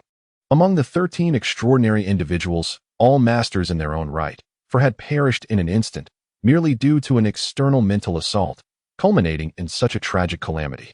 This is my life's work. It can still be refined. There must be a way to improve it. In the distance, the aged apothecary murmured, sprawled on the ground, his mouth frothing with blood. He had not consumed the potion, his mental fluctuations remaining stable, yet he was merely immortal, and under Chu Feng's thunderous shout, he too had sustained grave injuries. Suddenly, one of the extraordinary beings lunged forward, his massive form towering at nearly 3 meters. Drool cascading from the corner of his mouth, his pupils dilated. The intense mental turbulence had deranged his mind, leaving him in a stupor, his brain severely compromised. With a sudden lunge, this extraordinary being seized the old apothecary and with a violent tug, he tore him apart amidst screams, a gruesome scene drenched in blood. Chu Feng could not bear to look away, for even though he had acted mercilessly moments ago, he was not inherently so violent. These extraordinary beings had succumbed to madness, their ferocity terrifying and utterly appalling. With unwavering resolve, Chu Feng strode forward, his sword slicing through the air, blood splattering in vivid arcs. In an instant, several foes fell, their lives extinguished. Should these frenzied outsiders escape the confines of the forest, they would undoubtedly wreak havoc upon the nearby towns. Moreover, Chu Feng had no intention of sparing them. Having come to ambush him, they must face the inevitable consequences of their actions. As beings of otherworldly origin, they should have long been aware that in plotting against the lives of others, they might one day find themselves reaped in turn. The sound of death echoed thud, thud, thud. With a swift stroke of his sword, Chu Feng displayed no mercy. The ebony blade gleamed with a razor-sharp edge, and with each swing, heads fell to the ground like autumn leaves. In an instant, 6 or 7 lifeless bodies lay severed. Even those who had already succumbed to their injuries found their demise completed by his relentless blade, for once he had struck. He resolved to eradicate any possibility of future retribution. You are ruthless. Kill. A voice thundered, though the speaker's eyes betrayed a hint of fear. He struggled onward, charging at Chu Feng in a desperate bid to fight back. It was not an absence of fear, but rather a stark realization that without retaliation, death was inevitable. Only through his desperate struggle lay a slender hope for survival. In that fleeting moment, his body became petrified, resembling a statue, yet his movements remained swift. With a thunderous crash, the ground quaked beneath his feet, instilled with a terrifying energy. Enveloped in a haze of dusty yellow, he propelled his fist forward, leaving a trail of stone in his wake. Chu Feng was secretly astonished. He had long been aware of this extraordinary individual. Previously, he had witnessed his transformation into a being that was half flesh and half stone, and now he had fully morphed into a stone figure. Clang! The swift winds of Chu urged the short sword forward. Unfamiliar with the circumstances, he refrained from employing his fist technique, fearing he might become ensnared and transformed into a mere statue. The dark blade cleaved through the air, severing the hand of the stone figure, from which crimson blood oozed forth, accompanied by a hazy yellow mist that surged towards Chu. His expression shifted slightly. He summoned his full strength and unleashed the bull demon fist. Instantly, his body radiated a crystalline sheen. As the ethereal yellow mist approached, it merely rendered his arms numb. With an immense force, his fist glowed, and his skin remained unscathed. The so-called petrification was effectively thwarted. One could sense that as the bull demon fist reverberated, A layer of secret power enveloped his exterior, creating a barrier against the yellow mist, preventing it from inflicting harm upon his body. In his heart, Chu Feng felt a sense of clarity, casting aside all reservations and unleashing his full might. With a resounding crash, after several collisions, he delivered a powerful punch to the chest of the otherworldly being, sending him flying and producing a sound reminiscent of cracking stone in midair. The stone figure shattered, disintegrating into fragments, some of which were still stony while others bled profusely. It was a peculiar sight.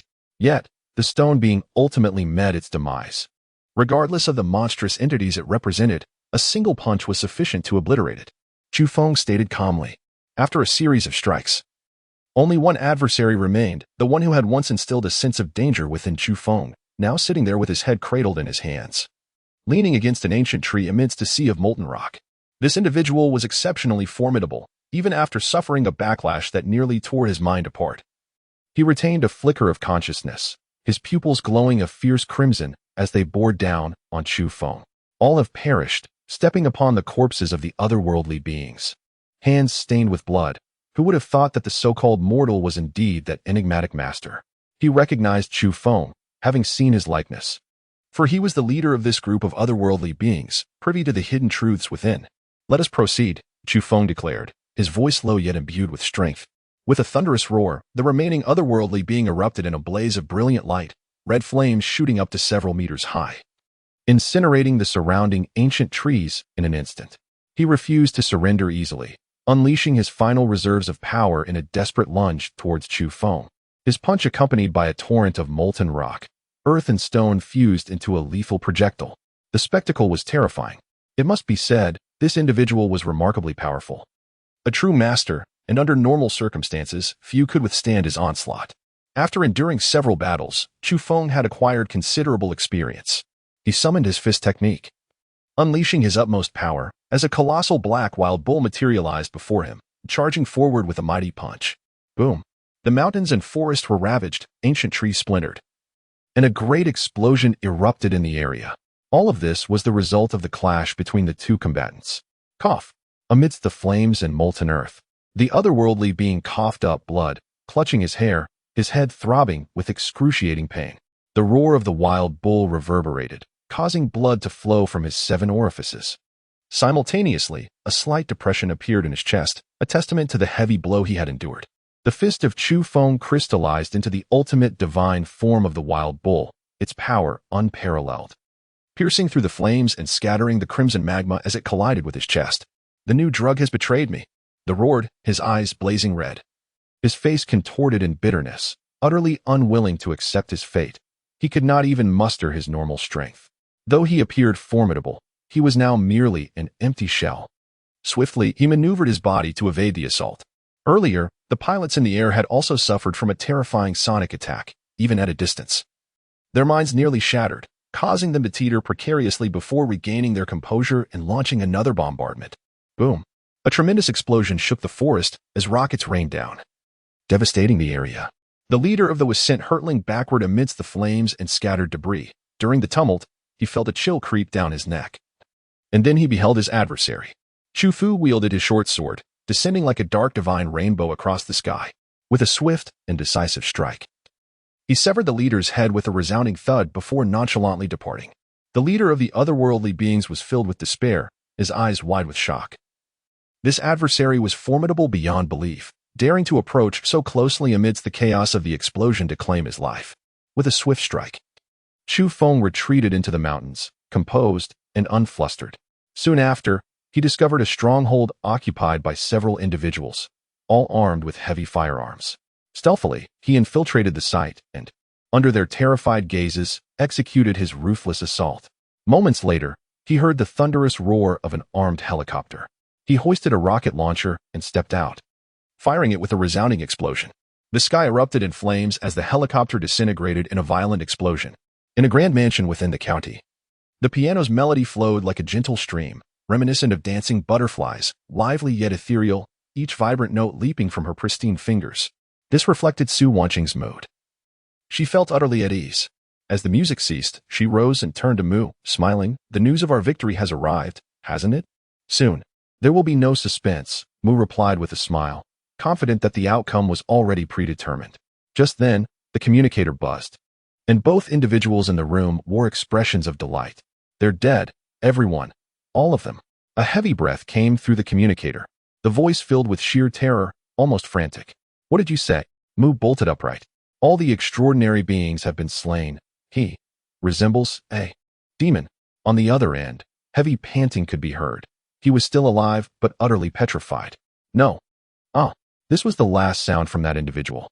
Laced with fear, abruptly cut off, leaving an unsettling silence.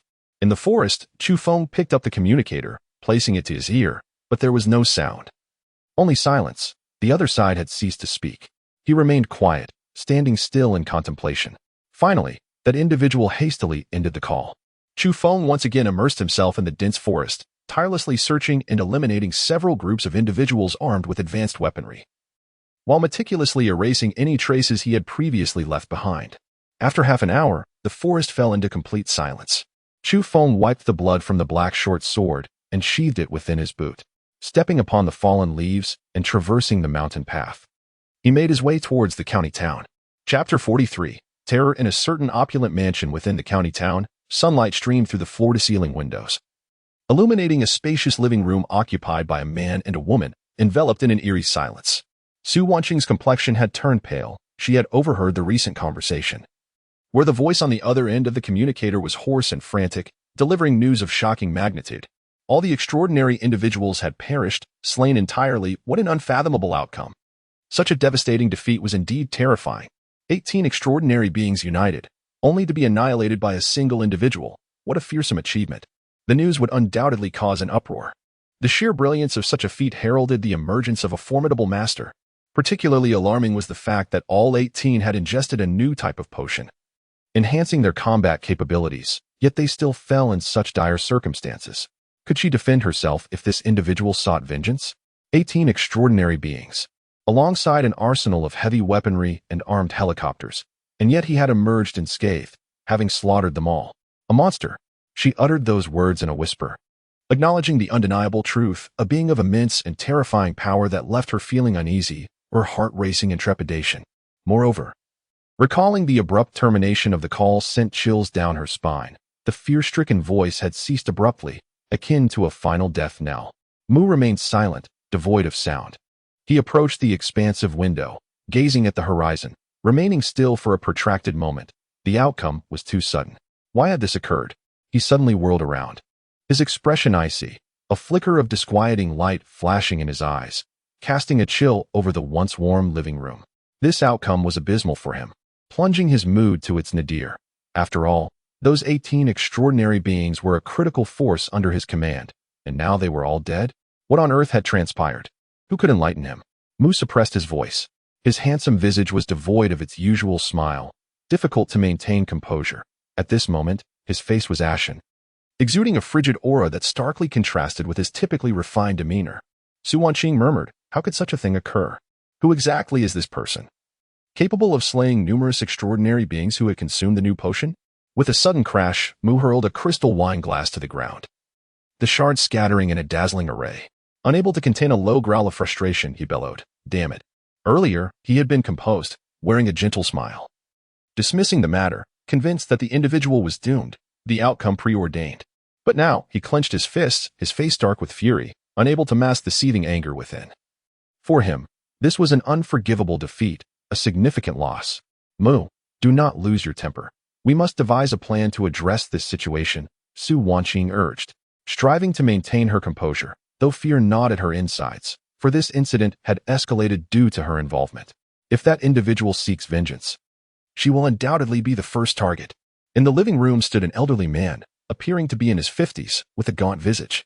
He spoke, "Mu, this is not your fault. No one could have anticipated such an outcome." His words held merit. 18 extraordinary beings launching a coordinated attack, combined with a novel agent, could indeed sweep through any opposition. Taking a life would be a trivial task. In this world, not every extraordinary being can rival the indomitable. Such a formidable assembly, ambushing a solitary extraordinary being, would surely result in a swift demise. Could it truly be the Indomitable's doing? Isn't a faction with the Bodhi gene known to be active in that region? Su Wanqing inquired. When Bo paused, yet he refrained from expressing his thoughts. Complying with Mu's directive, he instructed his men to promptly investigate the scene and ascertain the causes of death for the 18 extraordinary beings. Mu, furrowing his brow, too harbored doubts, was it indeed the Indomitable? Had he already arrived? Yet, according to reports, this extraordinary being, possessing an impervious body, was still en route. Expected to arrive no sooner than this evening. Investigate whether the Indomitable has quietly arrived, Mu stated coldly. When Bo nodded, commencing arrangements, mobilizing resources to gain insight into the whereabouts of key figures associated with the Bodhi gene. A small helicopter ascended, swiftly heading towards the mountainous forest 80 miles away to investigate the deaths of the 18 extraordinary beings and gather various clues from the scene. Although these individuals were not masters, they possessed considerable experience. Upon entering the forest, they felt a chill. The 18 extraordinary beings had their throats slashed, with 13 of their heads completely severed and lying on the ground. It was evident that they had indeed perished at the hands of a singular assailant, who had wielded overwhelming force. The signs left behind indicated that only a few had engaged in a fierce battle. The remaining extraordinary beings had been no match for this individual, all dispatched with astonishing swiftness, leaving the investigators in a state of dread. Could it truly be the Indomitable who has come? Someone stammered. Aside from the Indomitable and 3 others, were there any extraordinary beings capable of such prowess? They meticulously scoured the forest, yet no significant clues remained from this individual. It was as if he had erased many traces post-event. In the county town, within that opulent mansion, Mu received a report, his expression darkening. The 18 extraordinary beings had their heads severed by a sharp weapon, with all fatal wounds consistent. This individual was powerful and ruthless, holding an absolute advantage. When Bo remarked while examining the report, it was heard that the Indomitable possessed 2 weapons. One being the demon-subduing staff, which he typically refrained from using, and the other a blade, renowned for its unmatched sharpness, which had been wielded on a few occasions. Su Wanqing noted. Just then, a confidential report was delivered, and as when Bo took it, his expression shifted dramatically. What? The Indomitable has indeed arrived quietly, this very morning? Su Wanqing snatched the report, glanced at it, and was immediately taken aback. The Indomitable is here. Mu's fury erupted. His face contorted as he slammed his palm onto the table, shattering it with a resounding crash. It is arduous for him to maintain his composure, now. He can no longer contain his wrath. The arrival of the formidable being signifies much. Perhaps only this individual possesses the capability to elucidate all that has transpired. Otherwise, who else could wield such power? A single Buddhist blade could traverse the realms, capable of vanquishing 18 extraordinary beings, even those who have ingested the latest concoctions. The losses are insurmountable. According to reliable sources, upon the arrival of the formidable being, he indeed ventured forth into the mountains and has yet to return, though it remains uncertain whether he traveled in that direction. Mr. Wen remarked, Formidable one, I shall not let this matter rest. Mu seethed, his anger evident in the sharpness of his gaze. The elegance he once embodied had altogether dissipated as a flame raged within his chest. What of that individual? Did he not arrive there at all? Su Wanqing pondered. Did the one behind Chu Feng not reveal himself? Subsequently, a sense of relief washed over her. The involvement of the formidable one in the conflict between the Bodhi genes and the divine beings meant that Chu Feng's demise in that vicinity could only be deemed a senseless tragedy. When 2 colossal entities clash and masters engage, if a mortal meanders through and meets an untimely end, who can be blamed? It is merely a stroke of misfortune. Su Wanqing exhaled softly, feeling that the situation was no longer troubling. Even the master behind Chu Feng would likely remain oblivious to the truth, left with no recourse. In the mountainous terrain, Chu Feng raced ahead, catching sight of the county town in the distance, gradually slowing his pace. That woman is too malevolent. To eliminate her directly would be too lenient, he muttered to himself. Chu Feng recalled the young woman he had intended to pick up, her youthful face adorned with a few freckles that lent her an air of simplicity. Her laughter was infectious, yet when he declined to accompany her in the car, she appeared momentarily bewildered. Tragically, her life ended in such a horrific manner, the vehicle reduced to mere fragments. It was utterly maddening. Fury ignited within Chu Feng's eyes. Though he was ruthless and decisive in his confrontations with foes, a tender part of his heart remained, particularly troubled by the sight of the weak and virtuous being oppressed. The swift retribution he envisioned seemed too lenient. He wished for her to endure fear beforehand. His contempt for that malevolent woman reached its zenith. He retrieved his communicator and established contact with Lin Nuai, the connection being made swiftly. Chu Feng inquired directly and simply about who had been in possession of Lin Nuayi's communicator a few days prior. Lin Nuayi asked him what was the matter. Yet Chu Feng said nothing and hung up abruptly. Shortly thereafter, Su Wanqing departed from the opulent mansion and made her way to Lin Nuayi's location. Did Chu Feng contact you? Su Wanqing asked. Lin Nuayi, with her astonishing beauty, pale skin, and elongated figure, stood by the window gazing into the distance. Oh, yes. He realized I was not you, exchanged a few casual words, and then hung up. Su Wanqing replied nonchalantly, feeling a sense of relief. Really? Are you hiding something from me? Lin Nuayi turned her body, her long hair cascading gracefully around her swan-like neck. Her slightly cold yet exquisite visage, paired with her strikingly deep eyes, instilled a sense of pressure upon Su Wanqing. Not at all, Su Wanqing feigned surprise. From my understanding of Chu Feng, there must be something amiss, Lin Nuayi remarked. Has he arrived? What did he say? Surely he wouldn't be so petty as to hold a grudge against me for my previous demeanor, Su Wanqing asked casually. Fully aware that that individual may never appear again. He has not yet arrived, but during our call, I sensed his feelings towards you are more complex than mere prejudice. Lin Nuayi fixed her gaze upon her. During the call, Su Wanqing's fingers trembled in fright, nearly causing her teacup to slip from her grasp. Yet she managed to conceal her alarm. Lin Nuayi's beautiful face bore a somewhat indifferent smile as she said, Speak. There is truly nothing to discuss.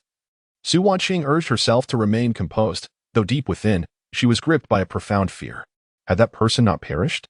What had transpired? An overwhelming sense of anxiety enveloped her. Was Chu Feng truly coming?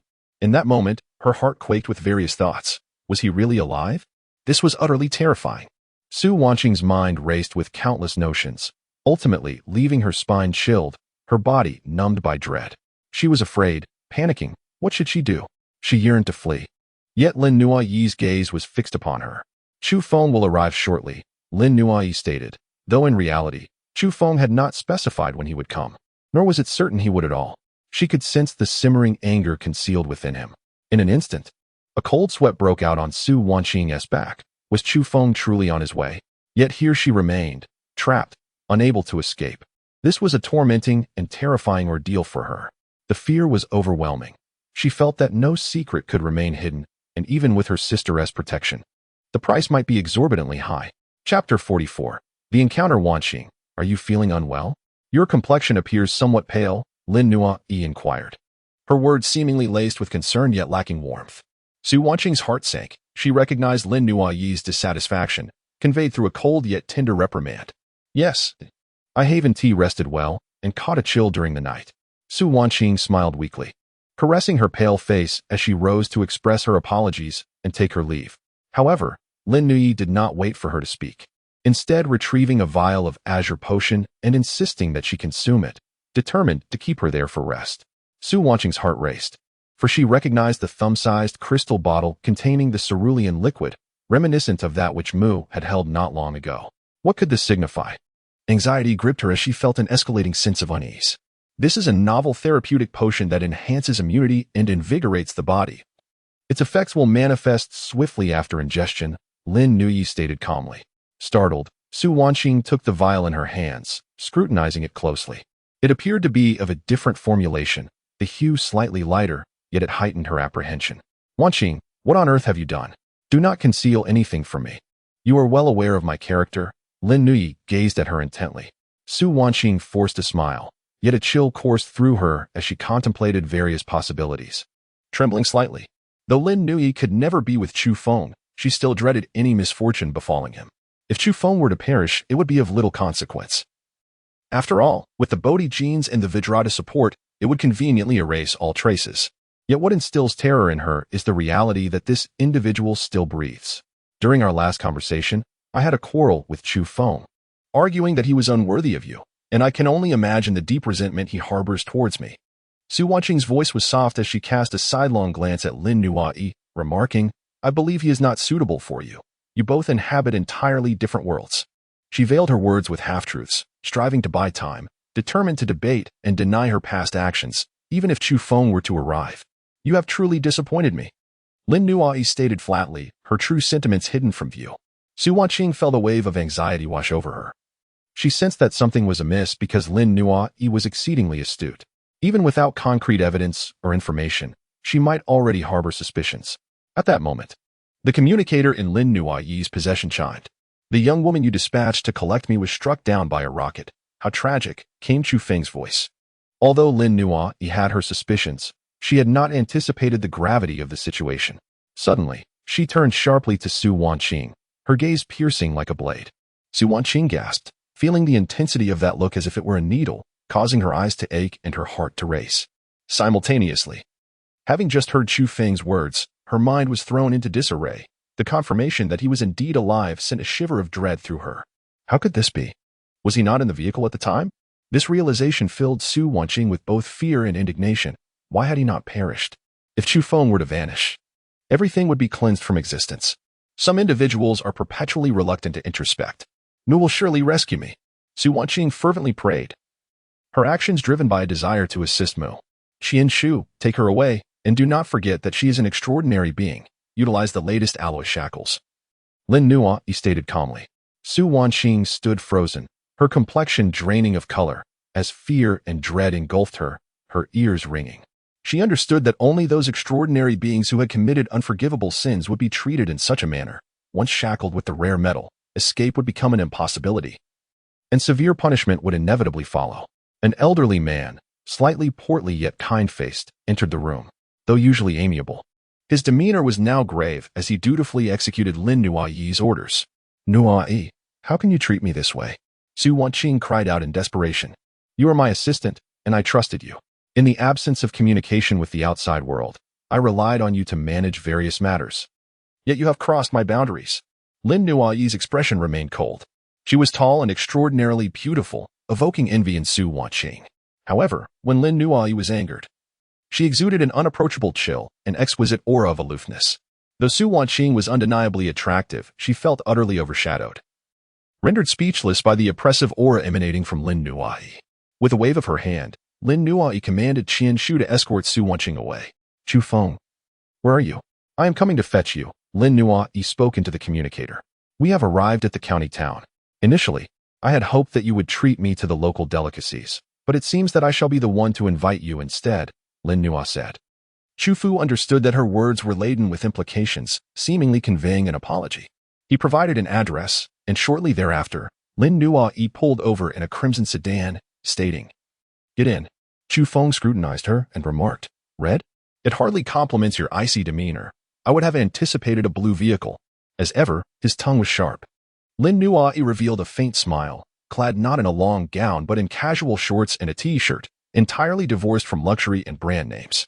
Soon enough, they arrived at a restaurant. The ambience was tranquil, adorned with soothing music, crystal chandeliers, and marble floors, though it could not compare to establishments in larger cities. It was considered one of the finer dining spots in the county. Its hallmark was elegance and cleanliness. Stepping out of the car, the two walked side by side into the restaurant, and Chu Feng couldn't help but notice her simple attire of shorts and a t-shirt.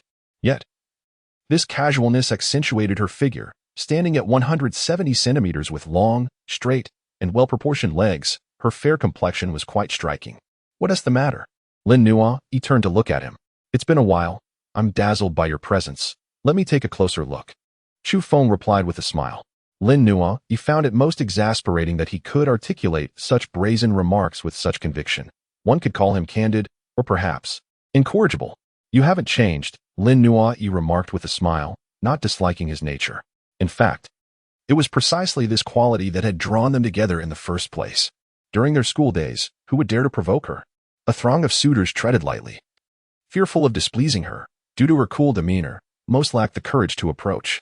Only Chu Feng, upon their first encounter, had audaciously taken her seat and folded her papers into airplanes, gently blowing one out of the window right before her eyes. At that moment, he was infuriatingly insufferable. Yet she couldn't summon the energy to truly be angry, and thus, they became acquainted. Come, let me see if you've changed, Chu Feng smiled, unabashedly appraising her from her beautiful visage to her alabaster neck, and then downward. Stop being insufferable. Sit down. Even though Lin Nuayi typically exuded a cool demeanor and rarely smiled, she couldn't help but let the corners of her mouth lift slightly, softening her usual frosty countenance. How delightful it is to see you smile. It's truly a pleasure, Chu Feng exclaimed, helping her pull out her chair and gently guiding her shoulders down to sit. Not far away, Uncle Qian observed with a slightly plump face and raised eyebrows, but ultimately feigned ignorance, leisurely gazing out the window. I'm sorry. Lin Nua, he murmured softly once seated. Don't be like that. I'm perfectly fine, truly. It's just a pity for that young girl. Chu Feng shook his head. Yes, I will compensate her family. Lin Nuayi's lovely brows furrowed slightly, though she often wore a serious expression. Her heart was not devoid of warmth. Chu Feng nodded. In recent days, have you encountered any further dangers? Lin Nuayi inquired. A woman capable of sprouting vines from her palm, a bat, a spider, for scaled monstrosities, and a band of armed individuals have all sought me out. Chu Feng replied nonchalantly. Lin Nuayi sat up straight, her eyes radiating a brilliant light, almost tangible. She turned her gaze towards Uncle Qian, instructing. Keep a close watch on Su Wanqing. No one is to approach her. Understood. Uncle Qian responded before departing to relay the command. I shall provide you with an explanation. Lin Nuayi stated earnestly as she fixed her gaze upon Chu Feng. What do you intend to do with her? Chu Feng questioned. Lin Nuayi gathered her flowing hair, revealing her fair forehead, her beautiful eyes glinting with a hint of coldness. She has gone too far. We must first revoke her status as an extraordinary being. Chu Feng was astonished. Is there truly a way to render the extraordinary individual powerless? However, I must ask for your understanding, as the subsequent severe punishment she will face requires some time to implement. For my uncle is about to wed her sister and has entrusted me with the task of looking after her to some extent. I need to discuss this with my uncle, Lin Nua explained patiently. What is the most severe punishment that awaits her? Chu Feng inquired further. For he harbored a deep loathing for that woman. The most stringent punishment will be that she shall never appear again, Lin Nua replied. Chu Feng nodded and said, however, I harbor some concerns. The individual who rescued me possesses a rather volatile temperament, and I fear he may act rashly. Lin Nuayi's eyes glimmered with intrigue. A rare display of curiosity for someone of her striking demeanor. She inquired, I have always wished to know who is assisting you. Though you need not share if it is inconvenient. He believed that it was prudent to maintain a low profile. After all, he had dispatched 18 extraordinary beings in a single breath, an utter tragedy. In this world, it is often more advantageous to lie in wait quietly and cultivate strength rather than flaunt one's prowess prematurely. Affection should be genuine, devoid of ties to power, status, or prestige. Perhaps he was overly idealistic, but this was his aspiration, his philosophy. He did not wish to leverage his newfound strength for personal gain. Is there truly such a person? Lin Nuai nodded. It was he who urged me against getting into that vehicle this morning, thus allowing me to evade a calamity. Chu Feng reflected. At that moment, Lin Nuai's communicator chimed, displaying an incoming call from someone named Mu. Upon answering, a young man's melodious voice resonated. Though it now conveyed a sense of gravity. Nuai, we may need to confront the Bodhi gene sooner than anticipated. He informed Lin Nuai that an ambush had been executed earlier that morning, resulting in the obliteration of a significant faction. With 18 extraordinary beings perishing even after consuming the latest serum. I understand, Lin Nuai replied, ending the call. With a gentle tap on the table. She donned a contemplative expression. In her stillness, her exquisite visage grew even more enchanting, radiating a pearlescent glow, remarkably delicate. What troubles you? Chu Feng inquired. At the apex of the extraordinary hierarchy stands an individual known as Jin Gang, who has slain 18 extraordinary beings belonging to the celestial beings. Right on the path where your vehicle was ambushed. What a remarkable coincidence. Lin Nuai chuckled softly. Her beautiful eyes sparkled with brilliance as she lifted her gaze to Chu Feng and asked, Tell me, was it the person behind you who eliminated those 18 extraordinary beings? I do not hold him accountable. Jin Gang. This kid. Truly formidable. Chu Feng exclaimed, caught off guard by the revelation. He continued. The individual who assisted me did not engage in combat, but remained by my side until he delivered me to the county town. It was only there that he witnessed the explosion and confirmed that someone intended to harm me. However, he did not partake in this affair. I believe the 18 extraordinary beings harbored ill intentions towards me, but unfortunately for them, they crossed paths with Jin Gang. Chu Feng refrained from elaborating further, yet his words sufficed. He sought to avoid the turmoil and was content to remain an observer, allowing those who wished him harm to pursue Jin Gang instead. Jin Gang. It is not I who have wronged you, but rather those wretched individuals who insist on casting blame upon you. Nevertheless, I am truly grateful. This sentiment resonated within Chu Feng, sincerely appreciating Jingang's efforts. Lin Nuai regarded him, choosing not to delve deeper into the matter. What would you like to eat? She smiled gently, her vibrant red lips parting to reveal pearly teeth. The rare beauty of her expression, fleeting yet captivating, was truly breathtaking. However, a single utterance from Chu Feng shattered this enchanting atmosphere. He exclaimed loudly, "Boss, bring me 10 pounds of beef." Lin Nua's fair forehead furrowed with a few dark lines. Relieved that they were not in a high-end restaurant and that no one was nearby, lest it become too embarrassing. "Are you a starving ghost?" she chided, though she ultimately couldn't help but laugh. "You see, I've been particularly craving beef lately, but I just can't get any. It drives me absolutely mad. And just thinking about it makes my mouth water," Chu Feng stated with utmost seriousness. Amused by his earnestness, Lin Nua replied, "Very well, if you enjoy meat so much. I shall order an entire table of various kinds for you to indulge in." "No, I only eat beef." Chu Feng firmly refused, observing his serious demeanor. Lin Nua couldn't suppress her laughter. He was so carefree, always so casual, never pretending to be sophisticated, yet occasionally delightfully quirky. Chapter 45. The Period of Dormancy Beef Rolls. Braised beef, curry beef, yellow braised beef, and of course, steak.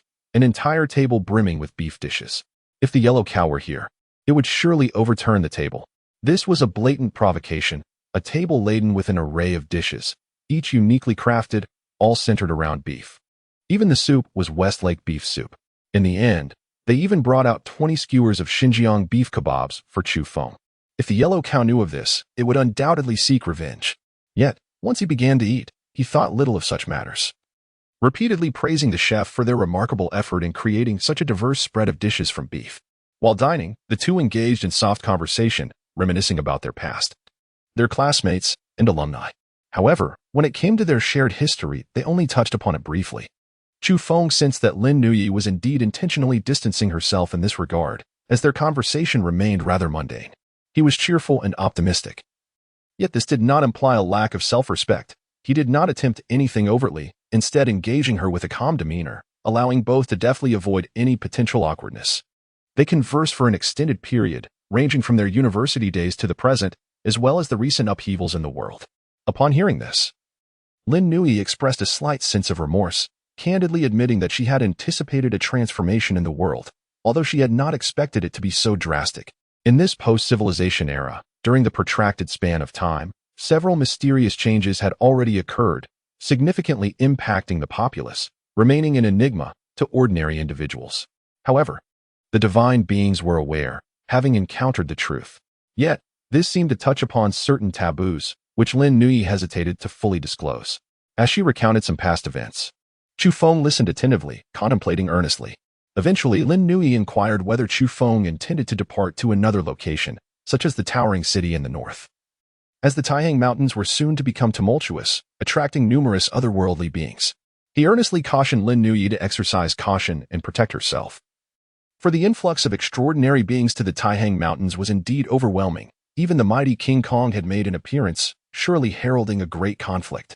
Lin Nui nodded, acknowledging her awareness of the situation, and subtly indicated that her original intention was to see Chu Feng leave immediately. The purpose of their meeting was to facilitate his departure. Now, knowing that a formidable expert lingered behind Chu Feng, likely to escort him away, she no longer insisted. "I understand the dangers of Taihang Mountain. I shall refrain from provoking those extraordinary beings," Chu Feng remarked with a smile. However, Lin Nui shook her head, reflecting on certain matters. After a brief moment of contemplation, she cautiously chose her words to reveal some truths to Chu Feng. "We have discerned some unusual occurrences." What Lin Nui subsequently disclosed left Chu Feng utterly astonished. Numerous wild beasts and raptors were undergoing transformations, growing increasingly intelligent, as if the shackles within them were being unbound, their wisdom approaching that of humanity. Lin Nui had indeed articulated such remarkable truths. Chu Feng firmly believes in her words, for the celestial beings are colossal entities, possessing an abundance of resources and knowledge of matters beyond the reach of ordinary mortals. Recently, the emergence of the extraordinary has sparked widespread discourse. However, how many have taken heed of the anomalous creatures? They remain silent, with the vast majority lying in wait, shrouded in quietude. Upon hearing these words, Chu Feng was profoundly shaken. Lin Nua employed words such as tranquility and silence to describe the situation, elevating those creatures to an extraordinary status. Chu Feng pondered what thoughts occupied the minds of these beings, whose intelligence approached that of humans.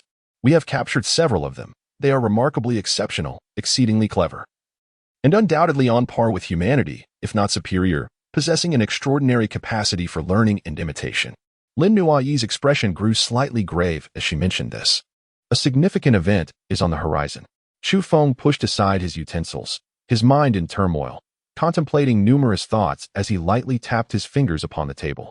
I am certain that the number of transformed beasts and raptors exceeds that of the altered humans, Lin Nuai asserted. Such words struck a deeper chord within Chu Feng.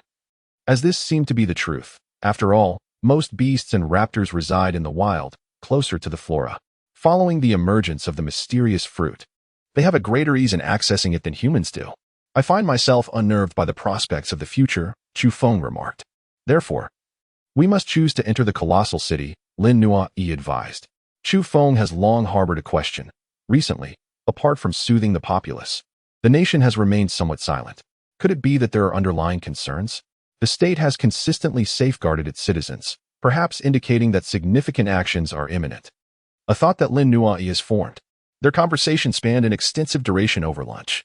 By the way, if you find it difficult to explain to your uncle, and someone assures you about Wan Qing, you may choose to hand her over directly. Chu Feng suddenly broached this topic. Lin Nuai remained silent, simply gazing at him. Do not look at me. I am acquainted with the enigmatic individual who aided me. He possesses a rather volatile temperament, and I fear he may be contemplating retaliation on my behalf.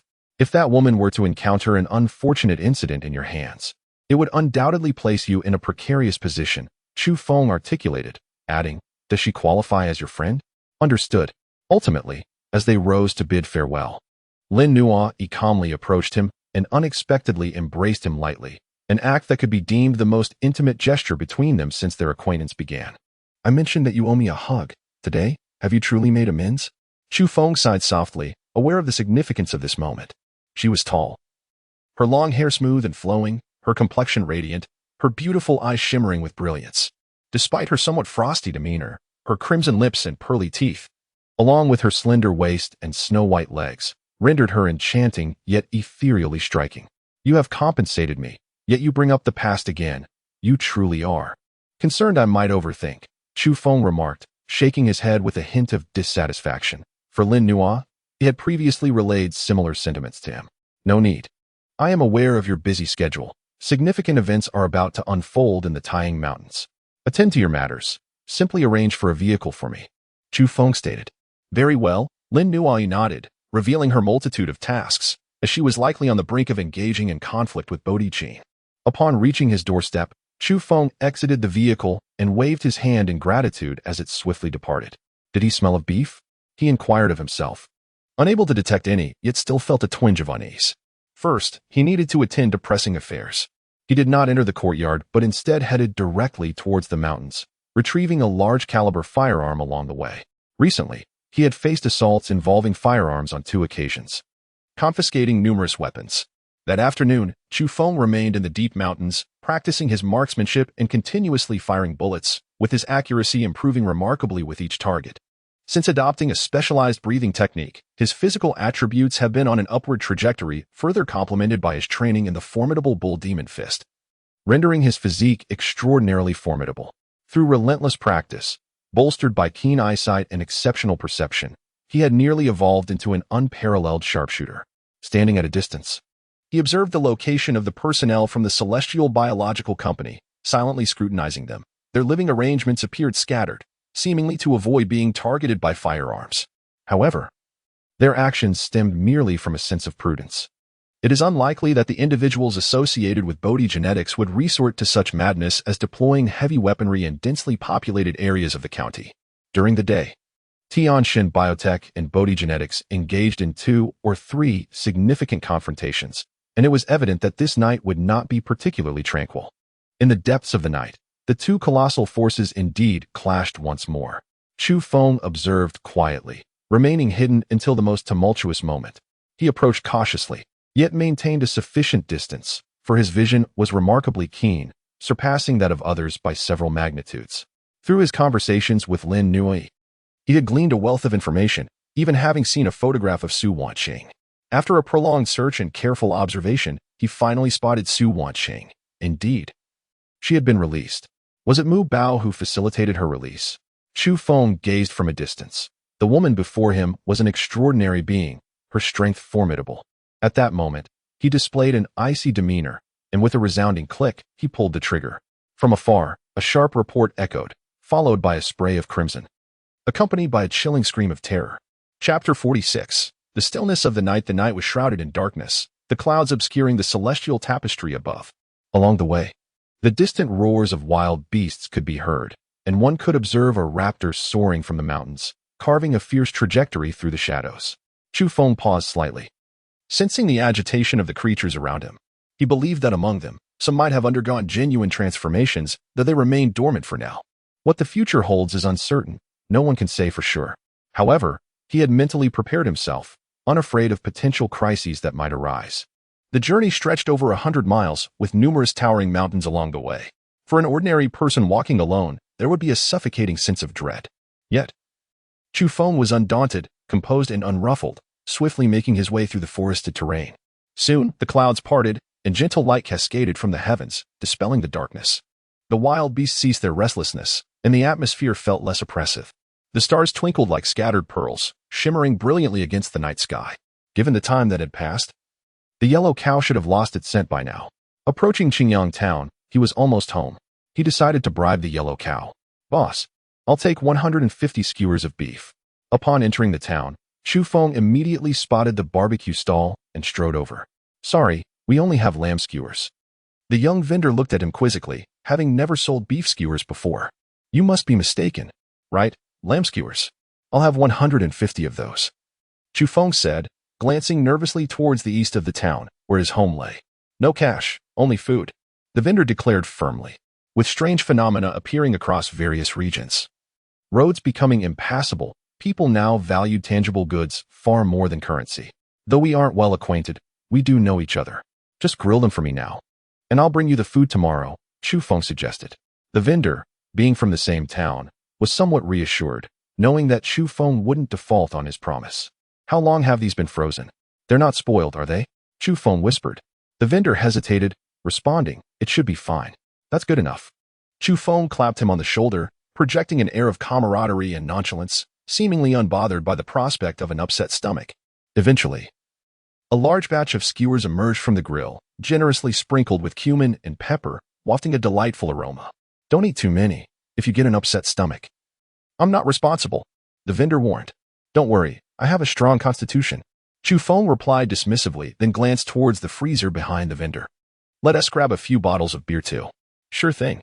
Ultimately, Chu Feng left with 2 hefty bags in hand. Before even reaching his home, he began downing beer, primarily concerned that the yellow cow might catch wind of his arrival. The yellow cow appeared, eyeing him suspiciously, sensing this fellow's unusual eagerness. Upon noticing the large bag of skewers in Chu Feng's hands, it immediately regarded him with disdain, raising its head in contempt. The yellow cow, feeling affronted, began scratching the ground, questioning Chu Feng. Subsequently, smoke began to emanate from its nostrils. Chu Fu, acutely aware of his own shortcomings, could not help but inwardly grumble about the increasing difficulty of deceiving this bovine creature. Ever since it had ventured onto the internet, it seemed to know everything. With a tone of righteous fervor, he proclaimed, "What do you understand? The true essence of flavor lies within the rustic traditions of the countryside. Those so-called gourmet delicacies are merely an expensive folly, utterly devoid of taste. If you doubt my words, then partake." As he spoke, he fervently wished not to suffer the consequences of an upset stomach. Gritting his teeth, he closed his eyes, and there he began to feast, exclaiming, "This is indeed the finest delicacy in the world."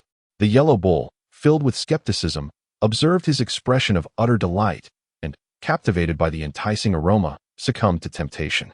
Unable to resist, it leaned in and grasped 2 strings with its hooves, quickly devouring them in a few greedy bites, its eyes widening in astonishment as it let out a resounding moo. Startled, Chu Feng became acutely alert and on guard. "All of this is mine." The yellow cow inscribed a few characters on the ground, then forcefully shoved Chu Feng aside to sit down and indulge in the delectable feast. "You ungrateful beast," Chu Feng chided. "Moo, moo, moo." The yellow cow bellowed several times, reveling in its triumph as it ravenously devoured skewers of meat, grease dripping from its mouth. In truth, the flavor of the grilled skewers was indeed delightful. The young man possessed remarkable culinary skills. Had it not been for the concern over the skewer's longevity and the risk of an upset stomach, Chu Feng would have certainly attempted to snatch some from the yellow cow. Understanding the situation, he refrained from risking his own well-being, thus relinquishing the entire pile of skewers to the yellow cow, patting it on the shoulder and saying, "See, I'm quite generous, am I not?" The yellow cow extended a front hoof and shook it dismissively, expressing disdain. "You heartless creature," Chu Feng grumbled to himself. The yellow cow, noticing the bottle of wine in Chu Feng's hand, reached out with its hoof, wanting a sip. Yet after merely taking a mouthful, it sputtered and spat it out with a loud poo. It glared, "What kind of swill is this? What do you know? This is the finest wine in the world. The best-selling kind," Chu Feng asserted. The yellow cow grinned. It seemed to recognize Lafite and Roman Icanti, mocking Chu Feng for drinking the cheapest wine. It muttered to itself, "That accursed cow has learned everything through the communicator. How shall I deceive it in the future?" Ultimately, the yellow cow consumed over 100 skewers of lamb. Feeling quite satisfied as it sprawled out in a reclining chair in the courtyard, gazing up at the starry sky in utter contentment. "Yellow cow, come. Take a couple of pills," Chu Feng approached. "For diarrhea and dysentery, just 2 will do the trick. Take them as a precaution," he spoke with a hint of guilt. "What do you mean? What is going on?" The yellow cow bolted upright, its eyes wide, fixed intently on Chu Feng. "Health supplements. A bit more is beneficial for the body," Chu Feng said boldly. "Moo." The yellow cow was not foolish. After a moment's reflection, it became enraged. Indeed, it was low-quality merchandise. To consume skewers and immediately require medication was utterly outrageous. Such a blatant affront to a cow. It charged at Chu Feng, and chaos ensued. With a flurry of commotion, until, after an indeterminate time, tranquility was restored. Chu Feng grimaced in pain, having endured several blows from the hooves of an ox. Fortunately, his physical constitution was exceptionally robust. Otherwise, he would likely have found it difficult to rise. He made his way to the bathroom and indulged in a warm shower. After a day filled with relentless activity, shuttling between the county town and Qingyang town, and having just engaged in a fierce battle with a yellow bull, he indeed felt quite fatigued. As Chu Feng entered the room, he was already in a state of drowsiness, neglecting to turn on the lights. He collapsed onto the bed, surrendering to slumber. However, in an instant, he was jolted awake, his sleepiness evaporating. What was this softness? Moreover, a muffled groan emanated from the bed, as though someone had been painfully struck.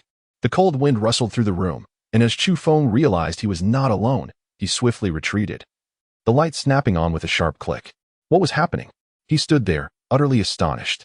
Indeed, there was someone on the bed, a remarkably beautiful woman, who seemed to awaken from a painful stupor, her delicate brows furrowed, her eyes slightly bewildered as they opened. "Who are you? In the dead of night? Do you intend to assault me?" Chu Feng's voice rang out, firm and accusatory.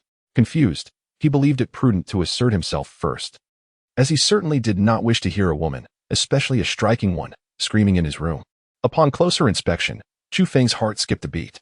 This woman was not merely beautiful, she appeared to be around 20, clad in white attire, her sleek hair cascading gracefully over her snowy neck. Her features were sweet and youthful, radiating vitality. As she fully regained her composure, it was evident she was no ordinary person. In the face of such an unusual situation, she remained remarkably calm, her captivating eyes scanning the room with keen awareness. Experiencing a slight ache at the back of her head, she furrowed her brows and gently brushed her hair back before addressing Chu Feng. "Did you knock me unconscious and then bring me here? When did this occur?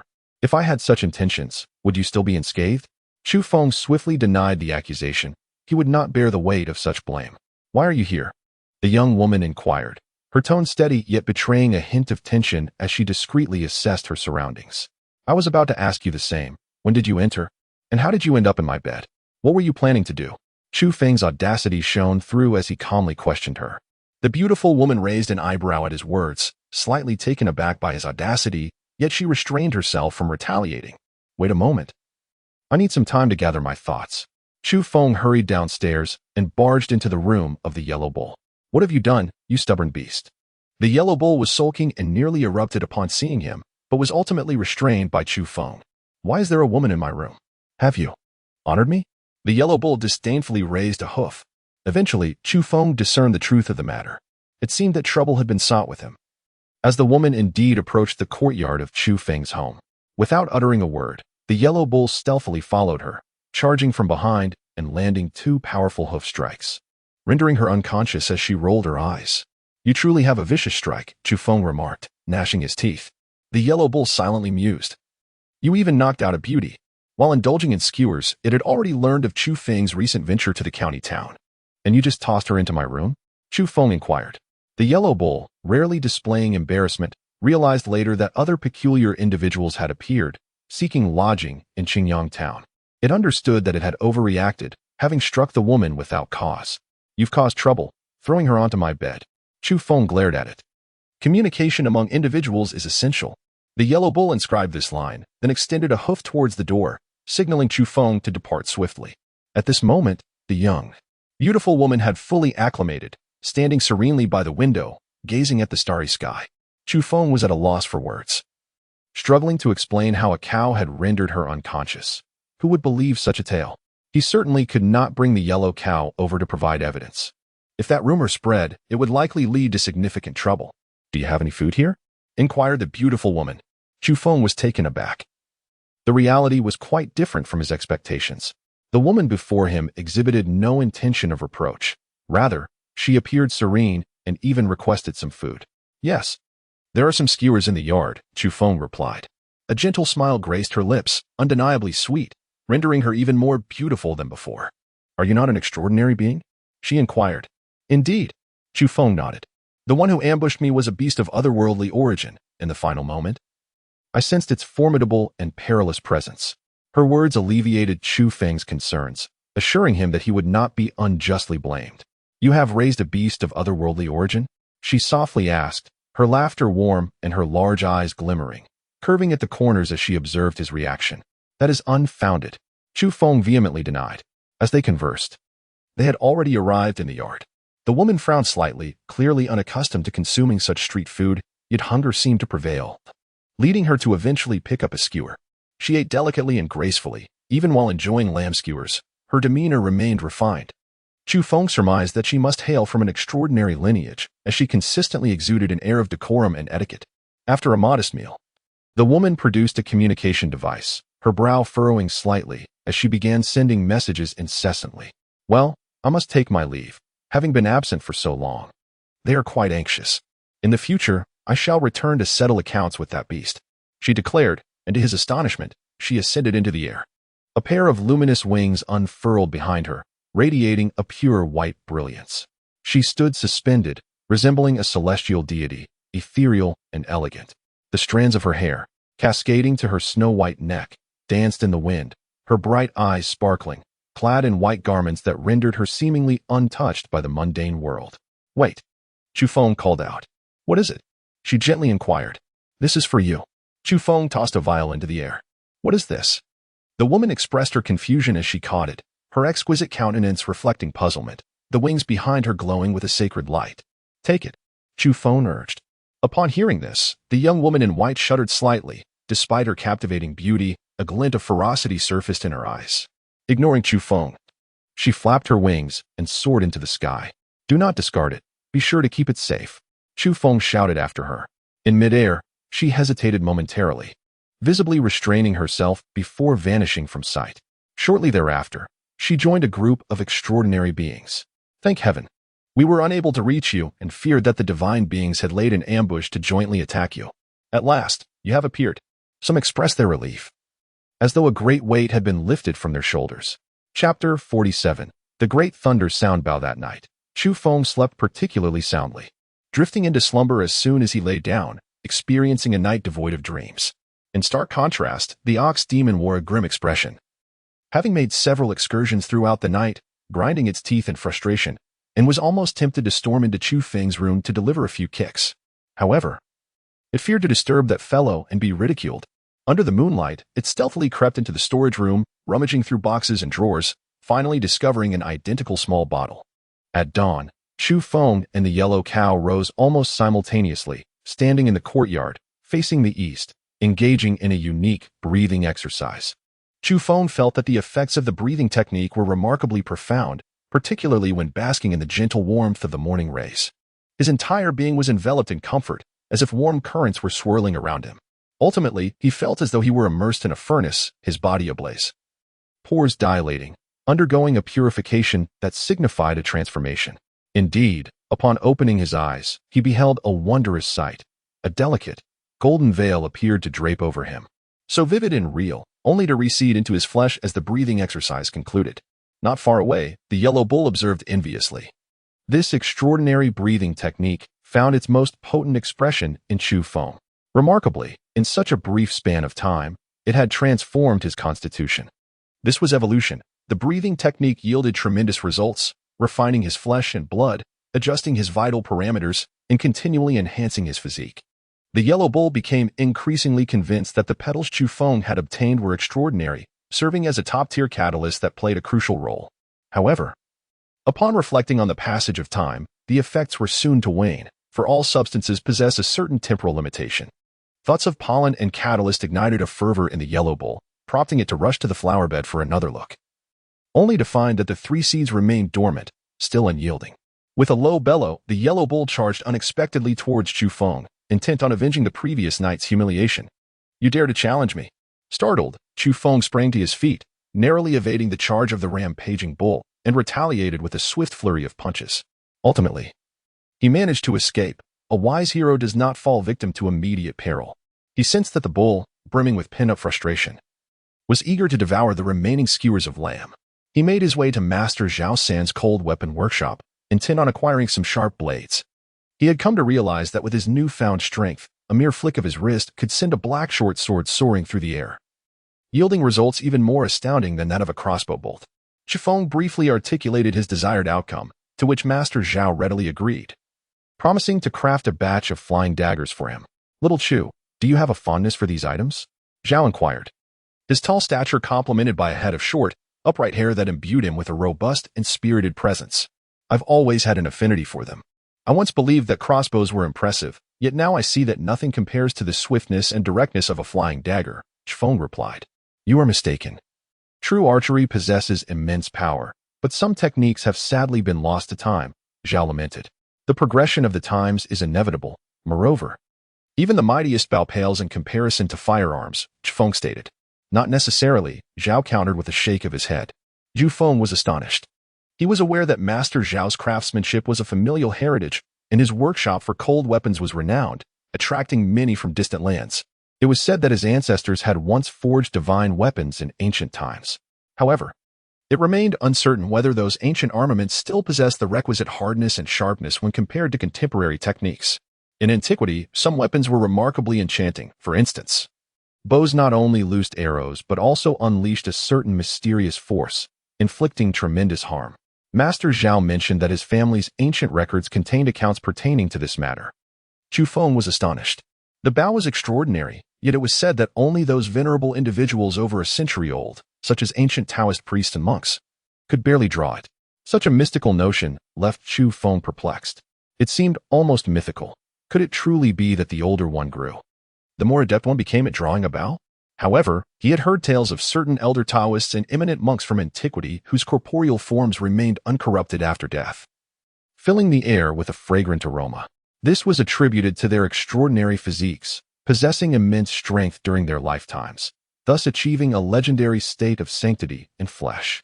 Only such remarkable beings could draw the bow crafted by his ancestors.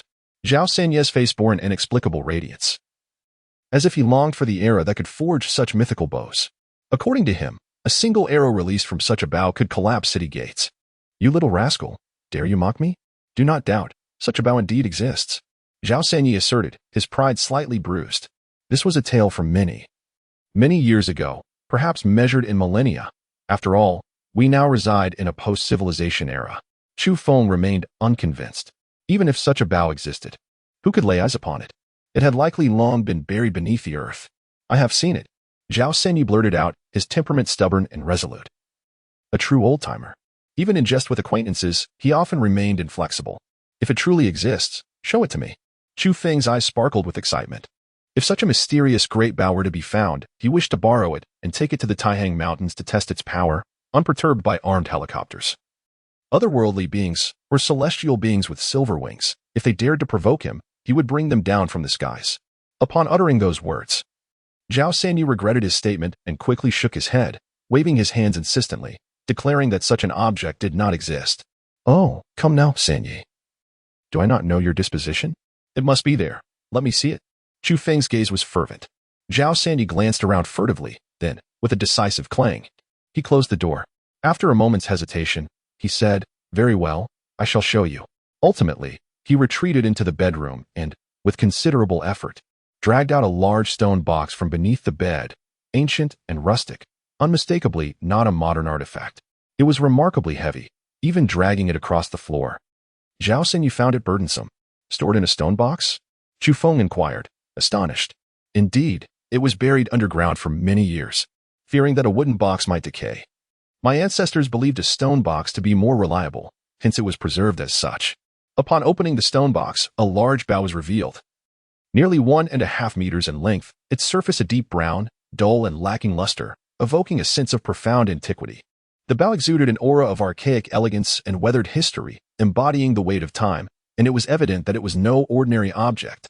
Chu Feng attempted to lift the bow, and was immediately astonished. Its material was extraordinarily unique and remarkably heavy, likely exceeding 100 pounds. Even metal would not account for such weight. Nevertheless, for him, it posed no challenge. "Xiao Chu, be cautious. It is far too heavy," Zhao San cautioned. However, Chu Feng effortlessly grasped it in one hand, striking a pose as if to draw an arrow. Zhao San was taken aback. How could he so easily lift such a hefty bow with such apparent ease? "Xiao Chu, you possess immense strength. But where is the bowstring?" Zhao San sighed deeply. The bowstring had long since been destroyed, leaving only the bow's body. Why not simply attach a bowstring? Chu Feng inquired, perplexed. "You do not comprehend." The original bowstring was said to be crafted from dragon tendons, and an ordinary bowstring would be unworthy of this bow, failing to unleash its true potential, Zhao San explained. Chu Feng clearly did not believe it. How could there be such a thing as dragon sinew?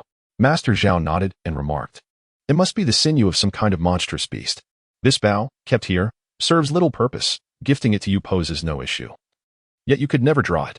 However, to his astonishment, Zhao's eyes widened as Chu Feng grasped the ends of the great bow and exerted considerable effort, causing it to gradually bend. "What is happening?"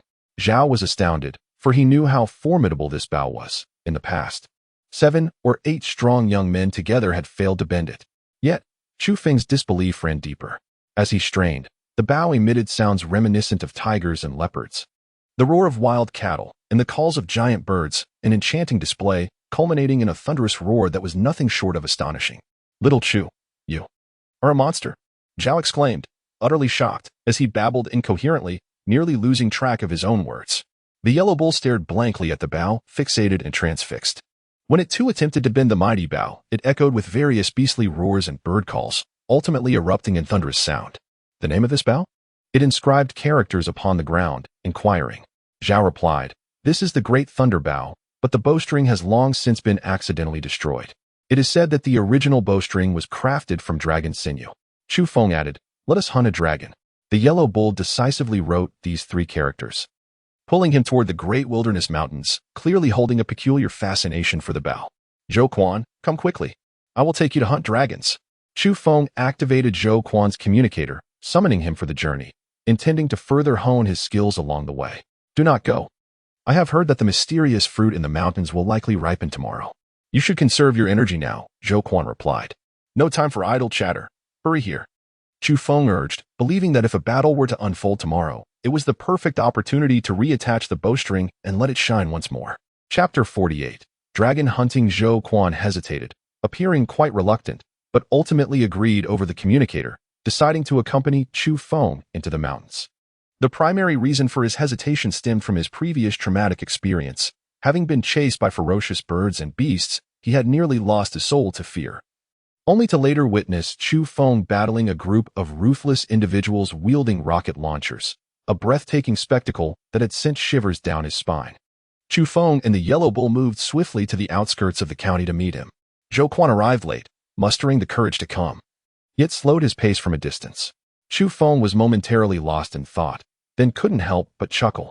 Zhou Quan's meticulously styled slicked-back hair had been unexpectedly permed, gleaming with an oily sheen, thick and voluminous, making his head appear 2 sizes larger than before. The curls were slicked back, primarily to conceal a pair of protruding horns. The hairstyle was rather unique. Chu Feng truly struggled to find other words of praise. After a few days apart, Zhou Quan had lost even more weight, no longer resembling his former self, and could now be aptly described as lean. It seems I can no longer call you fatty. Zhou the Slim would be more fitting. You look exceedingly svelte. Surely, you aren't taking weight loss pills every day? Chu Feng remarked with a grin. Huang Niu was also somewhat taken aback. For this Zhou Quan bore little resemblance to the person he had first encountered. It was as if he had transformed from a jovial Buddha to a mere skeleton. Zhou Quan, in frustration, pointed at the horns atop his head and declared, "All my essence has been absorbed by these. If this continues, I might as well fetch a chainsaw and endure the pain to sever them." The horns on his head had grown considerably larger, exuding a wild aura. Previously, he had referred to Huang Niu as the Bull Demon King, but now, he found himself more aptly fitting that description. Chu Fu gazed at the scene with amusement. The yellow bull approached, gently stroking its horns, breaking into a broad smile, a rare display of camaraderie devoid of disdain as it patted Chu Fu's shoulder amicably. "What do you mean?" Zhou Quan exclaimed, his eyes wide with suspicion. He felt utterly uncomfortable. This bull had never been kind to him, often engaging in quarrels whenever they crossed paths. What had caused this change in temperament? Had it transformed into a handsome creature? The yellow bull began etching symbols into the ground, an extraordinary act, for it had never offered compliments before. Upon hearing this, Zhou Quan felt a surge of relief and raised his head high, brimming with newfound confidence. After all, was it not merely a pair of horns? In truth, he was rather striking, and even this bull seemed to acknowledge his charm. The yellow bull added, "Among the bull-headed beings, you rank quite high. You wretched bull demon. I shall slay you," Zhou Quan shouted, his voice rising in anger. After all this commotion, he realized that the bull was implying he was becoming increasingly akin to a bull-headed creature, which infuriated him. Throughout their journey, Zhou Quan's shouts, cries of pain, and the bull's lowing echoed continuously. At last, they approached the vast, untamed mountains once more. As they stepped into the mountain's mouth, the sight of the sprawling primordial forest sent shivers down Zhou Quan's spine. The haunting memories of monstrous creatures had nearly shattered his spirit, haunting his dreams for many days. "Let us proceed slowly," he murmured, wishing to acclimatize gradually. Yet, scarcely had he spoken when he leaped up and sprinted ahead, too frightened to pause. For right behind him, a towering spider, over 3 meters in height, descended from above and began chasing him, nipping at his heels. Alas, the ordeal had begun anew. Zhou Quan screamed in terror. The recollections of his previous encounter still haunted him. Nevertheless, he understood that each experience, each brush with danger, would forge him into a more resilient being for the trials ahead. Chu Feng had already informed him that numerous beasts and ferocious birds across the nation were undergoing transformations, surpassing even the in number, yet they lay in wait, potentially poised to unleash chaos at any moment. In the primordial forest, the fallen leaves had accumulated to an unknown depth, many having long since decayed into rich, fertile soil. Some vines were as thick as water barrels, while the towering trees obscured the sun, their robust trunks resembling colossal umbrellas. Within the woodland, ancient trees stood in clusters, thick miasma enveloping the area. The constitution of an ordinary person would surely falter under the harshness of such an environment. In the air, mist swirled, nearly obscuring the daylight, and occasionally, one could glimpse enormous predatory birds soaring through the sky like ominous clouds, a terrifying sight indeed. Simultaneously, the sounds of roaring beasts echoed all around. Arriving here felt akin to stepping into another realm, starkly contrasting the outside world. This time to hunt a dragon. Zhou Quan found it hard to believe. Could dragons truly exist in this world? Chu Feng harbored doubts. Were there truly dragons lurking deep within the mountains? Were they adversaries? And how could one possibly contend with such legendary creatures? The yellow ox nodded affirmatively, its expression grave, cautioning Chu Feng to exercise utmost vigilance for this time. Complacency was not an option. "Are you suggesting that I venture forth alone to hunt a dragon?" Chu Feng's eyes widened in disbelief. Indeed, the yellow ox inscribed these two characters. "I believe this bovine is merely leading us into a predicament. Do not heed its words." Zhou Quan interjected. The yellow ox cast a sidelong glance, its eyes gleaming with mischief, signaling that it intended to thoroughly temper Zhou Quan shortly. A shiver ran down Zhou Quan's spine, prompting him to seal his lips, no longer daring to speak, for it was the yellow ox that had incited the wrath of a monstrous beast previously, using it as a means to hone him.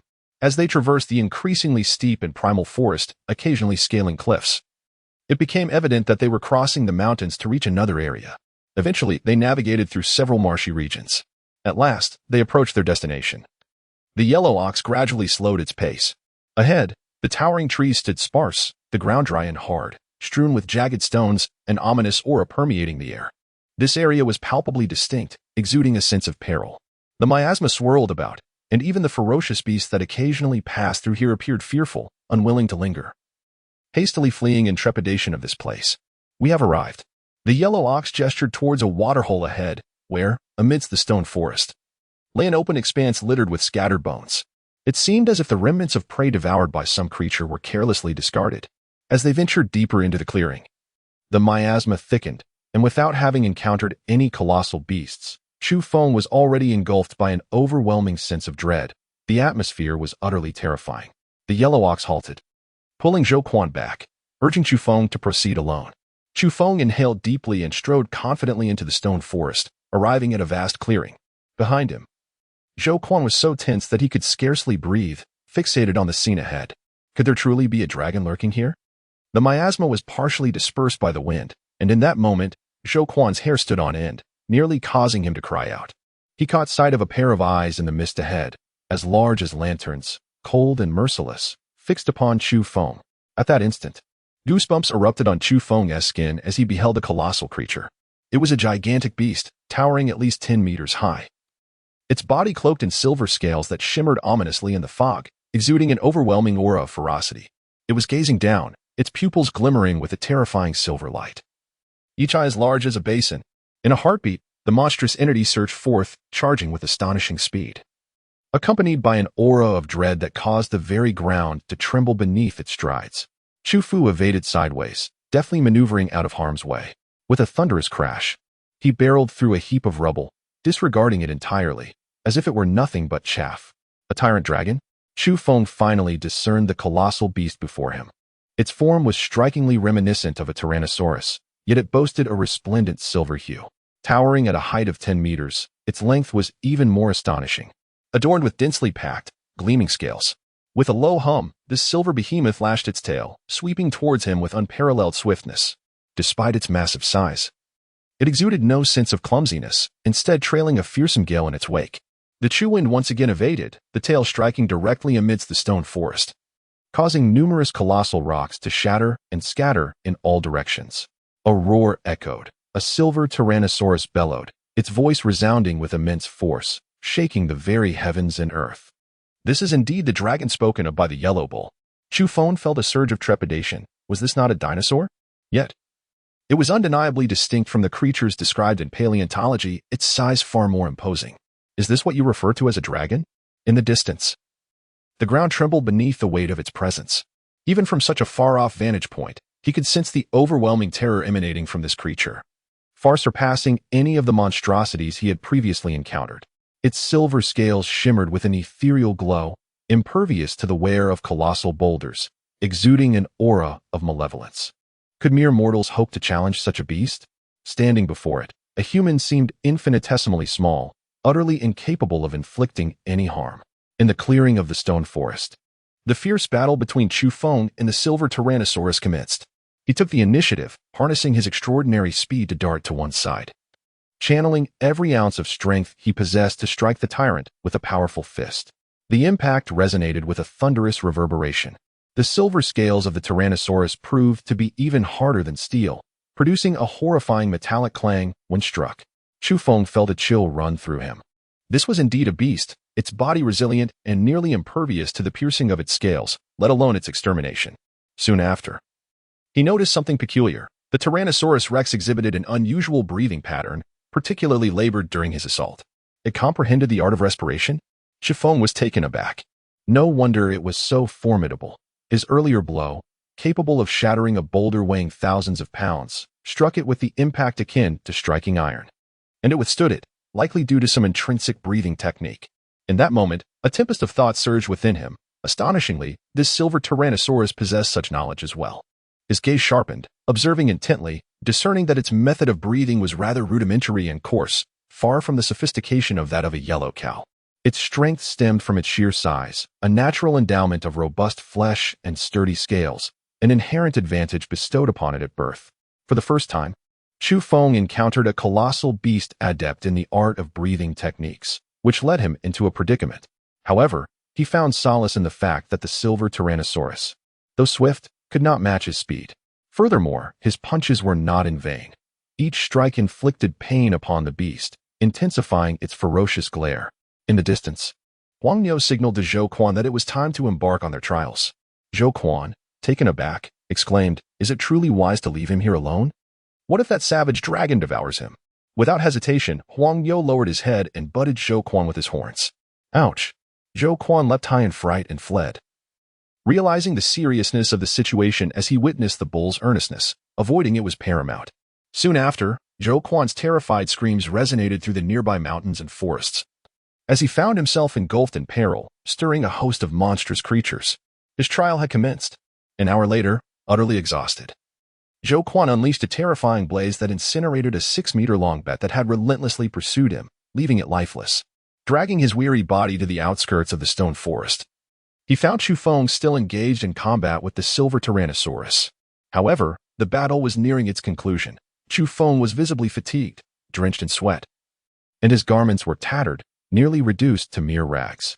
The silver Tyrannosaurus heaved heavily, its breath resembling a torrent of silver flames that shook the nearby colossal trees, causing their leaves to dance chaotically. It was fighting desperately, for some of its scales had been shattered by Chu Feng's relentless assault, leaving it bloodied. Its eyes, cold and merciless, glimmered with a sanguinary ferocity. As it opened its massive jaws, its ivory fangs resembled blades, capable of effortlessly severing bone, exceedingly sharp. With a final, thunderous roar, the Tyrannosaurus fought with all its might. Its peculiar breathing was accompanied by tremors throughout its body, as if a mysterious force surged within, amplifying its malevolent aura. It leaped, delivering powerful bull-like punches that struck various parts of the dragon's body with astounding speed, while simultaneously employing his unique breathing technique to exponentially enhance the force of his strikes. In the end, the Tyrannosaurus bore numerous lacerations that bled profusely. "The dragon has been slain," Zhou Quan shouted from afar. Huang Niu soon appeared, entering the clearing within the stone forest. The silver Tyrannosaurus collapsed, its immense weight causing the ground to tremble, as torrents of blood flowed from its massive carcass, transforming the earth beneath into a small river of crimson. Chu Feng sat atop the massive body of the Tyrannosaurus, utterly exhausted and gasping for breath. Blood trickled from the corner of his mouth, a reminder of the blow he had received from the creature's tail, though fortunately, his injuries were not severe. After a grueling battle, he had finally vanquished this colossal beast. Chapter 49. The supreme breathing technique. The mountain-like Tyrannosaurus lay sprawled on the ground, its scales fierce and numerous cracks etched across its body, from which blood flowed, marking the end of this gargantuan creature. Zhou Quan, filled with awe and trepidation, approached and gently touched the beast, struggling to grasp the reality of the situation. After all, this was a prehistoric dinosaur that had succumbed. If we were to transport this dinosaur, it would undoubtedly cause a tremendous sensation, Zhou Quan exclaimed.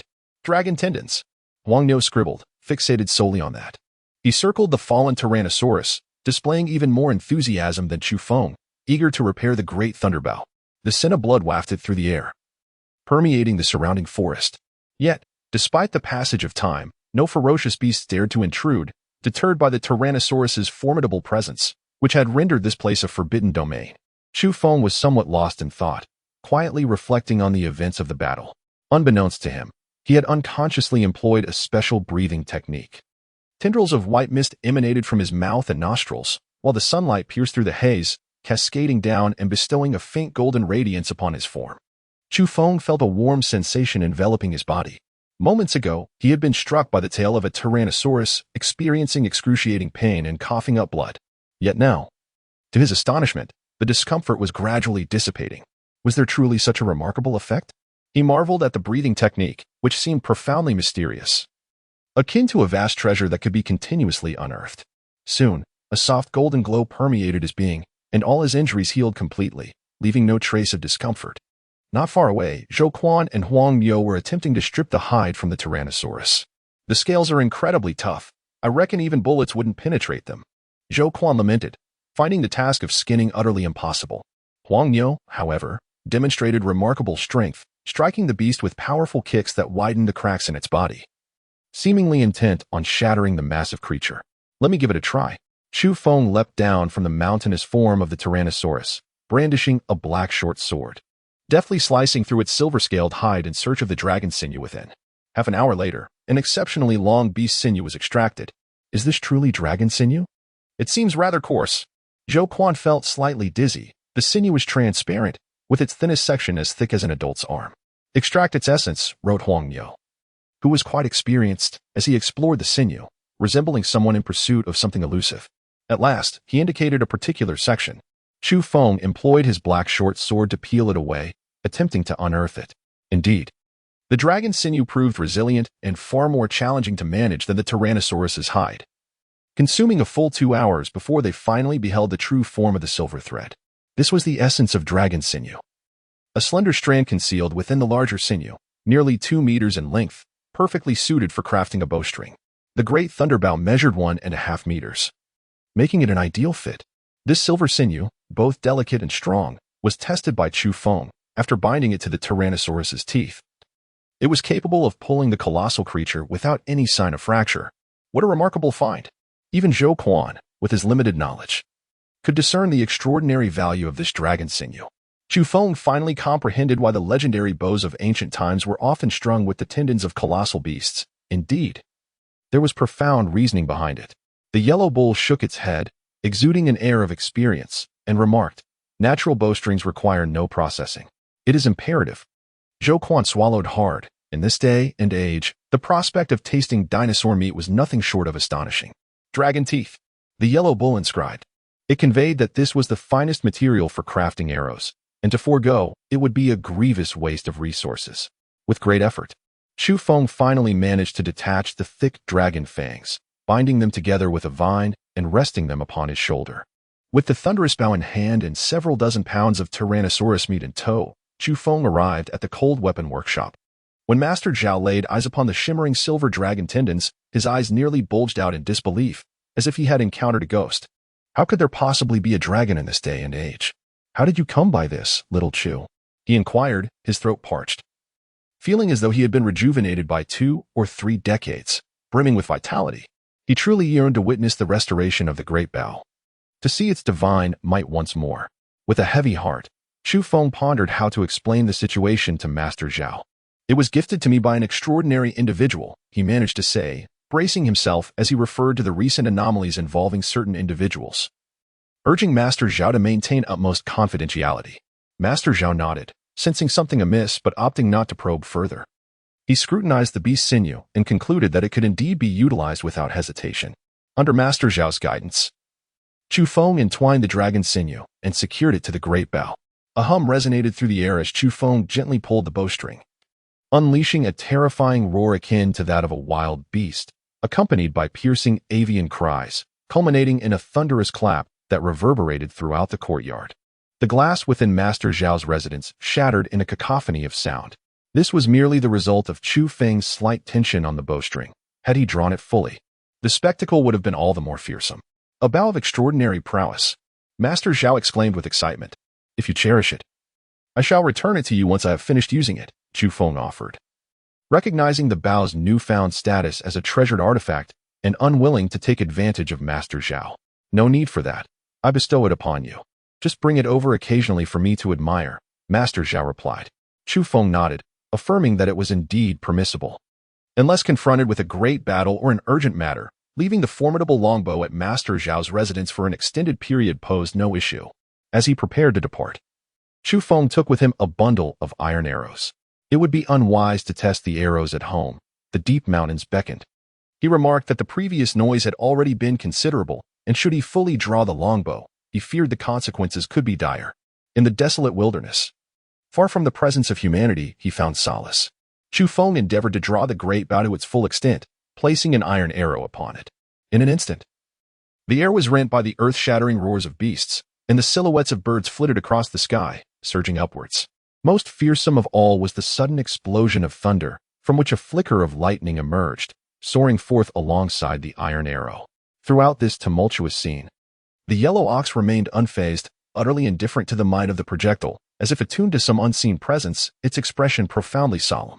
Boom! In the distance, clouds of dust ascended to the heavens. Chu Feng was taken aback. This bore no resemblance to an arrow's feather. Instead, it resembled a cannonball, capable of shattering a massive stone weighing 10,000 pounds into fragments. Shoot again. The yellow cow hastily inscribed characters on the ground, filled with urgency and anxiety, urging Chu Feng to continue shooting. With a nod, Chu Feng seized the opportunity to practice, knowing it might prove invaluable on the morrow. As he drew the bow for the second time, the thunderous sound reverberated, deafening all in its vicinity, causing nearby flora to shatter as if an inexplicable force was unleashed. Whoosh! The iron arrow soared forth, accompanied by arcs of electricity, and with a resounding explosion, the distant cliff crumbled, sending forth a cascade of massive boulders. A truly terrifying spectacle.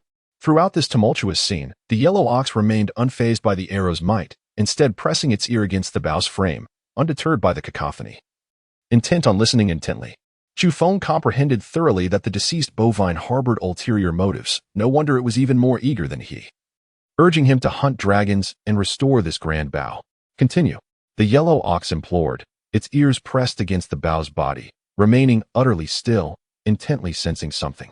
In this circumstance, Chu Feng acquiesced without inquiry, loosing arrow after arrow, causing the area to erupt with dazzling lightning and dancing arcs of electricity. Surrounding flora was shattered, the ground strewn with charred remnants of leaves. With each successive shot, arcs of electricity crisscrossed the air, and even the low hill was partially sheared away. A truly terrifying spectacle. Ultimately, all of the over 100 iron arrows that Chu Feng had brought were expended. His archery skills had significantly advanced, primarily due to his heightened perception and extraordinary visual acuity, enabling him to shoot with unparalleled precision. The rudiments of archery were taking shape. However, the yellow ox appeared disheartened, cradling the grand bow, flipping it over repeatedly with palpable disappointment. "What are you searching for?" Chu Feng inquired. Chu Feng was taken aback. His current accomplishments were largely attributable to a particular breathing technique, far surpassing the might of the bull demon fist. The breathing method he practiced now was enigmatic and extraordinarily effective. The yellow ox had previously praised this technique, one hoof pointing skyward and the other to the ground, indicating its remarkable nature. Now, it had mentioned another supreme breathing method. "Is it superior to our current technique?" Chu Feng asked. "Similar," the yellow ox inscribed. Since both were supreme breathing techniques, wouldn't one suffice? Chu Feng felt a surge of happiness and gratitude, finally understanding the status of his current breathing method. If we can acquire the great thunderous breathing method, the enhancement of our physiques will accelerate. According to the yellow ox, each breathing method possessed its own merits, implying that top-tier breathing techniques each had unique advantages. Most importantly, the current breathing method required little time, merely a brief session morning and evening. Extending it would yield no benefit. "What is the distinctive feature of the great thunderous breathing method?" Chu Feng inquired. "Domineering," the yellow ox inscribed. The term domineering referred to the resonance of thunderous sounds within the body while practicing this method, forcibly cleansing and dramatically accelerating the transformation of one's physique. However, it bore drawbacks. It was exceedingly overwhelming, often causing severe injuries, and in moments of intense resonance, could even lead to one's own demise. According to the yellow ox, if one mastered another supreme breathing method, fortifying their physique sufficiently resilient, they could counteract the overpowering nature of the great thunderous breathing method.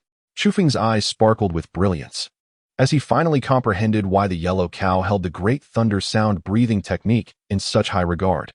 He too began to delve into the study of this grand bell. Was it not a treasure forged through the art of weapon refinement? Chu Feng was taken aback.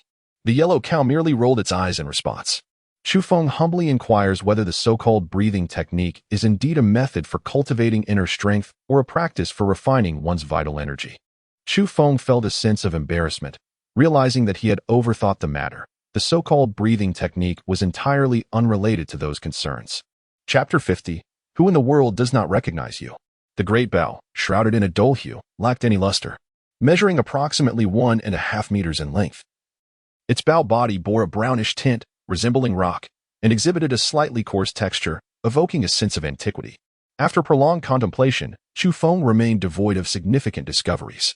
The stubborn Huang Yao urged him to continue shooting arrows, yet all the fletchings had been exhausted, embedded into the opposing hillside.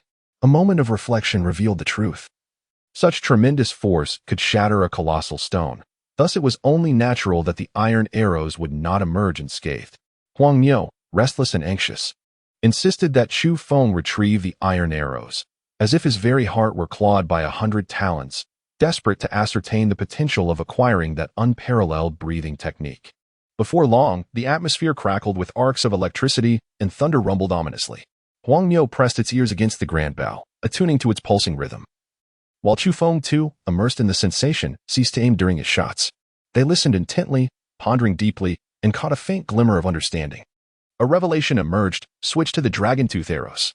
Huang Miao instructed Chu Feng to refine and replace the iron arrowheads with those of dragon tooth. Was it truly necessary? Chu Feng felt it was a waste, for dragon teeth were scarce. Huang Miao nodded earnestly, inscribing a few characters to elucidate its reasoning. It believed that a fine arrow deserved a fine bow, and only through their harmonious proximity could they resonate effectively, allowing the arrows to unleash their utmost potency. Once Chu Feng replaced the iron heads with dragon tooth tips, the results were indeed remarkable. With a sharp crack, arcs of electricity erupted, and accompanied by a flash of lightning, the bone arrow was launched forth. Chu Feng and the yellow ox were both captivated by the bow's core. Indifferent to the potency of the dragon tooth arrows, yearning solely to perceive that enigmatic pulse. They heard it, rhythmic and consistent. The yellow ox, likewise, perked up its ears, its gaze radiant. After a considerable time, they finally departed from the bow's core. Alas, the yellow ox inscribed those two words. Once more, it urged. Thus, Chu Feng transformed the two substantial dragon teeth he had brought into bone arrows, launching them into the air. The yellow ox sighed softly, although there were gains. A sense of regret lingered. Indeed, it was a pity, Chu Feng echoed. Both man and beast remained silent, savoring the moment.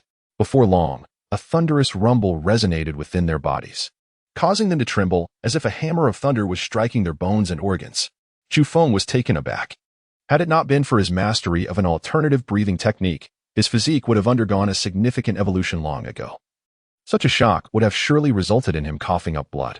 The thunderous sound breathing technique was indeed unparalleled in its dominance. As he exhaled the final breath, it felt as though lightning had cleansed his flesh and blood, meticulously refining it. After the tingling and pain, an extraordinary sense of comfort enveloped his entire being. Chu Feng felt that this breathing technique was extraordinarily remarkable. Its effects were almost instantaneous and remarkably effective. No wonder it was described as domineering, significantly accelerating the evolution of one's physique. Indeed, it proved to be so. This was merely a glimpse of its form, lasting only a fleeting moment. What might be the outcome if one were to master the complete Great Thunder Sound breathing technique? Chu Feng's gaze burned with intensity. The breathing technique was extraordinarily powerful, and he yearned to possess it. Standing nearby, the yellow ox, having ceased the rumbling of thunder within, wore an expression of astonishment, coupled with profound regret. For it could not grasp the ultimate essence of the supreme breathing method. Could the yellow ox possibly attain the complete Great Thunder Sound breathing technique? Chu Feng looked at it with eager anticipation. The yellow ox, hearing this, felt helpless and shook its head, inscribing a few words. It is forever unattainable. Upon hearing this, Chu Feng hurriedly inquired further, for the implications were immense.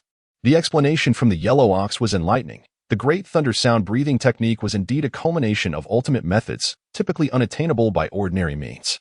The sight of this formidable longbow merely ignited a flicker of hope within him. In truth, such an unparalleled breathing technique could hardly manifest in the external world. Had the small hill diminished in stature? Chu Feng found himself in a stupor, having exhausted all the meticulously crafted dragon tooth arrows. When he noticed from afar the once towering hill now appeared considerably shrunken. Although he had been engaged in archery, his concentration had been entirely absorbed by the Great Thunder Sound bow, attuning himself to its rhythmic pulse alongside the yellow ox, while everything else faded into the background. Upon returning home, he set about refining additional dragon teeth, fashioning arrow fletchings, most of which were merely polished tips affixed to shafts made from other materials. It was not until the very end that he painstakingly crafted a dozen full-bone arrows, each composed entirely of dragon teeth, a process that proved exceedingly time-consuming and laborious. Even with Chu Feng's formidable physique, he spent several hours on this endeavor, depleting numerous electric grinders, for the material was exceptionally resilient. After the completion of his task, Chu Feng cast a glance at the yellow bull, who had evidently forgotten all about the Great Thunder Sound breathing technique. Now, in a state of exuberance, he was gleefully prodding at the communicator. "Yellow bull, I trust you haven't been up to any mischief?" he inquired casually. Upon hearing this, the yellow bull immediately became alert, resembling a thief as he instinctively shielded the communicator, wary of Chu Feng's scrutiny. Upon glancing at the scene, Chu Feng instantly comprehended that this fellow had indeed committed a grave misdeed. "Allow me to investigate further." He rushed over, only to be met with the lowing of a yellow bull, issuing a warning. His family sang praises, extolling the exceptional tenderness and exquisite flavor of the meat, declaring that it was simply insatiable. His mood was buoyant, and he felt remarkably at ease. In this image, the silhouette bore a striking resemblance to my own. Who is this person? How could they have made it to the news, looking so much like me? Zhou Quan caught sight of a news photo, his expression shifting to one of surprise, only to quickly turn into disdain as he remarked, "The editor truly lacks discernment. Using this individual as an image, if they were to choose, they should have selected me." He shook his head, displaying an air of superiority. Wait a moment. A cry of astonishment escaped his lips as he clicked in, and upon closer inspection, he was left dumbfounded. Goodness, isn't this me? Even the attire was identical, and there was a frontal image showcasing an exaggerated slick-back hairstyle. Zhou Quan was left speechless, utterly bewildered at how he had made it to the news. Foreboding washed over him. Without reading the body of the article, he hastily scrolled up to the title. Upon closer examination, he nearly spat out a mouthful of blood. The expression "Emperor makes a comeback." The mere sight of those words jolted Zhou Quan upright, and he sensed an impending calamity. Trembling, he completed the article, and indeed, it was yet another mischief brought about by the Yellow Bull. The mishap photo-sharing network, following his previous array of embarrassing images, had added several more, updating them right after the last few, inciting public curiosity. Moreover, the administrator not only pinned the post, but also adorned it with sparkles, making it the hottest visual content, the alarming click count nearly causing Zhou Quan to faint. He couldn't even ascertain how many digits were in that staggering number. These new images were taken today when the Yellow Bull had been caught off guard, angled just right to amplify the embarrassment, closely resembling the previous set, thus forming a splendid continuation. With these images, the collection was deemed complete, creating a series worthy of worshipping the adept Yellow Bull. This slicked-back hairstyle, additionally permed, was simply hilarious. The expression "Emperor." I have collected them all, thanks to the esteemed Yellow Bull.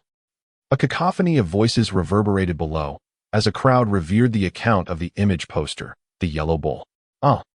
Zhou Quan shouted, overwhelmed by an impulse to rush to Qingyang town, to seize the Yellow Bull and hold onto it tightly. It was utterly infuriating.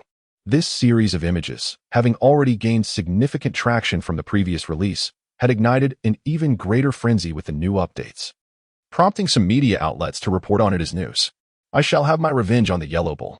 Zhou Quan scoured the internet and discovered that numerous media had given coverage. It was now nearly impossible not to gain notoriety.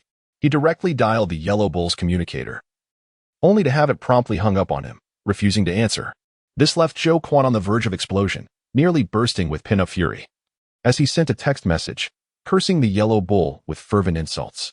"You scoundrel, how am I supposed to live my life from now on?" he questioned. Zhou Quan's eyes appeared somewhat vacant. Could it be that this shameless ox demon has developed an affinity for poetry? His learning curve is astonishing. Yet this only serves to infuriate further. "Cursed be you, old man." He seethed with anger. Initially in a daze, Zhou Quan was soon on the brink of madness. Indeed, the world is aware of it, but is this truly a matter for celebration? His rage escalated to a fever pitch, and before he realized it, flames began to spew from his mouth and nostrils. This startled him immensely, prompting a hasty exit from his home to the outskirts of the county, where he unleashed a long howl, setting an entire forest ablaze, reducing it to ashes. Ah, the calamity. In Qingyang town, Chu Feng was left speechless upon learning the news. Indeed, this ox had perpetrated yet another misdeed. The yellow ox remained unperturbed, leisurely perusing the reports with an air of nonchalance, utterly unflustered. "Knock, knock, knock." A voice called from outside. "Chu Feng, open the door. You promised to deliver my provisions today. Where are they?" Bewildered, Chu Feng found himself momentarily at a loss for words. "It's the grilled lamb skewers," came the disgruntled voice of the skewers vendor outside, who pounded on the door with renewed vigor. Upon hearing this, the previously composed yellow ox could no longer maintain his calm demeanor. He leaped up in fury, nostrils flaring with smoke, and was ready to rush out and confront the matter head-on. Chu Feng leapt forward, resolutely intercepting it, softly murmuring reassurances. "Stay calm, hold steady, be composed." "Composed, my foot." The Yellow Bull, in a frenzy, recognizing who had arrived, could no longer maintain its composure. It kicked violently, displaying an immense strength, determined to break free and fight. Chu Feng exerted immense effort, nearly exhausting his breath, before finally persuading it to relent. The yellow ox, fuming with indignation, sat there, choosing to ignore him. With a short sword, Chu Feng sliced through dozens of pounds of beast meat and handed it directly to the kebab vendor, informing him that food supplies had dwindled and that he was offering the meat as compensation. The vendor, visibly displeased and filled with skepticism, queried, "Is this meat safe? If consumed, will it cause any digestive distress?" Hearing this, the yellow cow within the room grew agitated, nearly bolting outside. "Hurry up," Chu Feng urged, shoving the vendor outside and slamming the door shut with a resounding thud. Once back in the room, he felt compelled to soothe the growing tensions. "Do not stir trouble. We must venture into the Taihang Mountains at dawn to contend for the mysterious fruit. For now, remain composed." Outside the courtyard, the kebab vendor, still troubled, called out, "Hey, Chu Feng, are you certain this meat is safe? It won't cause any stomach issues, will it?" The yellow cow, infuriated, stomped into the courtyard. "What noise is that?" the vendor inquired as he patted the door before departing, declaring, "If I do end up with a stomachache, I will hold you accountable. Leave," Chu Feng insisted, firmly restraining the yellow cow while shouting towards the outside. Chapter 51. All eyes on us that evening, within Chu Feng's home. An enticing aroma wafted through the air. The red-braised dragon meat was so fragrant that it could be detected from a distance, even before it was fully cooked. The yellow cow could hardly contain its anticipation, attempting several times to invade the kitchen. On the dining table lay several platters of berries, some glistening a vivid red, others a lustrous purple, and some a bright yellow, their fruity fragrance invigorating the senses. "Let the feast commence." Upon hearing these words, the yellow cow charged forward. A battle ensued between man and beast, both vying for the food. Disputes easily arose over the distribution, with one taking more than the other. The meat is truly exquisite. Chu Feng marveled, realizing that the dragon, possessing a unique breathing technique, had undergone a transformation, its flesh imbued with mysterious substances. After a day filled with activity, they finally settled down for dinner, their appetites insatiable. Later that night, Chu Feng perused the news, absorbing a variety of reports about the extraordinary beings. While keeping a keen eye on developments in the Taihang Mountains, thousands of extraordinary beings had gathered there, with reports indicating numbers exceeding 10,000. The revelation sparked considerable uproar, as many speculated that this northern mountain range was on the brink of unrest, potentially igniting large-scale conflicts. Numerous reports emphasized the involvement of the Celestial Biological Corporation, which was determined to acquire the mysterious fruit, with preparations in full swing and even high-ranking officials in attendance. Moreover, Chu Feng stumbled upon a photograph of a certain Noel, who, even in profile, radiated beauty and elegance, inciting gasps from many. "Is this one of the executives at Celestial Biological? She is extraordinarily beautiful." Many were astonished, having not anticipated such a striking young woman among the ranks of the higher-ups, capturing the hearts of numerous onlookers. With an unparalleled grace, she outshone even the most popular starlets. "Such a pity," they lamented, "only a side view is available. Who could unveil a frontal portrait of her?" The reporter did not anticipate that a single news image, a candid photograph, would captivate audiences more than the accompanying text, creating a significant stir. Similarly, certain reports have emphasized the presence of Bodhi genetics, a colossal entity poised for a potential confrontation with Celestial Bio. In recent days, reports have surfaced indicating that multiple clashes have erupted between these two financial giants, resulting in casualties on both sides. As the fruits of their endeavors ripen, the strongest contenders will vie for supremacy. One influential media outlet even devised a special feature to incite public discourse. Consequently, the screen was inundated with posts about the diamond and silver-winged celestial, leaving others in their wake. Reliable sources have confirmed the attendance of these two formidable figures. Furthermore, it has been disclosed that these two apex entities have already crossed paths once, with their ultimate showdown set to unfold in the Taihang Mountains.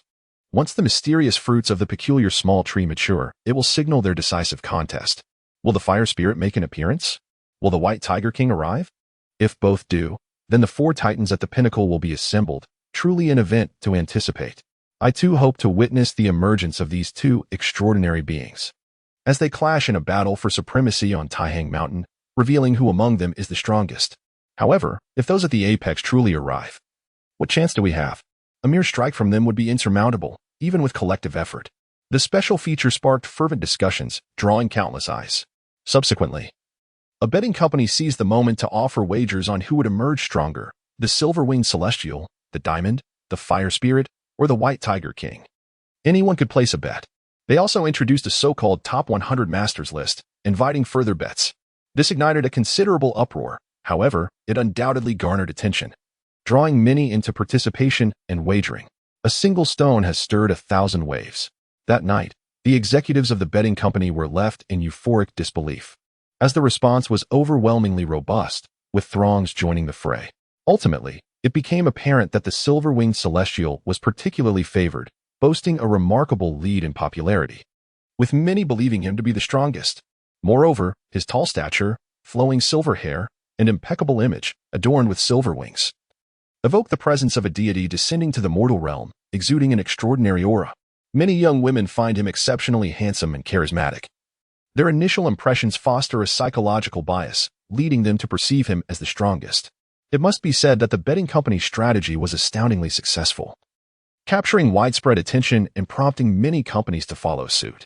In no time, the online discourse became a cacophony of chatter and excitement.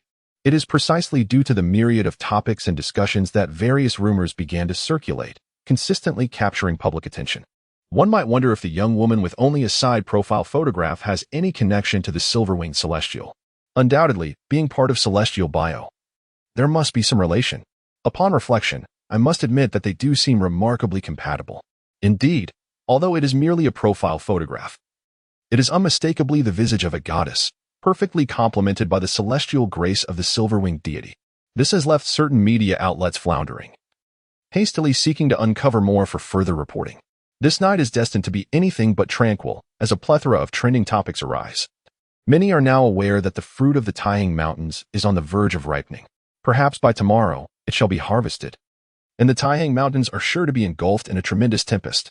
The anticipation is palpable. I yearn for the dawn to break. Eager to learn the outcome of the morrow, many await with bated breath. Even those who are not extraordinary beings and lack the privilege to compete are filled with fervor, eagerly anticipating the arrival of tomorrow. The storm of the Taihang Mountains is about to be unleashed. Countless eyes are fixed upon this moment, a spectacle of widespread attention. After thoroughly absorbing various reports, Chu Feng set aside his communicator. The early morning sun cast its first rays. Even as he prepared to enter the Taihang Mountains, he did not neglect the enigmatic breathing technique. It was as if he were enveloped in a blazing furnace, golden light erupting from his body in waves, resembling flames and golden waves, vibrant and astonishing. Soon, he completed the practice, for the time spent was quite brief. A thunderous roar reverberated, shaking his bones and organs, as if a storm of lightning surged forth, cleansing his flesh and sanctifying every part of him with an overwhelming yet effective force. Following a fleeting moment of discomfort, an indescribable sense of relief washed over him.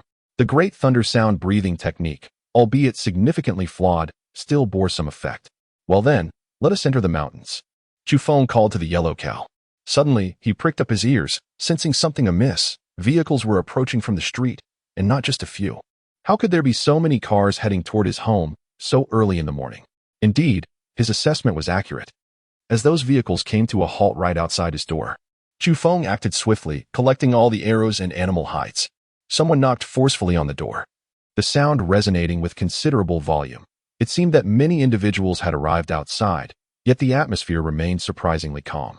As Chu Feng opened the door, he was met with the sight of a dozen vehicles obstructing the path before him. Numerous individuals stood outside, their gazes sharp and vigilant, safeguarding a long and remarkably robust vehicle that exuded an unmistakable aura of invulnerability. Its exterior was a striking shade of deep black. Someone swung open the car door, inviting the occupants to alight. A man and a woman emerged, both exuding an air of sophistication that suggested they were far from ordinary. The man, appearing to be in his mid-30s, donned a pristine white shirt, exuding an aura of refinement.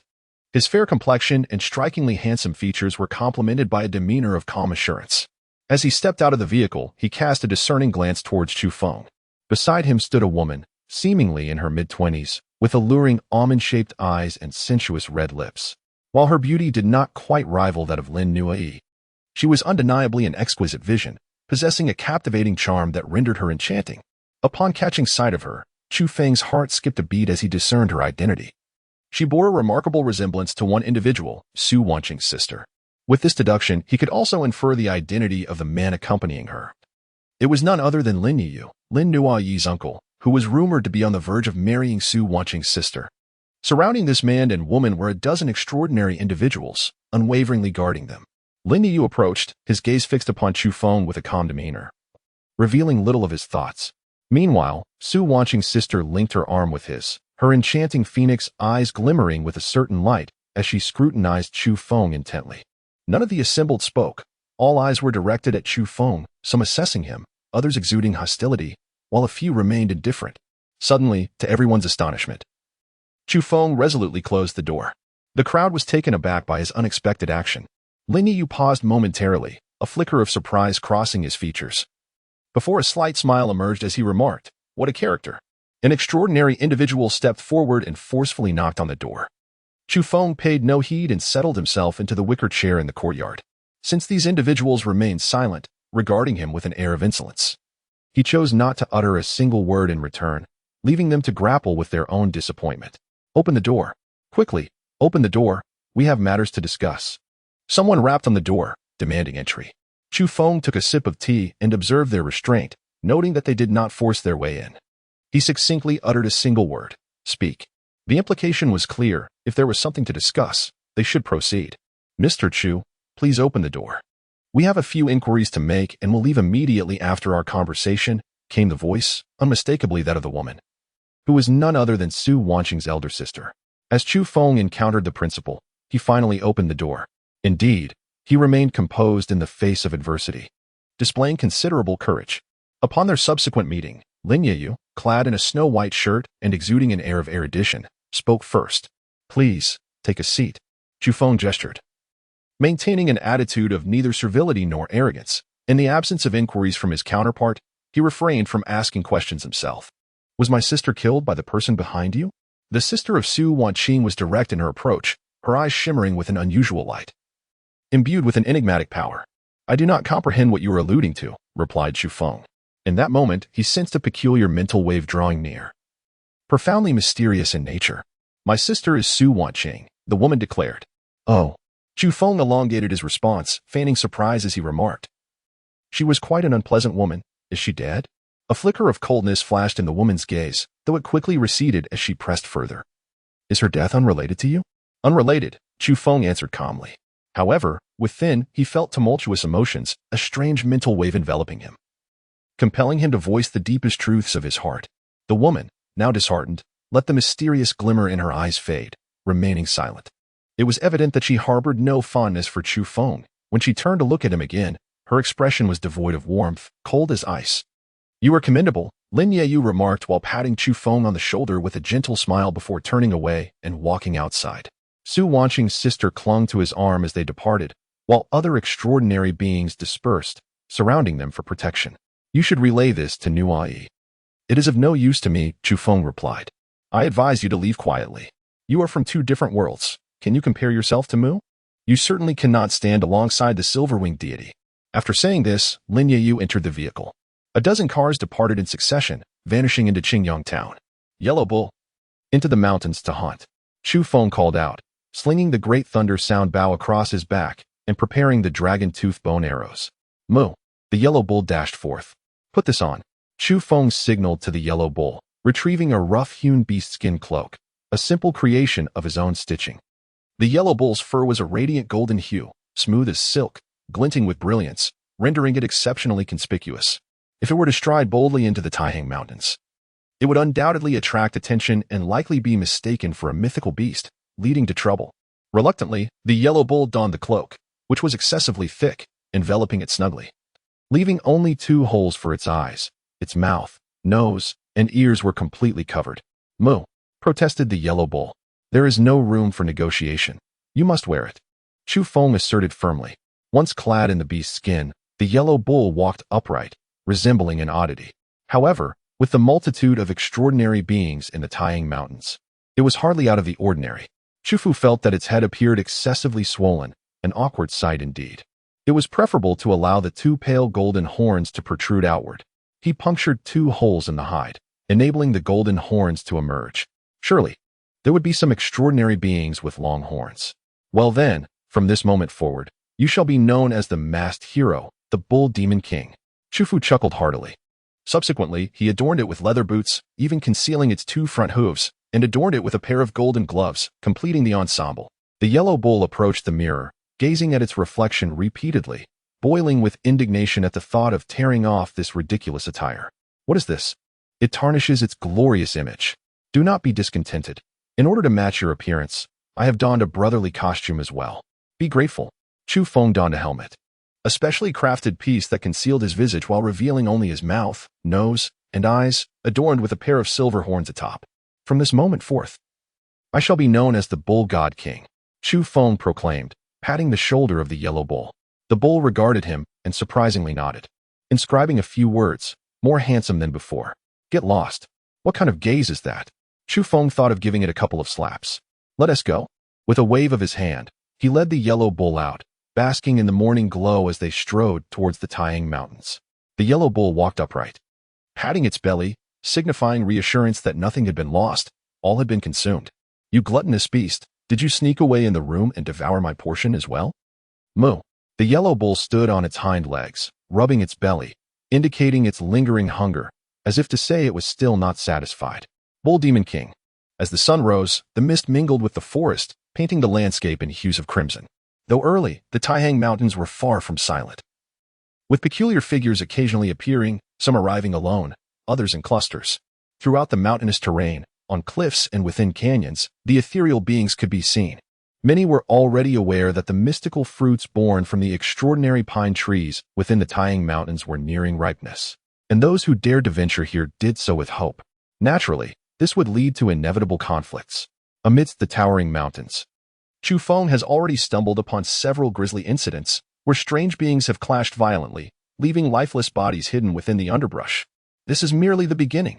Tensions have escalated into bloody confrontations over trivial disputes, and one can only fathom the unrest that today shall bring. As the pine cones ripen, the fervor will only intensify. Before the White Snake Ridge, an abundance of peculiar individuals congregate. Some perch upon the peaks while others stand at the valley's mouth. And there are even those who possess the ability to soar, suspended in midair. With the influx of people, the cacophony naturally amplifies, rendering this area far from serene, bustling with activity. Yet, the inhabitants are acutely aware that this locale is steeped in peril, should a contest for supremacy ignite. Those who stand beside them may swiftly transform into adversaries. Thus, even as they engage in conversation, an air of mutual vigilance permeates their interactions. Chu Feng and Huang Niu arrived at the foot of the White Snake Ridge, initially intending to approach stealthily, only to realize that such caution was unnecessary, as there were extraordinary beings everywhere. "Why are you two hiding your heads and exposing your tails, with tattered bags covering your heads?" Upon their arrival, they were immediately confronted by someone seeking trouble, who chastised Chu Feng and Huang Niu, evidently aiming to establish dominance. This individual bore a somewhat fearsome appearance, with a row of bony spines along his back, a layer of fine green scales enveloping his body, and menacing tusks protruding from his wide mouth, resembling a mountain demon. "What business is it of yours? Are you bullying others?"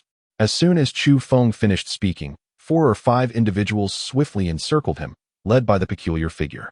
Clearly, they sought to establish their dominance and rally support. "How audacious you are! Today, I shall strip you of your skin, for I find you utterly distasteful." The leader of the group scoffed. With a thunderous roar, his fist, adorned with azure scales, shot towards Chu Feng's temple with the swiftness of lightning. His ferocity was palpable. Without hesitation, he launched a fierce attack, and should he connect with the temple, it would likely cost Chu Feng half his life. "Get lost." With a piercing gaze, Chu Feng launched himself into the air, delivering a powerful kick to the adversary's azure fist, resulting in a resounding crack that shattered the bones in his hand. The impact was followed by another fierce strike to his chest, sending the opponent hurtling backward like a cannonball and toppling several others in his wake. In mere moments, he had established his dominance. The man lay on the ground, blood seeping from his mouth, convulsing before losing consciousness, while the remaining onlookers turned pale with fear.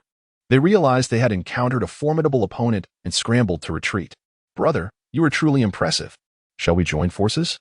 A few individuals approached, acknowledging Chu Feng's prowess and eager to form an alliance. "I appreciate the sentiment, but I am not interested," Chu Feng replied. To him, such temporary alliances appeared to offer a sense of security and strength, yet in reality, They were merely a disjointed assembly of individuals, lacking true efficacy in critical moments. "You are rather arrogant, aren't you?" someone muttered in discontent. With a fleeting glance, Chu Feng silenced the surrounding chatter, instilling a palpable sense of trepidation among those who dared not provoke such a formidable individual. "Brother, we are resolutely following you." Yet, some remained obstinate, disregarding the warnings and insisting on trailing behind him. "I truly have no interest." Chu Feng reiterated his refusal. However, he underestimated their determination. Witnessing his exceptional prowess and reluctance to form alliances, they speculated that he might be an extraordinary master. Despite his protests, a steadfast group clung to him, refusing to depart. The silent Chu Feng pressed on, indifferent to them. As it turned out, this group was quite self-aware. Some forged ahead to clear the path, while others clustered behind him, implicitly regarding him as their focal point, resolutely following in his wake. The more Chu Feng resisted, the more these individuals perceived him as formidable, refusing to disperse. Consequently, a group of several dozen formed around him, constituting a rather substantial entourage. These souls harbored but one singular ambition: to linger beside the powerful, hoping to seize opportunities amidst the chaos. Should they approach that peculiar little tree and pluck its fruit, they would relish it without hesitation. In the event of an upheaval, transforming into masters akin to the Iron King or the silver-winged Celestial would render them invincible. It was rumored that even firearms were powerless against them. Curse it. It appears that the celestial beings aim to establish dominance over us. They have us cornered. Now, even gaining access to the depths of White Snake Ridge requires waiting in line. Otherwise, they would surely take action. A voice muttered in frustration, discontent palpable. "What is the situation? We number in the thousands. How can we possibly fear a single faction of celestial beings?" Someone stirred the crowd's emotions. "Look over there. Heavy weaponry is positioned atop the mountain." A voice pointed toward the distance. The crowd collectively paled at the sight. "I refuse to believe they would dare to act against us. Let us depart," someone declared. However, the influx of extraordinary individuals was overwhelming. No matter how powerful the celestial beings might be, would they truly dare to confront hundreds against thousands? Such an act would render them public enemies. In truth, this situation had escalated significantly since the information leaked. The higher echelons of the celestial beings had been troubled as the affair spiraled beyond their control. They were now striving to maintain order. The path leading to the depths of White Snake Ridge remained guarded, ensuring the preservation of order. Chu Feng also moved forward in the queue, having no intention of climbing the cliff to evade this place. It was preferable to blend in with the crowd and appear more ordinary. "Everyone, step aside." At that moment, a commotion erupted from behind, as a group of individuals surged forth on the path into the mountains, displaying an overwhelming force as they shoved those ahead of them aside. Chu Feng was forcefully shoved by others, the individuals behind him exhibiting an extreme degree of arrogance and aggression. He observed that the group who had earlier clamored to join him had all fled, proving themselves to be nothing more than a rabble, utterly untrustworthy. "Get lost." This group displayed a deplorable attitude, their behavior exceedingly rude. Upon encountering Chu Feng, they refused to yield, resorting not only to shoving but also attempting to strike him, with some even raising their feet menacingly. The fury of Chu Feng ignited as early as dawn when Lin Nuayi's uncle sought him out, and now, feeling the weight of oppression upon him, his anger erupted. "It was you who ought to leave." In the next moment, he struck out, summoning Huang Niu and encouraging it to join him in fiercely confronting these intruders. In an instant, numerous adversaries found themselves spitting blood, their bones shattered, as they were sent careening through the air, seeking death. This formidable group was indeed powerful. The leader stood at an imposing 2 meters, sporting a completely shaved head that gleamed ominously. In that moment, he unleashed a terrifying aura. In the blink of an eye, he transformed into a colossal being of stone, his form swelling to 7 meters in height, brimming with immense strength. With a single step, he fractured the ground beneath him and charged forward. Those unable to evade were mercilessly crushed beneath his foot, letting out anguished cries, their insides ruptured, meeting a gruesome end on the spot. Such a weighty, stone-like figure barreling through, left no choice for the living but to be reduced to mere puddles of blood and flesh. Upon witnessing the scene, Chu Feng's eyes sparkled with a fierce intensity as he realized that the upheaval in the post-civilization era was unlike any before. The unleashed primal instincts of certain individuals had transformed them entirely. Witnessing the bald giant metamorphose into a colossal rock creature, exuding formidable ferocity, he showed no mercy. He raised his fist and struck with lethal precision. Thud, thud, thud. Amidst the astonished gazes of onlookers, Chu Feng delivered punch after punch, ultimately shattering the rock-formed giant, who held in agony before crashing to the ground, lifeless. The entire team immediately erupted into chaos and scattered. After Chu Feng struck down the giant, he strode forward without pause, inciting a wave of turmoil behind him. Everyone was filled with trepidation. He was undoubtedly a formidable master. The ragtag group that had fled moments earlier was now filled with regret, yet they found themselves too embarrassed to approach him. "Brother, what is your name? Let us be acquainted," some voices called out from behind, clearly impressed by Chu Feng's prowess. A group exchanged glances before their attention was drawn to the silver horns adorning his helmet, which they found rather fitting. However, Chu Feng did not stop there. He straightened his posture, clad in a hideous garment that revealed only his eyes and the 2 golden horns of the yellow bull he had brought forward. "This is my brother, the Bull Demon King," he introduced. This revelation left the crowd momentarily perplexed. The Bull God and the Bull Demon King were indeed brothers. "I see it more as the Golden-Horned King and the Silver-Horned King," someone murmured quietly, fixated on their horns.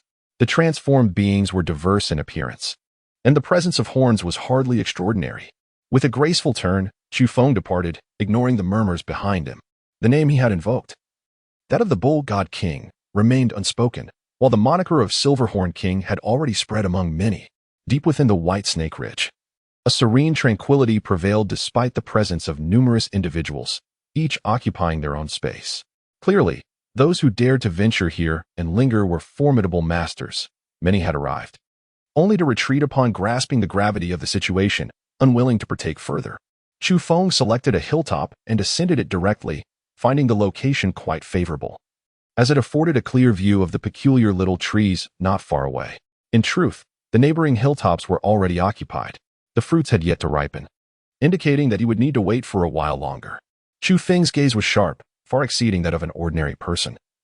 He could clearly discern that the pine cones on the little tree still bore a hint of pale green, not yet transformed into a rich golden purple. This hilltop was blessed with a mountain spring, and after sampling its waters, Chu Feng found it to be exquisitely sweet. He then turned to hunt a small roe deer, as his breakfast had been devoured by a yellow cow, and he intended to roast the game here. Suddenly, he spotted Lin Yao and a woman entering the depths of White Snake Ridge, casting several glances in his direction. Shortly thereafter, an unusual figure scaled the small mountain and politely requested that Chu Feng vacate the peak, as it had been chosen by celestial beings for their purposes. Chapter 53.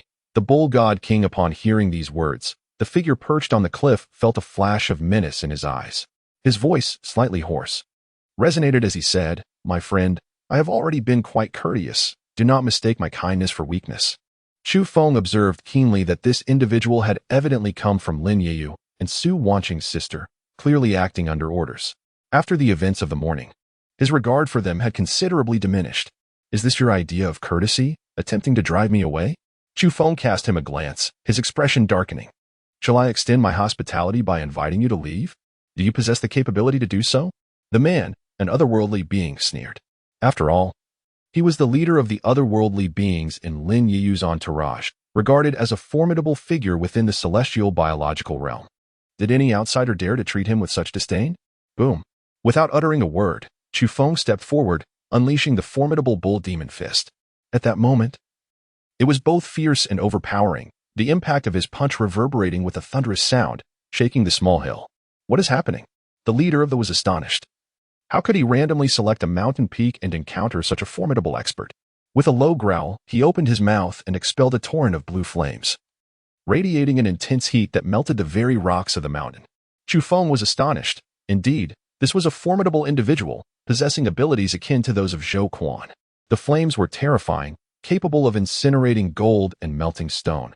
A mere touch would surely reduce anything to ashes. The leader of the Had Eyes transformed into a striking blue, his entire being pulsating with fervent blue flames, soaring upwards to a height of over 10 meters, creating a scene that was somewhat horrifying. Nearby, the onlookers were filled with dread. Many witnessed the mountain melting, transforming into a vivid red lava that flowed slowly down the mountainside, reminiscent of molten iron, instilling a sense of terror. The crowd realized the overwhelming power of this. Anyone who encountered him would be charred to ashes by a single flash of fire. This was a master among divine beings, wielding flames with boundless might. The rocks had turned into lava. How could flesh and blood withstand such power? This ability was exceedingly extraordinary, truly insurmountable for beings like us. As he could effortlessly melt even metal, whispers of shock spread among the spectators. Particularly those in close proximity felt a chill run down their spines. As lava flowed downward from the mountain, who would not be afraid? They hastily retreated to safety. In the distance, Lin Yayu and Su Wani were observing the scene. Although they were far away, they could still see the leader engaging in combat with the other individual. That person had quite the temperament, provoking the anger of the leader Wang Ji, who was intent on teaching him a lesson. Su Wani spoke softly, sharing a resemblance to her sister with her captivating phoenix eyes, yet she was even more alluring. Wang Ji wielded immense strength, with few capable of rivaling him. That individual was surely no match, and voiced his thoughts. Lin Yayu remained silent, watching calmly. Su Wani slightly nodded, saying, Leader Wang Ji has grasped a fragment of the essence of the Samadhi true fire. Once fully comprehended, it could burn the heavens and melt the earth. She articulated the dreadfulness of Wang Ji, who held a nascent understanding of the Samadhi true fire. Should this ability continue to evolve, its might would be unimaginable. That individual was indeed unfortunate. Of all people to provoke, he had angered the leader Wang Ji. It would be better for him to yield the mountain head swiftly than to face dire consequences. Another snickered, reveling in the misfortune. He believed that in the next moment, that individual would be reduced to cinders, destined for death.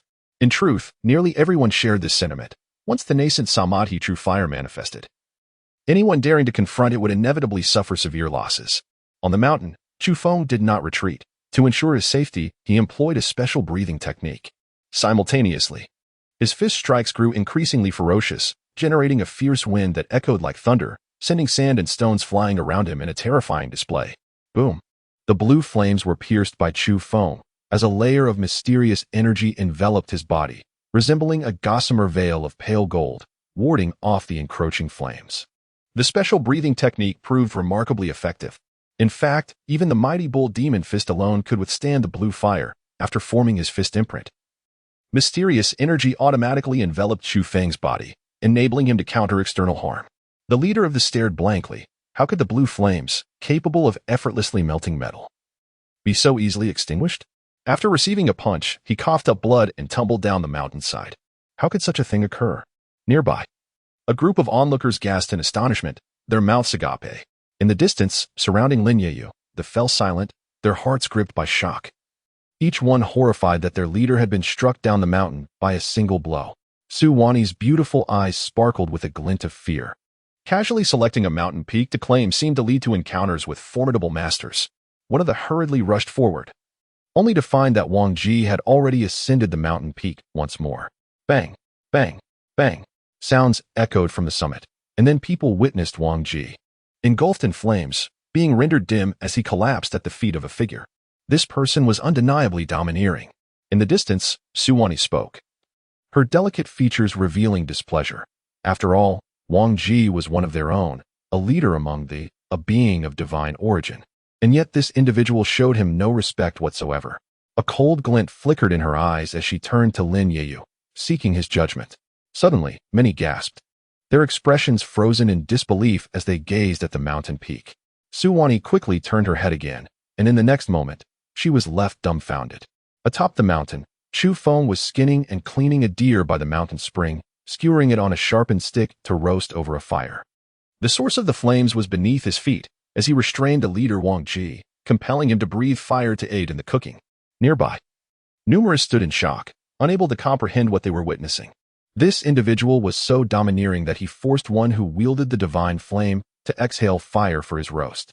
Many were left petrified, especially the beings of divine origin, who stared in disbelief, unable to accept the sheer audacity of the situation. After all, this was one of their leaders, and he was being treated in such a humiliating manner. Wang Ji, filled with rage and humiliation, attempted to incinerate Chu Feng with an overwhelming blaze. But the flames eluded his control. Chu Feng kept him pinned down, occasionally delivering a punch that caused the fire he exhaled to dwindle, flickering uncertainly.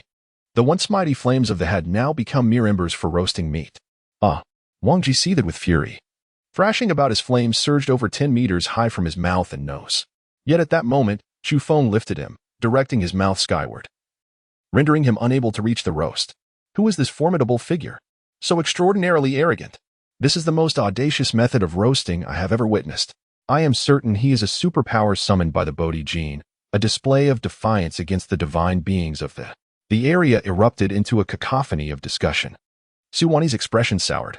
Wang Ji was one of their own, yet he was being used as firewood, a fact she found impossible to swallow. Night Feather.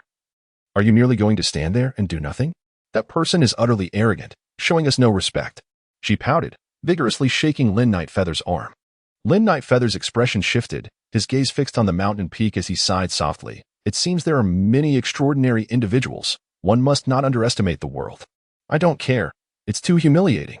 We must swiftly teach that person a lesson, Su Wani declared. He remained remarkably composed, showing no inclination for retaliation. Night Feather. Su Wani expressed her dissatisfaction. I feel a sense of unease here. White Snake Ridge harbors great terror and danger.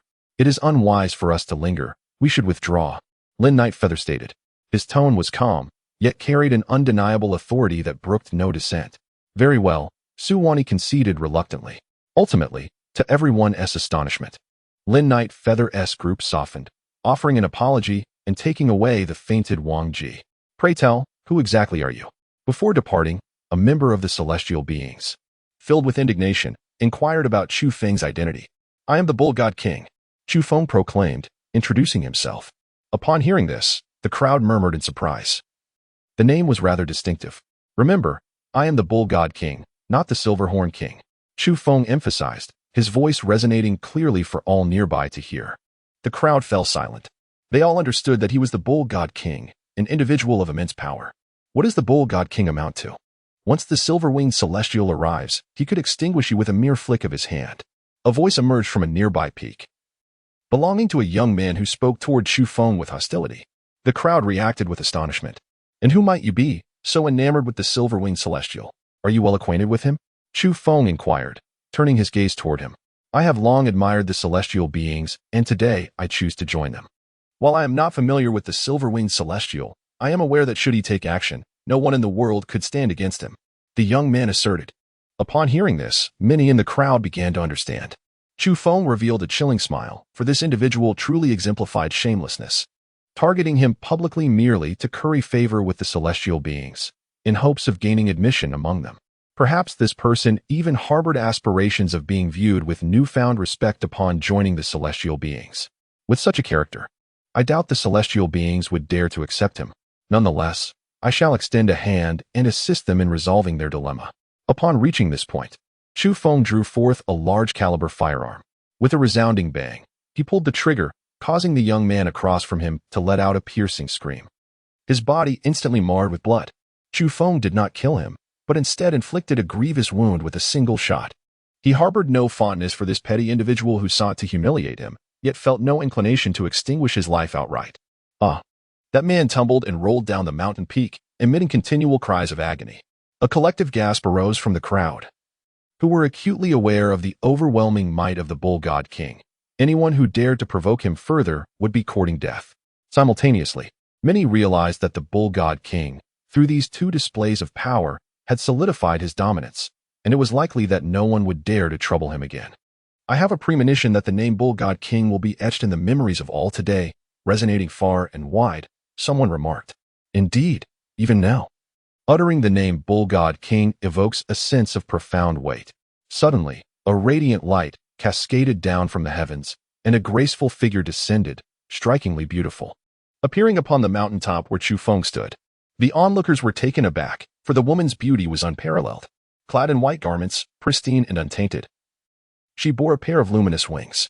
As she descended from the sky, she emanated an ethereal purity, with hair gently flowing, skin as white as snow, and captivating eyes. Who is she? Truly, she is breathtakingly beautiful. The spectators were awestruck, their gazes riveted upon the enchanting woman. Chu Feng recognized her. This was the woman in white whom the scalper had ambushed, rendered unconscious, and subsequently discarded upon his bed. To his surprise, they met again so soon. He felt a twinge of guilt, uncertain whether the last encounter, following her indulgence in lamb skewers, had also led to complications. Chapter 54. A gathering of extraordinary individuals. The young woman bore a pair of luminous wings that radiated a pristine glow. She gracefully descended upon the mountain peak, her snow-white shoes and stockings making contact with the rocky surface, exuding an ethereal elegance. She was breathtakingly beautiful, vibrant with youth, yet not haughty, however. Her presence conveyed an undeniable sense of distance that forbade any form of disrespect. Onlookers were astonished as this strikingly beautiful woman approached Chu Feng. Her name was Gong Xiaoxi, and she greeted him with a warm smile. With a simple yet refined introduction, she politely articulated her purpose, expressing a desire to converse with Chu Feng. Chu Feng's voice was hoarse, and he refrained from revealing his true tone. The events of the previous encounter left him feeling somewhat anxious, and he found himself pondering the fate of the girl after she consumed the lamb skewer. Admittedly, he was quite curious, harboring a hint of morbid intrigue. As he spoke, his mind wandered, and he couldn't help but observe the vibrant young woman before him, who appeared to be around 20 years of age. Gong Xiaoxi maintained a calm demeanor, smiling politely. When she noticed that Chu Feng declined her invitation to align with a particular faction, she did not press the matter further. In truth, her presence was motivated by her recognition of Chu Feng's abilities. However, it would be unrealistic to extend an invitation to join her at their first meeting. Moreover, she needed to consider another perspective. What if he were a formidable being from the celestial realm? Could it be that Lin Yiyu was orchestrating a scheme? Her intentions were merely to convey goodwill, offering a gesture of kindness regardless of his background, as there was little to lose in her approach. After some contemplation, Chu Feng felt a sense of astonishment. The ethereal and extraordinarily beautiful woman clad in white was undoubtedly not an ordinary individual. As Gong Xiaoxi took a couple of steps forward, she suddenly paused, slightly taken aback, for she caught a faint yet familiar fragrance wafting through the air. "It's you." In that fleeting moment, her exquisite visage momentarily stiffened. Her voice was barely a whisper, inaudible to others, yet Chu Feng heard it distinctly, an unsettling feeling creeping over him. He feigned surprise, adopting an expression of bewilderment. "You carry that fragrance. The scent remains unchanged." Gong Xiaoxi fixed her gaze upon him. Startled, Chu Feng grasped the underlying significance. The so-called fragrance was a natural emanation from his body, a consequence of his physical evolution. According to ancient beliefs, this was a sign of attaining sanctity in the flesh. He had been quite vigilant in his daily life, adhering to the teachings of the Yellow Bull, and had nearly succeeded in concealing any signs of his transformation. However, in this place, where everyone was extraordinary, there was little need to suppress one's aura. All were free to unleash their power, ready to engage in battle if necessary. The last time, the young woman clad in white unexpectedly found herself on his bed, leaving Chu Feng momentarily dazed. In that instance, he inadvertently let forth the fragrance that emanated from his being. Gong Xiaoxi raised her beautifully arched brows, her radiant white wings casting a luminous glow, enhancing her ethereal presence. Untainted by the mundane world. "It is truly you." She was utterly taken aback, having previously failed to recognize him as a formidable master. Prior to this revelation, she had consistently displayed a gentle demeanor, comporting herself with propriety, yet her overly composed and serene nature belied her youth. Only now did her exquisitely delicate features manifest a range of emotions, akin to the sound of grinding teeth, though perhaps her upbringing instilled a lingering grace. "You must be mistaken," Chu Feng whispered, mirroring her desire for discretion. Gong Xiaoxi smiled, her genuine emotions surfacing, her demeanor sweet even when tinged with indignation. Reminiscent of their previous encounter at Chu Feng's residence. "I now know who you are, umph." With that, she turned her gaze from Chu Feng, fixing it instead upon the Yellow Bull. Though her smile was radiant, it caused the Bull Demon King to feel a touch of unease, as it bore the guilt of having inflicted unwarranted harm. Without lingering, Gong Xiaoxi pivoted and departed. As Chu Feng contemplated, he realized that the truth could no longer be concealed. His voice, no longer hoarse, inquired from behind, "Did the medicine I gave you last time prove effective?" In an instant, Gong Xiaoxi's body stiffened. She remained turned away, not facing him. A few dark lines appeared on her fair forehead, yet she managed to maintain her composure, unfurling her luminous wings to leap into the sky. In midair, she conveyed, "Nioshan Wang, it is settled." Settled on what? The yellow cow, observing from the side, was utterly bewildered. In the mountainous terrain, many individuals displayed expressions of astonishment. "This girl has tricked me," Chu Feng hastily exclaimed. "I am accustomed to my freedom. No negotiations from here on." He had no desire for others to misunderstand and presume he had allied himself with any faction, particularly formidable entities like Tianshan Biology or Bodhi Chain. Opposing them would have dire consequences. After a brief commotion, the area soon regained its tranquility. For the crowd had gathered here primarily for the enigmatic fruit of the White Snake Ridge. All else was secondary. As time progressed, the number of extraordinary beings in this region increased. Initially, it had been dominated by skilled individuals. However, the courage of others grew as they observed the peacefulness of the area, devoid of conflict, prompting them to desire a closer look.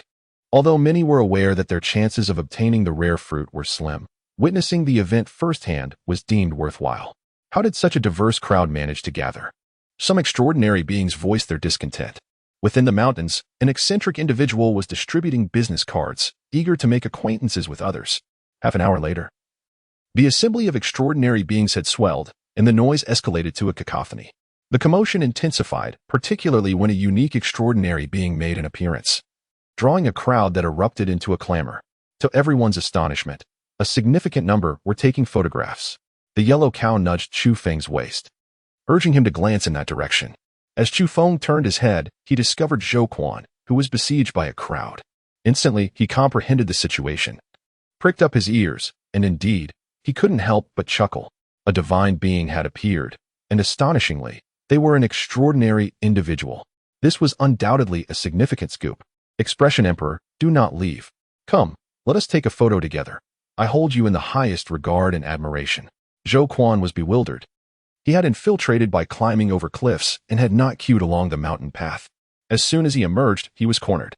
His mind went blank, utterly oblivious to the circumstances. Only when the title Expression Emperor reached his ears did he awaken, and he could not restrain himself from cursing.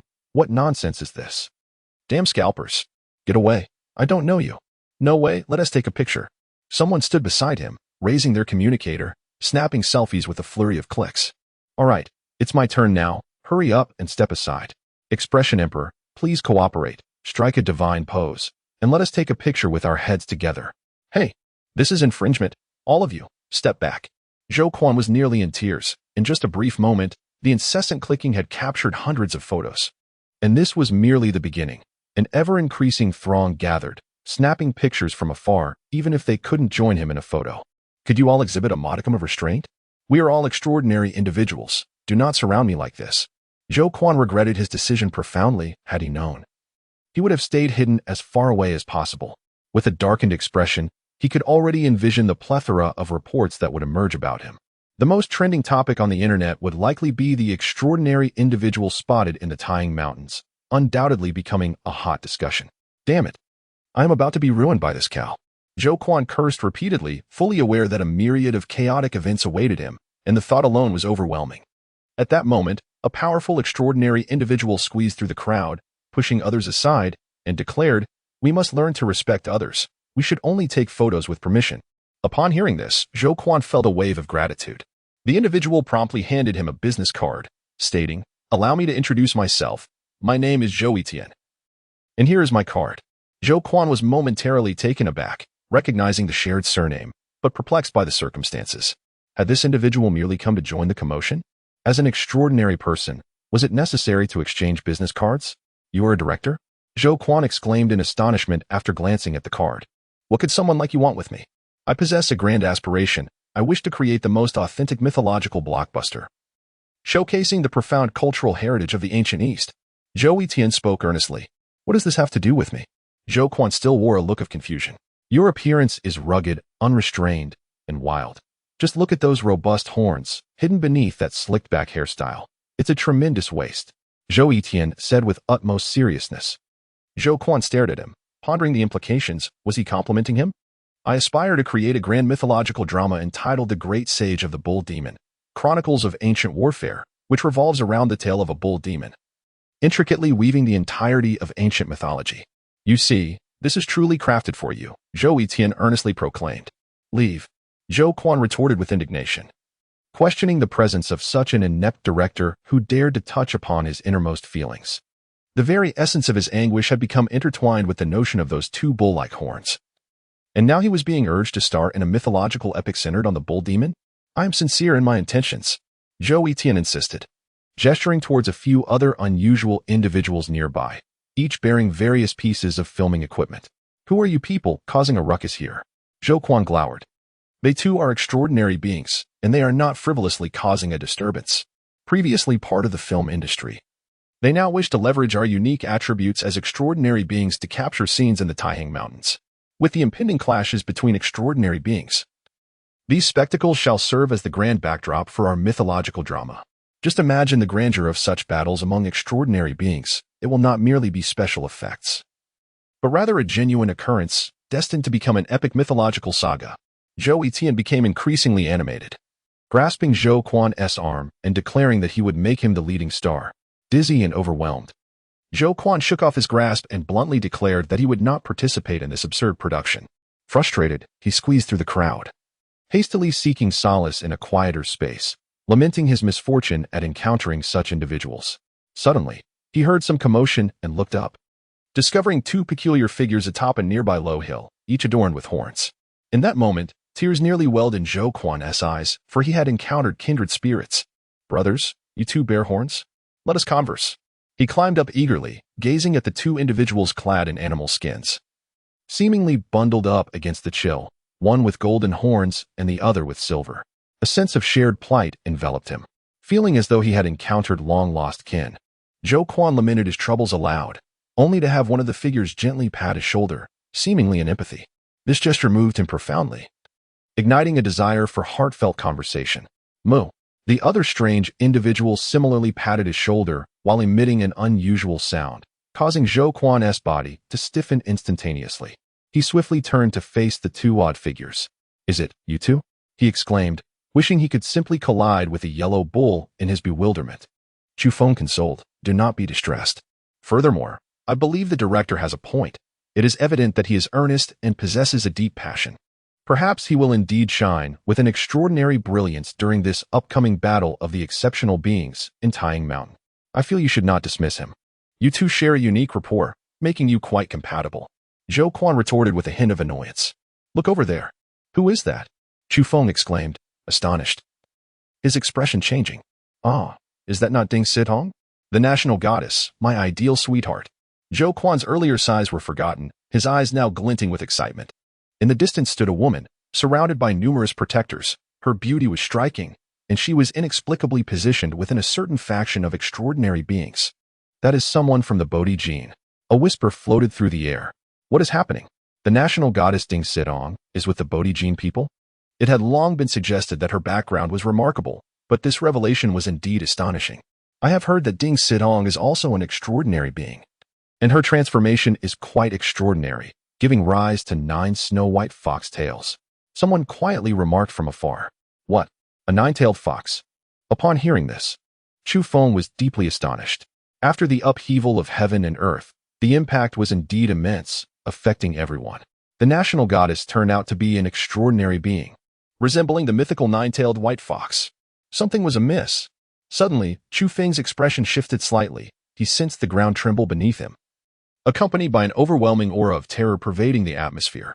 Chapter 55. The silver-winged celestial being. Even the other extraordinary beings sensed something amiss, gazing toward a particular direction where an unsettling agitation emanated from a mountain.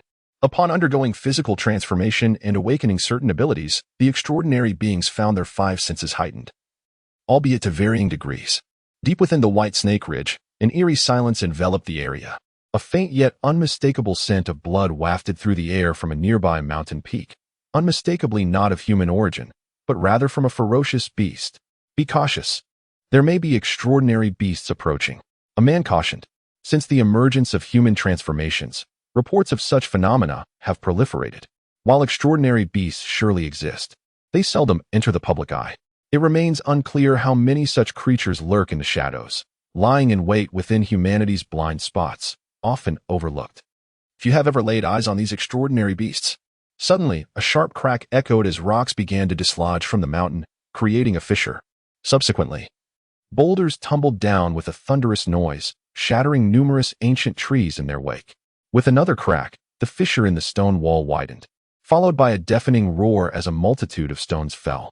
From within, smoke billowed forth, revealing a massive head adorned with a single horn emerging from the mountainside. It was a ferocious beast, colossal in size, its body covered in green scales, exuding a menacing aura. What manner of monster is this? A wave of chaos ensued as everyone hastily retreated, the stench of blood overwhelming their senses.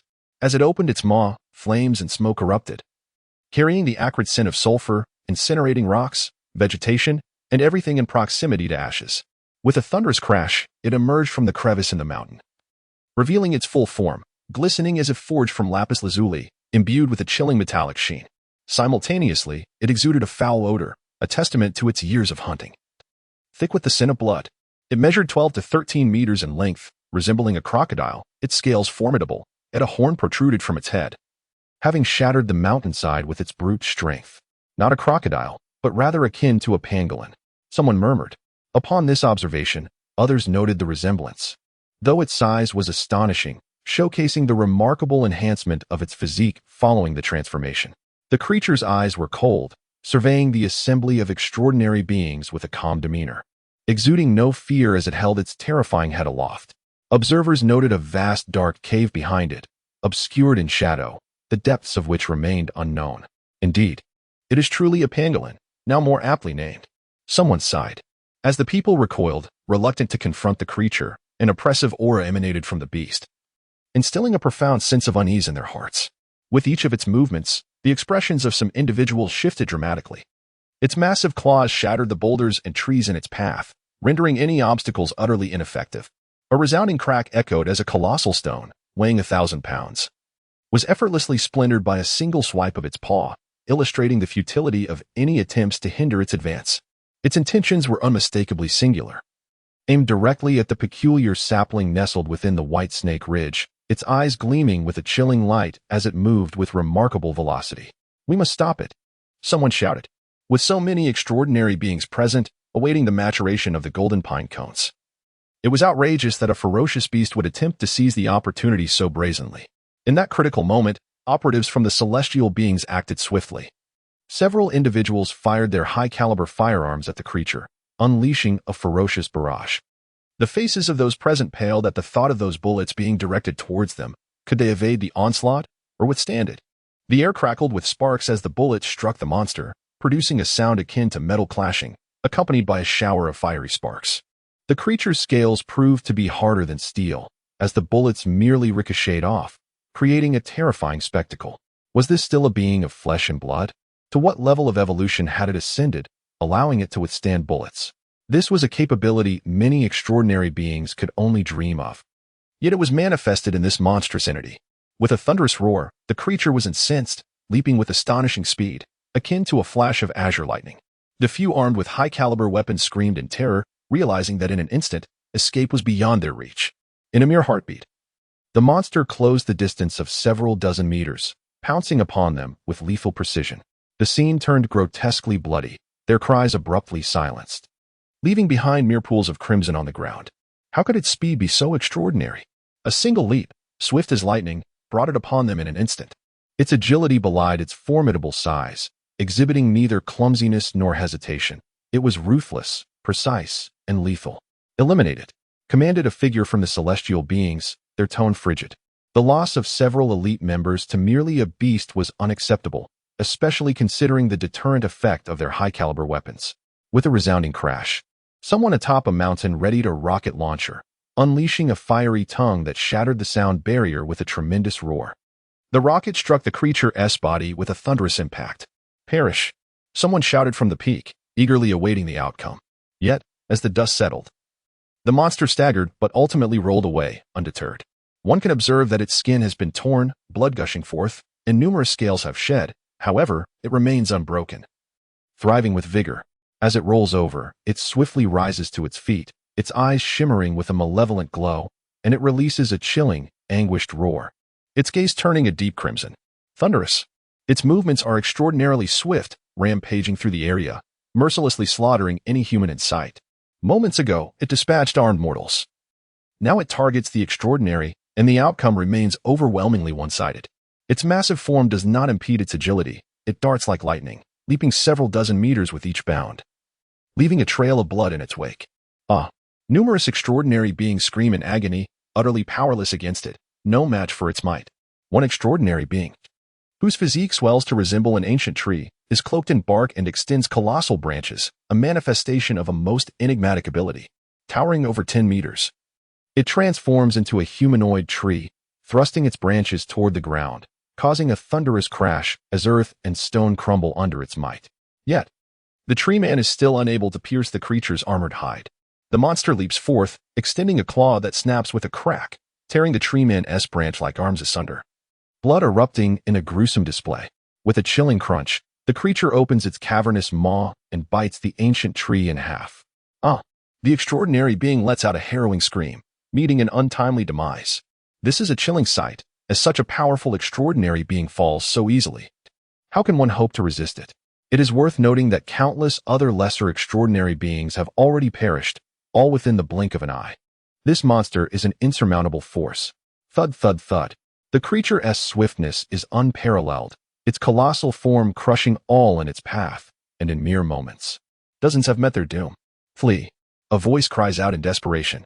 Yet, anyone nearby cannot escape, they cannot outrun the beast, which covers distances of 40 to 50 meters with each leap, a frightening sight, akin to a blue lightning bolt in rapid motion. On a nearby peak, a person launching rockets suddenly lets out a blood-curdling scream. What is happening? My heavens, another monster. People witness yet another creature emerge from the earlier cave, resembling a pangolin. Similar in size to the first, clearly a male and a female pair. The newly emerged beast moves with agility, a tempest in its wake, decimating large swathes of forest as it ascends the peak, slaughtering all those armed with modern weaponry. Following this, the creature howls at the sky from the summit. A terrifying sound that forces many extraordinary beings to cover their ears, its resonance formidable. Bang!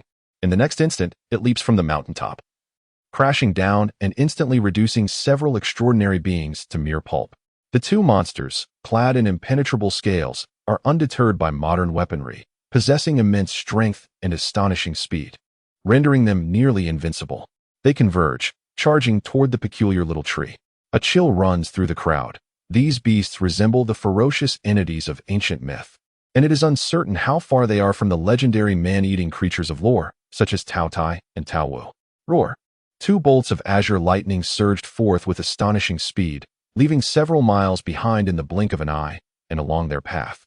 Nearly 80 extraordinary beings fell victim to their ruthless onslaught as they approached the small tree, upon which a pine cone the size of an adult's fist glimmered with a purplish hue and exuded a fragrant aroma that wafted for miles. Many stood in shock. Would the peculiar fruit borne by that extraordinary tree truly belong to the two monstrous entities? With so many extraordinary beings gathered, were they destined to merely watch helplessly? A sense of discontent brewed within many, yet fear held them back. The violence was too gruesome. Nearly 80 formidable beings had perished, their bodies left in tatters, none remaining intact. Just how formidable were these two beasts? Their strength was unfathomable. Stand back. At that moment, a cold voice echoed through the air, and a man descended with remarkable speed, transforming into a streak of silver light, radiant and unmatched, illuminating the sky. His voice, though not loud, resonated like thunder, commanding the attention of the two beasts. The dazzling silver light approached swiftly, and as he drew near, he stood resolutely in midair. It was the silver-winged celestial. Many looked up in awe, unable to contain their excitement. Their spirits lifted immensely. The young man, tall and striking, radiated a silver glow, akin to a deity suspended in the heavens. The scene was one of divine brilliance, the silvery light enveloping him like a grand celestial moon, rendering him extraordinary and ethereal. Roar! On the ground, one of the beasts let out a thunderous roar before leaping into the air, soaring dozens of meters high. Its sharp claws extended, and its gaping maw aimed at the man. It was alarmingly swift, akin to a flash of azure lightning, provoking gasps from the crowd. Swish!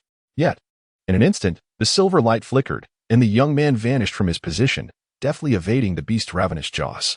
He swiftly repositioned himself, unleashing a fierce offensive, as a pair of silver wings unfurled from his back, radiating a divine light that illuminated the sky.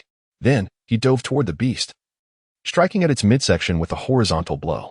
A brilliant explosion of silver light erupted, blinding many who gazed upon it, as though a silver sun had burst forth in the heavens, dazzling beyond measure.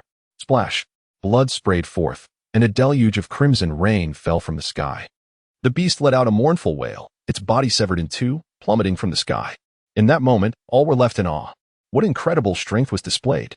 Even rockets could not harm these monsters, unable to penetrate their hide, yet the silhouette in the sky had effortlessly bisected one of them. Some understood the gravity of the situation, witnessing the young man dive down, his silver wings aglow, cleaving through the creature's body as if it were but a mere obstacle.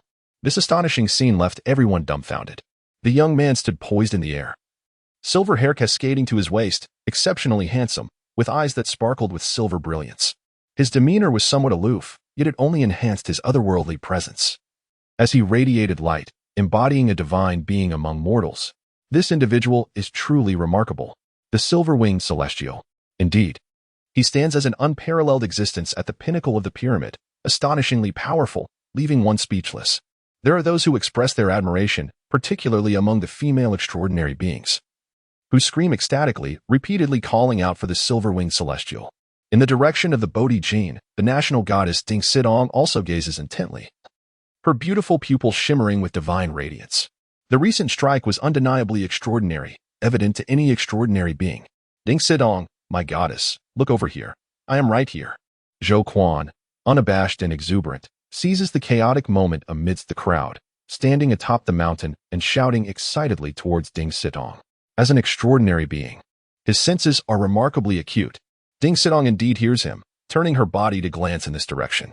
Upon seeing three bull-headed figures, she is momentarily taken aback, then delicately covers her mouth with her slender hand and smiles softly, her radiance illuminating the surroundings. Zhou Quan, filled with exhilaration, jumps and shouts in delight. The yellow bull, unable to tolerate the spectacle, nearly kicks him down the mountain in a fit of anger. Chu Feng pondered, evaluating the formidable prowess of the silver-winged celestial. That strike was indeed terrifying, cleaving the monster in two with an ease that spoke volumes of the sharpness of those wings. While rockets could not penetrate the beast, he severed it effortlessly. In the air, the silver-winged celestial stood immobile, enveloped in a radiant silver flame, exuding an aura of sanctity and transcendence. Clad in resplendent silver garments, his long hair and wings shimmered, enhancing his divine presence, reminiscent of a deity surveying the mortal realm. On the ground, the bisected monster lay in a pool of blood, staining the rocks, vegetation, and soil of vivid crimson, a sight both harrowing and astonishing. This creature, measuring several meters in length, impervious to blades and firearms, had ruthlessly slain dozens of extraordinary beings, only to meet its demise here. The stark contrast left many in awe. The silver-winged celestial was indeed formidable, exuding an unparalleled grace.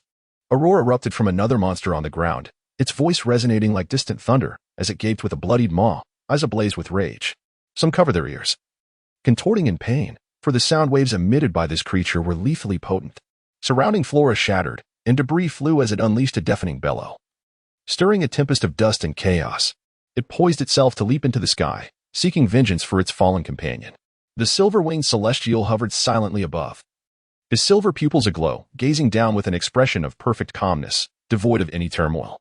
In a swift motion, the massive creature surged forward, its agile form darting like a flash of green lightning, covering dozens of meters in an instant.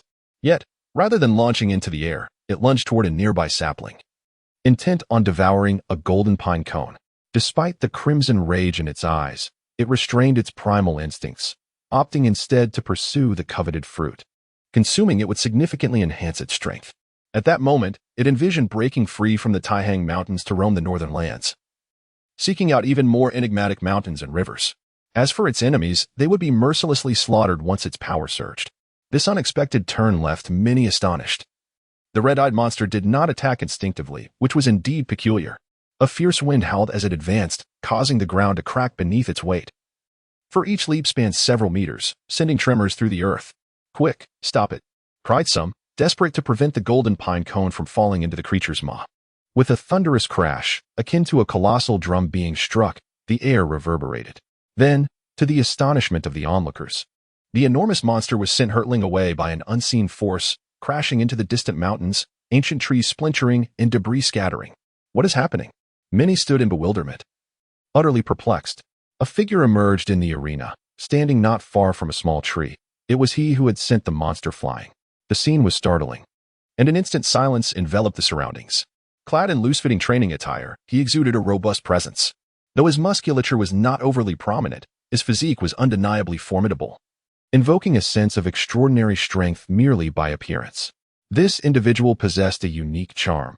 His features may not be conventionally handsome, yet his aura was captivating, reminiscent of a serene deity, tranquil yet harboring an intimidating power. His short hair framed a visage with a translucent, slightly yellowish complexion akin to yellow jade, radiating a lustrous sheen that set him apart from the ordinary. His robust frame emanated a strong masculine energy, and his eyes sparkled with intensity. He was the Diamond Warrior. Someone gasped, recognizing his identity. Another of the four extraordinary beings at the pinnacle of power had arrived. The Diamond Warrior had made his entrance. With a single blow, he had hurled the monster away. One could only imagine the magnitude of his strength.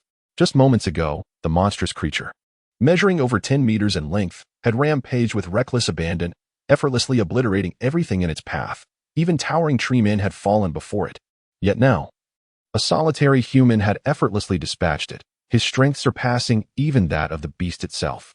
The creature, now regaining its footing, seethed with fury, having nearly devoured the pine cone before being thwarted at the crucial moment. Its eyes reflected a tinge of wariness that man had sent it reeling with a mere punch, inciting a flicker of anxiety within its heart. With a swift motion, the monster chose to attack, unwilling to forsake the ripening pine cone so near at hand. However, the Diamond Warrior was quicker, closing the distance of several dozen meters in an instant, as if bending the very fabric of space. With a resounding thud, he unleashed the diamond fist, striking the side of the monster's gaping maw with even greater force, shattering its teeth and sending blood splattering. The creature soared once more, crashing into the distance, unable to withstand that sheer power. Previously, it had been overwhelmingly dominant, but now it faced an adversary even more ferocious. One who relied solely on brute strength to keep it firmly subdued. Scattered across the ground were several teeth, each over a foot long, glistening white and sharp, stained with crimson blood, a sight that was truly shocking. He was indeed the Diamond Warrior, a paragon of valor, his strength utterly fearsome. The arrival of the Diamond Warrior heralded a showdown with the silver-winged deity. Our presence here today was not in vain. Many felt exhilarated and overjoyed. Just moments ago, they had been apprehensive about the terrifying monster. Now, with the Diamond Warrior in their midst, all concerns evaporated. In the air, the silver-winged deity made his move, descending with a silvery radiance onto a nearby peak. There, a number of significant figures from the divine realm gathered. Lin Nua stood atop the mountain, her tall, slender figure exuding a cool elegance. Her waist-length hair cascaded down, and her delicate, alabaster features betrayed nothing of her thoughts. She remained tranquil. The silver-winged deity landed beside her, standing in solidarity. Upon witnessing her, people displayed expressions of astonishment. Lin Nua had previously been captured in a side-profile photograph, which had already rendered her strikingly beautiful, leading to comparisons with the Seraph of Silver Wings and sparking a heated discussion. Now, seeing her in person, one finds her even more breathtaking than in that image, exuding an unparalleled allure. Atop the mountain, a young man emerged, equally remarkable in his handsomeness. He approached Lin Nua's other side, issuing directives to several individuals as they began their preparations. Chu Feng gazed in that direction, recognizing them one by one. He had seen Mu's photograph and was aware of his extraordinary connection with Su Wanxing, which made him particularly observant. Suddenly, a monstrous creature was hurled into the air once again by the formidable King Kong, crashing through ancient trees and causing a tremendous uproar. Many noticed that King Kong appeared to be merely stretching his limbs, not hastily delivering a fatal blow.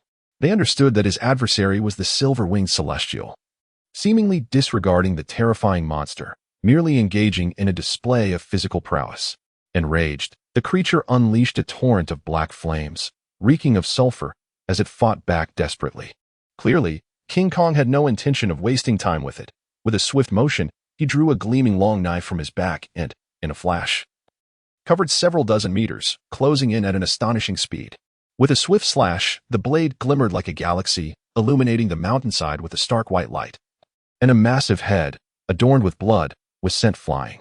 Just like that, with a single stroke, King Kong dispatched the monster, having merely warmed up beforehand. Quick! Is everyone recording this? This is invaluable footage, not special effects. It will become an epic mythological drama. In the midst of such tension, someone urged loudly. The crowd was momentarily taken aback. Then they noticed Zhou Etienne, the director, accompanied by several crew members, meticulously capturing every angle with various filming equipment. The silver-winged celestial and King Kong would undoubtedly be portrayed as invincible heroes in our grand production. Zhou Etienne appeared somewhat exhilarated. Yet, no one paid him any heed. All were awestruck by the terrifying prowess of King Kong. Once the Buddha's blade was drawn, who could rival him? King Kong, over here! Exclaimed the silver-winged celestial from atop the mountain, his wings shimmering as he soared towards a specific direction, casting a glance upon all the extraordinary beings below. Elevated above the rest, he truly resembled a deity among mortals. King Kong looked up, seemingly aware that a battle between them was inevitable. He took swift strides on the ground, his speed astonishingly rapid, reaching the distance in the blink of an eye. The onlookers were astounded. Was he truly traversing the ground? His velocity was unparalleled, surpassing even that of many birds in flight. Boom! In the distant open mountainous terrain, the silver-winged celestial clashed with King Kong, an unparalleled battle unfolding. The fruit shall belong solely to our celestial beings, Mu commanded, waving his hand, prompting many extraordinary beings to advance towards the small trees, vying for advantageous terrain. As the fruit was on the verge of ripening, simultaneously, the crowd was shocked to discover ominous black cannon muzzles emerging atop certain peaks, instilling fear in everyone. Concurrently, a thunderous roar echoed from afar as several armed helicopters approached like metallic beasts, swiftly hovering above the mountain range. The expressions of the crowd shifted. The weaponry aboard was utterly astonishing, capable of obliterating vast areas with a single discharge. "Zhou Quan, you must leave immediately." On the mountaintop, the winds of Chu whispered with an air of utmost gravity, even imbued with a commanding tone, urging Zhou Quan to vacate the area immediately. For an unsettling premonition gripped his heart. Recognizing the gravity of the situation, Zhou Quan wasted no time and swiftly descended the mountain, then sprinted away with fervor, covering several hundred meters in the blink of an eye. A tremor coursed through Chu Feng's heart, accompanied by a dull ache in several parts of his body. His instinctive intuition was on high alert, reminiscent of past experiences, as though someone were aiming a firearm at him. Those who dare to provoke the divine beings shall meet their demise. In the distance, Mu Long spoke in a haunting tone, his handsome visage tinged with a chilling demeanor. With a mere wave of his hand, he issued a command. Suddenly, the thunderous roar of high-caliber firearms erupted, unleashing a fierce barrage directed at the hill where Chu Feng stood. The bullets shattered the sound barrier, raining down in a dense hail upon the mountaintop. Chu Fu acted with alacrity, akin to a fierce beast descending the mountain, evading all bullets as he swiftly maneuvered to the opposite side of the slope.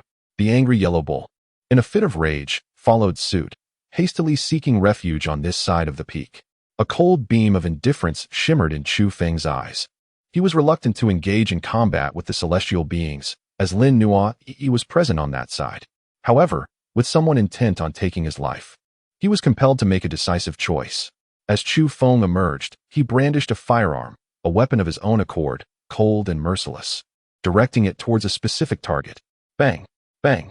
Bang! In an instant, he pulled the trigger repeatedly, eliminating all 6 elite assailants who had just attacked him. Each bullet found its mark with lethal precision. The entire sequence unfolded with such rapidity that many were left in a state of shock, unable to comprehend what had transpired. Heavens! The bull god could evade bullets, and in a swift counterattack, he dispatched 6 formidable celestial beings. Just how astonishingly fast was his reaction time? How could he possibly evade such a barrage of gunfire? A crowd stood in disbelief, their eyes wide with astonishment. Mu's expression shifted, a sense of foreboding washing over him as he realized the gravity of provoking an individual of such extraordinary capabilities, one who could deftly evade the onslaught of firearms. Lin Nuo Yi turned to him. "I intended to seize this opportunity to deal with this man, especially after witnessing the humiliation of Uncle Lin Yu's followers. I underestimated him." Mu spoke plainly, conveying to Lin Nuo Yi that he was taking action on behalf of her uncle. Bang! On the mountain peak, Chu Feng once again raised his weapon, firing a bullet towards the distance. Mu's countenance altered. He was no ordinary individual, possessing a terrifying instinct. In a swift motion, he vanished from his position, narrowly avoiding a bullet that whizzed past him. This individual was extraordinary. Chu Feng was taken aback. It was the first time he encountered someone capable of dodging bullets like himself. However, he surmised that the likes of the diamond and silver-winged celestial were even more formidable. No longer fearing firearms. "Kill him." Mu's gaze turned icy as he directed his attention towards the small mountain, issuing a command that exuded a chilling murderous intent. From various peaks, dark cannon muzzles rotated, aiming at the mountain where Chu Feng stood. Simultaneously, an armed helicopter adjusted its course, heading toward Chu Feng's location. "Mu, do you intend to kill me? Today is the perfect opportunity to settle our previous grievances." Chu Feng's eyes gleamed with murderous intent, radiating brilliance. Chapter 57. Traversing the Taiyang Mountains. In the distance, atop a mountain peak, a dark cannon mouth suddenly emitted a blinding light, unleashing a terrifying barrage of firepower directed at the nearby small mountain. With a vigorous leap, Chu Feng plunged from the mountain. Akin to a majestic rock descending from a steep cliff, the winds howling fiercely in his ears. Boom! Atop the peak, 6 or 7 shells simultaneously detonated, emitting a brilliant radiance and a thunderous explosion that reverberated throughout White Snake Ridge, shaking the earth and sending rocks tumbling in a harrowing spectacle. All the extraordinary beings were struck with dread. The divine entities were merciless, deploying such formidable weaponry against them. Who could withstand it? A torrent of scorching heat surged forth. As ancient trees on that mountaintop splintered and turned to ash, the entire summit obliterated, leaving behind a landscape of molten rock and utter desolation, a stark, charred expanse where the peak once stood. If Chu Feng were to take that step at night, the consequences would be unimaginable. He could not help but sigh. In this post-civilization era, the power wielded by the financial magnates is astonishing, possessing an arsenal of advanced weaponry that ordinary individuals could scarcely fathom. In this new epoch, as the order is being reshaped, these early financial tycoons have emerged as a significant force, having played a pivotal role in the formulation of numerous regulations. Over the years, they have maintained a low profile, concealing their true capabilities. Yet who could have anticipated that they could be so fearsome at a critical juncture? Chu Feng plunged down from the mountain, immersing himself in the dense forest below, while behind him, the cacophony of artillery fire persisted, and the tumult of rolling stones reduced the height of the small hill. A rock tumbled down, striking the yellow ox, which let out a low bellow of pain, not due to slowness of reflex, but because its cumbersome beast-hide attire made upright movement exceedingly awkward. The yellow ox stumbled, nearly thrown off balance. It was fortunate for its tough hide and immense strength, for a human struck by an 800-pound boulder would have surely suffered broken bones and severed ligaments. Despite this, the yellow ox was incensed, emitting a deep growl, its golden-hued eyes fixating on the distant peaks. "I leave the rocket artillery to you," Chu Feng declared. He understood that the yellow ox was no ordinary creature and would likely charge forward to obliterate those ominous cannon muzzles, spelling misfortune for some. Meanwhile, Chu Feng himself surged forward toward another direction, intent on confronting Mu. With matters having escalated to such a dire extent, he cared little for whether the adversary was a significant entity among celestial beings. Those who dared to target him with lethal intent, regardless of their identity, would meet the same fate. Chu Feng's speed was astonishing. He covered 100 meters in barely a second. With each powerful stride, it appeared to many as if he leaped distances of several tens of meters. Bang, bang, bang. Throughout this ordeal, countless bullets swept through the air, striking the ground behind him in a torrential downpour, shattering large trees that fell with a resounding crash. The density of the bullets was overwhelming. Boom. Even artillery shells descended, erupting in brilliant flashes amidst the mountains, their terrifying heat melting rocks and turning the earth to ash. What was most astonishing was that not a single bullet struck Chu Feng. He continuously altered his position, skillfully evading each attack, while the fiery tongues of those firearms relentlessly pursued him from behind. Many extraordinary individuals stood in stunned silence, their eyes wide as they beheld this surreal spectacle. They were both awestruck and unnerved, their emotions a tumultuous mix of admiration and envy. Such skills were the very abilities they yearned for, essential for surviving encounters with firearms in the future, and this individual had already achieved what they could only dream of. Chu Feng moved with astonishing swiftness. With a mere sidestep, he covered a distance of several meters, and with a single leap, he traversed dozens of meters. His speed was simply terrifying.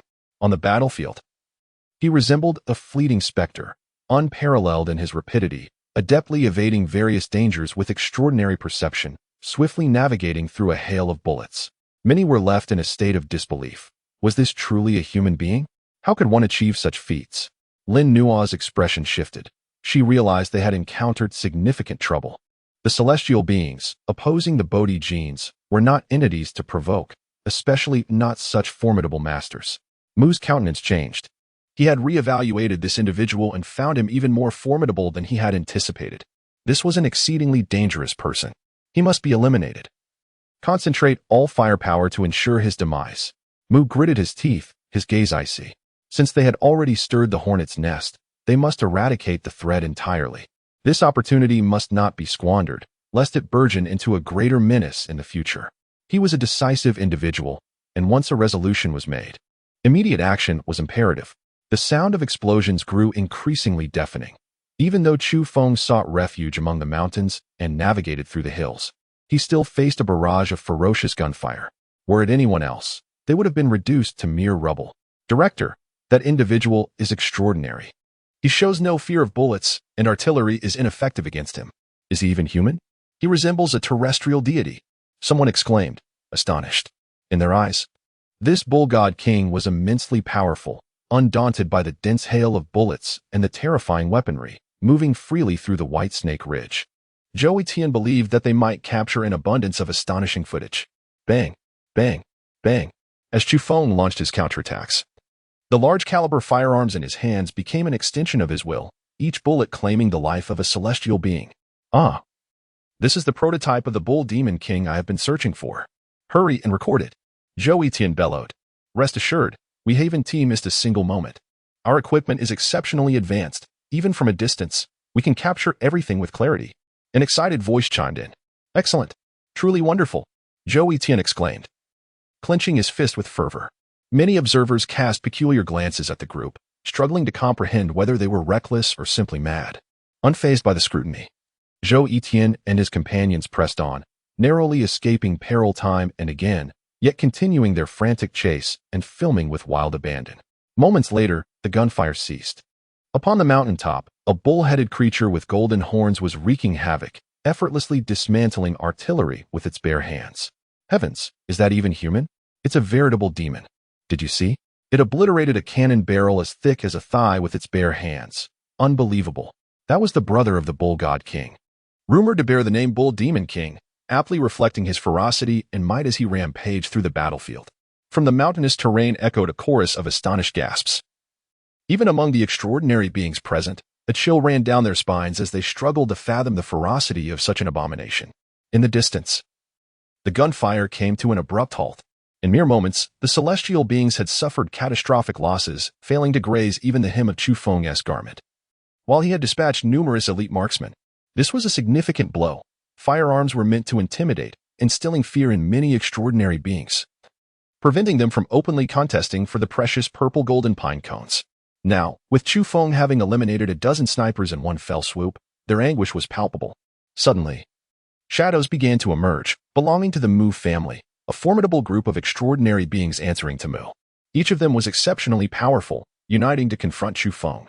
As they converged, each member produced a thumb-sized crystal vial filled with a cerulean liquid, consuming it without hesitation. Boom! A terrifying surge of energy erupted. As the presence of 16 extraordinary beings escalated dramatically, their strength amplified manifold. Even from a distance, other extraordinary beings felt a wave of trepidation, as if facing a horde of colossal titans. Each of the 16 had seen their powers increase tenfold, a daunting prospect. Any one of them could easily trample a throng of adversaries. Eliminate him. I care not for his origins, let us eradicate any future threats. Mu's expression was cold, a fiery rage simmering within him. Today marked a grave miscalculation on his part, in his quest to seek retribution for Lin Yu and to impress Lin Nuo. He had inadvertently orchestrated this chaotic scenario. Due to his orders, countless lives were tragically lost, and firearms were regarded as inconsequential, undermining the majesty of the celestial beings. Suddenly, a thunderous roar reverberated through White Snake Ridge, causing many extraordinary individuals to feel dizzy and disoriented, each on the brink of collapsing to the ground. In the land of Chu, where sand and stone danced amidst the tempest, the flora and fauna lay shattered. With a thunderous roar from him, the 16 extraordinary beings cried out in agony, their orifices bleeding profusely, before collapsing to the ground, clutching their heads. Just as before, Mu intended to employ this tactic against him, unaware that for Chu Feng, it was akin to serving a delectable feast, awaiting his skillful cut. Oh heavens, what has transpired? The extraordinary beings were taken aback. The 16 formidable warriors, having consumed the azure elixir, unleashed a terrifying and astonishing aura, each one exuding an intensity that sent shivers down the spine. Yet now, they all spewed blood from their mouths and noses. Thrown to the ground by the resounding roar of the bull god king, Chu Feng, devoid of mercy, wielded a black short sword with unwavering resolve. Not even the formidable beings of the financial titan, Tianshan BioWare, were spared from his lethal intent. With swift and precise strikes, he dispatched heads that rolled upon the ground, leaving no survivors in his wake. In the distance, atop a mountain, Mu's eyes reddened. Even he, usually composed and unflappable, could no longer contain his emotions, unleashing a primal howl reminiscent of a beast. These were his own kin, the aberrants of the Mu clan, who had sworn allegiance to him, and in a mere blink, they were obliterated. Having previously lost an entire team of aberrants, he now faced the annihilation of yet another, executed with alarming ease by a single individual. Mu's eyes glowed with rage, his heart consumed by hatred. The potion had proven fatally flawed. He realized this too late. The merciless figure before him had ruthlessly eradicated Mu's aberrants in full view of all, displaying an iron will. On Ba, an air of astonishment enveloped the crowd. "Did you capture all of this on film?" Zhou Etienne trembled, his lips quivering as he eagerly inquired of the others. "Rest assured, we recorded everything," came the reply, accompanied by their own shivers of fear and awe. Nearby, other aberrants regarded them as lunatics, questioning their sanity. "I shall personally end your life." Mu seethed from his vantage point on the mountain, his demeanor unraveling, starkly contrasting with his usual steadiness. He sent out a communication, summoning an armed helicopter that descended swiftly to his location, and he ascended aboard. Yet, another had already reached the scene before him, having arrived with alarming speed. In the sky, a dazzling silver light surged, as a figure streaked across, emanating an aura of invincible might that descended towards Chu Feng. Heavens, it's the silver-winged deity. He approaches with intent. The being sought to uphold the dignity of Tiangshan BioWare, unwilling to tolerate any affront. In midair, this figure radiated a divine luminosity, exuding an aura of terror, akin to a silver sun, as it surged forth, having momentarily forsaken its diamond form to pursue Chu Feng. Chapter 58. Underestimation. The silver-winged deity had made its move. A palpable tremor coursed through the hearts of many aberrants. As the figure approached, enveloped in a swirling silver glow, it emanated an overwhelming force. This was a being perched atop the pinnacle of power, its presence imposing upon the other aberrants. Akin to lions and tigers that command the retreat of lesser creatures. Particularly as it dove down, some aberrants found themselves unsettled and agitated, paralyzed by its overwhelming might, rendered powerless to resist. The silver-winged deity was terrifyingly formidable. Whispers spread among the onlookers, as they found it difficult to raise their gazes towards the radiant silver light. With a swift motion, the brilliant silver glow surged past, its velocity astonishing, striking down upon the bull god king with an air of dread. Only then did many manage to exhale, overwhelmed by the sheer terror of the spectacle. A solitary figure, burdened with photographic equipment, gazed at the fleeting silver light overhead, his pallid complexion betraying a lingering trepidation. In the moment of close encounter, it felt as though he had attracted the attention of a prehistoric beast. Undeterred, he plunged into the fray, sprinting with his gear in tow. "Director, we haven't missed anything. We've captured it all, rest assured," exclaimed a nearby individual, brimming with excitement. A chorus of astonished gasps erupted as the silver-winged celestial being soared above the white snake ridge, its divine luminescence radiating with an ethereal brilliance, transforming that instant into a moment reminiscent of a deity gracing the mortal realm. Chu Feng's pupils constricted as he gazed into the void, contemplating the act of eliminating Mu. Yet, he was met with an even more formidable presence, a sense of peril washing over him from a distance. In an instant, the silver-winged celestial descended, exuding an invincible aura as it swept through the air. At that moment, the being unfurled a pair of resplendent silver wings, channeling enigmatic energy that resembled two gleaming celestial blades, slicing downwards in a graceful, yet terrifying arc nearby. Several onlookers cried out, their eyes stinging from the brilliance of the wings, which blazed like the sun in its fury. Numerous extraordinary individuals shielded their eyes, retreating hastily. The wings harbored unfathomable power, impervious to all, radiating intense light that seared many gazes. In the distance, a chorus of women screamed. Ever since the last battle video of the silver-winged celestial had been leaked and circulated online, his popularity had surged dramatically, drawing a throng of admirers. Particularly notable was his athletic physique and handsome visage, marking him as an apex figure among extraordinary beings, which endeared him to many young women. Now, as some female extraordinary beings watched his domineering offensive, they were filled with anticipation. Although the bull god king was formidable, he was a newcomer today, adorned with horns that obscured his true appearance, and could not rival the silver-winged celestial's acclaim. As the two forces approached their fateful clash, a multitude began to chant the name of the silver-winged celestial. Even though many disapproved of the celestial being's arrogance and criticized their use of lethal weaponry to impose their will in that moment, A significant number leaned towards the silver-winged celestial. With wings like these, aside from a select few such as the Diamond King, I believe no one can withstand him. A woman declared confidently, her eyes ablaze as she fixated on the shimmering silver figure diving at great speed. The Bull God King, despite his strength, regrettably faced the silver-winged celestial and would ultimately fall short, potentially losing his life, lamented some. Of course, there were those who harbored disdain for the silver-winged celestial, cursing his existence. The celestial beings are too domineering. I truly hope the Bull God King triumphs in this battle, one murmured, fully aware of the slimness of that hope. In contests among the skilled, the outcome often hinges on a mere instant. With deep-set eyes, Chu Feng sensed the impending danger, remaining remarkably composed, devoid of any hint of panic within. In a critical moment, he unsheathed his short sword, refraining from employing the great thunder sound bow. As his adversary approached with an overwhelming presence, fiercely swinging their wings in a bid to annihilate him. This presented Chu Feng with an opportunity. Since his opponent was recklessly brazen, seemingly dismissing him entirely in their eagerness to strike a fatal blow, he resolved to offer them a grand surprise. Many had already recognized the formidable might of the silver-winged celestial, whose unstoppable force dominated his foes, cleaving through them in an instant with unparalleled ferocity. Numerous witnesses had heard tales of his unmatched silver wings, capable of effortlessly slicing through steel and withstanding bullets. It is worth noting that even a rocket launcher had proven ineffective against that monstrous entity, which could not be vanquished, yet the silver-winged celestial could effortlessly rend it asunder. The dark sword of Chu Feng rose, poised defensively before him, clashing against the silver wings. Alas, hope seemed futile. How could the bull god contend with him directly? It was akin to self-destruction. A sigh escaped the lips of some onlookers. Even if that short sword was incredibly sharp, could it rival a bullet? Could it withstand a missile? Whispers had long circulated that the silver-winged deity was impervious to firearms. His wings were said to be indestructible, akin to legendary divine weaponry. Pity engulfed the crowd. The demise of the bull god was indeed regrettable. After all, a considerable number believed that the divine being had overstepped his bounds, provoking the bull god, who had merely retaliated.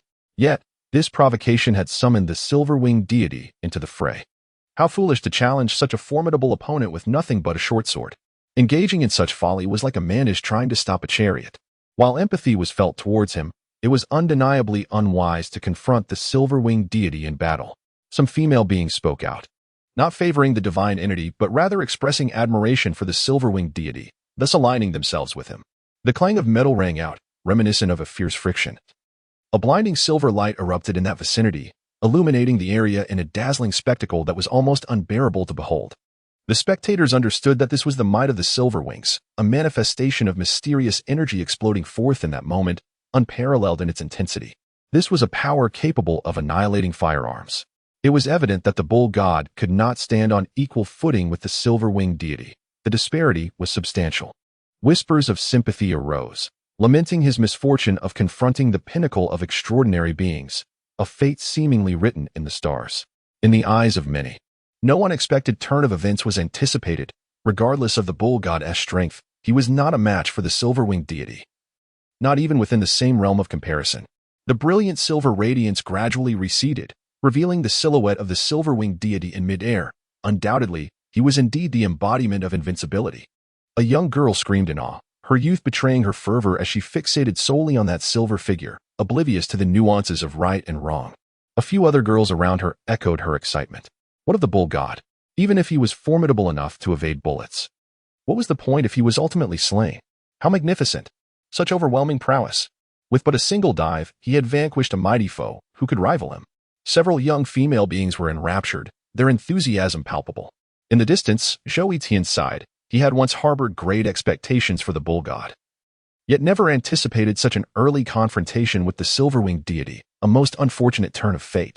Other beings, burdened with photographic equipment, joined in the lament for the bull god, yet remained resolute in their recording endeavors. The blinding silver light finally receded completely, and the silver-winged deity was no longer merely a silhouette but a striking figure clearly manifesting in the air, allowing the battlefield to come into focus for all to see. In the mountains, a sudden stillness enveloped the scene. At that moment, everyone stood in a daze, bewildered. What on earth is happening?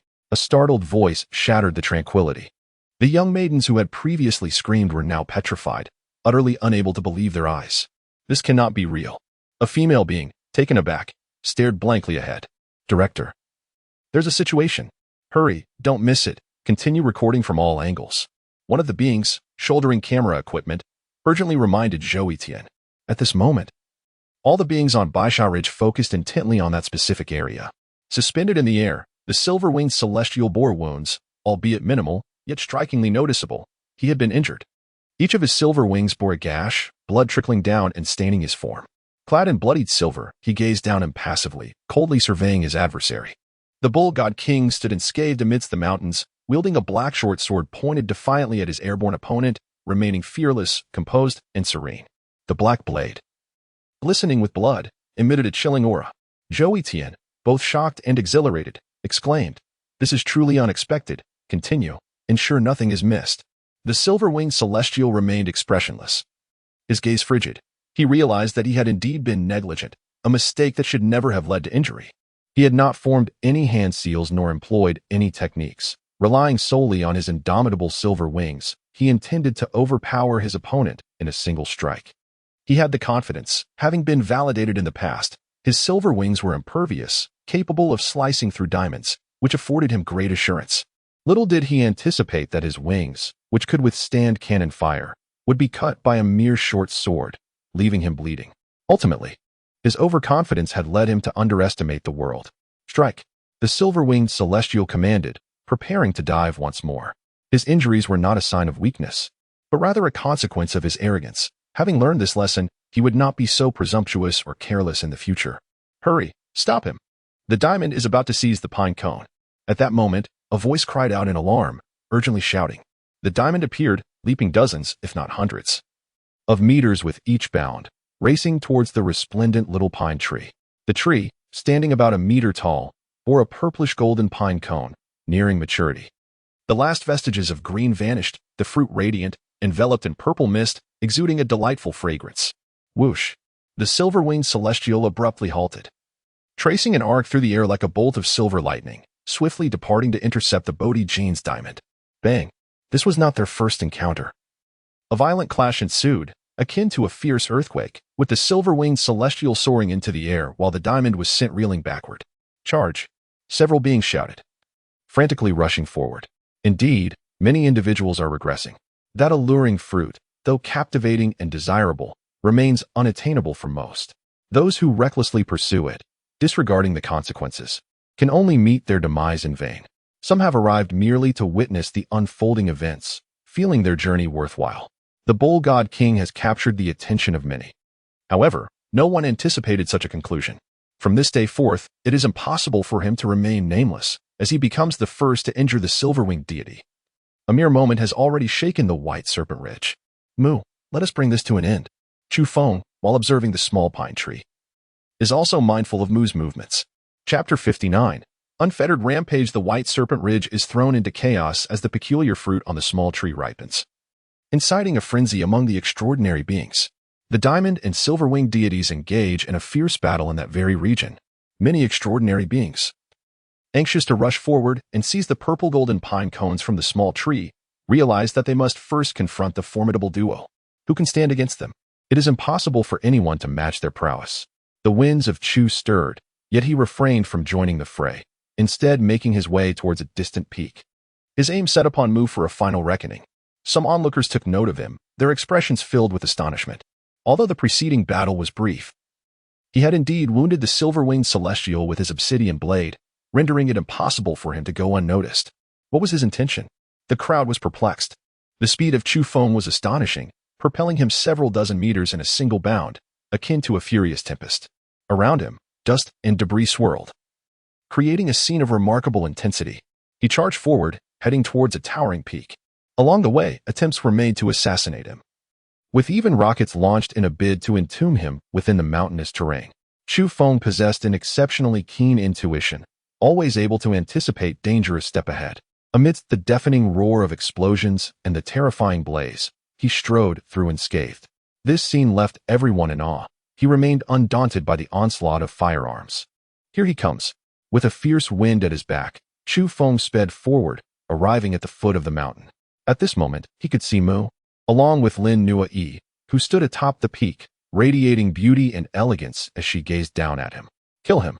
Mu seethed with fury. Today, the Mu family had suffered devastating losses, all at the hands of this man, who had mercilessly slaughtered 16 of his subordinates in one breath. Now, this individual had the audacity to advance towards him, seemingly intent on settling the score. Mu could not endure this humiliation. After a grave miscalculation, he was now being cornered, leaving him with no face to uphold. He yearned to eradicate this man immediately. Boom. From the summit, a dark cannon aimed downward, unleashing a barrage of firepower upon Chu Feng, transforming the ground below into a desolate wasteland. Whoosh, whoosh, whoosh. From the mountain, a dozen figures charged down, all extraordinary beings armed with rocket launchers. They could hardly believe that with their skills, they couldn't eliminate this man. Simultaneously, Mu, his expression twisted with rage, boarded an armed helicopter, his face a mask of murderous intent. I will kill you with my own hands.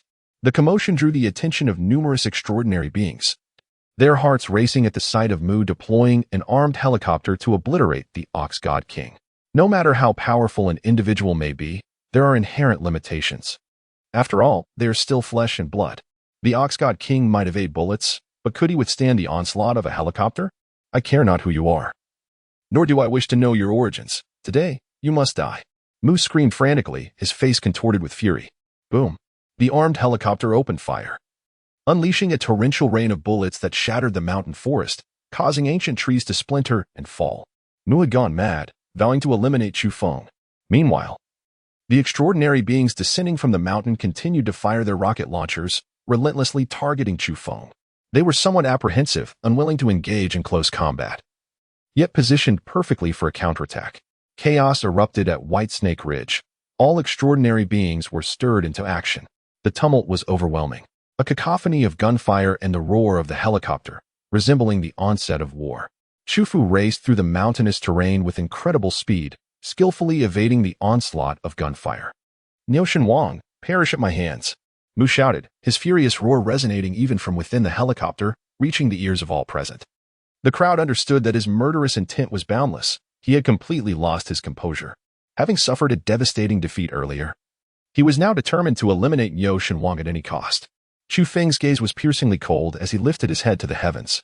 At that moment, he sensed an imminent danger, a profound pain coursing through his body, signaling a grave crisis enveloping him. With heightened alertness, he swiftly traversed the woodland. Boom. The mountain terrain was utterly obliterated, leaving no remnants, flora turned to ash, and rocks melted away, extinguishing all signs of life. A small air-to-ground missile. Mu, in a fit of madness, resorted to such a devastating weapon to eliminate a mere human being, eschewing conventional firearms for this annihilating force. Though consumed by rage, his inherent disposition remained cautious and ruthless. Even aware of the unnecessary expenditure of resources, he still unleashed the missile, intent on delivering a lethal blow to conclude the confrontation swiftly and preempt any unforeseen complications. Is this war? In the distance, the expressions of numerous extraordinary beings shifted to one of horror. Who could withstand a missile? It was likely even the silver-winged deity and the Diamond Guardian would not dare to face such a strike with their flesh and blood. Mu had resorted to this extreme measure for the sake of one life. What? He is still alive. My heavens, the Bull God King survives. The onlookers stood in stunned silence, gazing at the charred remnants of the land's edge. Chu Feng sprang to his feet, brushing off the dirt from his body. Remarkably, he was unscathed, save for a slight tear in his animal hide attire. The fact that the Bull God King could survive was astonishing. The White Snake Ridge resonated with a cacophony of disbelief, a scene so shocking it was hard to fathom. How could this be? Mu's eyes widened in disbelief. Was this individual a monster or merely human? The ability to evade missiles was nothing short of superhuman. In the mountainous terrain, the group of more than a dozen extraordinary beings, armed with rocket launchers, stood in stunned silence. This was no ordinary human. Mu, piloting an armed helicopter in pursuit, unleashed a barrage of firepower, yet failed to bring him down. The atmosphere at White Snake Ridge remained tumultuous, as many extraordinary beings trembled, sensing the formidable strength of the Bull God King. Not long ago, he had wounded the silver-winged celestial god, and now he had eluded missiles. Had conventional weaponry become utterly ineffective against him? It was, indeed, otherworldly, a divine entity. Someone sighed, reflecting that the so-called terrestrial immortals were hardly impressive. Among them, one individual stood out in fervor, Zhou Yitian, who had been closely monitoring Chu Feng. His advanced filming equipment was consistently angled toward him. In this moment, he realized he might have struck gold. "You will not survive." Mu howled fiercely, his once handsome features now distorted and twisted, feeling utterly humiliated. Not to mention the ridicule stemming from his failure before Lin Nui. It was utterly ludicrous that despite deploying such extensive resources, he could not eliminate that individual. Chu Feng remained silent, his gaze icy and filled with murderous intent. Anger surged within him. Moments earlier, he had narrowly escaped an attack, perceived by others as invincible. Yet it was merely a hair's breadth that separated him from being struck by a missile. "Mu, you mad dog, I shall end your life this instant," Chu Feng declared coldly. His voice, though hoarse and low, resonated throughout the area, revealing the depths of his fury and intent to kill. Had the bull god king undergone a transformation, sprouting wings concealed beneath his thick hide? The onlookers were filled with uncertainty, their eyes fixed upon him. Mu, incensed, felt his eyes burn crimson.